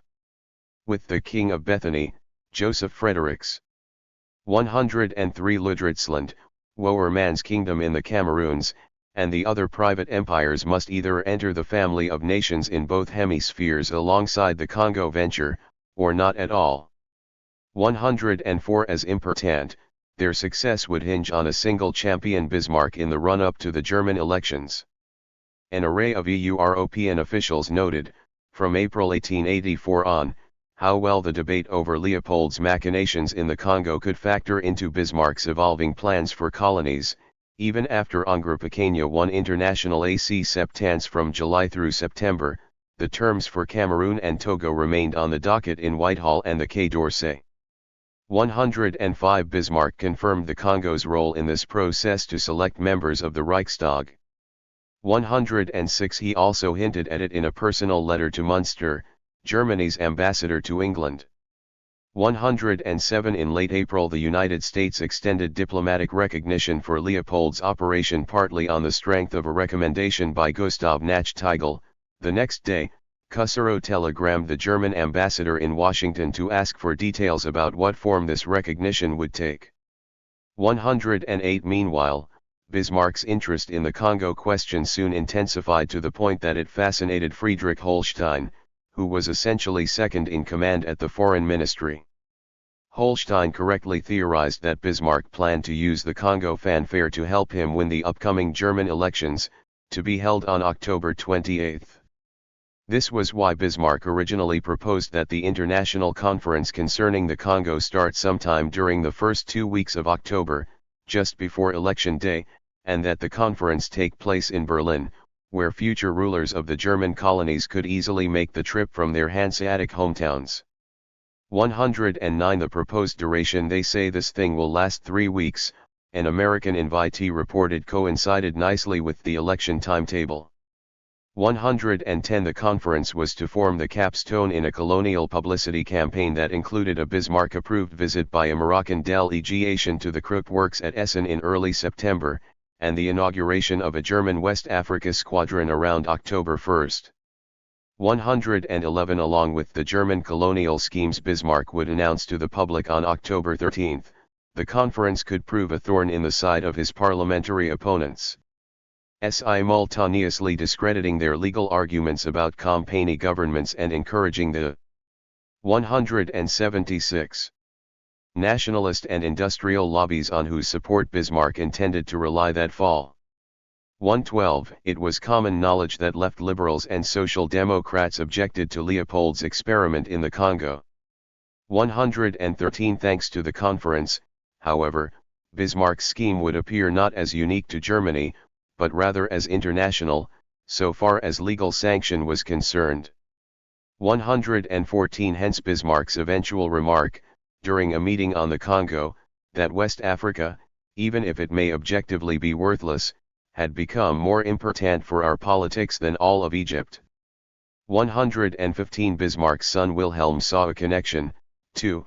He confided that his father hoped to make use of the Congo for internal political purposes, perhaps by adapting Stanley's speeches for use in German colonial propaganda.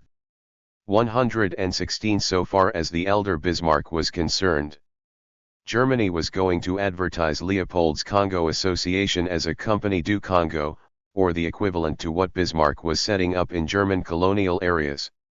117 By May 31 Germany had told Leopold it was ready to do what no other European power would go on to do until November, recognize Leopold's venture as an independent state. 118 Holstein's suppositions, which he eventually confirmed by speaking with an enthusiastic Bismarck, did not quite go far enough. The Berlin Conference, as initially envisioned by the Chancellor, would bring the added benefit of forcing French and European consent to a set of rules for future occupations of coastline, thus limiting the number of possible scenarios by which Westerners could challenge the fledgling private empires run by Germans. 119 Moreover, and unknown to all but a few, Bismarck considered purchasing the Congo rights from Leopold and inserting them directly into the fledgling collection of empires he was planning to place under loose German supervision. Just 2 weeks into May 1884, a leading Catholic newspaper in Berlin, Germania, reported that the colonial movement was so strong that it gave full right to the government to annex the paradisiacal environs along the Congo. 120 At the same time, shops in Germany began selling a board game, the Game of the Congo, in which players could seize control of the river as one of 4 countries, France, England, Portugal, or Germany. 121 Precisely at this moment, Bismarck invited 2 colonial advisors to his country estate to discuss the idea at length. 122 His guests were Adolf Ludritz, Duke of Angers-Picenia, and Gerhard Rolfs, a famous German explorer. Rolfs delivered a personal message from Leopold in 177. Which the king said he would see nothing with greater pleasure than for Germany to take over the entire Congo enterprise. Bismarck, for his part, was still dubious about Leopold's motives. We do not know who the International African Society and the other associations are, he told Rolfs, adding that Leopold was hiding something from Europe by cloaking his designs on the Congo in the garb of philanthropy.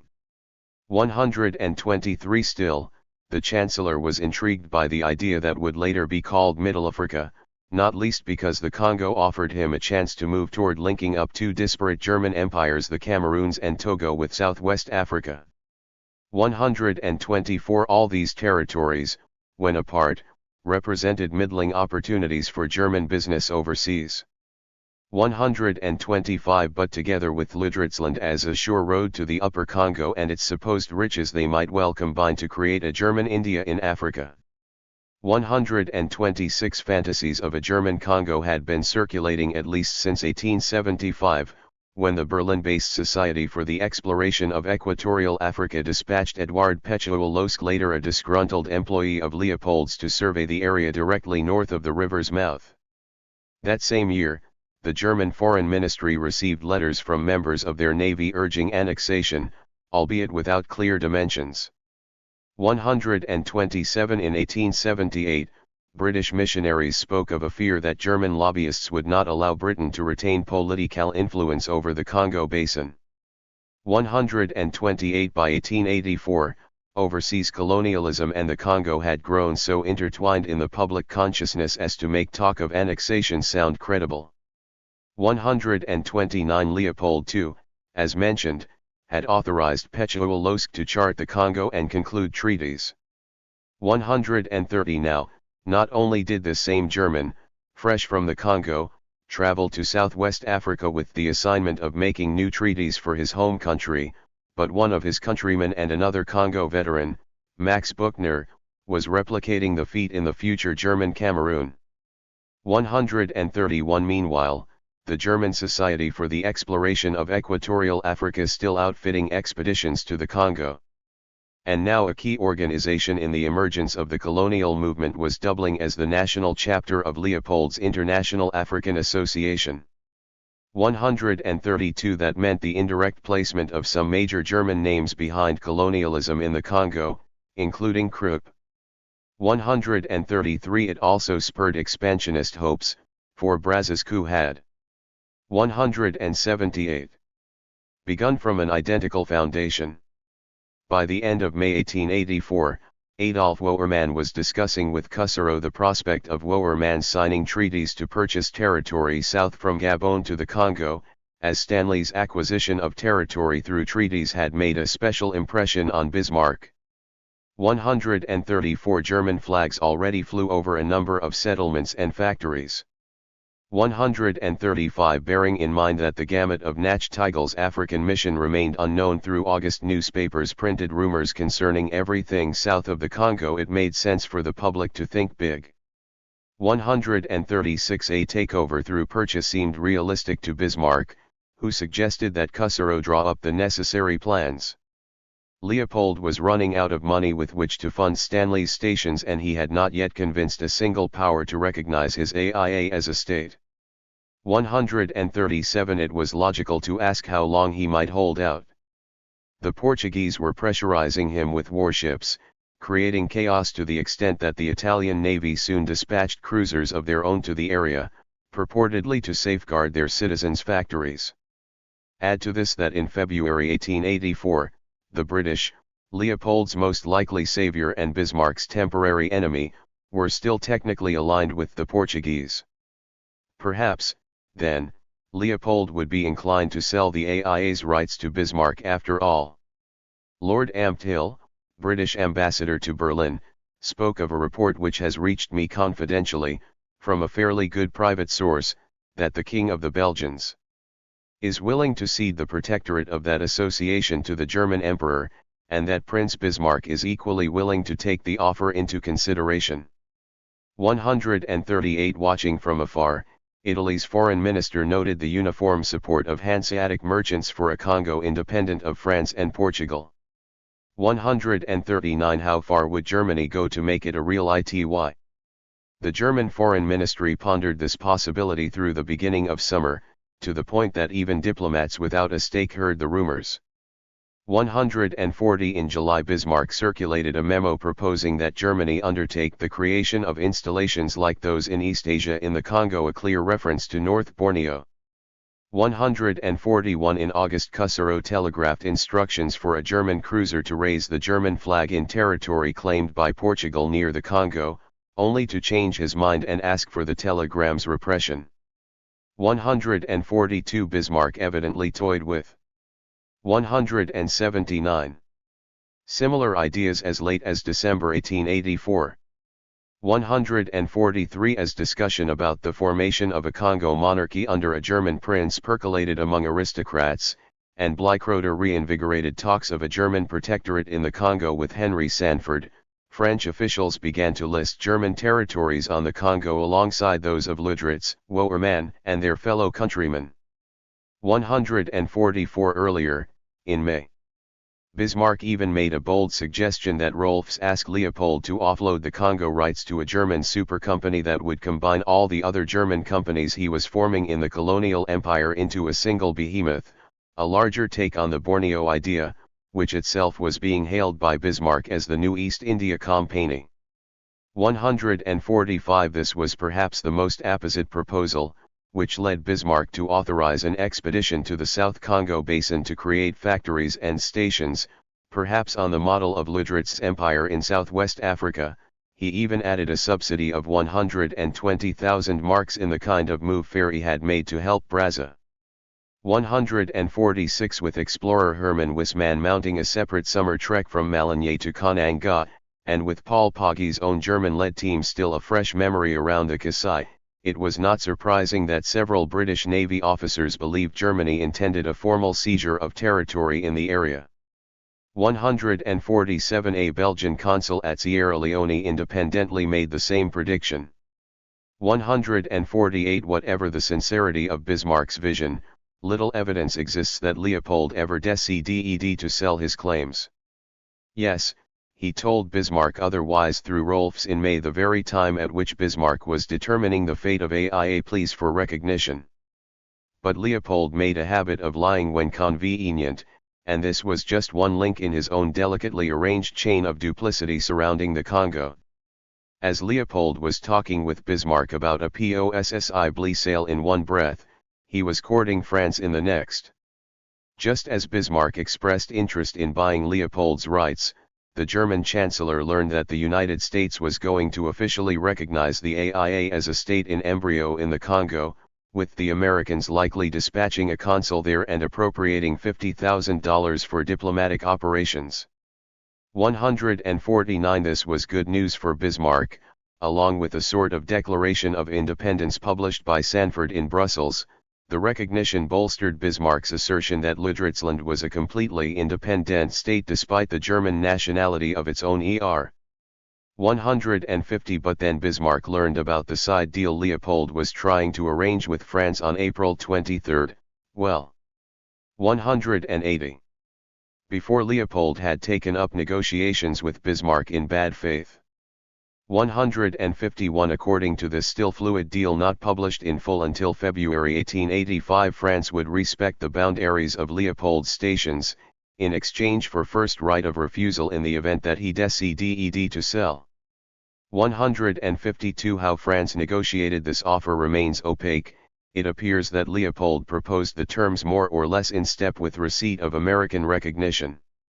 153 Why France accepted the terms allows for multiple explanations.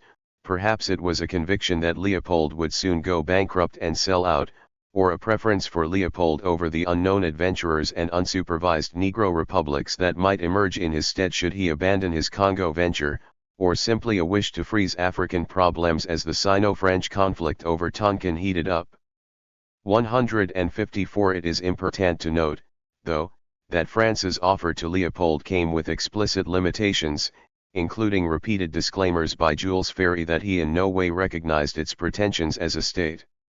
155 The offer, as internal sources admitted, was primarily a stalling measure for France that allowed Brazza time to sign further treaties acquiring territory in disputed areas. 156 Rather than make any mention of the word sovereignty, the French continued for some months to attach the adjective private to all descriptions of the association's rights. 157 Still, however modest the French ante, by making the deal Leopold temporarily crossed off one potential rival. For the time being, France was going to back off of Leopold, and so too were Portugal and Britain, for these two powers feared pushing Leopold into selling his rights and giving them the French as neighbors in Angola and West Africa respectively. 158 Bismarck, meanwhile, faced a unique predicament. Appearing as a potential buyer might annoy France precisely at a juncture when Bismarck was seeking Franco-German rapprochement. That said, he did not necessarily have to buy anything. He could lease, France could refuse to buy, or the AIA's charge could be taken over with a legalistic trick, the assumption of Leopold's duties by a German member of his royal line, the House of Saxe-Coburg and Gotha. 159 This was a marketplace, and several kinds of arrangement were possible that would not violate the letter of the French agreement. In this sense, as Leopold told Bleichroeder, the right of preemption he had sold to France over the Congo was merely a facade. 160 The idea of some kind of protectorate lingered in Berlin. 181. Leopold had received a kind of reprieve from France and Portugal while indirectly winning German support. His one major concession to Bismarck, of tariff freedom for German traders, had already been offered to at least three other powers by this time. 161 Germany, by contrast, appeared to have done Leopold's bidding gratis by making protests against the Anglo-Portuguese treaty that proved a decisive factor in the latter's defeat. Bismarck even quashed an Italian attempt to broker a modified treaty.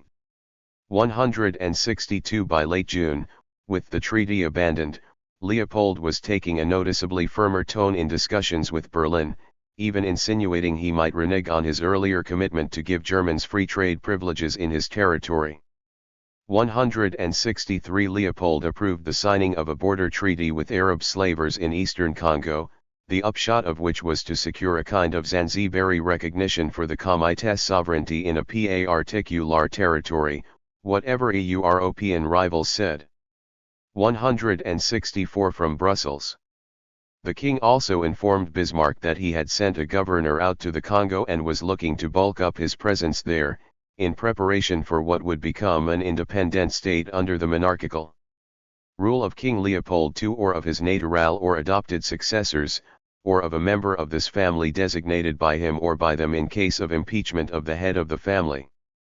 165 A meeting among nearly all Leopold's agents at Vivi in South Africa had spent 4 days crafting rules for the guidance of station chiefs, effectively laying the groundwork for a state constitution. 166 Having already received public statements of support from Bismarck in the Reichstag on June 23, it was, noted one observer, considered certain that Germany would soon recognize the AIA as a sovereign power in the Congo. Leopold also went so far as to say he would merely listen to Germany on the limits of the territory he was envisioning, rather than obey. 167 Finally, Leopold wanted Germany to understand that this territory would come under his autonomous control indefinitely. 168 Bismarck periodically grew angry with this negotiation. It seemed inconceivable that he should wish to promote and establish the claims of the association, knowing that there was every probability of the vast territories they allege themselves to have acquired becoming the property of the French government, and get nothing in the bargain. 169 Hence, Bismarck not only kept Leopold in suspense about possibly withdrawing his informal support, he also had his associates go on the offensive when necessary. 170 Their efforts resulted in a redoubling of 182. Commitment to the German expedition to the Congo, no doubt aware that it would be perceived as a danger to Leopold, and watched as the members went on to claim German annexations around Nuki, a strategic point along the river. 171 At the same time, Bismarck proceeded to enlarge his demands. In what constituted a highly creative legal departure, he asked that Leopold pledge to give German traders perpetual freedom of trade and exemption from taxation in the Congo territory, even if this territory should one day pass to French control. 172 He also introduced a new wrinkle by requesting that Leopold fold his territorial disputes with the French and Portuguese into the upcoming conference, now scheduled to take place at the Palais Radziwill, his residence in Berlin.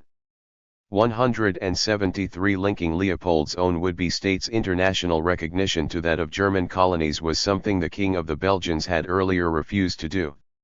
174 Over the course of the next months, with his finances increasingly desperate, Leopold gradually acceded to Bismarck's demands. 175 As Leopold refined his lobbying to the German Emperor and Crown Prince, Bismarck moved to recognize Leopold's association, not just as an authority in control of stations or even as a state in early stages of creation. As the United States saw it, but as a full, independent, and internationally recognized existing state, albeit one that yet lacked a settled name. 176 Crucially, Leopold hoped this recognition would bring financial rewards, a license to issue government bonds or lottery loans within Germany. 177 Though this particular idea generated complaints from the German finance ministry, the Chancellor obligated Germany to work for the recognition of the association by the other powers of Europe. 178 Leopold's tentative request included some very liberal borders, which ran well beyond even the loosest interpretation of the maps and treaties Leopold had just submitted for review by the United States. 179 Still, Bismarck, who early on insisted that Leopold's imagined territory was too large, eventually agreed to turn an augmented version of that same fantasy into legal reality. 180 Thus he was not only putting an end to the almost comical uncertainty under which the AIA had hitherto existed. He was turning the AIA, on paper, into the master of an estimated 15 million Africans. 181 This, notwithstanding that the Congo, by Bismarck's own admission, was a geography I do not know, and that Bismarck privately identified the AIA's intentions toward Indy 183. Genes as parasitism. 182 The rights accorded to the inhabitants, he predicted dryly, may be very small. 183 Given that Leopold was surreptitiously making himself the sole authority behind the AIA and that there was no mechanism for enforcing Leopold's free trade guarantee for Germans, the conversion of Bismarck was no small feat. 184 It has even led some historians to speculate, incorrectly, that Leopold bamboozled the German Chancellor. 185 At first glance, this interpretation has merit. Leopold had dangled the prospect of a German India in Africa and Bismarck had accepted Leopold's carte blanche border requests in his interest, both as an imitator of Borneo, and as a prospective buyer. Uniquely, Bismarck had even consented to turn what had hitherto been advertised as independent states, into one independent state. 186 On the other hand, nothing Leopold did irrevocably upset any of Bismarck's plans. First, the effect of the pact between France and Leopold was relatively muted, insofar as France was not exactly an enemy of Bismarck's colonial games in mid to late 1884. Rather, because France was an enemy of Bismarck's temporary public enemy, Britain, Bismarck was prepared to make small concessions to France in Africa in the interest of tangible European gains. 187 As important, from the perspective of Innenpolitik, Bismarck had not quite given up the hope that a German company would acquire or exercise the association's rights. 188 He could also still make great use of Leopold's case for his own domestic popularity.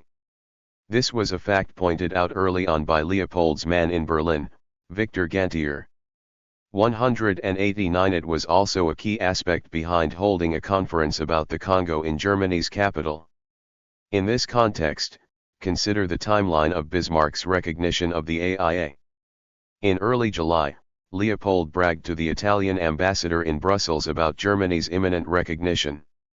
190 By the end of September, with that recognition still in abeyance, Leopold gave in to all of Bismarck's demands but still could not get a commitment from Germany.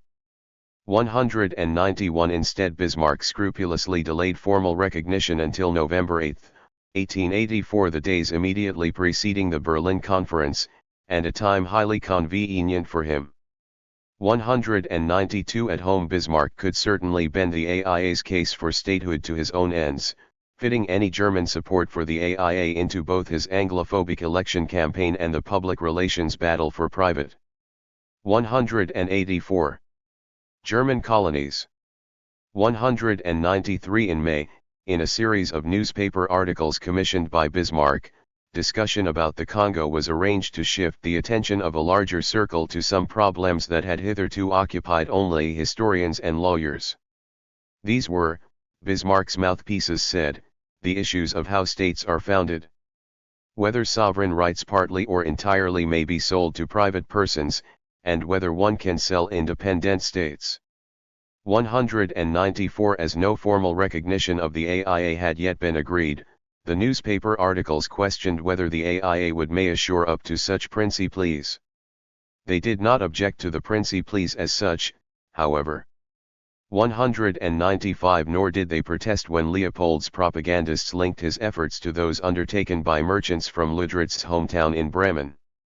196 By virtue of this whole matter going through the election cycle, it would help to bring Bismarck a more pliant majority in Parliament, where he saw himself in a continual state of war readiness. 197 Public opinion in Germany lays so great a stress on our colonial policy, Bismarck declared, that the government's position in the country actually depends on its success. 198 Weighed against this success, Leopold's fortunes as an individual hardly mattered so long as the German public continued to favor Bismarck's new path. Even when a delay of the U.S. participation in the Berlin Conference forced postponement of the conference to November the month after German elections, the German Chancellor gladly continued to entwine his own experimental colonial program with the fate of Leopold's Congo. 199 This was true abroad, as when Bismarck would adjoin complaints over Cameroon to pleas for Britain to support the AIA.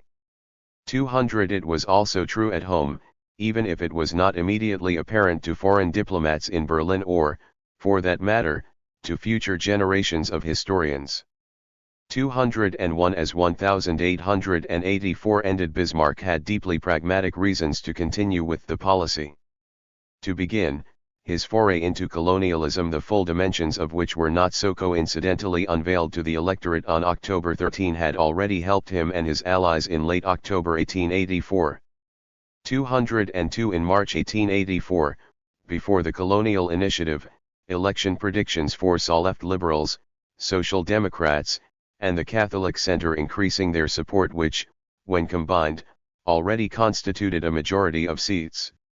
203 Instead, on October 28, with months of Bismarck's colony-heavy election propaganda behind them, voters went to the polls and cost the left liberals 41 seats in parliament, with the center 185. Also losing one. 204 Bismarck's coalition, in turn, gained enough seats for a workable plurality, partly because news of the coups in Africa galvanized younger voters, many of whom helped to ensure a record turnout of 59.3% on election day. 205 Some youth, including Max Weber, censured the left liberals for failing to accept what seemed like a moderate, compromise vision of private German empires. 206 May assured separately, Bismarck's individual popularity also reached record highs at this time. 207 Yet, even after October, the fate of many projects, including Bismarck's long-standing effort to pass a bill subsidizing steamship routes to Samoa and the Far East, still hinged on the popular domestic perception of colonialism generally. 208 Gains in parliamentary seats, though helpful, proved limited enough to let several bills the Chancellor supported suffer quick defeats. Social Democrats had picked up a dozen of the slots lost by left liberals, for example. And they hotly contested even a small funding may assure to hire an additional director at the Foreign Ministry. 209 Moreover, the nature of administration and subventions in Germany's colonies received parliamentary grilling thanks to two new developments. 210 The first, the signing of treaties by Hans Semmen's agents in northern New Guinea, did not concern Africa directly but nonetheless looked set to swell the ranks of private governments, and indeed by early November the German flag was flying at the island of New Britain, with 13 further flag raisings to follow within a month. 211 The second development was an uprising in Cameroon, where Bismarck had reluctantly consented to send warships for the purpose of smashing resistance to the administration of Adolf Wouwerman. 212 Here the pertinent debates were to begin as soon as the German Emperor opened the Reichstag on November 20, 1884, urging the deputies, in a speech provided by Bismarck, to consider the global implications of the dispatches regarding the overseas settlements that had been placed under the protection of the German Empire. 213 As the Emperor also noted, the Berlin Conference started just 4 days earlier, on November 16. 214 All these events involved the specter of Britain, Bismarck's electoral and foreign policy opponent du jour. All these events involved doubts about whether privately run empires could, or would, emerge as independent governing entities ready to pay colonial bills already running in the hundreds of thousands of marks. 215 Toward year's end there was a swell of opinion. 186. From the Catholic center to progressives and socialists, that the colonial policy, as it is currently developing, exceeds the dimensions which the Chancellor laid out for us in the sessions of the previous year. 216 Bismarck, in other words, would travel back and forth between the Reichstag and the Palais Radziwill to discuss essentially the same issue, privately run empires. With the same domestic politics at stake, by Bismarck's admission, from November to February, or roughly as long as the duration of the rising in Cameroon. 217 If it was true that this issue was only one of many on the agenda, therefore, it was also undeniable that the recognition by the international community of Leopold's treaties, designs, and statehood could bolster Bismarck's tenuous domestic colonial program, in which bold Hanseatic merchants acquired sovereign rights on their own account. 218 Every morsel of information about the AIA's progress that made its way to Berlin and Leopold's agents fed meals to Bismarck's lieutenants reinforced Bismarck's vision of privately run German empires. 219 Leaked reports of indigenous uprisings in the Congo coincided with a discussion of setbacks in Cameroon. 220 Newspaper readers in Frankfurt received news of the Berlin Conference alongside published versions of Wouwerman's treaties with Ndumlob Bell, as well as excerpts from the British House of Commons concerning the North Borneo Campaign. 221 Nor were these the only products of expert timing. In the conference's second month, the German government published multiple white books of official documents on the establishment of a colony at Angra Pequena, a novel bit of transparency for German diplomacy. 222 It also leaked entire files of colonial information to the press.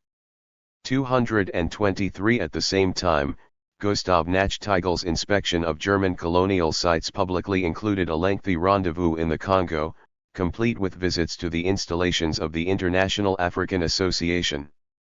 Nachtigal spent 3 weeks inspecting Leopold's handiwork, and 3 days on Lüderitz. 224 His journeys into the West African interior also derived on the ground intellectual support from the AIA's propagandists. 225 Considering these links, Bismarck looked less than bamboozled by his Belgian interlocutor. 226 The German Chancellor took care to make sure that support for the AIA among the majority of German papers was equated, not with an international spirit, but with German nationalist aims, notably the particular project of private colonialism that he was launching and defending against left liberals in his parliament. 227. 187. At the conference in Berlin, Bismarck would further enforce this equation by making no distinction between the various types of government being set up by Europeans in Africa, whether protectorate, colony, or otherwise. 228 Nationalism aside, however, the guarantee of German free trade in the Congo would also mean economic protection for German merchants with little direct cost to Berlin. 229 Germany proper would have to provide a measure of consular protection to its citizens' Congo operations, but that was something Germany already afforded to citizens in any foreign territories. It would simply mean the status quo, with benefits. As regarded finances, Bismarck would see to it that Leopold's outfit benefited German traders in particular, with or without Germany's purchase of Leopold's rights. One could even argue that informal preference was better for German merchants than direct German control. 230 That left the question of what the merchants might give Bismarck in return. Part of the answer lay in Berlin, where, toward the end of 1884, Bismarck's plan to shift the onus for German colonial expense onto the shoulders of German business was coming under assault just a few months after its introduction. 231 Some of the problem was accidental. A febrile Nachtigal had also gone beyond his mandate in one location, Little Popo, by signing treaties of protection not only with the local king, mp3, but also with leaders from other territories as far away as Lomé. 232 As a result, dozens of German flags now attested that the coast of today's Togo lay under the vague control of Germany proper, not privately run empires. This too broad growth threatened to bring conceptual confusion and spread the Borneo idea thin. Bismarck had initially conceived his colonial arrangement as being similar to the old German Confederation, even going so far as to describe the arrangement with the term, Oberherrlichkeit, that he had once used to describe Prussia's relationship to other confederated North German states in the 1860s. 233 Another analogy was to the Samoan Islands, where, as recently as 1880, Bismarck had preferred to have Germany share in sovereignty with Britain, the United States, and Samoans, rather than to claim it exclusively. 234 But as the number of test cases grew, Bismarck's attempt to contextualize the new German colonies met with derision from several important parties. 235 deputies in the Reichstag questioned the applicability of the Borneo exemplar to what was actually happening. To be frank, one said, it was only because of it. 188. That they had declared ourselves inclined to support in a certain measure the smaller colonial policy Bismarck had inaugurated in June. 236. The left liberal Bamberger complained that the whole system sounded good but had fallen apart upon closer inspection. The conservative Holstein thought Bismarck might be going senile. The socialist Friedrich Engels called the Borneo Plan dumb, and August Reichensperger, a retiring Catholic deputy, told voters he worried about it having brought Germany into great costs and entanglements. 237. Engels's contemporary, Wilhelm Liebknecht, was only slightly more generous when he called Bismarck's plan of Fata Morgana on the sands and swamps of Africa, charging the Chancellor with an unusual dose of naivete. 238. None of these critics knew how right they were. In October Bismarck was forced to call a hush-hush meeting, at which he told a syndicate of Germans doing business in West Africa in a retreat from demands he had made just a few weeks earlier, in another closed session that, should the businessmen collapse, Germany proper was prepared to take on, not just foreign relations in each colony, but justice and military administration as well. 239. I am trying, Bismarck eventually told his critics, to push the governance off on the Hanseatic merchants. It isn't easy. 240. Global finance, for its part, did not help the cause. Starting in May 1884, an acute panic began in Amur-ICA and spread to Europe, meaning even Wouwerman and his well-connected colleagues had trouble getting loans, whether from the D-banks, London, or Paris. Accordingly, there was little private appetite for risk overseas precisely when Bismarck most coveted it. 241. Wouwerman quickly complained that German companies, unlike their counterpart on Borneo, had to keep fair terms for British rivals unless they wanted to risk shutting out foreign traders and experiencing reprisals in foreign territories where the volume of German trade was much larger. 242. By October 1884, while Bismarck spoke of many German empires with the whole organization of administration in the hands of merchants, Wouwerman denied his responsibility for any public expenses, courts, police, customs houses. 243. Then he warned any prospective German emigrants away from Cameroon. Sovereignty on the part of the businessmen, Wouwerman later told his colleagues, was a ridiculous delusion. 244. Nor could there be any discussion of his governing Cameroon in the long term. 245. Wouwerman eventually turned to the parliament where members mocked him as king and suggested he 189. Form a Praetorian Guard of Bismarck loyalists for Cameroon's defense to deny there had ever been a plan for him to run any government. 246. As this conjuncture matured, Bismarck weighed requests to send more warships to the Cameroon coast, where a series of violent conflicts erupted among people not consulted in their supposed king's sale of political rights to Wouwerman.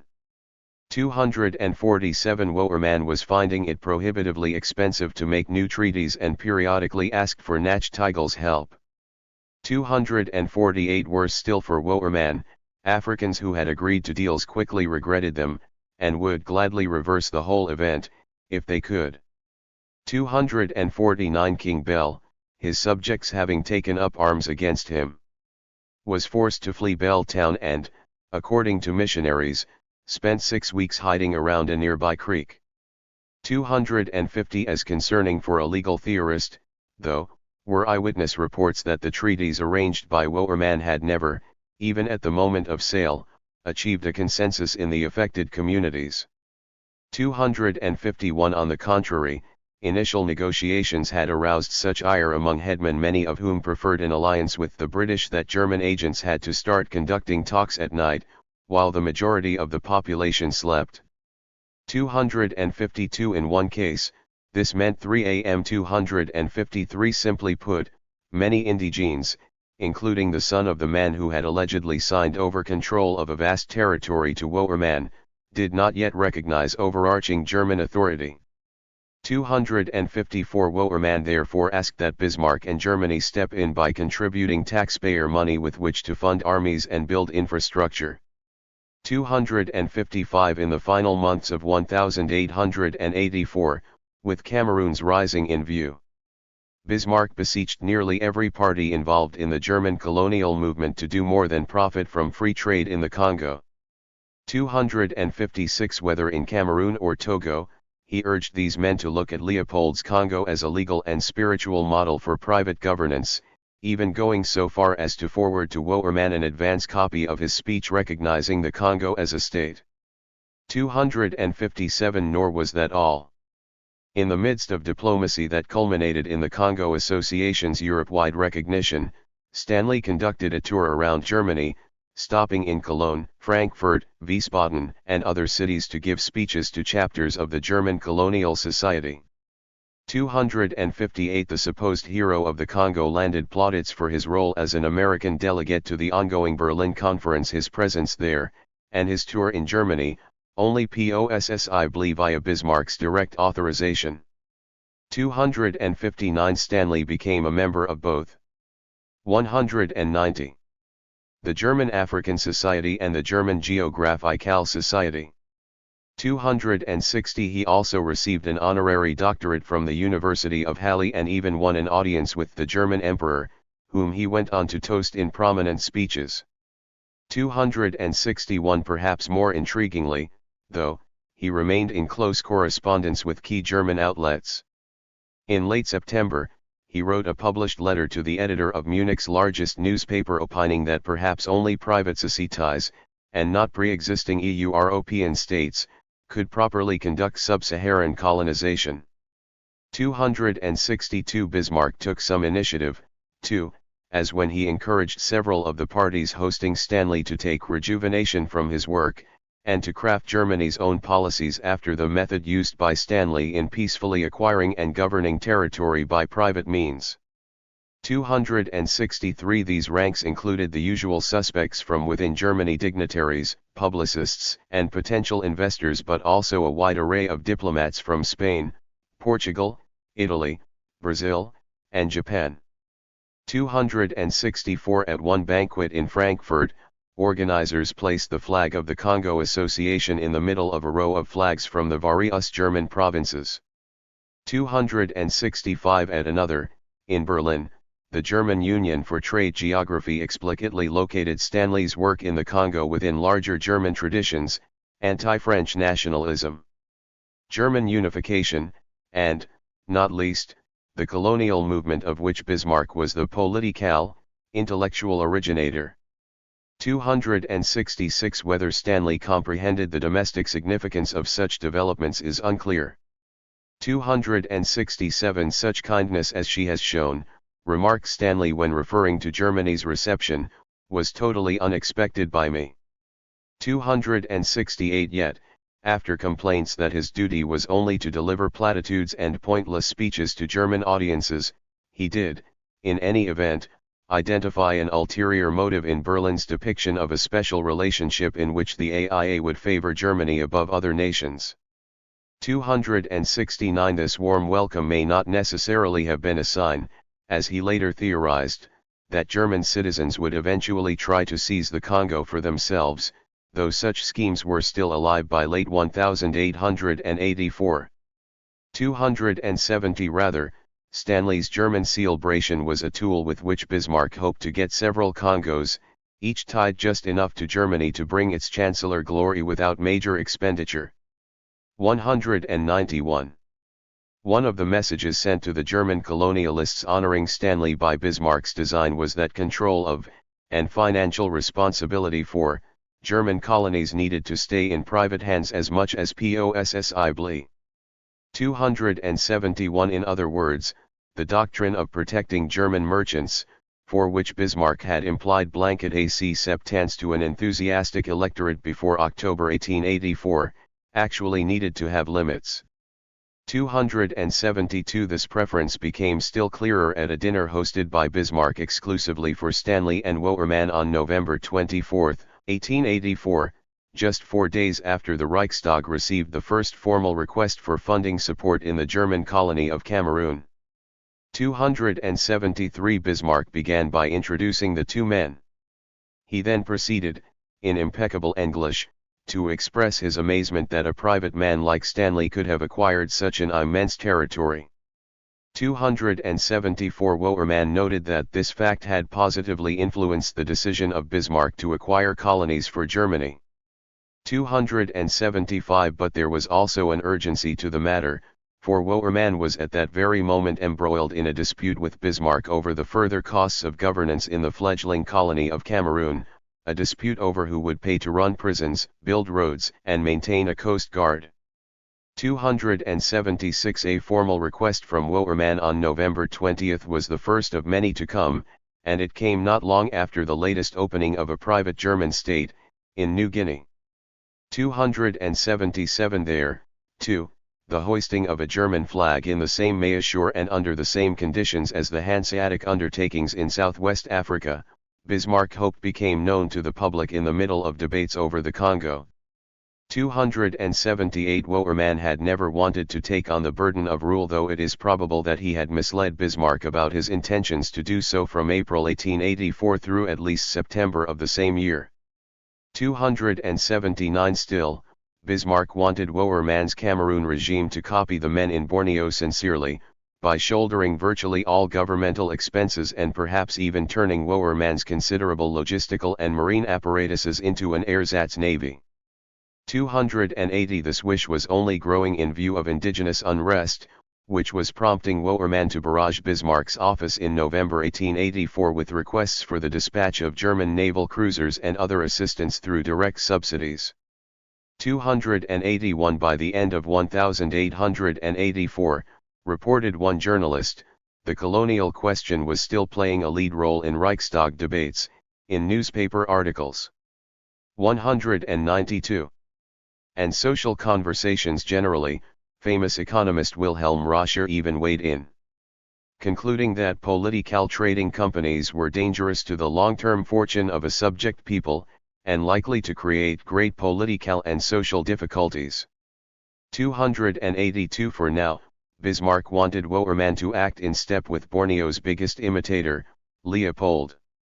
Wouwerman and German businessmen, who had so far not been giving sufficient support to Bismarck's Borneo plan, would do well to witness the success that was coming with ease to the Congo enterprise toward the end of 1884.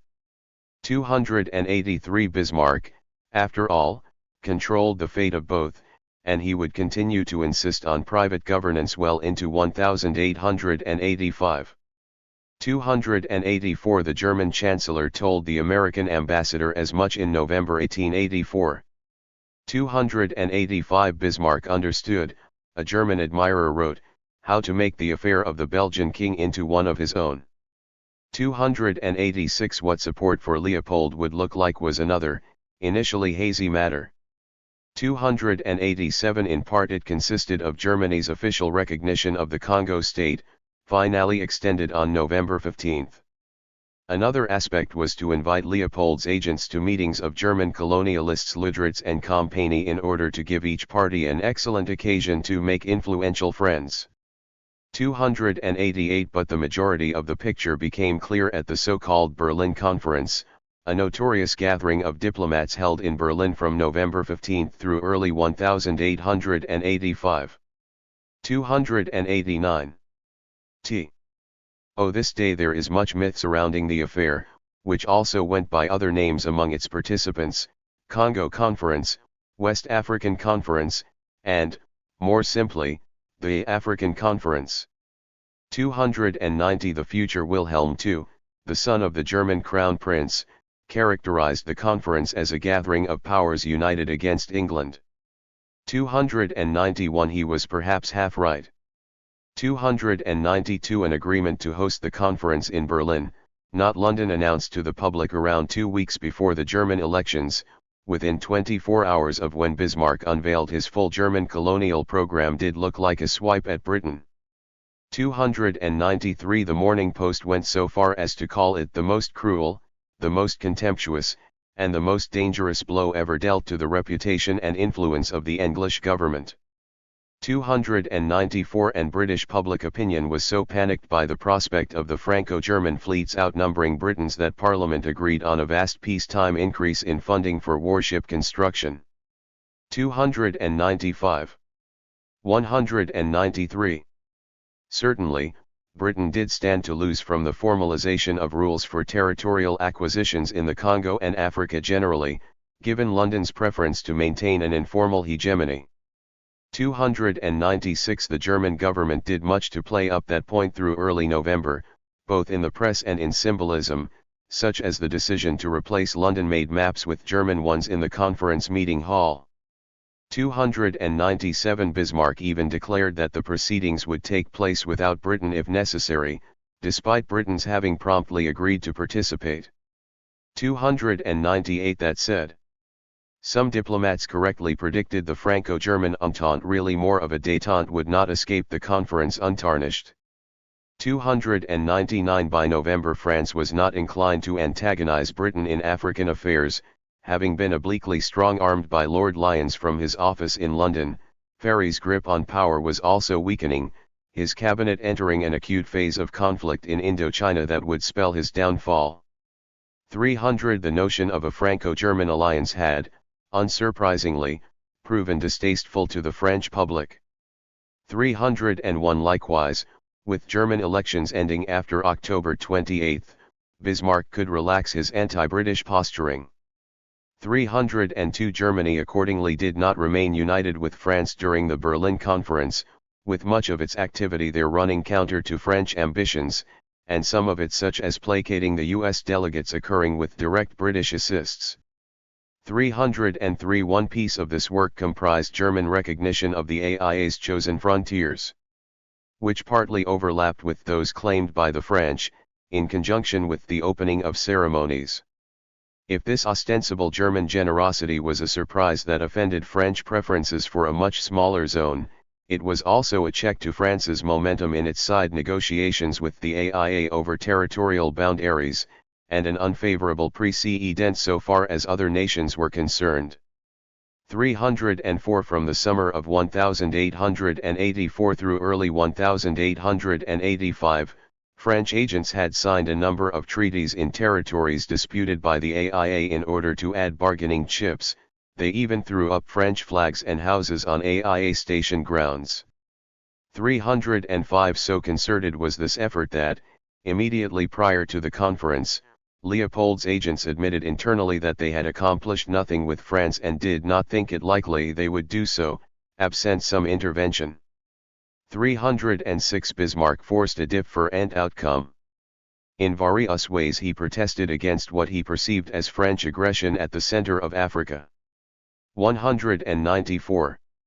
Going, as he put it, truly as far as he knew how to go without irreparably damaging Franco-German relations. 307 Throughout the proceedings, he supported Stanley, a man Ferry wanted cashiered, at the expense of Brazza's proxy and former comrade in exploration, the French physician Noël Bollée. 308 The French, having refused an agreement allowing the AIA to build a railway in the Lower Congo, ran up against German opposition. 309 Upset by what it regarded as Leopold's intrigues, France's team sought to delay proceedings so as to hasten the association's financial collapse, or suicide, as Leopold called it. 310 By contrast, Bismarck repeatedly insisted that France quickly settle its borders around the Congo via concurrent negotiations with the AIA, prompting Ferry to threaten to walk away and flirt with the idea of a Portuguese alliance. 311 Alphonse Caudron de Courcelles of the French delegation speculated that Bismarck was profiting by his zealous support of the association, perhaps in Africa, perhaps in Europe, but he admitted to not comprehending how. 312 By January, with several meetings already postponed as a result of the German foreign minister's illness, France would push for yet another extension of the conference's timetable, despite Bismarck's support for an immediate deal favorable to the AIA. 313 The French press had already turned heavily against Berlin. 314 So much for the Franco-German Entente. More approximately, a number of historians have vilified the Berlin Conference as a gathering that laid down rules for carving up the African continent. Such a finding is understandable, for the public's image of the conference at the time consisted of European aristocrats, seated at a horseshoe-shaped table between marble walls, drawing lines on a 14-foot-tall wall map of Africa. 315 Just 2 months after it ended, an Italian parliamentarian would look back at the conference and accuse it of facilitating the conquest of Africa by its participants. 316 Carl Schmitt reinforced this impression in his 1950 tome Nomos of the Earth, writing of an international congress, clear and consistent in its purpose, which aimed to appropriate all the land in Africa. 317 In truth, though, the gathering was an odd hybrid. On the one hand, it was understood by its participants, in the moment, as certain to have far-reaching effects and to become one of the most important in history. 318 The conference, so predicted the German crown princess, was to arrange Africa's future. 319 And, to be sure, some attendees did just that, as when Wouwerman, on behalf of 195. Germany, unilaterally negotiated with the Spanish delegate to accept certain wild Spanish claims to rule along the Rio Campo, in exchange for Madrid's compliance with German claims opposite the Bight of Biafra. 320 On the other hand, the conference only addressed certain parts of Africa, and its official agenda did not so much authorize new colonization as approve colonization that had already gotten underway. Besides, far from orchestrating grand designs with precision, its participants looked downright unorganized. They hastily crammed information in the lead-up to the opening. 321 Thereafter, they met only in afternoons, only for a few hours at a time, and only at irregular intervals, with notifications of postponements frequently arriving at delegates' hotel rooms the evening before an appointment. 322 of these last instances, perhaps the most egregious, derived from the British ambassador's failure to decipher his telegraphic instructions in time for a scheduled session. 323 Compounding such time troubles, most delegates at the conference felt cramped for space. They lacked typewriters and had to rely on their respective embassies in Berlin for logistical support just to record everything under discussion at meetings. 324 Even the hall they met in looked overcrowded. For much of December, it housed a towering Christmas tree and gifts in addition to the horseshoe-shaped conference table. 325 Another reason historians struggle with the conference is that its legal significance is tough to evaluate. Those who believe its resolutions carried out the partition of Africa surely exaggerate. 326 But those who dismiss it as meaningless also go too far. 327 Such analysis, however critical or respectful, overlooks that Bismarck partly convened the conference to rubber-stamp certain partitions that had already occurred, those of his private German empires. The hidden beneficiaries of the conference's imprimatur were Bismarck's German colonial experiment and the Borneo precedent on which it relied. 328 This outcome may seem obvious in hindsight. It was not so in the summer of 1884, when Britain, to quote Foreign Secretary Lord Granville, agreed to the conference with the erroneous understanding that it was only about the Congo. 329 Though Bismarck had his own agenda, very few others had more than a vague advance sense of what would occur during the conference. All in fact is in obscurity as to what will be done tomorrow, American delegate Henry Sanford wrote to his wife the night before proceedings began. 330. 196. By the end of 1884 various lesser powers with and without direct colonial ambitions in Africa accepted invitations to the conference. Spain and the Ottoman Empire harbored immediate agendas in regard to Morocco and the Egyptian Sudan, respectively. 331 As for the rest, historians generally find it easy to overlook their presence, but that is to miss an important aspect of Bismarck's plan. 332 When asked about the Austrian delegation's remit, Count Kalnoky, the foreign minister, assured his colleagues that they had no interest whatsoever in the proceedings. 333 Such talk was bombast, however.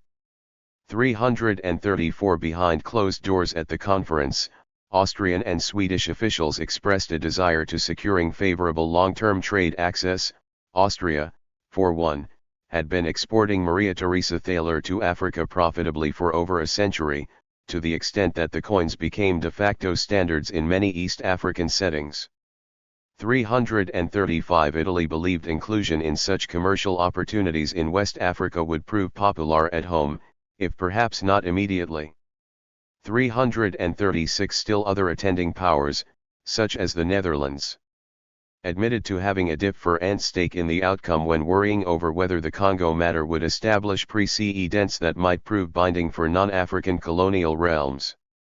337 Even Rus-SIA, seemingly the power least relevant to Africa, had strong religious ties to Ethiopia in the 1880s and meddled heavily in that empire's complicated affairs, which already included steady supplies of firearms from French and Italian dealers.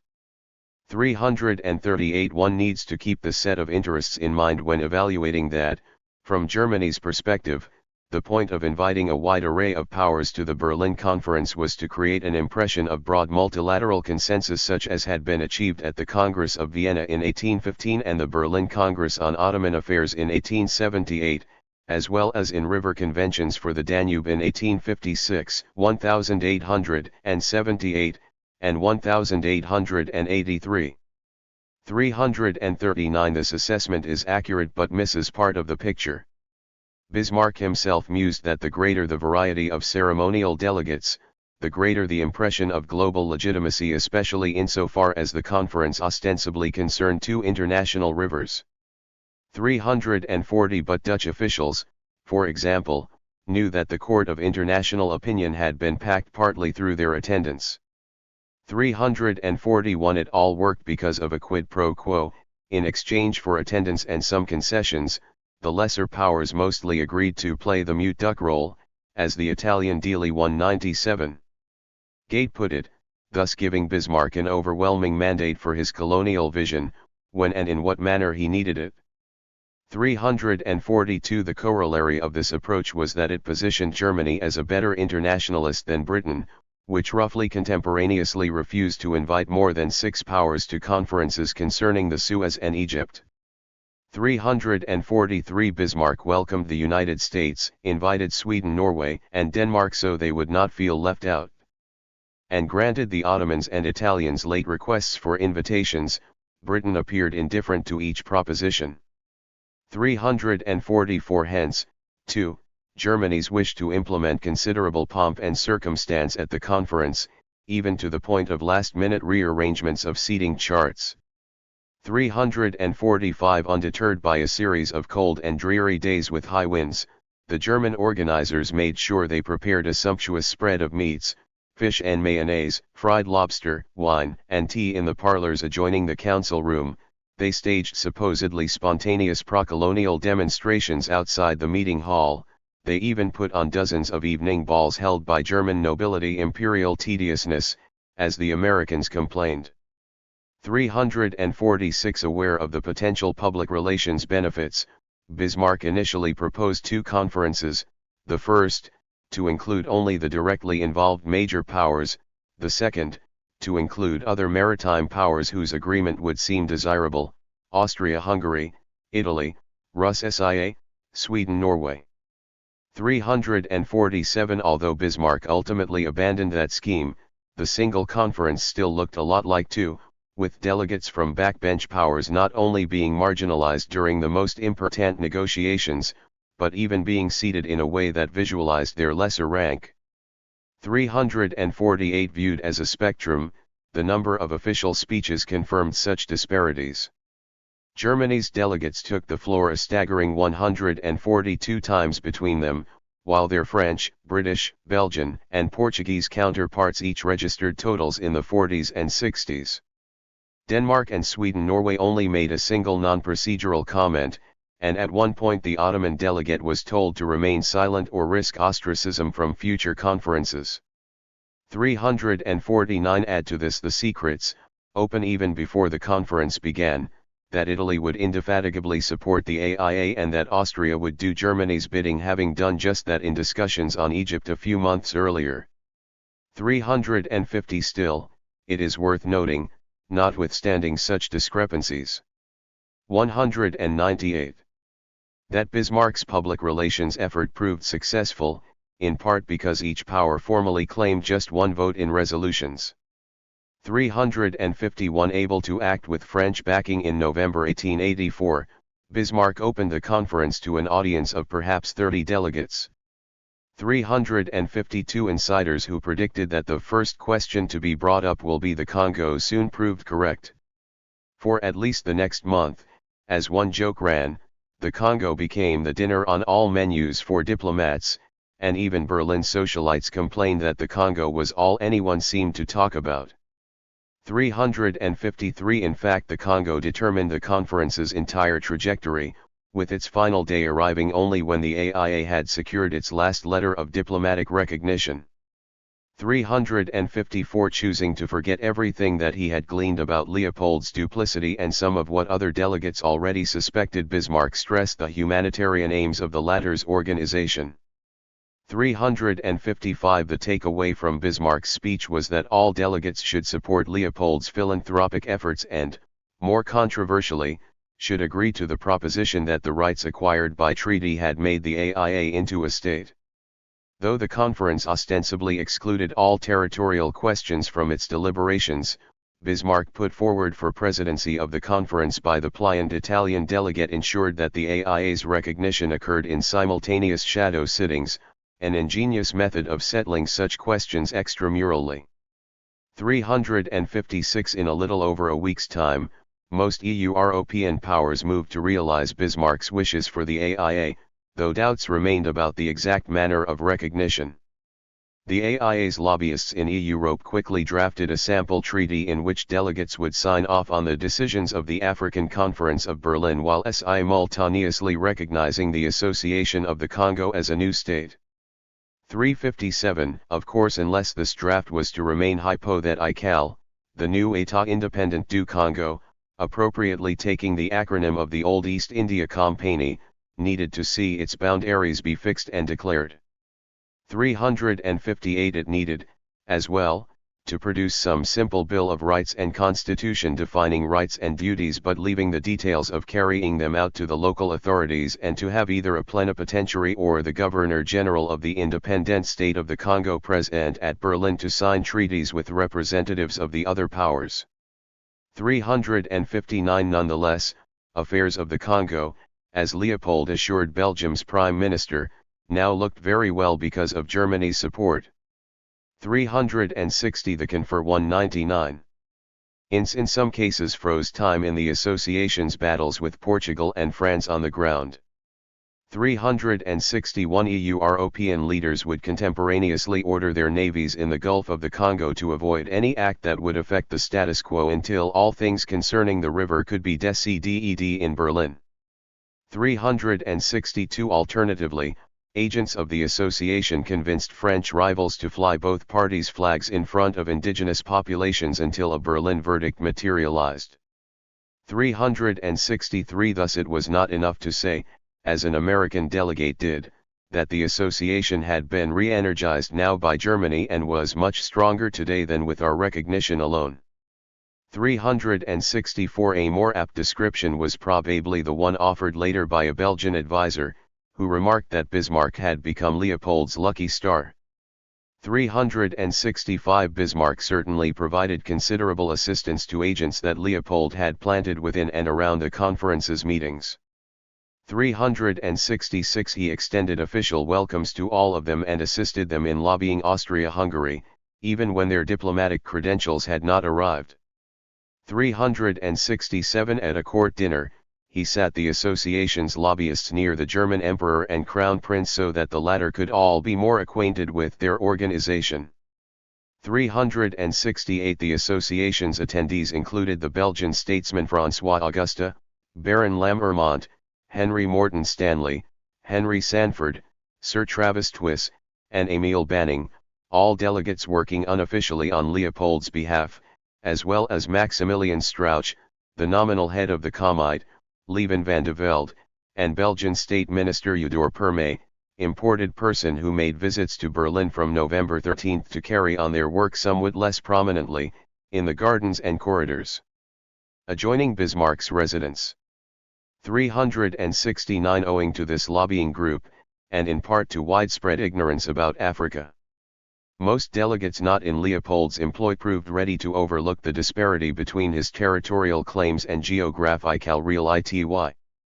370 Knowledge is power, Sanford observed laconically. 371 It was later reported, albeit without acknowledgement of the presence of dozens of informal hangers unfamiliar with African affairs, that only 2 delegates at the conference had ever been in Africa. 372 Nearly all of them relied on Stanley's assistance with African maps after him. There was nothing to say by anybody or perused books, brochures, and maps selectively provided by the German Foreign Ministry to familiarize them with all the latest. 373 As if it were not enough that this collection heavily favored Leopold's. 200.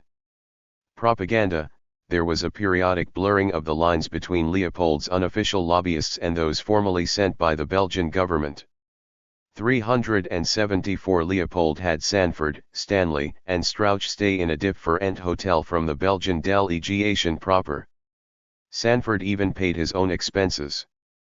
375 Strauch, however, was going around in his grand uniform as a Belgian colonel to make official visits at various embassies, even though he was actually, like his master, a half-rogue. 376 Of the major powers, Britain arguably carried the most weight in relation to the AIA's hopes. On its decision hinged also the fate of Portuguese obstruction, and the surrender of the latter position would allow Italy, afraid of antagonizing Lisbon, but predisposed to support Leopold's work, an opportunity to finalize its recognition of the AIA. 377 Several officials in London had peered through Leopold's smoke screens, only to find greed and piracy without the sanction of any pre-existing government. Residents in the vicinity of Set, a site hotly contested between French and association claims, had complained to British businessmen that the AIA was trying to inflate the terms agreed on in its treaties in particular, by pretending that an agreement to make roads amounted to a sale of the country. 378 British officials also understood that, in Bismarck's view, an endorsement of Leopold would also entail an endorsement of the fledgling German empires overseas. 379 Virtually all of the latter territories conflicted with English claims, particularly regarding Cameroon, and, collectively, the German territories were already being viewed by some English commentators as an ignominious chapter in the colonial history of England. 380 Either way, Britain, said one of its delegates early in the process, could never extend diplomatic recognition to Leopold's organization. 381 After all, besides any concerns about Leopold's motives, lawyers examining the Congo in the Foreign Office believed there was no way for the AIA to prove its title, let alone find a legal precedent allowing it to buy the status of a state. 382 Even if it could, Sir Thomas Villers-Lister, Assistant Under-Secretary for Foreign Affairs, insisted that we are bound to commit ourselves against the filibustering of an irresponsible association of no nationality, which cheats the natives out of their lands and sovereign rights and establishes monopolies in order to sell them to the highest bidder. 383 Bismarck begged to differ, dangling a withdrawal of his tentative support for British supremacy in the lower Niger River basin, as well as in Egypt, unless he got his way. 384 Whitehall's first instinct was to bristle. 201. At the demand. 385 Still, the British government had reasons to take any threat over the Niger quite seriously. To begin, the threat of a Brazil-inspired French penetration of the Niger had been perceived since 1882, and it was only reinforced by Ferry's insistence on including the Niger in the discussions at Berlin. 386 Second, there was a major, and growing, German presence in the Niger Delta at the time, with Eduard Flegel, an explorer and member of the German Colonial Society, suggesting that Bismarck authorize a colony on the Benue, the Niger's main tributary. 387 British and French trade with the area had tripled from 1879 to 1884, and Germans could win a share. 388 Equally significant, Flegel was in Berlin during the conference and closely advised Bismarck on colonial affairs. 389 Although no Africans were present at the conference formally, Flegel had developed intimate relations with several African communities along the Benue, to the extent that indigenous navigators joined him for an extended sojourn in Berlin starting in late October 1884.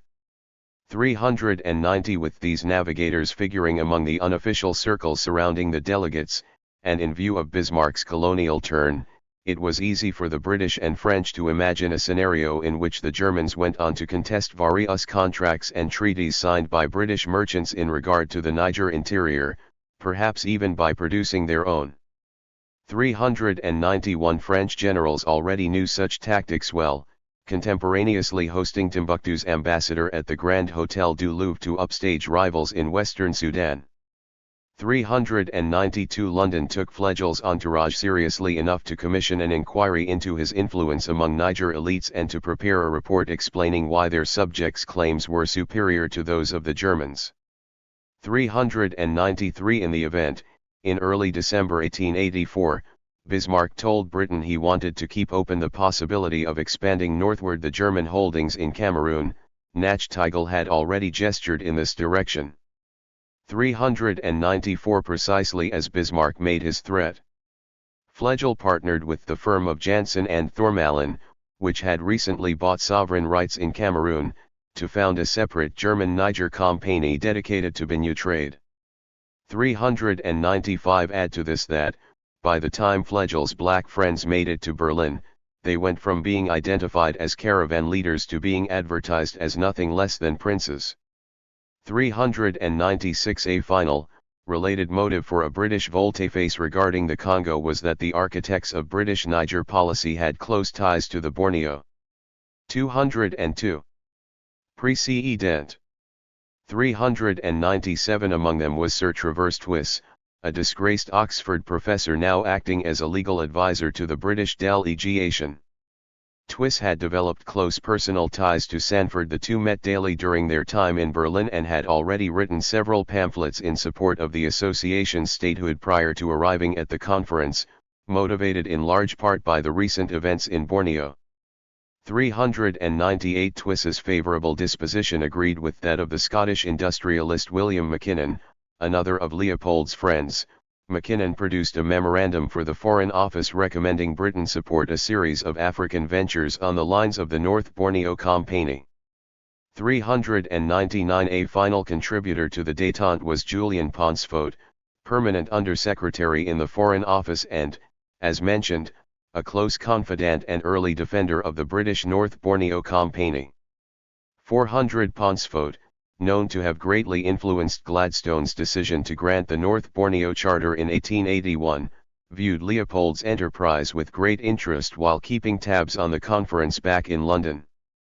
401 He granted confidential lobbying visits to Strauch's associates, such that Stanley thought him the most sympathetic Foreign Office member toward the association. 402 Why, asked Pansfot in a formulation very consistent with Leopold's propaganda, should we not recognize the political existence of the Free States of the Congo and make a treaty with their chosen chief, the association? 403 Britain, Pansfot noted, had already recognized the right of African states to transfer political control in exchange for money. Pansfot had confirmed as much when reviewing correspondence on his government's recognition of Ludritzland. 404 One of Britain's own subjects, George Goldie Taubman, had just claimed to conclude several treaties on precisely this basis in the lower Niger River area. 405 And what about Western states generally? 406 A memorandum produced for the conference by the Colonial Office argued that, for some time now, they all had been paying valuable sums for political control over Africans by means of treaty. 407 Leopold's propagandists were thus correct when they argued that their method of getting sovereign rights was not inferior to the titles relied upon by the European powers in the course of their colonial expansion so far. 408 This history's most recent entry, as Brazza would attest, came in the form of the Makoko Treaties. 409. 203.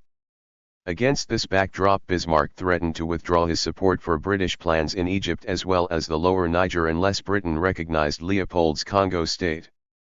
410 Although Bismarck's opposition to Britain had more to do with German domestic policy than with intrinsic interest in Egypt or the Niger, archived correspondence suggests that Bismarck's threat still disturbed London. Partly this was sheer annoyance. Germany had consented when Britain conditioned its participation in the conference on the basis that, in the Niger, its subjects' agreements made with the native chiefs will be respected. 411 Regarding Egypt, Bismarck also seems to have timed some of his protests to coincide with Britain's issuance of new suggestions for debt resolution. 412 A more serious cause for consternation was that the methods behind expansion in the Niger and in the Congo looked virtually identical. 413 The foundation of Taubman's incipient control in the lower Niger was not vague claims about occupation, it was a private company that had been signing treaties purporting to buy powers of government over the region where it traded. 414 37 Such documents would make their way into the cabinet's hands by February 1885, when Taubman made formal a long-standing proposal that the lower Niger might be governed by this company, somewhat as Raja Brooke was governing Borneo, or, alternatively, somewhat as the North Borneo Company was allegedly doing. 415 In this same vein, the lawyer handling Taubman's negotiations with the British government had long been pitching his client's holdings as analogues to those acquired by Brooke and Alfred Dent, scion of the North Borneo Company. 416 Ponsfot did not champion Taubman's cause so resolutely as he had championed Dent's years earlier. In particular, Ponsfot objected to irregularities in Taubman's treaties. 417 But Taubman drew heavy support from the Manchester Chamber of Commerce, which also rallied behind Leopold in the Congo. 418 Borneo, to this extent, was the linchpin of multiple designs toward the end of 1884. British officials had been disinclined through mid-1884 to support Taubman with protection, fearing bloodshed and costs to the taxpayer. Consequently, London would turn down 4 of his requests for a charter in as many years. 419 By the end of 1884, though, pessimists could invert the equation, with Taubman having just bought out the last of his rivals in October, weeks before delegates convened at Berlin, a failure to issue a charter and win international approval for. 204. Taubman's shaky regime might leave costly direct administration by London as the only option to keep British trade in the Niger from collapse, especially if Taubman followed through on periodic threats to sell out to foreign interests. 420 More than one bureaucrat in Whitehall now wondered whether the Niger Company were taking such properties and occupying such a position in these vast and distant regions as to impose the absolute necessity of a stronger organization than they possess as a mere commercial association. 421 For some the answer seemed simple. Britain needed to recognize that the company was a state, then give the state a charter and bring it under as much loose oversight as existed in the case of Borneo. There would be utility in such a course, it would save Britain money and keep trade along the lower Niger free from any protectionism by French rivals, as well as from the looming threat from Germans in Cameroon and other neighboring areas. 422 A strong stance on West Africa could, in turn, yield positive publicity for Gladstone's cabinet, already weakened by a host of factors: electoral reform legislation, tumult in Egypt, ongoing crisis in Ireland, near war with Russia over Afghanistan, and, as of late January 1885, the failure of Garnet Wolseley's expedition to save Gordon at Khartoum. 423 Again, though, One must remember that the legality of a potential privately held sovereignty in the Lower Niger was a controversial matter, especially since it dovetailed with the international uncertainty surrounding the Congo. 424 Some politicians agreed with Taubman's assessment, made in 1882, that several of Britain's African problems could be solved only by chartered companies. 425 But the British Foreign Secretary, for one, admitted he still did not understand the legal implications of this course, even if it came with caution and as of November 1884 with a wink from himself. 426 A top British lawyer counselled that a charter ought not be granted by Britain because the alleged cessions made to Taubman's company were, like those credited to Leopold, more than likely not rightful and legitimate transactions. 427 The treaties signed by Taubman's company did not, another critic noted, have the bona fides of the East India Company, or even of the North Borneo Company. 428 Rather, Taubman's company faced familiar charges of having negotiated with African political figures whom they in some cases deliberately misidentified as kings. It was said by some that these figures were unfamiliar with the concept of sovereignty. Nor, in many cases, did the figures wield power commensurate. 205. With the concept or understand the wording of the contracts Taubman's agents placed before them. 429 Taubman's company, therefore, which for years would not even attempt to extend its writ beyond the immediate vicinity of the Niger, had at this time what could only be described as a series of paper claims. 430 This was true even if these same claims were vast and included criminal jurisdiction, control of customs and taxes, and military rights. Ultimately, however, the Lower Niger met the Congo, just as the Congo met German Southwest Africa and Cameroon. British officials agreed to recognize that Taubman's treaties had much in common with the recent German and Belgian treaties, in that several European parties all purported to copy the perceived example set on Borneo. 431 With Britons themselves having established the latter precedent, it would not be consistent for Britain to deny Leopold, or the Germans, or any other private party their recognition in 1884 and 1885. 432 In part this conclusion was assisted by the advice of Taubman himself, who, like Ludritz, Wouwerman, and a coterie of Dutch and English merchants invested in Africa, was personally present at the conference in Berlin as a so-called technical expert. 433 Somewhat over the objections of colleagues at the Colonial Office, the British Foreign Secretary also presumed wrongly, as it turned out, that finding ways to agree with Bismarck's demands for the Congo would win Bismarck's ongoing support in Egypt. 434 Either way, with Pansvoet in the ascendant, Britain officially took a pragmatic view of Congo negotiations by December 4, 1884 at the latest. The proposition to recognize the AIA as a state, declared one of Pansvoet's lieutenants, comes at a very useful moment for us in the conference, as it assures us the cooperation of the German representatives in securing what we desire with regard to the Niger. 435 Along with Taubman and his fellow British experts, to whom much of the real work fell, the German businessmen moving in and around the conference gave their unanimous support to the idea of a private state in the Congo. 436 Bismarck, accordingly, got his way, and Britain, which only weeks earlier had insisted it could not recognize Leopold, did just the opposite mere weeks into the Berlin Conference, on December 16, 1884. 437 Pansvoet delivered the news to Stanley and Mackinnon personally, saying all that you wanted is done, and implying that the Foreign Office would henceforth follow every initiative of Germany which favors the association.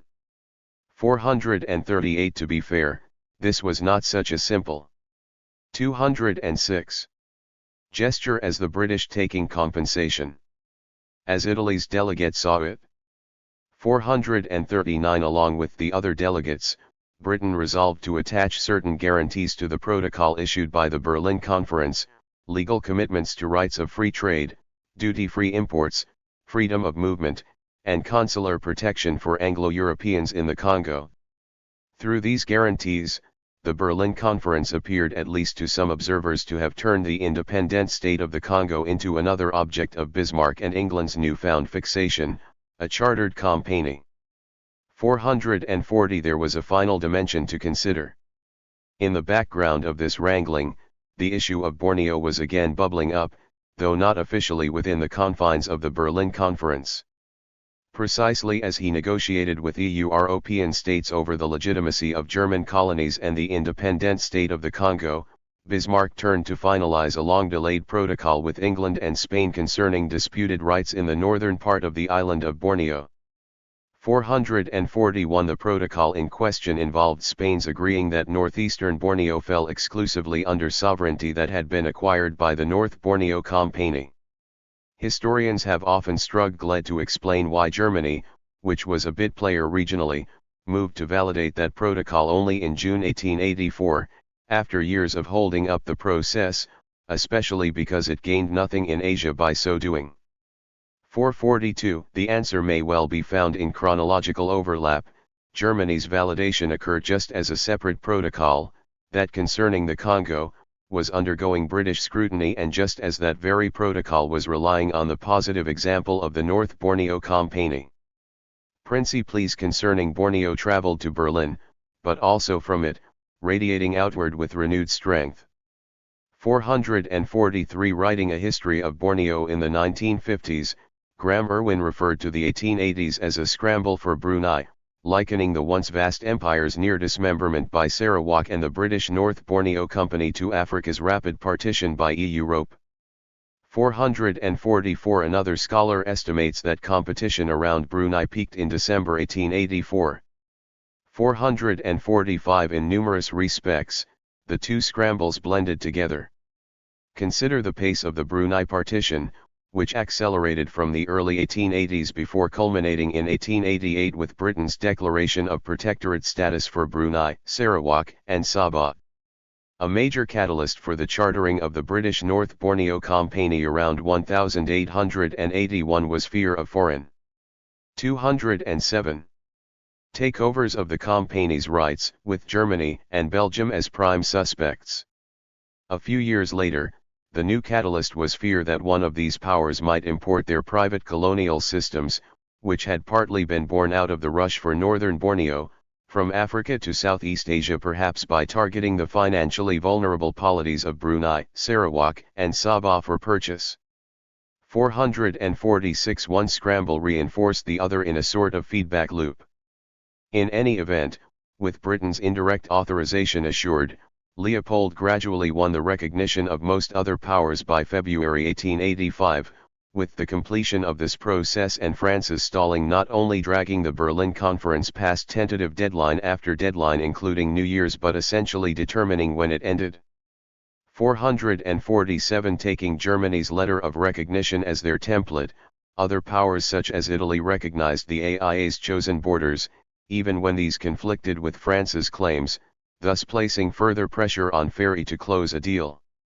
448 Some powers pretended to take inspiration from Britain's declaration of recognition, with Italy excusing itself to Portugal by saying it could not abstain from following Britain's lead days before Britain had finalized the ink on the declaration in the first place.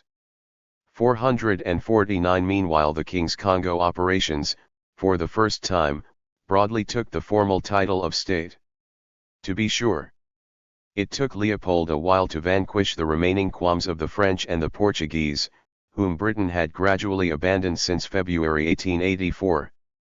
450 In particular, he sought in vain to win a right-of-way for a proposed railroad running through French territory, and to secure international authorization for his recruitment of laborers from Portuguese Cabinda to the Congo. 451 Nonetheless, with Britain and Germany pressurizing his rivals, Leopold proceeded to pay off both Lisbon and Paris with territorial concessions near the mouth of the Congo, some in exchange for a French capital infusion needed to retire Leopold's debts to the Rothschilds and other bankers. 452 Paris received at least 10 stations and appeared pleased enough that Courcelles even turned to do some work for the association, after being its greatest enemy, helping it to mediate its remaining problems with Portugal. 453 Brazza was recalled to France in early 1885. His mission having officially ended as a direct result of the Berlin Conference's termination. 454 Soon the Ottoman Empire joined the queue to recognize the flag of the independent state. So, too, did Sweden, Norway, the Netherlands, and Austria-Hungary, the last of 208, which had tacitly agreed before the conference to do as Germany asked. 455 Finally, there was Italy, which had begun to make its own imperial incision into the East African coast, in what is now Eritrea. 456 Italy's motives were not exactly altruistic. It had added incentive to approve the Congo project because of weaknesses identified in its own colonial treaties, and because Leopold's most formidable foe, France, had made gains in Tunisia that troubled what Rome deemed a North African equilibrium. 457 The Italian claim to govern at East Africa's Assab Bay rested partly on abortive consular appointments there by Britain, but more generally on a series of dubious agreements transferring land from the Afar people to an Italian compagnie, and thence to the Italian government itself. 458 The Italian Parliament had approved this scheme, after years of confusion and debate. In June 1882, promptly attracting a first run of skepticism from distinguished institutions such as the Royal Geographical Society. 459 As of late 1884, Rome also planned on sending in an army to occupy Massawa, the bay's largest port. 460 Italy essentially contemplated the same trick as Ludwig and Leopold, pretending that some purchases of land by private individuals amounted to purchases of territory and sovereignty. This sleight of hand won Italian favor just after Britain brought events in Borneo to public attention, and just after Leopold hatched his scheme to imitate the Borneo adventurers in the Congo. 461 In Rome, some explorers published letters calling for similar maneuvers in Tripoli, Benghazi, and other places in North Africa. 462 In August 1884, the Italian foreign minister even commissioned a legal inquiry on the question of privately held sovereignty. 463 Hence, while the travails of the Berlin Conference did little to impress the British public, they did have the effect of tempering resistance to Italy's colonial claims, such as that being weighed by the central government of the Ottoman Empire. 464 It was fitting that Italy's technical expert at the conference was Christopher Negri, an economist present at the AIA's genesis. 465 The near universal agreement emerging from the conference pleased Bismarck. Admittedly, he did complain in January 1885 that he had grown bored with the day-to-day, not least because the French were dragging proceedings on longer than planned. The British cabinet also wondered why he did not take a greater interest in the association's side negotiations with France. 466 Still, even as Bismarck skipped most sessions at the conference to oversee debates in the Reichstag, Bismarck's 209 domestic agenda received a boost. 467 In the wake of the 1884 elections and the attendant Berlin Conference, Stanley's book on the founding of the Congo was becoming a bestseller in Germany, prompting one observer to call it the Great Book of the Year. 468 Accordingly, Bismarck's privately run colonies remained a source of inexhaustible interest for the Germans, prompting the Chancellor to confess privately in January that colonial questions had proven a matter of life or death for his government. 469 Readers of the Allgemeine Zeitung, one of Germany's top newspapers, digested no less than 32 articles tying Ludwig to the conference over its duration, or about one every third day. 470 And while average voters in Berlin may not have followed the minutiae of the conference as regarded the Congo, they perceived the conference as an endorsement of German colonialism and could be heard singing Cameroon songs on the streets and alleyways of the city. 471 The Crown Princess complained that the nation was really like a child, delighted with a new toy. 472 Into mid-1885, that toy continued to amuse the electorate and to distract from whispers of a colonial swindle among a minority opposition in Parliament. 473 Bismarck, however precariously, continued to ride the momentum. Lawyers in Leipzig, the seat of the Imperial Supreme Court, could read all about how Bismarck had woven German colonial questions, starting with Ludritz's, into the fabric of an international conference ostensibly devoted to solving Belgian and English questions in Africa. 474 Reviewing the action of the conference, for example, a British delegate in attendance now took Ludritz's sovereign rights for granted. 475 Contemporaneously, confidants of Leopold sensed they were being used by Germany's government as much as using it, writing that Bismarck's facilitation appeared to be bound up with the fulfillment of some inscrutable agenda. 476 Even at the time, other observers saw this tactic clearly, with Austria's ambassador and Sweden's King Oscar II alleging that Germany had won recognition for her private empires by convening the conference, and to some extent by supporting the AIA. 477 Leopold may not have minded being used by Bismarck. 478 Pageantry surrounding the Berlin Conference did not negate that by February 1885, insiders found the International Association's finances alarming. 479 The operation's survival depended on winning Berlin's international recognition, then leveraging the same to overcome opposition at home. For some time, liberals in the Belgian parliament had insisted their king, 210, could not act as the head of two separate states, in accordance with Article 62 of the country's constitution. 480 The Congo enterprise, so the party line ran from 1876 on, was nothing more than a commercial venture in which Leopold was investing as a private citizen, and care needed to be taken to ensure that his expenses were not charged to Belgium in the event of a collapse. 481 Throughout the Berlin Conference, this debate was holding up the payment of Leopold's bills because a plan he had developed to raise a Belgian loan remained in limbo until Belgium could sort out its own stance. 482 Beginning in the summer of 1884, Leopold tried to get around his problems at home by replacing cabinet ministers with loyal servants.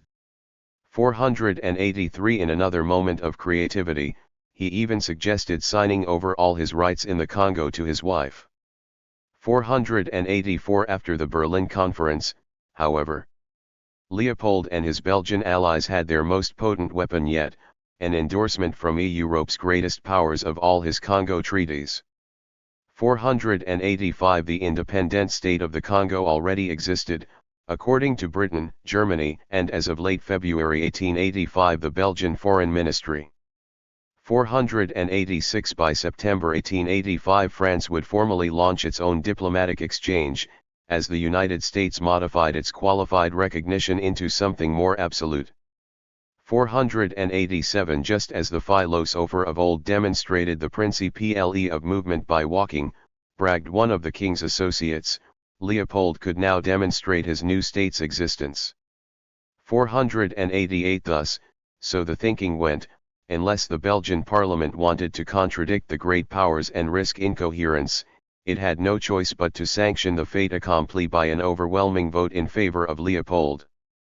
489 His pretensions to being the suzerain of the Congo ridiculed by Belgium's Minister of Foreign Affairs as recently as 1 year earlier. Leopold now was beginning to merit his later reputation as the cleverest and wickedest man living. 490 Admittedly, some doubts would soon emerge from distant diplomatic quarters, with future U.S. Secretary of State James Blaine, once he got a closer look at Leopold's treaties, asking to know the truth, the whole truth and nothing but the truth, respecting the independent state of the Congo. 491 Yet, within Belgium itself, only a handful of deputies bothered to mention the uncomfortable fact that Leopold's state as presented in early 1885 appeared ramshackle. Rather like Pru's SIA in 1815, this territory consisted of patches of land that did not link up, even according to the most generously fraudulent maps provided by the royal staff. I find 211 it difficult, remarked one Liberal member of Parliament in Brussels, to reconcile the existence of the treaties with the empty spaces that constitute 9/10 of the map of the new state.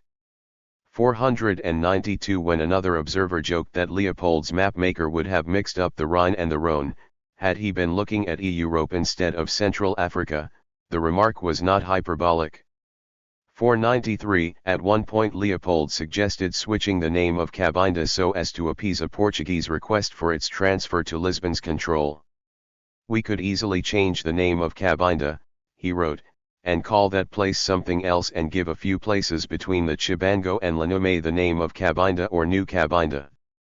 494 Furthermore, the supposed legitimacy of Leopold's new state rested not on actual governance administered on the ground. It would not even try to implement a court system until 1887, and then only as far as Leopoldville, but rather on paper treaties signed with the taint of Duris on Indigenes, when signed by the latter et al. 495 Stanley confidentially recoiled at the immense boundaries sought by Leopold, to whom he attributed an enormous voracity to swallow 1,000,000 of square miles with a gullet that will not take in a herring. 496 Had it not been for a prevailing silence among many close to the monarchy, the public in Brussels might have seen that the text of these same dubious treaties appeared rife with contradictions, including instances in which only a few parcels of land, rather than any political privileges, passed to Leopold's group through sale. At any rate, Belgium may have had no choice but to follow Europe's great powers in approving Leopold's move. As of late 1885, as many as 6 consuls were seeking accreditation to and from the AIA. 497 In the bargain, though, Belgium was proving indifferent to the legitimacy of the new state in the eyes of Congolese, as well as undermining the rule of law in Brussels, where Leopold spent the early months of 1885 broadly soliciting advice on how to introduce his already sanctioned government and its departments to most of the Congo. 498 His response to skeptics would only augment their doubts.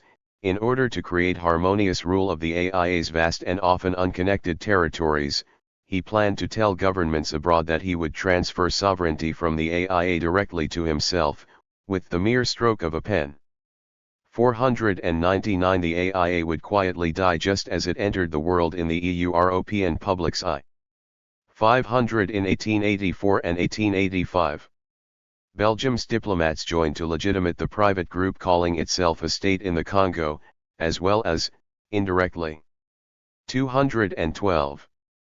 Bismarck's and England's private schemes for colonialism. A few whispers in London papers about treaty fraud and swindlers did not quite change the equation. 501 Nor did protests from Central Africa itself, where Leopold's talk of being very busy preparing the political charters and the fundamental laws for the new state looked disingenuous, to say the least. 502 During the Berlin Conference Leopold had covenanted to introduce modern principles of government to the Congo, including numerous contributions made to the legislation of the United States, England, and Austria. 503 That was not how matters looked up close, especially for indigenous peoples of Banana Island. In July, the independent state's first Governor-General, Sir Francis de Winton, invited European traders and a series of leaders from Banana, to Boma. 504 The Congo and its residents, he announced from a throne covered in lion pelts and encircled by animal heads, were now to come under the exclusive control of a new white prince, thanks in part, he said, to the decisions of the Berlin Conference. 505 De Winton, sitting in front of a colossal banner with the logo of the AIA, was going to serve as the new prince's proxy, issuing fresh laws effective January 1, 1886 and having final say in every case of African conflict, whether internecine or with foreigners. 506 This was less a modern system by European standards than it was an absolute monarchy. It was also, as the throne's ostentation suggested, a regime more apt to project signs of supremacy than to build consensus. 507 Some of the gifts laid out on a veranda for attending African dignitaries remained untouched, as attendance proved noticeably less than expected. 508 Fittingly, the most significant of de Winton's early acts had nothing to do with courts or welfare. It was to annul all pre-existing contracts in the Congo Basin and to convert allegedly vacant or undeveloped lands into public, that is, association property. 509 By 1892, this regime dominial multiplied to include virtually all land. 510 That escalation, along with usurpation and rapid expansion of the Congo's money supply, a rubber miracle, and the forced labor of Congolese taxed by a corvée system, helped Leopold make at least the inflation-adjusted equivalent of hundreds of millions of dollars and become, as one observer put it, the king of money as much as of the Belgians or Congolese. 511 The World. An anonymous voice in Accra wrote toward the close of the Berlin Conference, had perhaps never witnessed until now such high-handed a robbery on so large a scale. 512 But it was a mere preview. 213. Across the continent, the German and British East Africa companies more or less duplicated the scheme, and soon the world would also find out what atrocities could result when Leopold's will, which, according to the Congo's heavily delayed and long obscured constitution, trumped the rule of law, remained free of any checks or balances. 513 Leopold's position as a despot allowed him to embrace policies that led to so many deaths, ultimately estimated at 10 million, that one Belgian official privately speculated about a future without black Congolese. 514 And all this in a country where a single province amounted to an area 15 times the size of Leopold's home, Belgium, and where anthropologists estimated that there had been some 200 distinct polities on the eve of European colonization. 515 For now, the most immediate diplomatic fallout of Leopold's ascendancy lay in Europe, where the approval of private states left the door open to all sorts of confusion. A legal skeptic could say that the existence of these rogue empires undermined international law. A moral skeptic could decry how they placed indigenous peoples completely at the caprice of Europeans, so far as Europe was concerned. Finally, an economics-minded skeptic could argue that places like Ludritzland, if they bankrupted, would leave home states like Germany responsible for bills. Diplomats had proven willing to put each consideration aside. In short order, though, some of the adventurers behind private states would hold certain European powers hostage by threatening to sell control over overseas territories to rivals. 516 Bismarck would accordingly find it hard to put his colonial genie back in the bottle. But first, just as the Berlin Conference was coming to an end, Bismarck found himself confronted with a host of questions concerning the new German empires. By March 1885 the intoxicating prospect of a colonial triumph was still attracting German youth to Bismarck's policies, but it was also producing skepticism within a vocal minority. 517 Challenged by deputies in the Reichstag to explain what sort of legal system would emerge in colonial locations where private parties owned sovereign rights, Bismarck initially had to confess his own ignorance, much like his contemporary, Leopold II, who early on intended to avoid all public discussion of the details of his independent state's constitution because he had little idea what to put in it. 518 In June 1884, in the middle of his Borneo-fueled public relations offensive, Bismarck suggested reserving to the Reichstag the option, but 214. Not the obligation, to exercise jurisdiction over Europeans living in the colonies. 519 into 1885, however, regarding those conditions for justice that will take hold in these colonies later on, Bismarck admitted, I have so far not been able to establish any kind of firm view of you that I would be committed to maintaining. 520 Legal advisers in Berlin hoped to import the British colonial system from North Borneo to German Africa, but the idea fizzled. British colleagues correctly noted major deficits in Bismarck's planning. 521 Germany would have to improvise, for example, in Cameroon, where representatives from the supposed new king, Wouwerman, provisionally told British officials, who had been maintaining courts of equity there since 1856, that they did not have a plan for jurisdiction yet. 522 Even the borders of the area where they might adjudicate remained uncertain.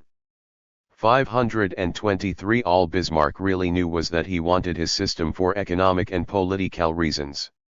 The actual justice it administered would be deferred, only to witness thereafter a number of abortive iterations beginning in 1886. 524 Skeptics seized on the uncertainty, with one Bavarian jurist complaining to a crowd in Nuremberg that the problem started with the popular term colonial politics. Everyone said they were for it. No one bothered to agree what it meant. 525 Bismarck's experiment only concerned 100 German citizens directly at the beginning of 1885, estimates counted 20 Germans living in Ludritzland, 20 in Cameroon, and so forth, along with 0 in what was soon to be German New Guinea. Yet, in what was an unfortunate turn of events for many, the experiment's scope was to grow far larger, for by early 1885 the reluctance of businessmen was prompting suggestions that Germany directly manage colonial jurisdiction over Africans and Europeans alike, that is, over the whole population of what were supposed to be privately governed territories. Pace Bismarck, this move would necessitate putting expensive infrastructure in place to try cases involving the Negroes in Cameroon and the Hottentots in Angro-Picania. Both places required installations such as jailhouses, none of which the businessmen had deigned to build.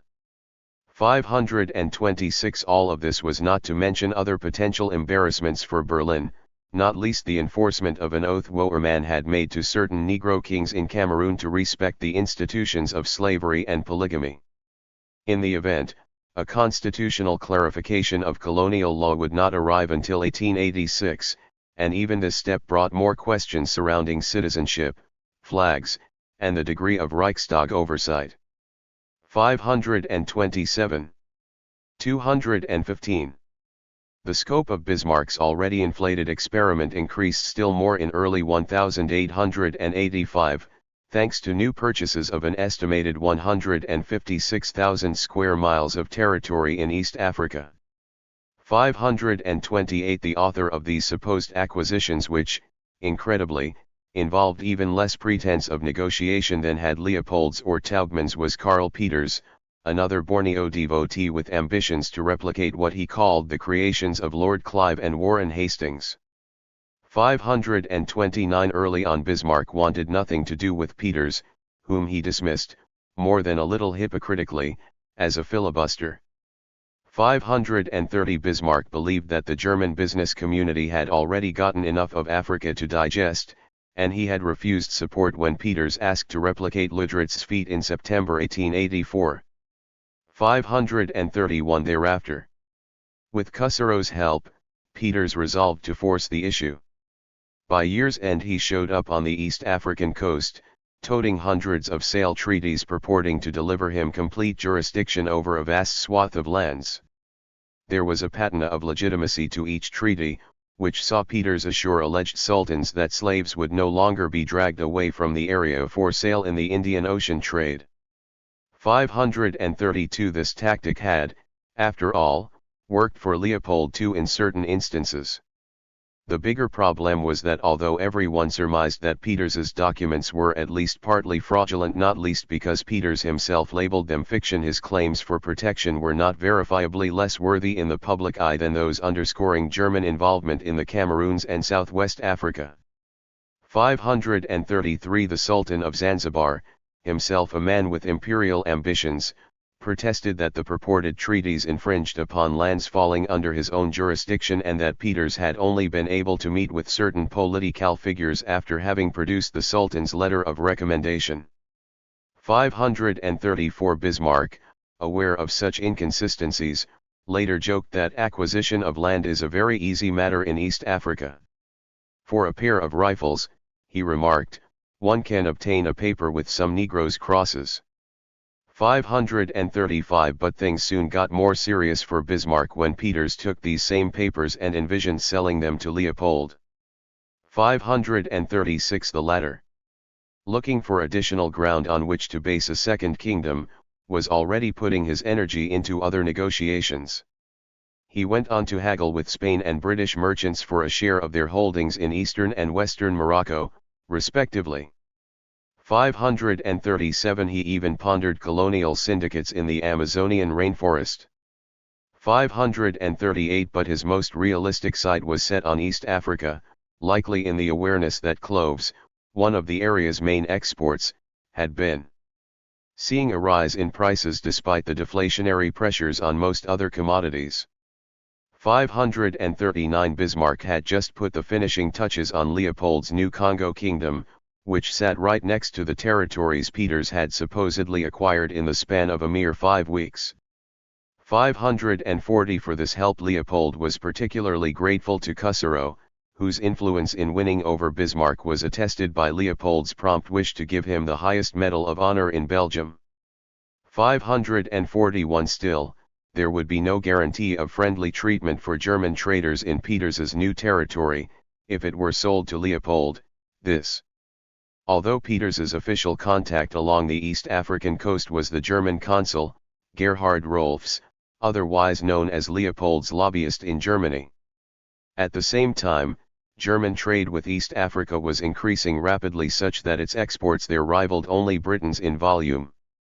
542 Thus, on February 27, 1885, just as the Berlin Conference was ending and 8 days after Cusero was given a major promotion, the German government reluctantly granted a charter for Peters's enterprise. 543 In accordance with the model Cusero had envisaged for the rest of Germany's young overseas empire, Peters's state was acknowledged by Bismarck, quite hastily, as possessing all territorial rights, including jurisdiction over Africans. It was also advertised to the German emperor as a descendant of the model North Borneo Company. 544 In fact, assuming one viewed the Peters treaties as genuine, Bismarck could tell the emperor that he was doing just what Gladstone and Britain had attempted to do with their original charter for the Borneo Company, to win a very slight measure of regulatory control over an otherwise rogue empire. In this case, though, the stakes were much higher for Germany, for Peters wanted to launch full-on competition with rival British traders, some of whom would also claim to produce cession treaties. If Peters went too far, then Britain would fight back, and Germany would be on the hook for the diplomatic and economic consequences. 545 Bismarck, a British delegate noted, looked at the future with dread on the very day he sanctioned Peters. 546 In the wake of Bismarck's scheme, the consequences of private sovereignty plans not only endured, they multiplied. To some extent Bismarck anticipated such a multiplication as early as August 1884, but it soon became clear just how much the phenomenon outstretched his expectations. 547 First, the Sultan of Zanzibar boasted about overriding 218 Peters's treaties and charter with force in mid-1885, whereupon the German Chancellor ordered an expensive naval campaign against Zanzibar to avoid losing face. In Spain, a private society of Africanists claimed to have signed treaties with 80 indigenous polities to annex 15,000 square miles behind the Rio Muni estuary. 548 Finally, there was the case of Cameroon, where, even after the Berlin Conference, Bismarck and the British found themselves at odds over the machinations of one Stefan Rogozinski. 549 Rogozinski, a Polish lieutenant in the Russian Navy who decided to visit West Africa on an unauthorized scientific expedition, claimed to have bought sovereignty over a large island near the Cameroon River for himself. 550 Rumor had it that this freelancer intended to use his rights to found a colony for his partitioned Polish homeland. 551 The fact was that, by early 1885, Rogozinski was selling his rights and influence to Britain in an effort to thwart German settlement. 552 He eventually faded away when Britain abandoned all its claims to govern parts of Cameroon. In exchange for assurances that Bismarck would not challenge British control in the Niger Basin where, to the east of Lagos, yet another German firm, with the sanction of Nachtigal, had just produced treaties buying governing rights over roughly 20 miles of coastline. 553 Bismarck also found himself obliged to quash similar schemes around the Dubrika River and Delagoa Bay, with the latter being a place where Adolf Lüderitz had incredibly sought to stake another claim to sovereignty in early 1885. 554 Legal implications of this course remained firmly in flux, with increasingly unpredictable consequences. 555 Theorists from the continent would soon be forced to take up the matter more earnestly. 556. And so far as Africa's rogue empires won approval at the Berlin Conference, it is fair to say that Leopold II led the way along with Bismarck, whom one Belgian deputy at the conference rightly labeled a collaborator in the concept. 1 Between 1886 and 1890.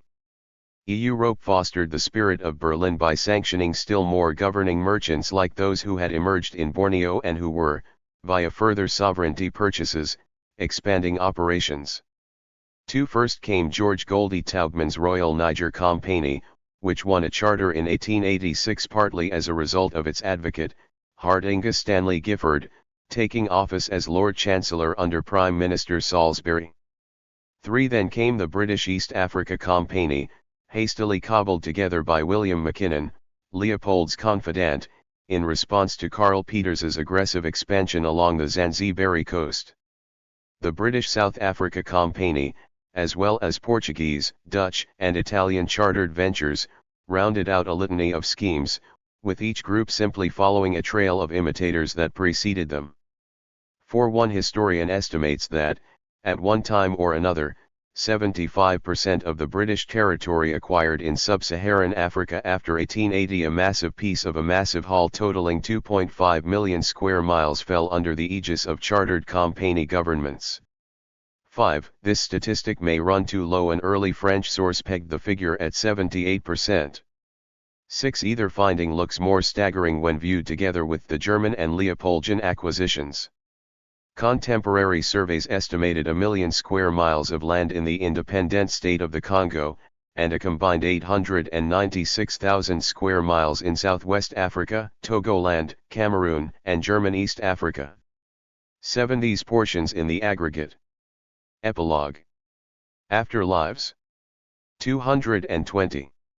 Represented about 5 times the size of all French colonial holdings in Africa prior to 1884. 8. So while it is wrong to accept that the Berlin Conference had given away all the territory that is on the map, as one delegate put it, it is fair to see the gift as overwhelmingly private, perhaps 30.7% of Africa, and 6.2% of the world's land. 9. Why so many nearly identical ventures in Africa came onto the scene simultaneously is a question worth asking, especially since the notion of a private or freelance empire had largely fallen into disrepute by the 1850s.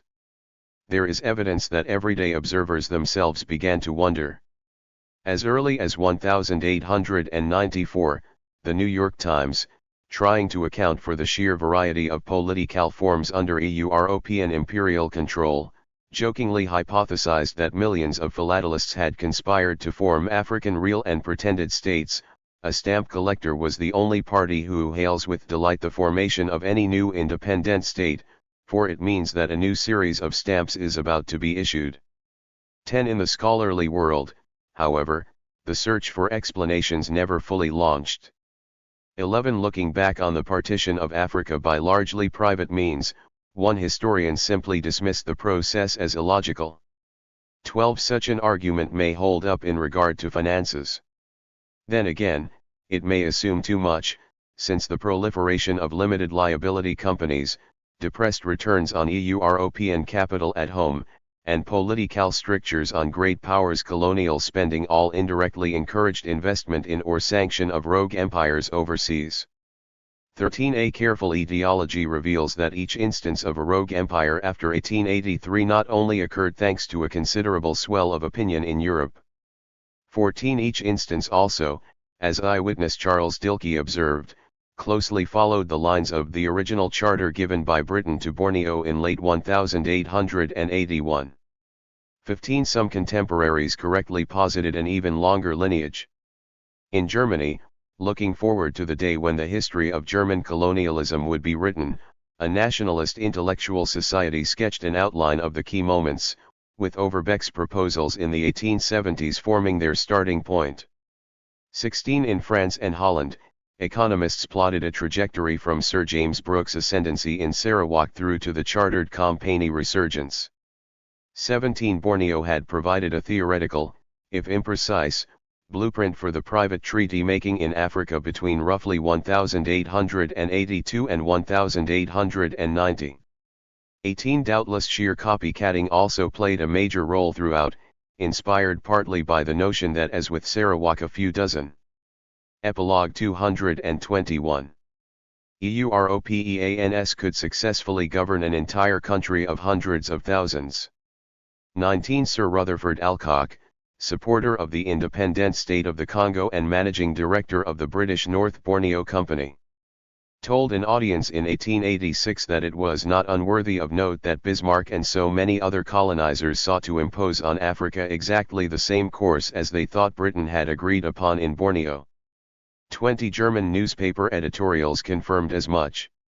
21 In a curious ricochet, British officials even encouraged each other to remember the new principles Bismarck had introduced into colonial politics, lest a German company swoop in and become the government in places under informal British influence such as Brunei itself, the very medium by which rogue empires had travelled from Asia to Africa.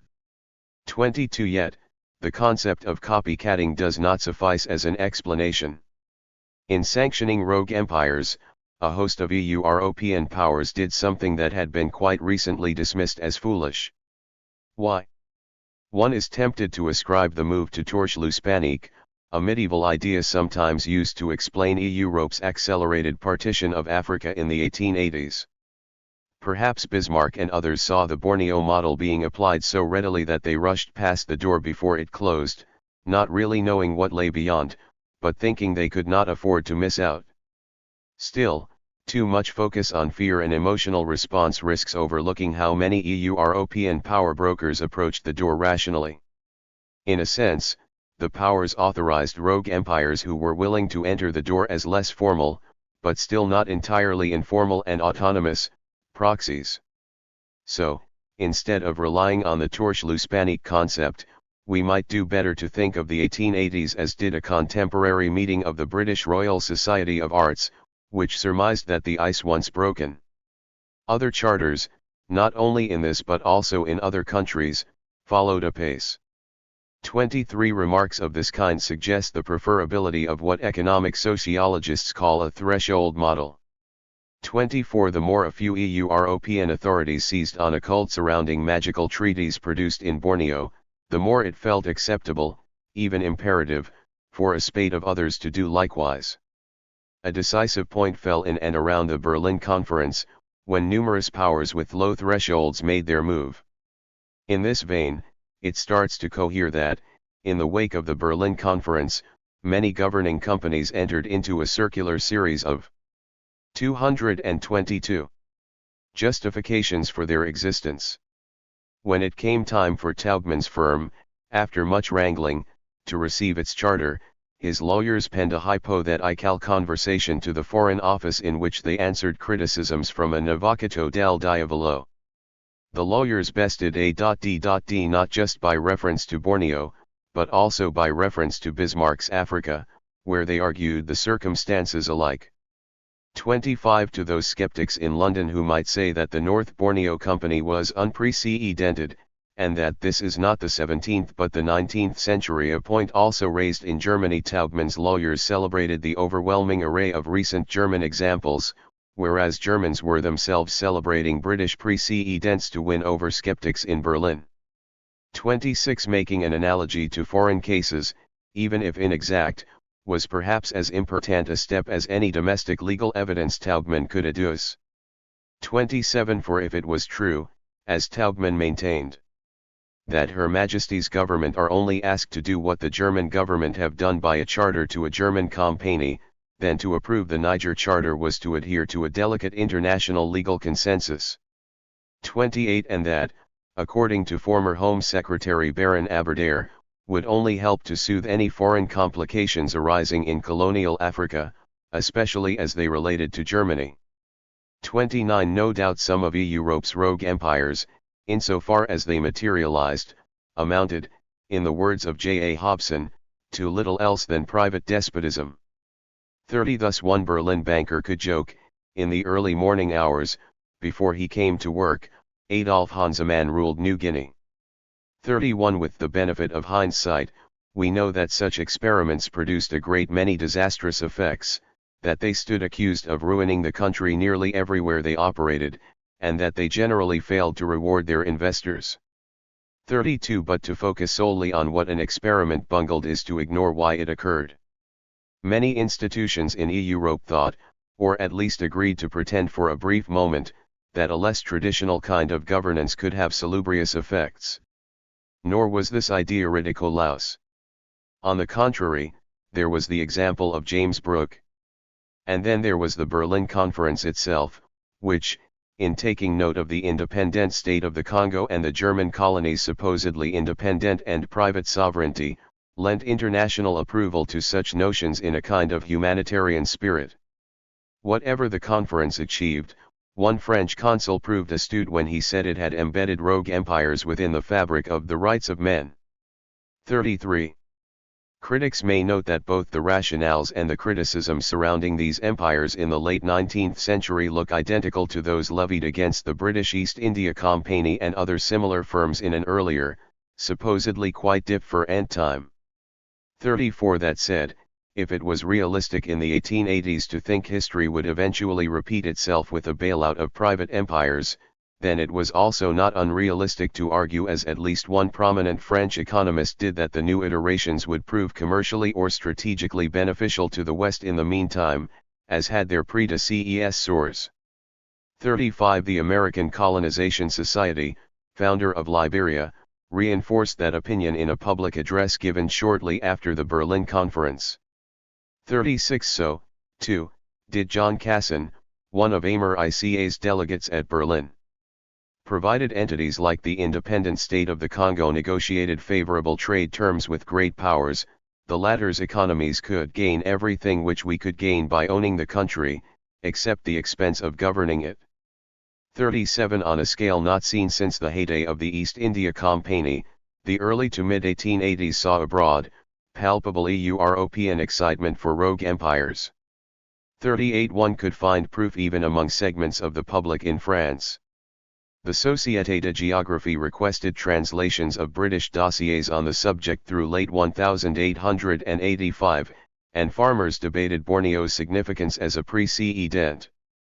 39. Similar excitement determined the legitimation of the independent state of the Congo, as well as a host of endeavors that never really took off, both in Germany, where several companies de government failed to win charters, and in France, which countenanced several such schemes, including one for the Sahara, albeit with little parliamentary support. 40. Even in Britain, which yielded the best-known ventures, there emerged a series of also-rans. There was, for instance, a plan to convert the Northwest African Company, located along a strip of the Moroccan coast, into another state on the model of North Borneo.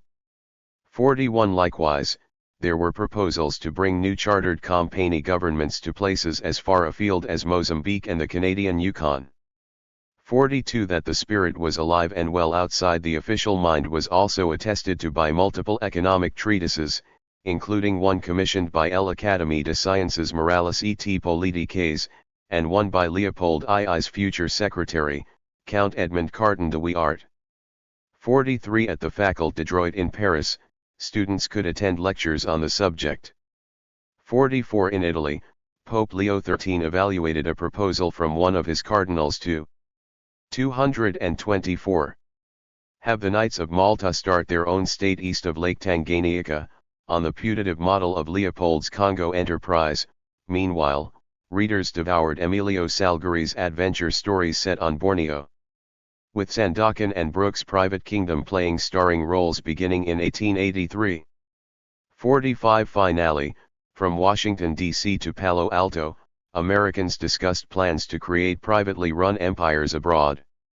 Liberian devotees hoped that perhaps a similar association to Leopold's could emerge in the Sudan, under U.S. stewardship. 46 David Starr Jordan, president of Stanford University, suggested Amir Ica find a Rajabrook to colonize the Philippines, an idea he borrowed from the Oxford historian James Froude, who yearned for a similar outcome in the increasingly clamorous British West Indies. 47 These were hardly the only occasions where Borneo appeared to give Europeans cause for study.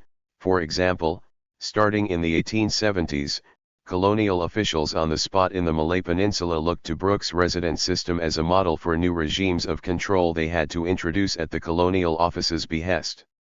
48 In the case of Africa, though, the salient point was that governing rights were up for sale to the highest bidder, whether state, man, or company.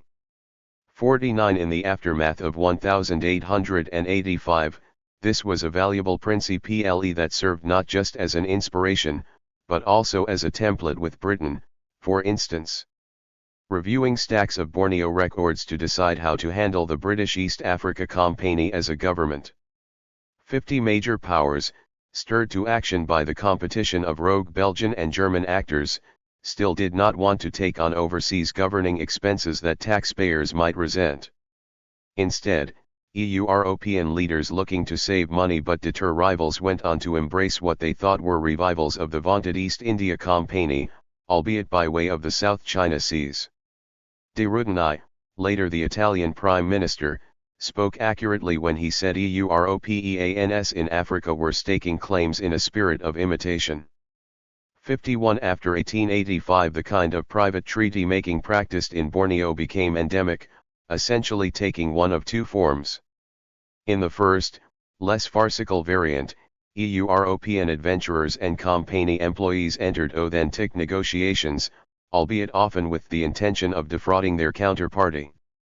In so doing, these Europeans encountered some indigenous leaders who, to quote Frederick Luggard, understand the nature of a written contract, and consider nothing definitely binding till it is written down.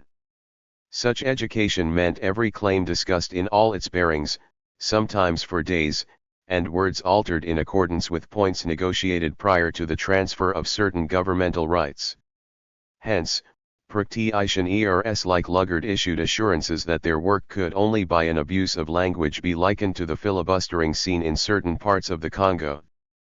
52 That was not exactly true, for even these practitioners could resemble the infamous American filibustering expeditions of a William Walker. But this first variant at least treated the motions of European law with some respect, and it at least involved Africans who, either because of prior acquaintance with European customs or because of real political ambitions, could act as genuine interlocutors.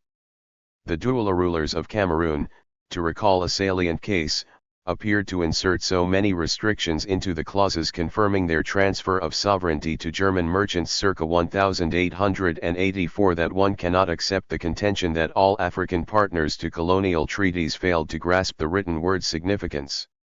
53 Then there was the second, and much more common, variant. In it, filibustering via abuse of language was precisely the order of the day, leading to scenes that looked more absurd than what had passed for acceptable BHAVI or decades before, on Borneo. Consider, for example, what Karl Peters did to leaders in Usagara, Usgeha, and Nguru.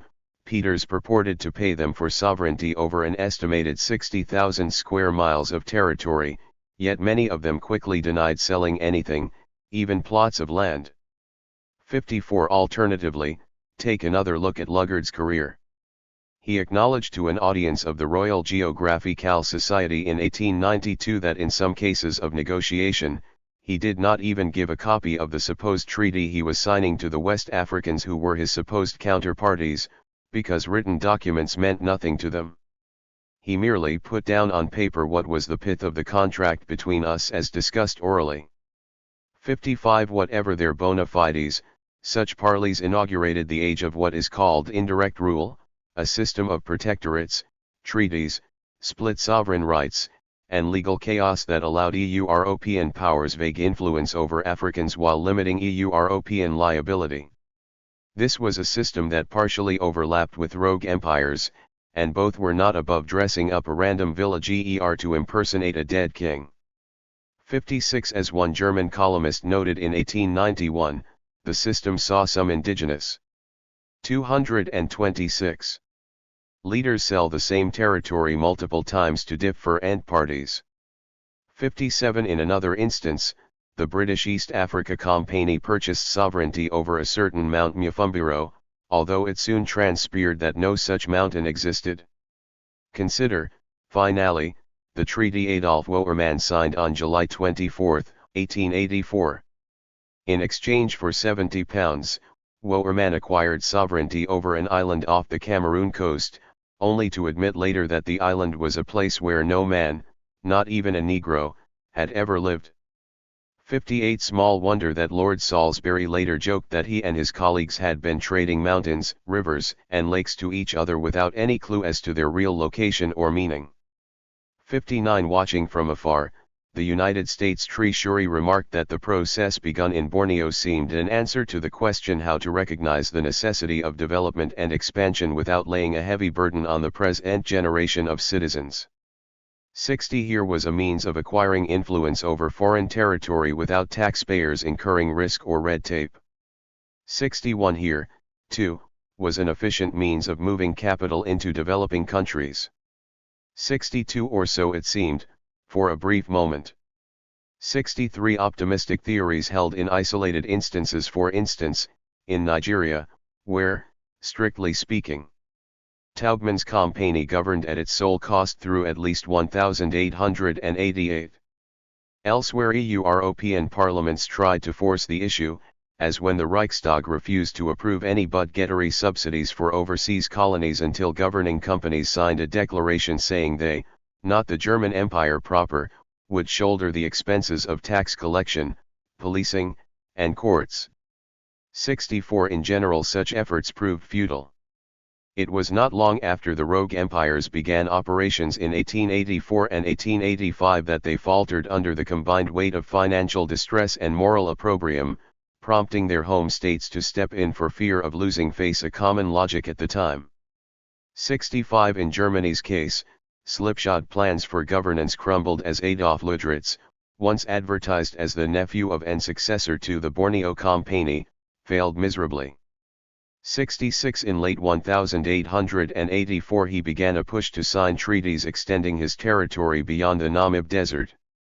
Heinrich von Cusero expected the additions to stretch northward along the coast to Cape Fria, or roughly the bottom of Portuguese claims in Angola.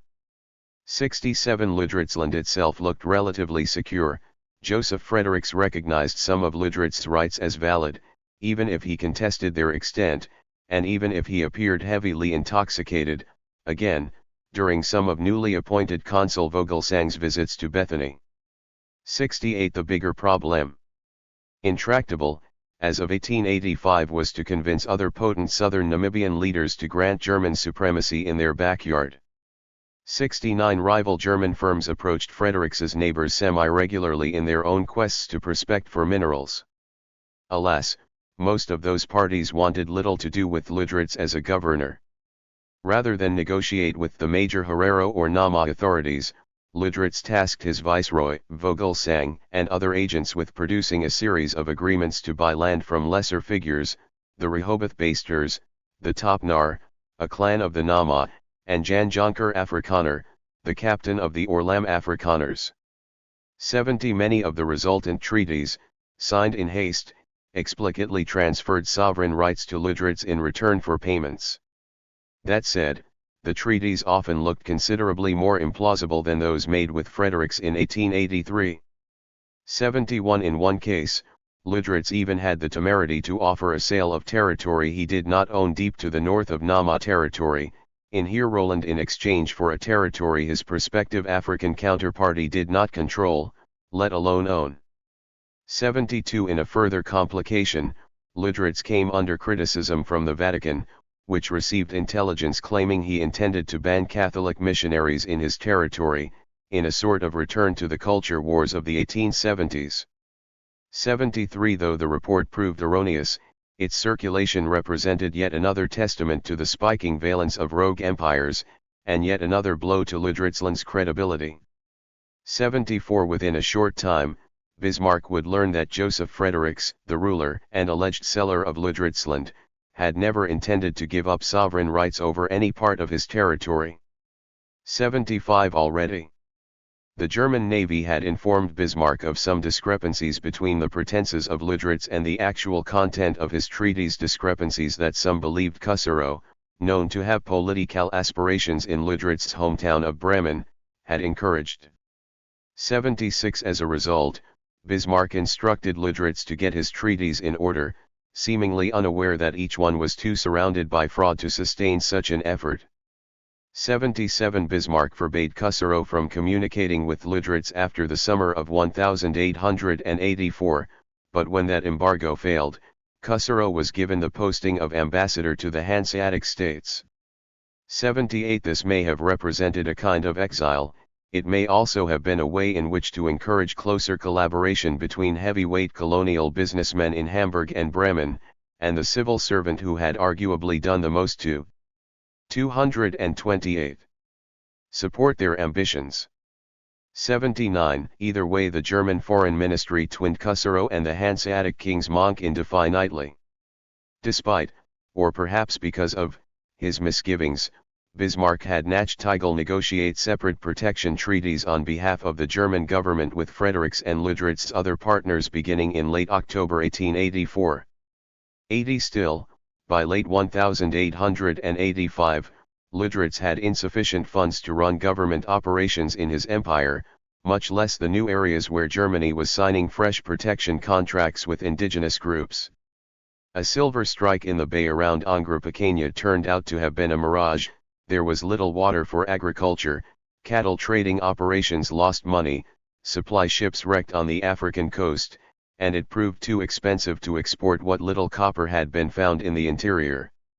81 Ludritz lost well over 500,000 marks in 1884 alone. 82 In late 1885 he went rogue again, threatening to sell out his remaining sovereign rights to the highest bidder, likely Rhodes or another magnate at the British Cape. 83 Ludritz's agents did not have the money or muscle even to begin a push into the Herero territory, where official German agents had been attempting to sign protection contracts. Whether Bismarck had the will was also an open question.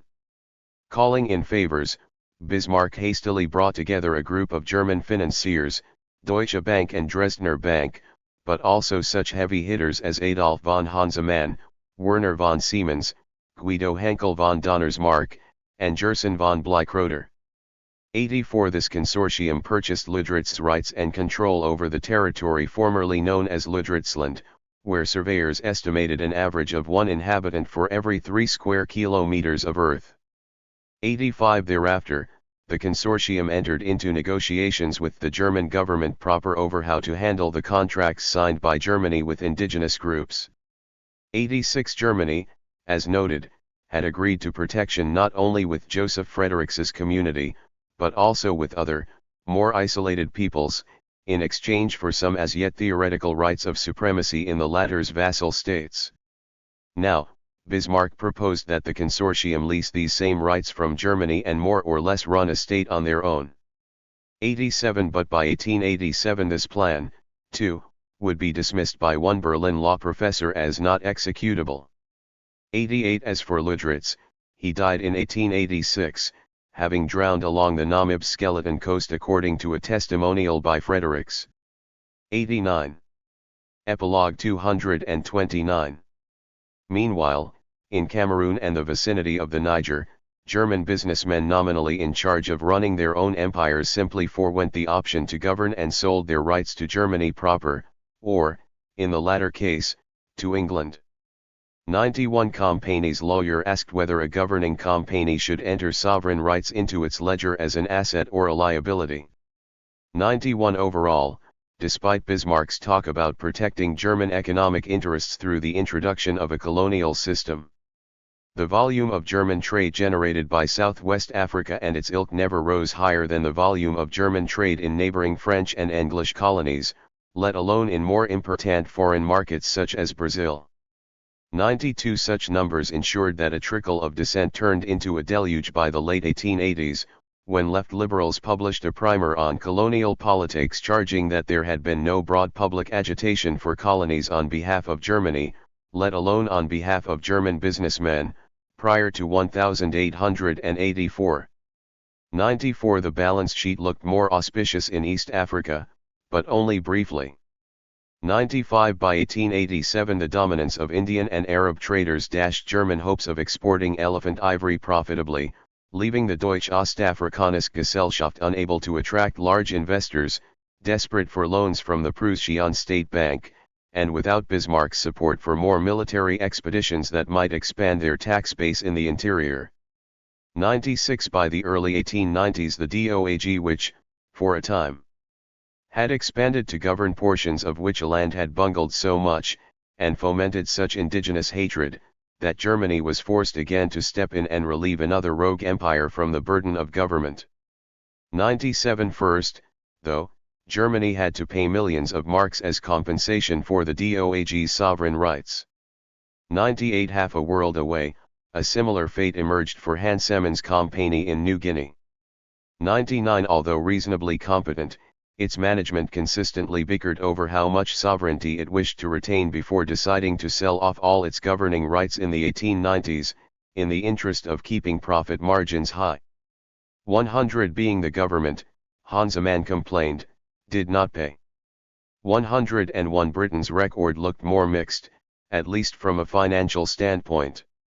Rhodes, drawing on his legendary personal fortune, turned the British South Africa Company into a behemoth governing areas that 230 now comprise Zambia and Zimbabwe. As for the Royal Niger Company, Taubman proved an efficient, if oft callous, administrator. Not only did the company pay dividends of 6.5% per annum through century's end. 102 It also consistently increased exports and unlike most neighboring governments placed efficacious restrictions on the flow of alcohol. So successful did Taubman's organization look that, for a time, some colonial officials proposed letting it take over governmental responsibilities in a foreign territory, Britain's own Oil Rivers Protectorate. 103 Nonetheless, contemporary observers generally recognized that neither Taubman nor Rhodes could compete with the resources of the British Treasury as the stakes of colonial policy and the ascendancy of Joseph Chamberlain, an advocate for British imperial expansion as colonial secretary, grew more pronounced in the 1890s. 104 Excessive expenses or setbacks seemed to come with each attempt to occupy territory farther into the interior, even as Britain proper continually pushed for further penetration. Besides, at least in Taubman's case, the private model looked much less viable by 1895, when the coastal Nembe polity overpowered the company's fortified headquarters at Akassa, then briefly won the sympathy of the British public by publishing a litany of economic grievances. 105 Both Rhodes's and Taubman's ventures eventually arranged the sale of their rights to Britain, with the Royal Niger Company's shareholders netting £444,300 in their bargain, off an overall sale price 3 times as large as the company's physical assets. 106 This process involved delicate approaches and negotiation, not dicta. 107 The end came more swiftly for the Imperial British East Africa Company, run by Leopold II's friend and supporter William Mackinnon. 108 In 1895, with the company struggling to acquire capital from risk-averse investors fearful of developing markets, it had invested just 10 shillings, on average, in each of the 50,000 square miles of territory under its control. 109 That same year, Britain bought out the Imperial British East Africa Company's governing rights, thus landing itself in precisely the situation it had sought to avoid, a mountain of debt and an obligation to administer justice directly in unassimilated areas. 110 Joseph Thomson, the celebrated explorer, joined Taubman in lamenting that when one compared Downing Street versus chartered companies as a means to develop territory, the latter would always achieve better results. 111 Maybe the problem, agreed a Foreign Office clerk, was that the companies had worse material to work with than did traditional European powers. 112 It would not be wrong to say that a sizable contingent of intellectuals shared his opinion. 113 For example, Auguste Bernard, Belgium's prime minister during the first 10 years of Leopold's independent state of the Congo, speculated about the advantages of autocratic enterprises when compared to traditional public governments. 114 Obviously the sentiment found a warm welcome with speculators such as Overbeck, who once boasted that when it came to a private regime and a traditional nation-state, society ought to opt in favor of the former.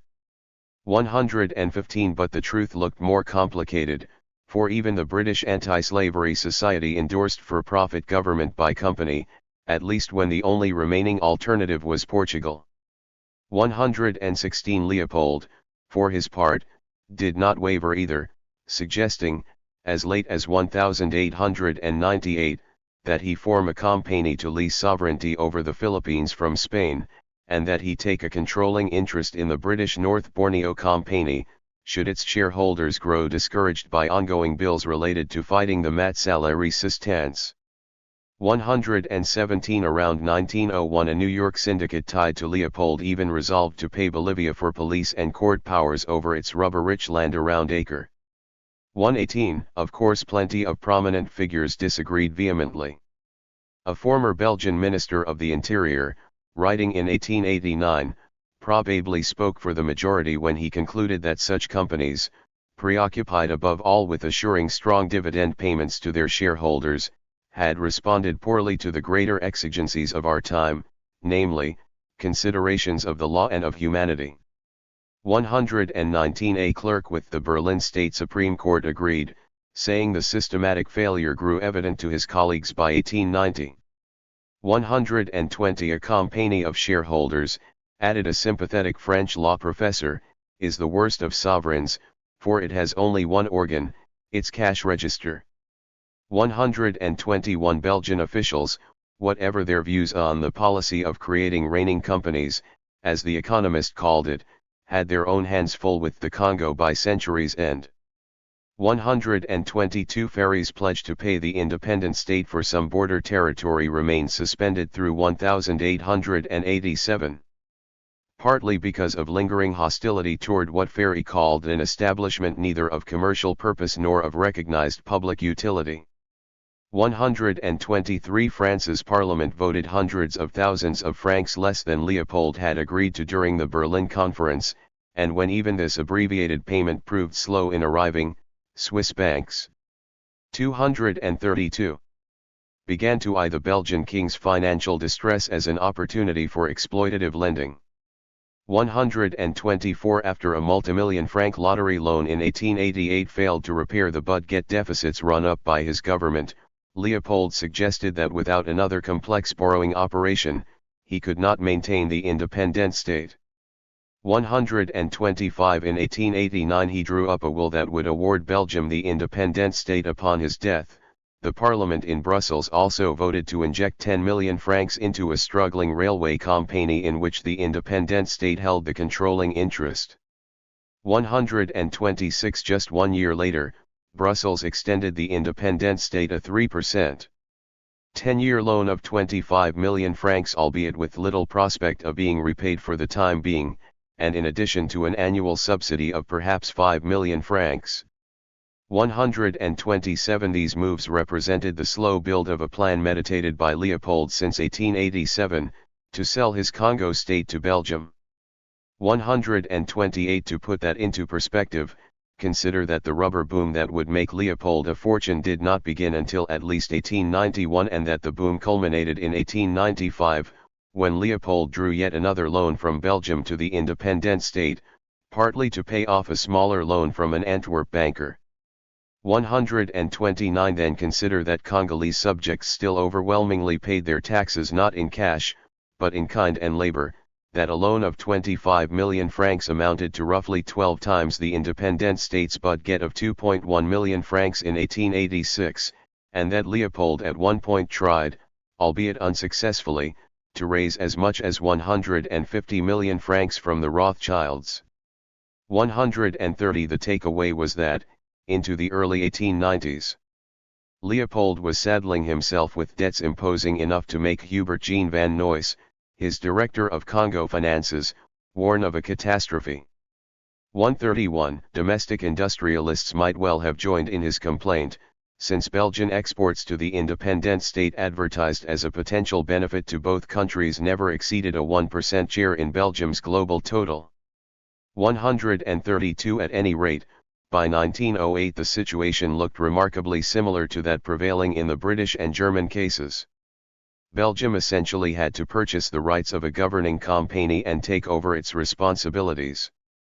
Leopold died roughly a year later in ignominy. The finances of the outgoing king's empire still in many senses unknown to Belgian statisticians because of record burning he had overseen. 133. Last and least, there was a smattering of empires to be run by citizens of lesser colonial powers. Italian imitations of Borneo, which had Epilogue 233 been planned for the Somali coast, never quite got off the ground, despite several dubious purchases.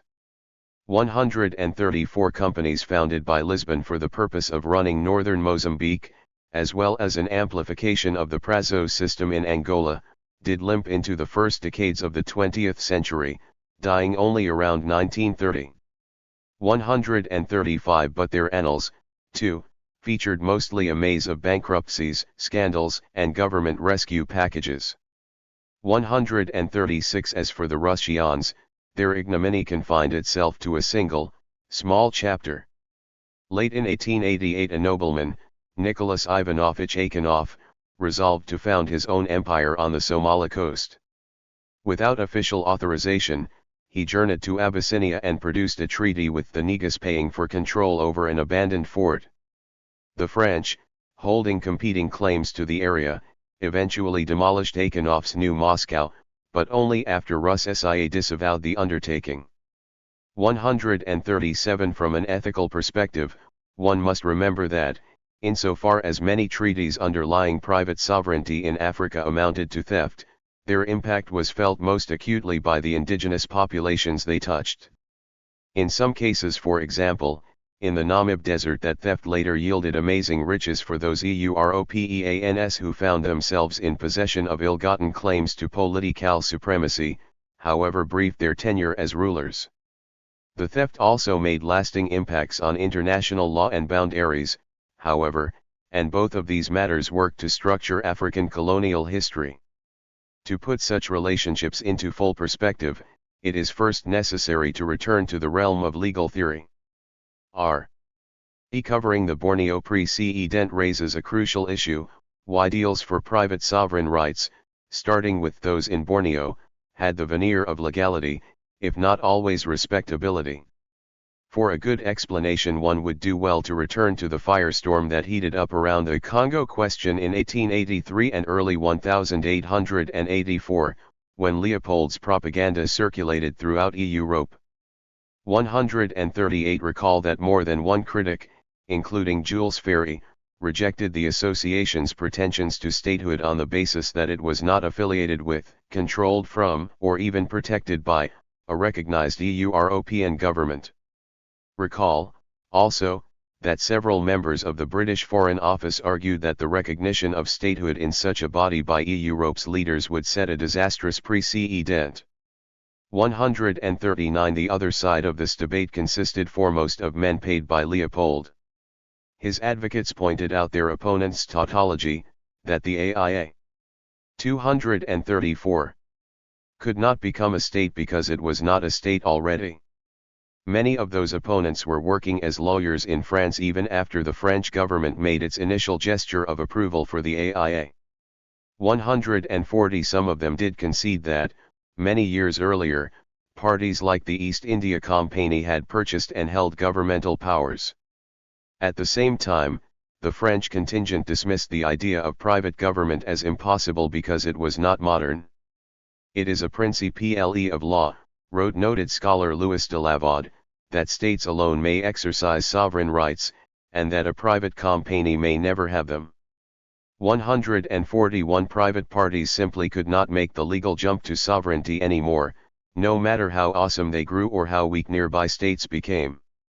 The reason, wrote another commentator in 1885, was because that kind of activity was symptomatic of Europe's ancien regime, of a time, in other words, when political subjects were treated like chattel and bandied about in dowries and the pragmatic business deals of monarchs.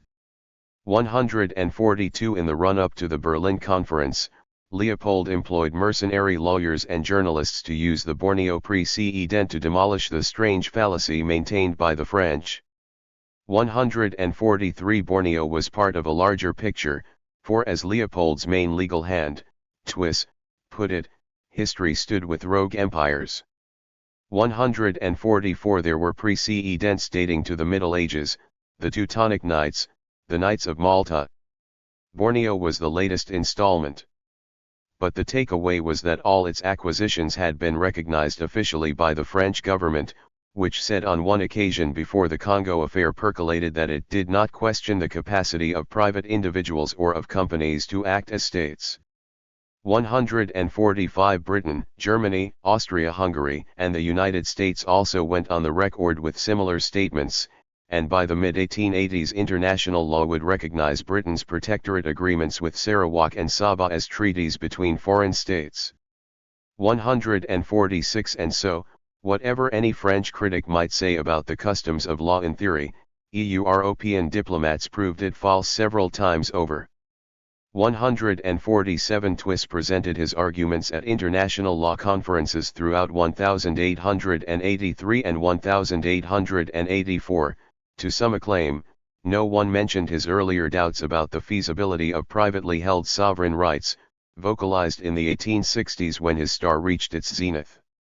148 Twiss proceeded to appeal to influential figures around Britain, including ministers of parliament. 149 He found even more receptive audiences in the United States. 150 The Chief Justice of New York's Court of Common Pleas, Charles Daly, accepted Twiss's arguments about private sovereignty because he found the Borneo precedents convincing. Senator John Tyler Morgan, equally moved by Twiss's reasoning, even asked Leopold's lobbyists to get up the instances in our history of the treaties made by those who came to America as private people, not under charters, and made treaties with the Indians. 151 Other famous professors, each hired by Leopold, supported the proposition by claiming the world was a marketplace for sovereignty. 152 One of these figures was Émile de Lavallee, a recognized expert on the history of property who initially opposed what he called Leopold's series of adventures, but who later claimed that the association must become a state because Belgium did not own, and would not buy, the association's sovereign rights. 153 A more stalwart defender was the Belgian Egide Arntz, best known as Secretary General of the Institute of International Law in Geneva. 154 Leopold's team even won a cameo from John Westlake, arguably Britain's foremost legal mind. 155 In addition to expanding on Twiss's list of examples of acquisition of sovereignty by private individuals or companies, the team collectively broached the subject of sovereignty's capacity to become a commodity when it came to sales among major European powers, France, Britain, Germany, and the like. Arntz, for example, challenged French critics to show a rule against the purchase of sovereign rights. 156 For Arntz and his colleagues whose arguments showed up with varying attribution not only in the batch of educational material prepared for delegates at Berlin in late 1884, but also in public forums as far afield as the Austrian city of Linz. Discussions centering on ethics missed the point. 158 What really mattered was that everyone legally could participate in a worldwide market for sovereignty, be they monarchs, entrepreneurs, or missionaries. Monarchs continued to trade in sovereignty well into the late 19th century, just as rich rulers did in earlier ages. Bismarck recalled one such moment during the Berlin Conference, an 1865 deal to purchase Lauenburg from Austria. 159 Meanwhile, his colleagues on the Imperial Supreme Court at Leipzig continued to explore with what implications the individual German states had transferred sovereignties as property to the new Reich created. 236. In 1871. 160. Most famous, though, was the legality of the Russian Tsars selling Alaska to the United States, a circumstance Twiss knew well, having been selected by the British cabinet in 1867 to explain the sale's ramifications. 161. Even in 1881, when the Prussian Economic Council initiated legislation to appropriate funds for the purchase of sovereignty over overseas colonies, the bill detractors complained about the idea's inutility, not its legality. 162. By 1884 no critic could coherently deny an African polity's right to sell some or all of its governing rights. When it came to buying such rights, those working for Leopold, a monarch who did not even pretend to associate with the unwashed, argued that royalty must play by the same rules as other private individuals or groups. 163. As in earlier centuries, so for the 19th, as for monarchs, so for commoners, as for Europe, so for such other parts of the world as Africa and Southeast Asia. 164. All buying or selling of sovereignty, it seemed, took place in a vaguely private capacity anyway. 165. In fact, even if a private man or group were to live in one state and take on sovereign powers in another, that private man or group could remain a loyal subject in its home state by virtue of what was, in law, a double personality. This concept was the very same double personality through which sovereigns could purchase disparate territories and hold them in personal union. 166. The decades following the Berlin Conference saw a dramatic shift away from acceptance of rogue empires. Owing partly to the passage of time and the spread of skepticism about what the Borneo precedent might mean for states everywhere, the international law propounded and adopted at Berlin, Verney Lovett Cameron told a British parliamentary committee in late 1886, had startled a good many, and now they would re-evaluate. 167. Cameron, the man whose solo attempt to annex the Congo had found air a decade earlier, declared he was skeptical about the very notions of private sovereignty and private governance. In no case as yet, he wrote, has the action of any company been sufficiently known for it to be possibly that there should be any adequate public discussion on it, and the has also maintained a profound secrecy. 168. Far from being anomalous, Cameron's was one of several such protests emanating from a variety of European authorities. 169. Some objectors, motivated by philosophical concerns, hope to demarcate governance from business by opposing the concept of a state in shares. 170. A small contingent in the British Foreign Office deemed it a great act of folly to have tolerated the independent state of the Congo and its ilk. 171. Other critics intervened less altruistically. These ranks included the usual suspects. France was well represented, but also newcomers from Germany, where many experts tried to forget how Bismarck had implemented his ill-fated colonial system. 172. The ruling company in North Borneo, complained law professor Conrad Bornhack, turned out to have been an entirely insignificant exception in recent history, and should never have been factored into Germany's policy. 173. In September 1888, Gerhard Rolfs, Germany's most storied living explorer, published an editorial calling for Berlin to dissolve the remaining governing companies. 174. Beyond these attacks, however, there was also a transnational current of professional resentment toward interlopers who had manipulated, even embarrassed, the temple of international law. John Westlake complained about adventurers who in recent times have led the way to the partition of Africa, have had a sufficient tincture of the forms and language of international law to hope for an advantage over European competitors, through what have really been travesties of them.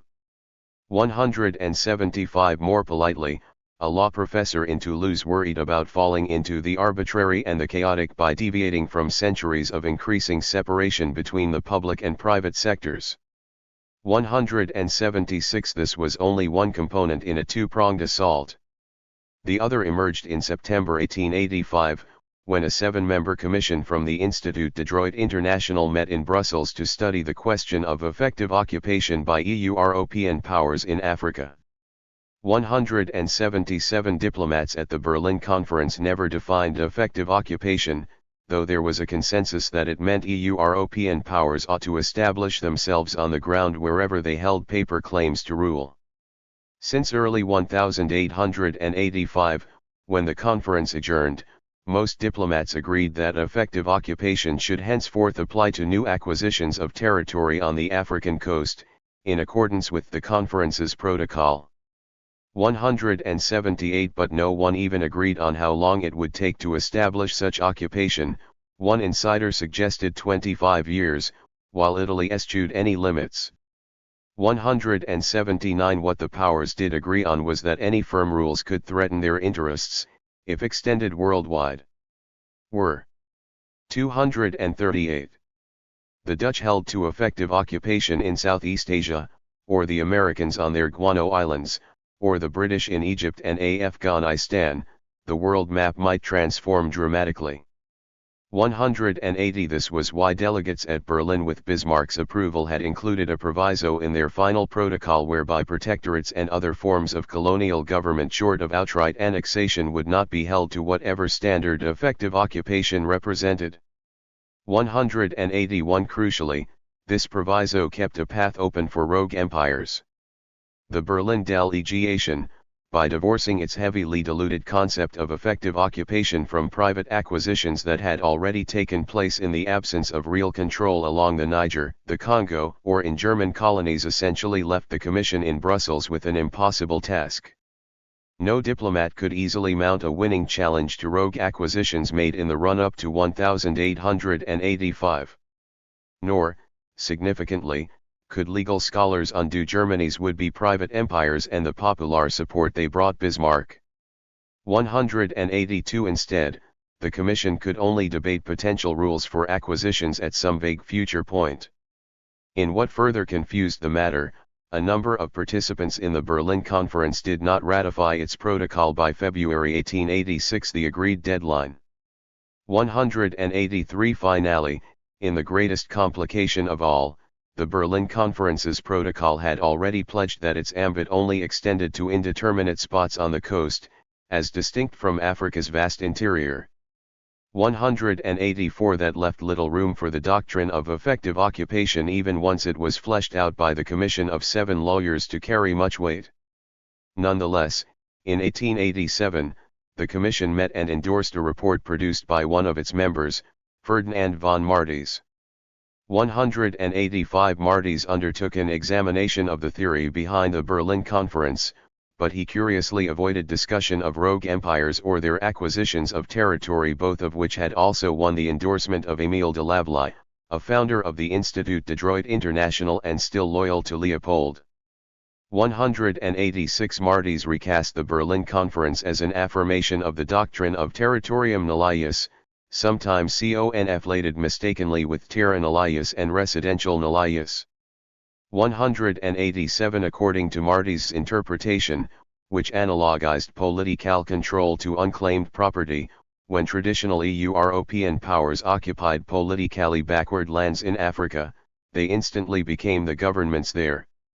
188 Yes, Martys conceded, the African territories in question were populated and hardly amounted to blank earth. Yes, some Africans living there even had systems of private property that Martys recognized as similar to those existing in Europe. Nonetheless, African polities had not developed enough for Martys to declare them commensurate with the West's. They did not comport with the concept of sovereignty. Hence, although transfers of private property rights by African rulers to Europeans should henceforth be treated as legitimate, African rulers' sales of political control, territorial sovereignty, suzerainty, and so on were illegitimate and without legal basis.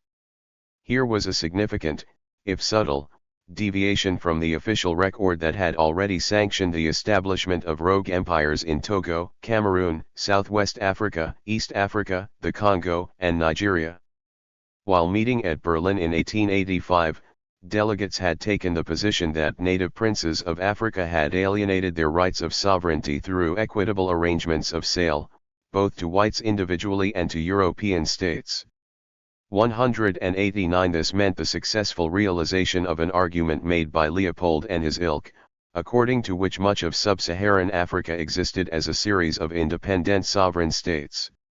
190 Barons Courcelles and Lamarmont, two of the most important delegates at the Berlin Conference, had said that, when it came to treaty documents, indigenous populations certainly ought not to be regarded as outside the pale of international law.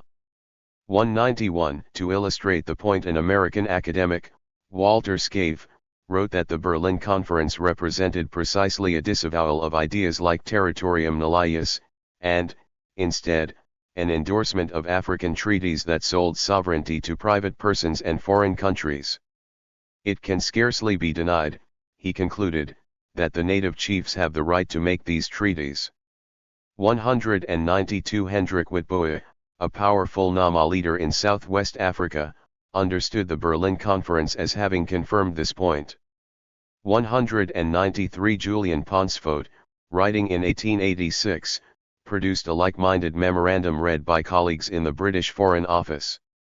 194 Still earlier, Bismarck had rejected British arguments about residential nullius in favor of Ludritz's treaties when it came to Southwest Africa. The former arguments, he said, had less basis in international law than did the latter. 195 2 years after the conference, Martys conceded that the treaties existed, but he called it an exaggeration to insist that they were necessary to justify the exercise of jurisdiction by colonial governments over other Europeans or Africans within the territory. 196 This contradiction. 240. Divorced Martys from the architects of 1884 to 1885. But it did not deny him the concurrence of other prominent international lawyers. One admirer was Alphonse Rivière, the president of the Institute of International Law, Belgium's consul in Switzerland, and finally, if rather incredibly, given that he never visited Africa, Switzerland's consul to the Congo. 197 Rivière endorsed the Martys report while declaring of treaties like those made in the Congo that nothing is less serious than they are. 198 endorsements also came from Germany, where the failure of Bismarck's colonial schemes was becoming apparent enough that legal experts overwhelmingly did something they had not done in 1884, question chartered company governments per SE 199 Friedrich Fabry, the missionary whose dream for German annexation of the Namib had been deferred in favor of Ludritzland, now argued that Africans had been incapable of understanding treaties, and that it was doubtful whether a political order, a condition of law and security, could be achieved by individuals and private companies in overseas areas. 200 Robert Adam, a professor in Munich, endorsed a more humane course, adding that because the treaty business rested only on Scheinvertrag documents with the form, but not the substance, of real agreements, the principle justifying European occupation should be that of seizing politically unoccupied land. 201 While not everyone agreed with this nod to Martys, Paul Lauband, a prominent scholar, insisted that any signed treaties carried moral obligations. The consensus held that it was frivolous to attribute binding effects to such documents. 202 As the process of sanctioning governments in places like the Congo and Ludritzland gave way to actual occupation, a large contingent of international observers embraced Martys' approach and sought to find another basis for the new European governments in Africa. Rather than focus on the often fraudulent documents used to justify rogue empires in 1884 and 1885 or, crucially, on the sometimes considerable commitments Europeans agreed to in them, many in Europe went on either to ignore the documents' existence or to trivialize them as a mere courtesy. 203 Contemporaneously, lawyers in this same European community began to invent new, and often more explicitly racist, explanations for the occupation of African lands. 204 It is unclear when racism began to inject itself most forcefully into this equation, but its increased presence in legal fora certainly conformed to a wider trend of the 1890s. When scientific racism reached its apogee in terms of acceptance from European institutions. 205 Take, for example, the Cambridge professor John Westlake, briefly a member of Leopold's propaganda unit. 206 Tasked with addressing the proposition that treaties transferring sovereignty could provide the basis for private European government over Africans. Westlake eventually delivered a resounding no, not because of concerns about fraud, but because he believed all African political systems theoretically acting as counterparties could never be anything more than transient agglomerations affected by savage Napoleons.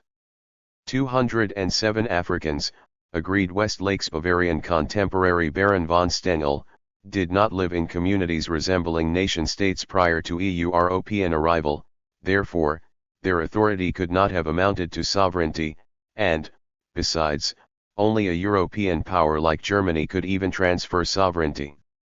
208 This view was the legal equivalent to Jules Ferry's notorious declaration that superior races had a right to subjugate inferior ones. That was not to deny that, within the boundaries set by Marty's broad strokes, confusion prevailed well into the 20th century. An optimist could hope that the march of events and the labors of jurists slowly working out a just and rational theory. 210 But attempts at systemization remained in vain. 211 Things already looked hazy in late 1885, when a French parliamentary committee tasked with assessing the findings of the Berlin Conference failed to reach any conclusions. 212 By the time the first Universal Races Conference gathered in London in 1911, attendees could still not agree on what to make of Africa's relationship with the doctrine of territorium nullius, which, like rogue empires, failed to win universal acceptance from the 1890s on. 213 In Munich, Professor Emanuel von Ullmann simply prepared a list of confused declarations and unexplored issues left over from the Berlin Conference. 214 What, for example, was one to make of Europe's existing diplomatic relations with African states? Zanzibar's sovereignty and position as a member of the international system had already been confirmed before it signed onto the protocol of the Berlin Conference. By the late 1870s, it claimed 2 accredited consuls in France. 215 Germany had long since established diplomatic relations in published conventions with the 242 Maxen in Morocco. In 1880, France, Germany, and other major powers signed a convention guaranteeing Moroccan independence. 216 Liberia could claim similar conventions, and, in October 1884, it even participated in an international conference concerning the designation of a prime meridian for navigational and chronological purposes. 217 Further back, in 1862, the French Empire directly recognized the King of Madagascar as the sovereign of an independent Malagasy state, dispatching consuls in the bargain. 218 Finally, Napoleon III conceived of Algeria as an Arab kingdom to which he would offer protection. 219 The history of treaties did not seem to mesh with Marty's vision either. Europeans had been making treaties with Africans periodically since the 12th century, from Marrakesh to Monrovia and beyond, leading the High Court of Admiralty to remark in 1801 that Africans long have acquired the character of established governments, confirming to them the relations of legal states. 221 Popular type of arrangement explicitly exchanged territory for money and recognized sovereignty as residing in indigenous kings and princes. 221 The French paid off the Guinean king of Conmen, the British haggled on the Sierra Leone River with Pa Sama, king of North Boulams. The Belgian Senate ratified a treaty in 1848 that purchased sovereign rights along the Rio Núñez from Lamina, supreme boss of the Nalus. 222 In a slightly different vein, from the 1840s on the British had signed at least 70 other trade treaties in which West African Negro princes pledged to favor no European nation. 223. One such document emerged as late as 1874, during the Third Anglo-Ashanti War. 224. Given this history, by which criteria should EUROPEANS distinguish such already recognized African polities from those to be designated as lacking sovereignty? 225. No one in the 1880s or 1890s could find clarity. The U.S. ambassador to Portugal would plead that differences of opinion existed among governments as among individuals, and the trite saying was oftentimes applicable: circumstances alter cases. 226. August Busch, a German diplomat who managed most of the Berlin Conference, hesitated to express an opinion on such delicate questions. 227. So did Bismarck. 228. That, as both men said and as the British preferred, was a length to which the conference declined to go. 229. Clearly, though, it never seemed consistent to justify European colonialism post-1885 simply by labeling African lands as backward territory. Nor was it tenable, as Marty's argued, that the occupation of sub-Saharan Africa had its legal basis in European states levying claims on politically empty territory, especially since the Roman concepts supposedly underpinning this belief also lacked a fixed definition. 230. Yet another problem. To dismiss treaties such as that made by Ludritz was arguably to impeach the character of EUROPEANS and European states alike. Europe's sovereigns, whether the Kaiser, the Queen, or the French Parliament, had lent their signature to these documents. So too had the United States, in the case of Liberia. 232. When lawyers later argued for the inapplicability of treaties, even going so far as to label African rulers who insisted on observing treaties as filibusters, they gave reason to question their home government's imprimatur and implied that great powers had approved a fraudulent venture. 233. Such lawyers also overlooked a host of incidents in which European powers retroced territory to indigenous leaders, thereby confirming the latter's legitimacy as a counterparty. 234. Nonetheless, denials and arguments to the contrary obtained. To judge from international law debates, insofar as private treaties for sovereignty were not going to be respected as binding treaties by the majority of experts in international law, the loophole exploited from Borneo to Berlin, the one that allowed private purchases of sovereignty by adventurers and confidence men, effectively looked sealed. 235. And while it was obvious, as one British Foreign Office lawyer wrote, that the treaties signed to this effect remained at issue, they would be inconsistently respected, and further imitation was also going to prove difficult, since editors of treaty compilations were encouraged to limit the publication of all European African documents starting in the early 1890s. 236. Sealing the loophole for rogue empires was just a single stage in Europe's long history of inconsistent respect for treaties. 237. Yet, one could argue that it may have proven beneficial for indigenous welfare. If Europe wanted to view indigenous treaties selling sovereignty as legitimate, then Europe had to recognize that the buyers, whether traditional states or individuals and companies, were endowed with absolute power over their African territories. 238. That posed a problem, because such absolute 244.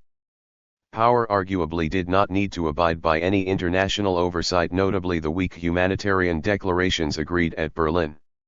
239. Taubman evinced no scruples about erecting trade monopolies along the Niger, despite explicit stipulations to the contrary in the charter issued to his company by Britain.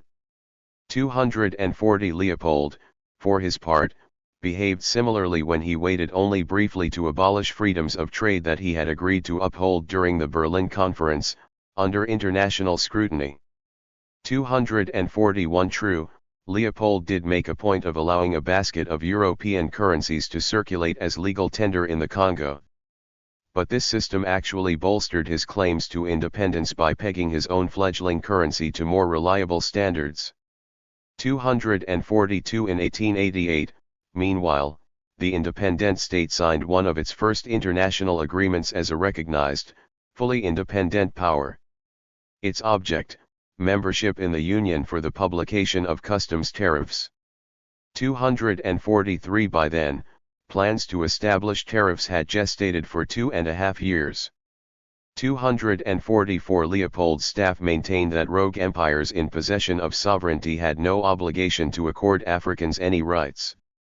245 To truly understand the independent state's place in the international system, they claimed, one needed to imagine not necessarily a new East India Company, but a more independent East India Company emancipated from Britain or any third party.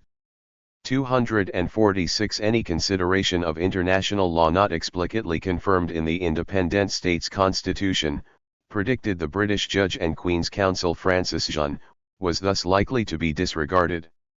247 In the event, numerous European businessmen, including Germans, were turned away from the Congo on the grounds that their operations might impair the new state's sovereignty.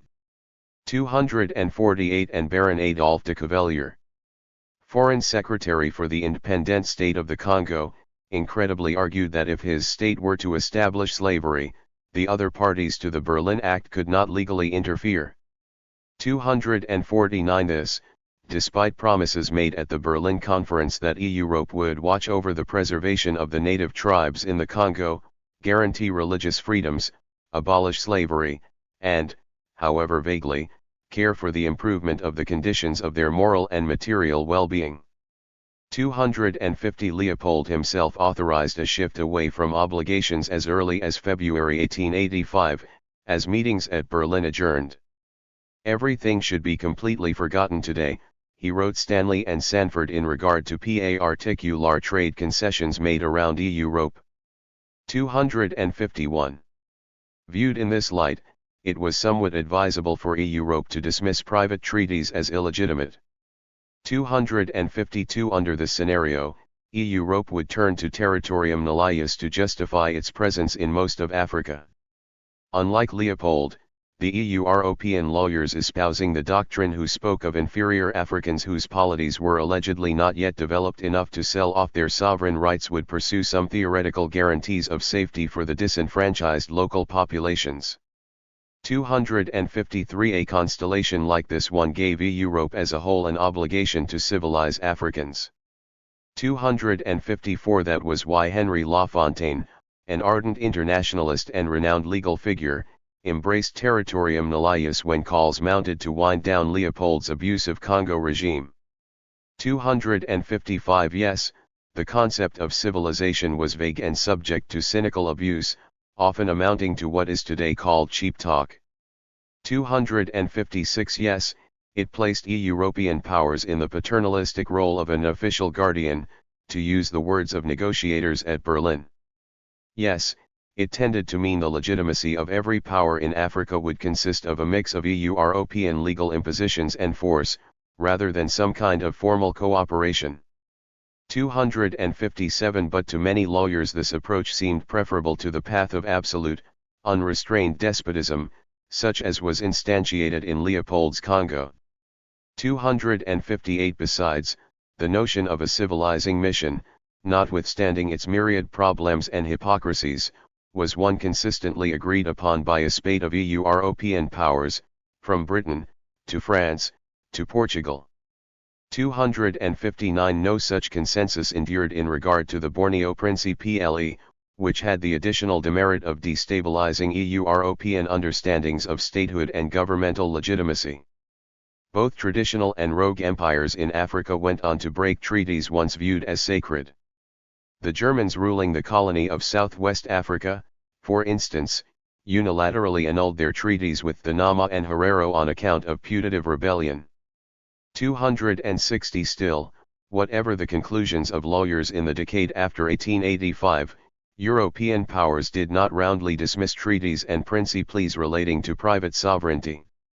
For example, no state ever challenged Leopold's contention that his acquisitions, made by treaties with the legitimate sovereigns, gave him personal control of a chunk of territory extending to Lake Tanganyika.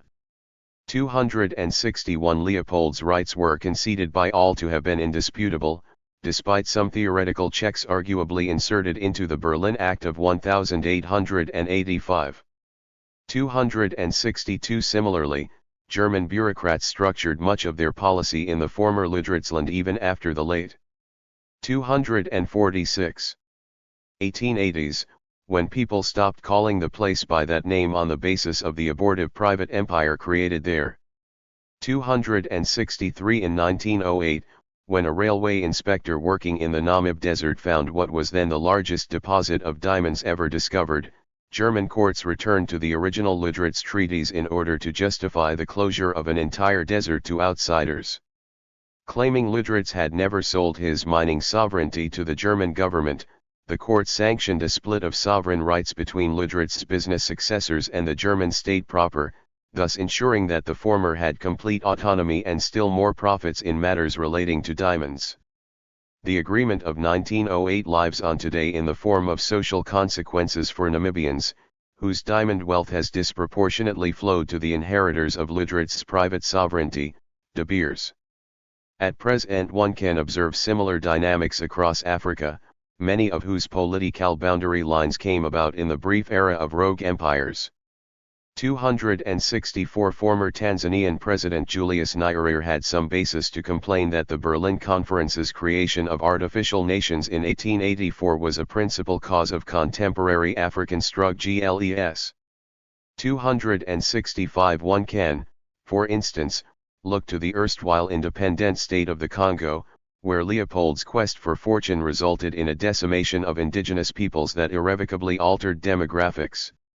266 Since at least 1891, when the independent state began to assert itself more forcefully in parts hitherto only nominally under its sway, this area's mineral and energy resources have almost always fallen into the hands of foreign companies, chiefly, though not exclusively, Belgian. All such companies operate in a territory whose property rights, boundaries, and climate of corruption saw formative years, if not birth, under the policies of the independent state and the early concessionaires established and part owned by the government. 267 Of course it is perhaps too convenient to assume that the quality of private governance by a rogue empire was fundamentally different from that of traditional colonial powers.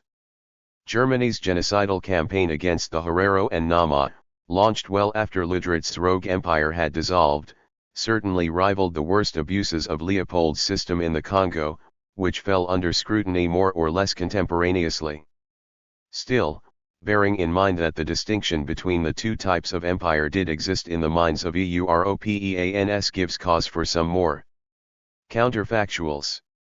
For one, history would have looked different had there been a public check on the king of the Belgians' power early on, if for no other reason than that more parties would have demanded a slice of profits and thus diluted his authority. 268 A wider set of stakeholders would not have permitted one man to claim eminent domain over a country as huge as the Congo. Nor, in turn, would the resultant struggle to control land have remained quiet enough even in a European climate rife with high POC and racism to allow for a policy whereby African subjects annually owed the state 310 days in forced labor. 269 A final point concerns size. Without the megalomania of a Leopoldian empire, colonization of the Congo may well have taken on more modest contours, thus sparing some pockets of territory the fate of interaction with European colonialism, if only for a time. What if, more broadly, the Borneo model had never come to Africa? And what if, absent this inspiration, Europe had never sanctioned a host of rogue empires? One could argue that the broad outlines of African partition would not have changed. 270 Given advances in steamships, breech-loading rifles, quinine, missionary work, the Suez Canal, Ottoman decline, the increasing integration of West Africa into international markets, and the encroachment of Britain on the Transvaal, it is easy to conclude that Africa's partition by Europe was overdetermined, even inevitable. 271 But the partition would not have accelerated dramatically in 1884 to 1885 without Borneo. On the contrary, in this aspect it looks like an indispensable piece of a sub-puzzle, for without it Leopold could not have won his own Congo state. Bismarck would likely not have ventured into colonialism when he did, if at all. Bismarck would likely not have worked against a Portuguese-dominated Congo with the same vigor, and the Berlin Conference would likely not have convened when it did, or with the same outcome, thus removing from European imperial history one of its seminal moments. Evidence that Borneo accelerated the rate of partition can be found in the text of several protectorate treaties circa 1884, including the very first one made by Germans in Togo, whereby King Lapa pledged not to transfer sovereign rights over any part of his territory to a foreign power or person. 272 True, even irrespective of such developments, Britain would probably still have come to dominate South Africa, Southwest Africa, a chunk of East Africa, and, indirectly, Portugal's territories in Mozambique, Angola, and the Congo Basin. 273. Likewise, France still would have brought a very substantial portion of West Africa under its sway, including a piece of the Congo. Even in France, however, the Borneo connection altered the nature of partition. The infamous concessionary companies unveiled by colonial authorities to develop their portion of the Congo in the late 1890s, the cornerstones of an era known as La Mise en Valeur of the Congo, would almost certainly not have run so far, if at all, without the example recently ushered in by the rogues. 274 East Africa's counterfactual fate would seem harder to predict. Perhaps Britain and France, or even Italy, would have split the region between them. But it is certain that each power would have done so at a much slower rate if Karl Peters, having had no model on which to base his government, had never pressured Germany into increasing its involvement. 275 Any such delay would also have allowed room for the exercise of greater autonomy by the Zanzibari Empire, which arguably served as another driver in the African partition from the 1870s on. 276 Retaining the emphasis on East African actors, one can imagine that the absence of the Borneo model, and the probably attendant inaction of Germany and Leopold, might also have hastened, or even emboldened, the aims of Muhammad Ahmed's Mahdiist jihad in the Sudan. 277 That knock-on effect, in turn, would suggest different paths for the Egyptian Khedive's imperial agenda, Britain's intervention in the Sudan, and, not least, the eventual interaction between the Khalifa, Ahmed's successor, and the embattled neighboring state in Ethiopia. 278 So much for virtual history and its consequences in Africa. But one must not overlook how indelibly the rogue empires and their ideas interacted with the European continent proper. To the European mind, rogue empires put more at stake than just conflicts or history in far-flung locales. They endorsed a particular view of territory as a simple commodity, and this view resembled, and even reinforced, patrimonial conceptions of Western statehood. 279 To this extent the empires were, to borrow a phrase from the late Arnaud Meyer, a sign of the persistence of the old regime, one in which kings, queens, and princes willfully traded their control over subjects in dowries or for debt relief. 280 That kind of persistence certainly looked incongruous with dominant themes of the 19th century, expanded civil freedoms, democratization, nationalism, parliamentarization. It tested key narratives of European history even as major scholars were writing them. 250. Paradoxically, however, it was also possible to read rogue empires as a threat to the old regime. By 1885, a typical European intellectual knew that individual Europeans were claiming to acquire governing powers in Africa through leases, sales, and even stock shares. He or she would soon learn that international lawyers, diplomats, and scientists did not quite know how to process this trend. As years passed, it would become fascist unable to dismiss what happened in Africa as unique to supposedly backward lands and peoples. Colonial Africa and Europe played by different rules, one might claim. Not so the rogues, who persisted in arguing that the world was still a marketplace for state territory and rights of government, a place where a pack of common speculators, or a deluded adventurer, could start their own states by siding inchoate customs and precedents of law. That landscape sounded a lot like the early modern period, the vestiges of which were just being shed by consolidated nation-states.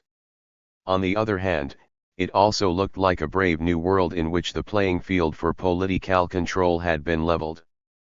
Perhaps the bourgeois order of capitalism had conquered yet another arena of life, titles to rule and claims to supreme political authority.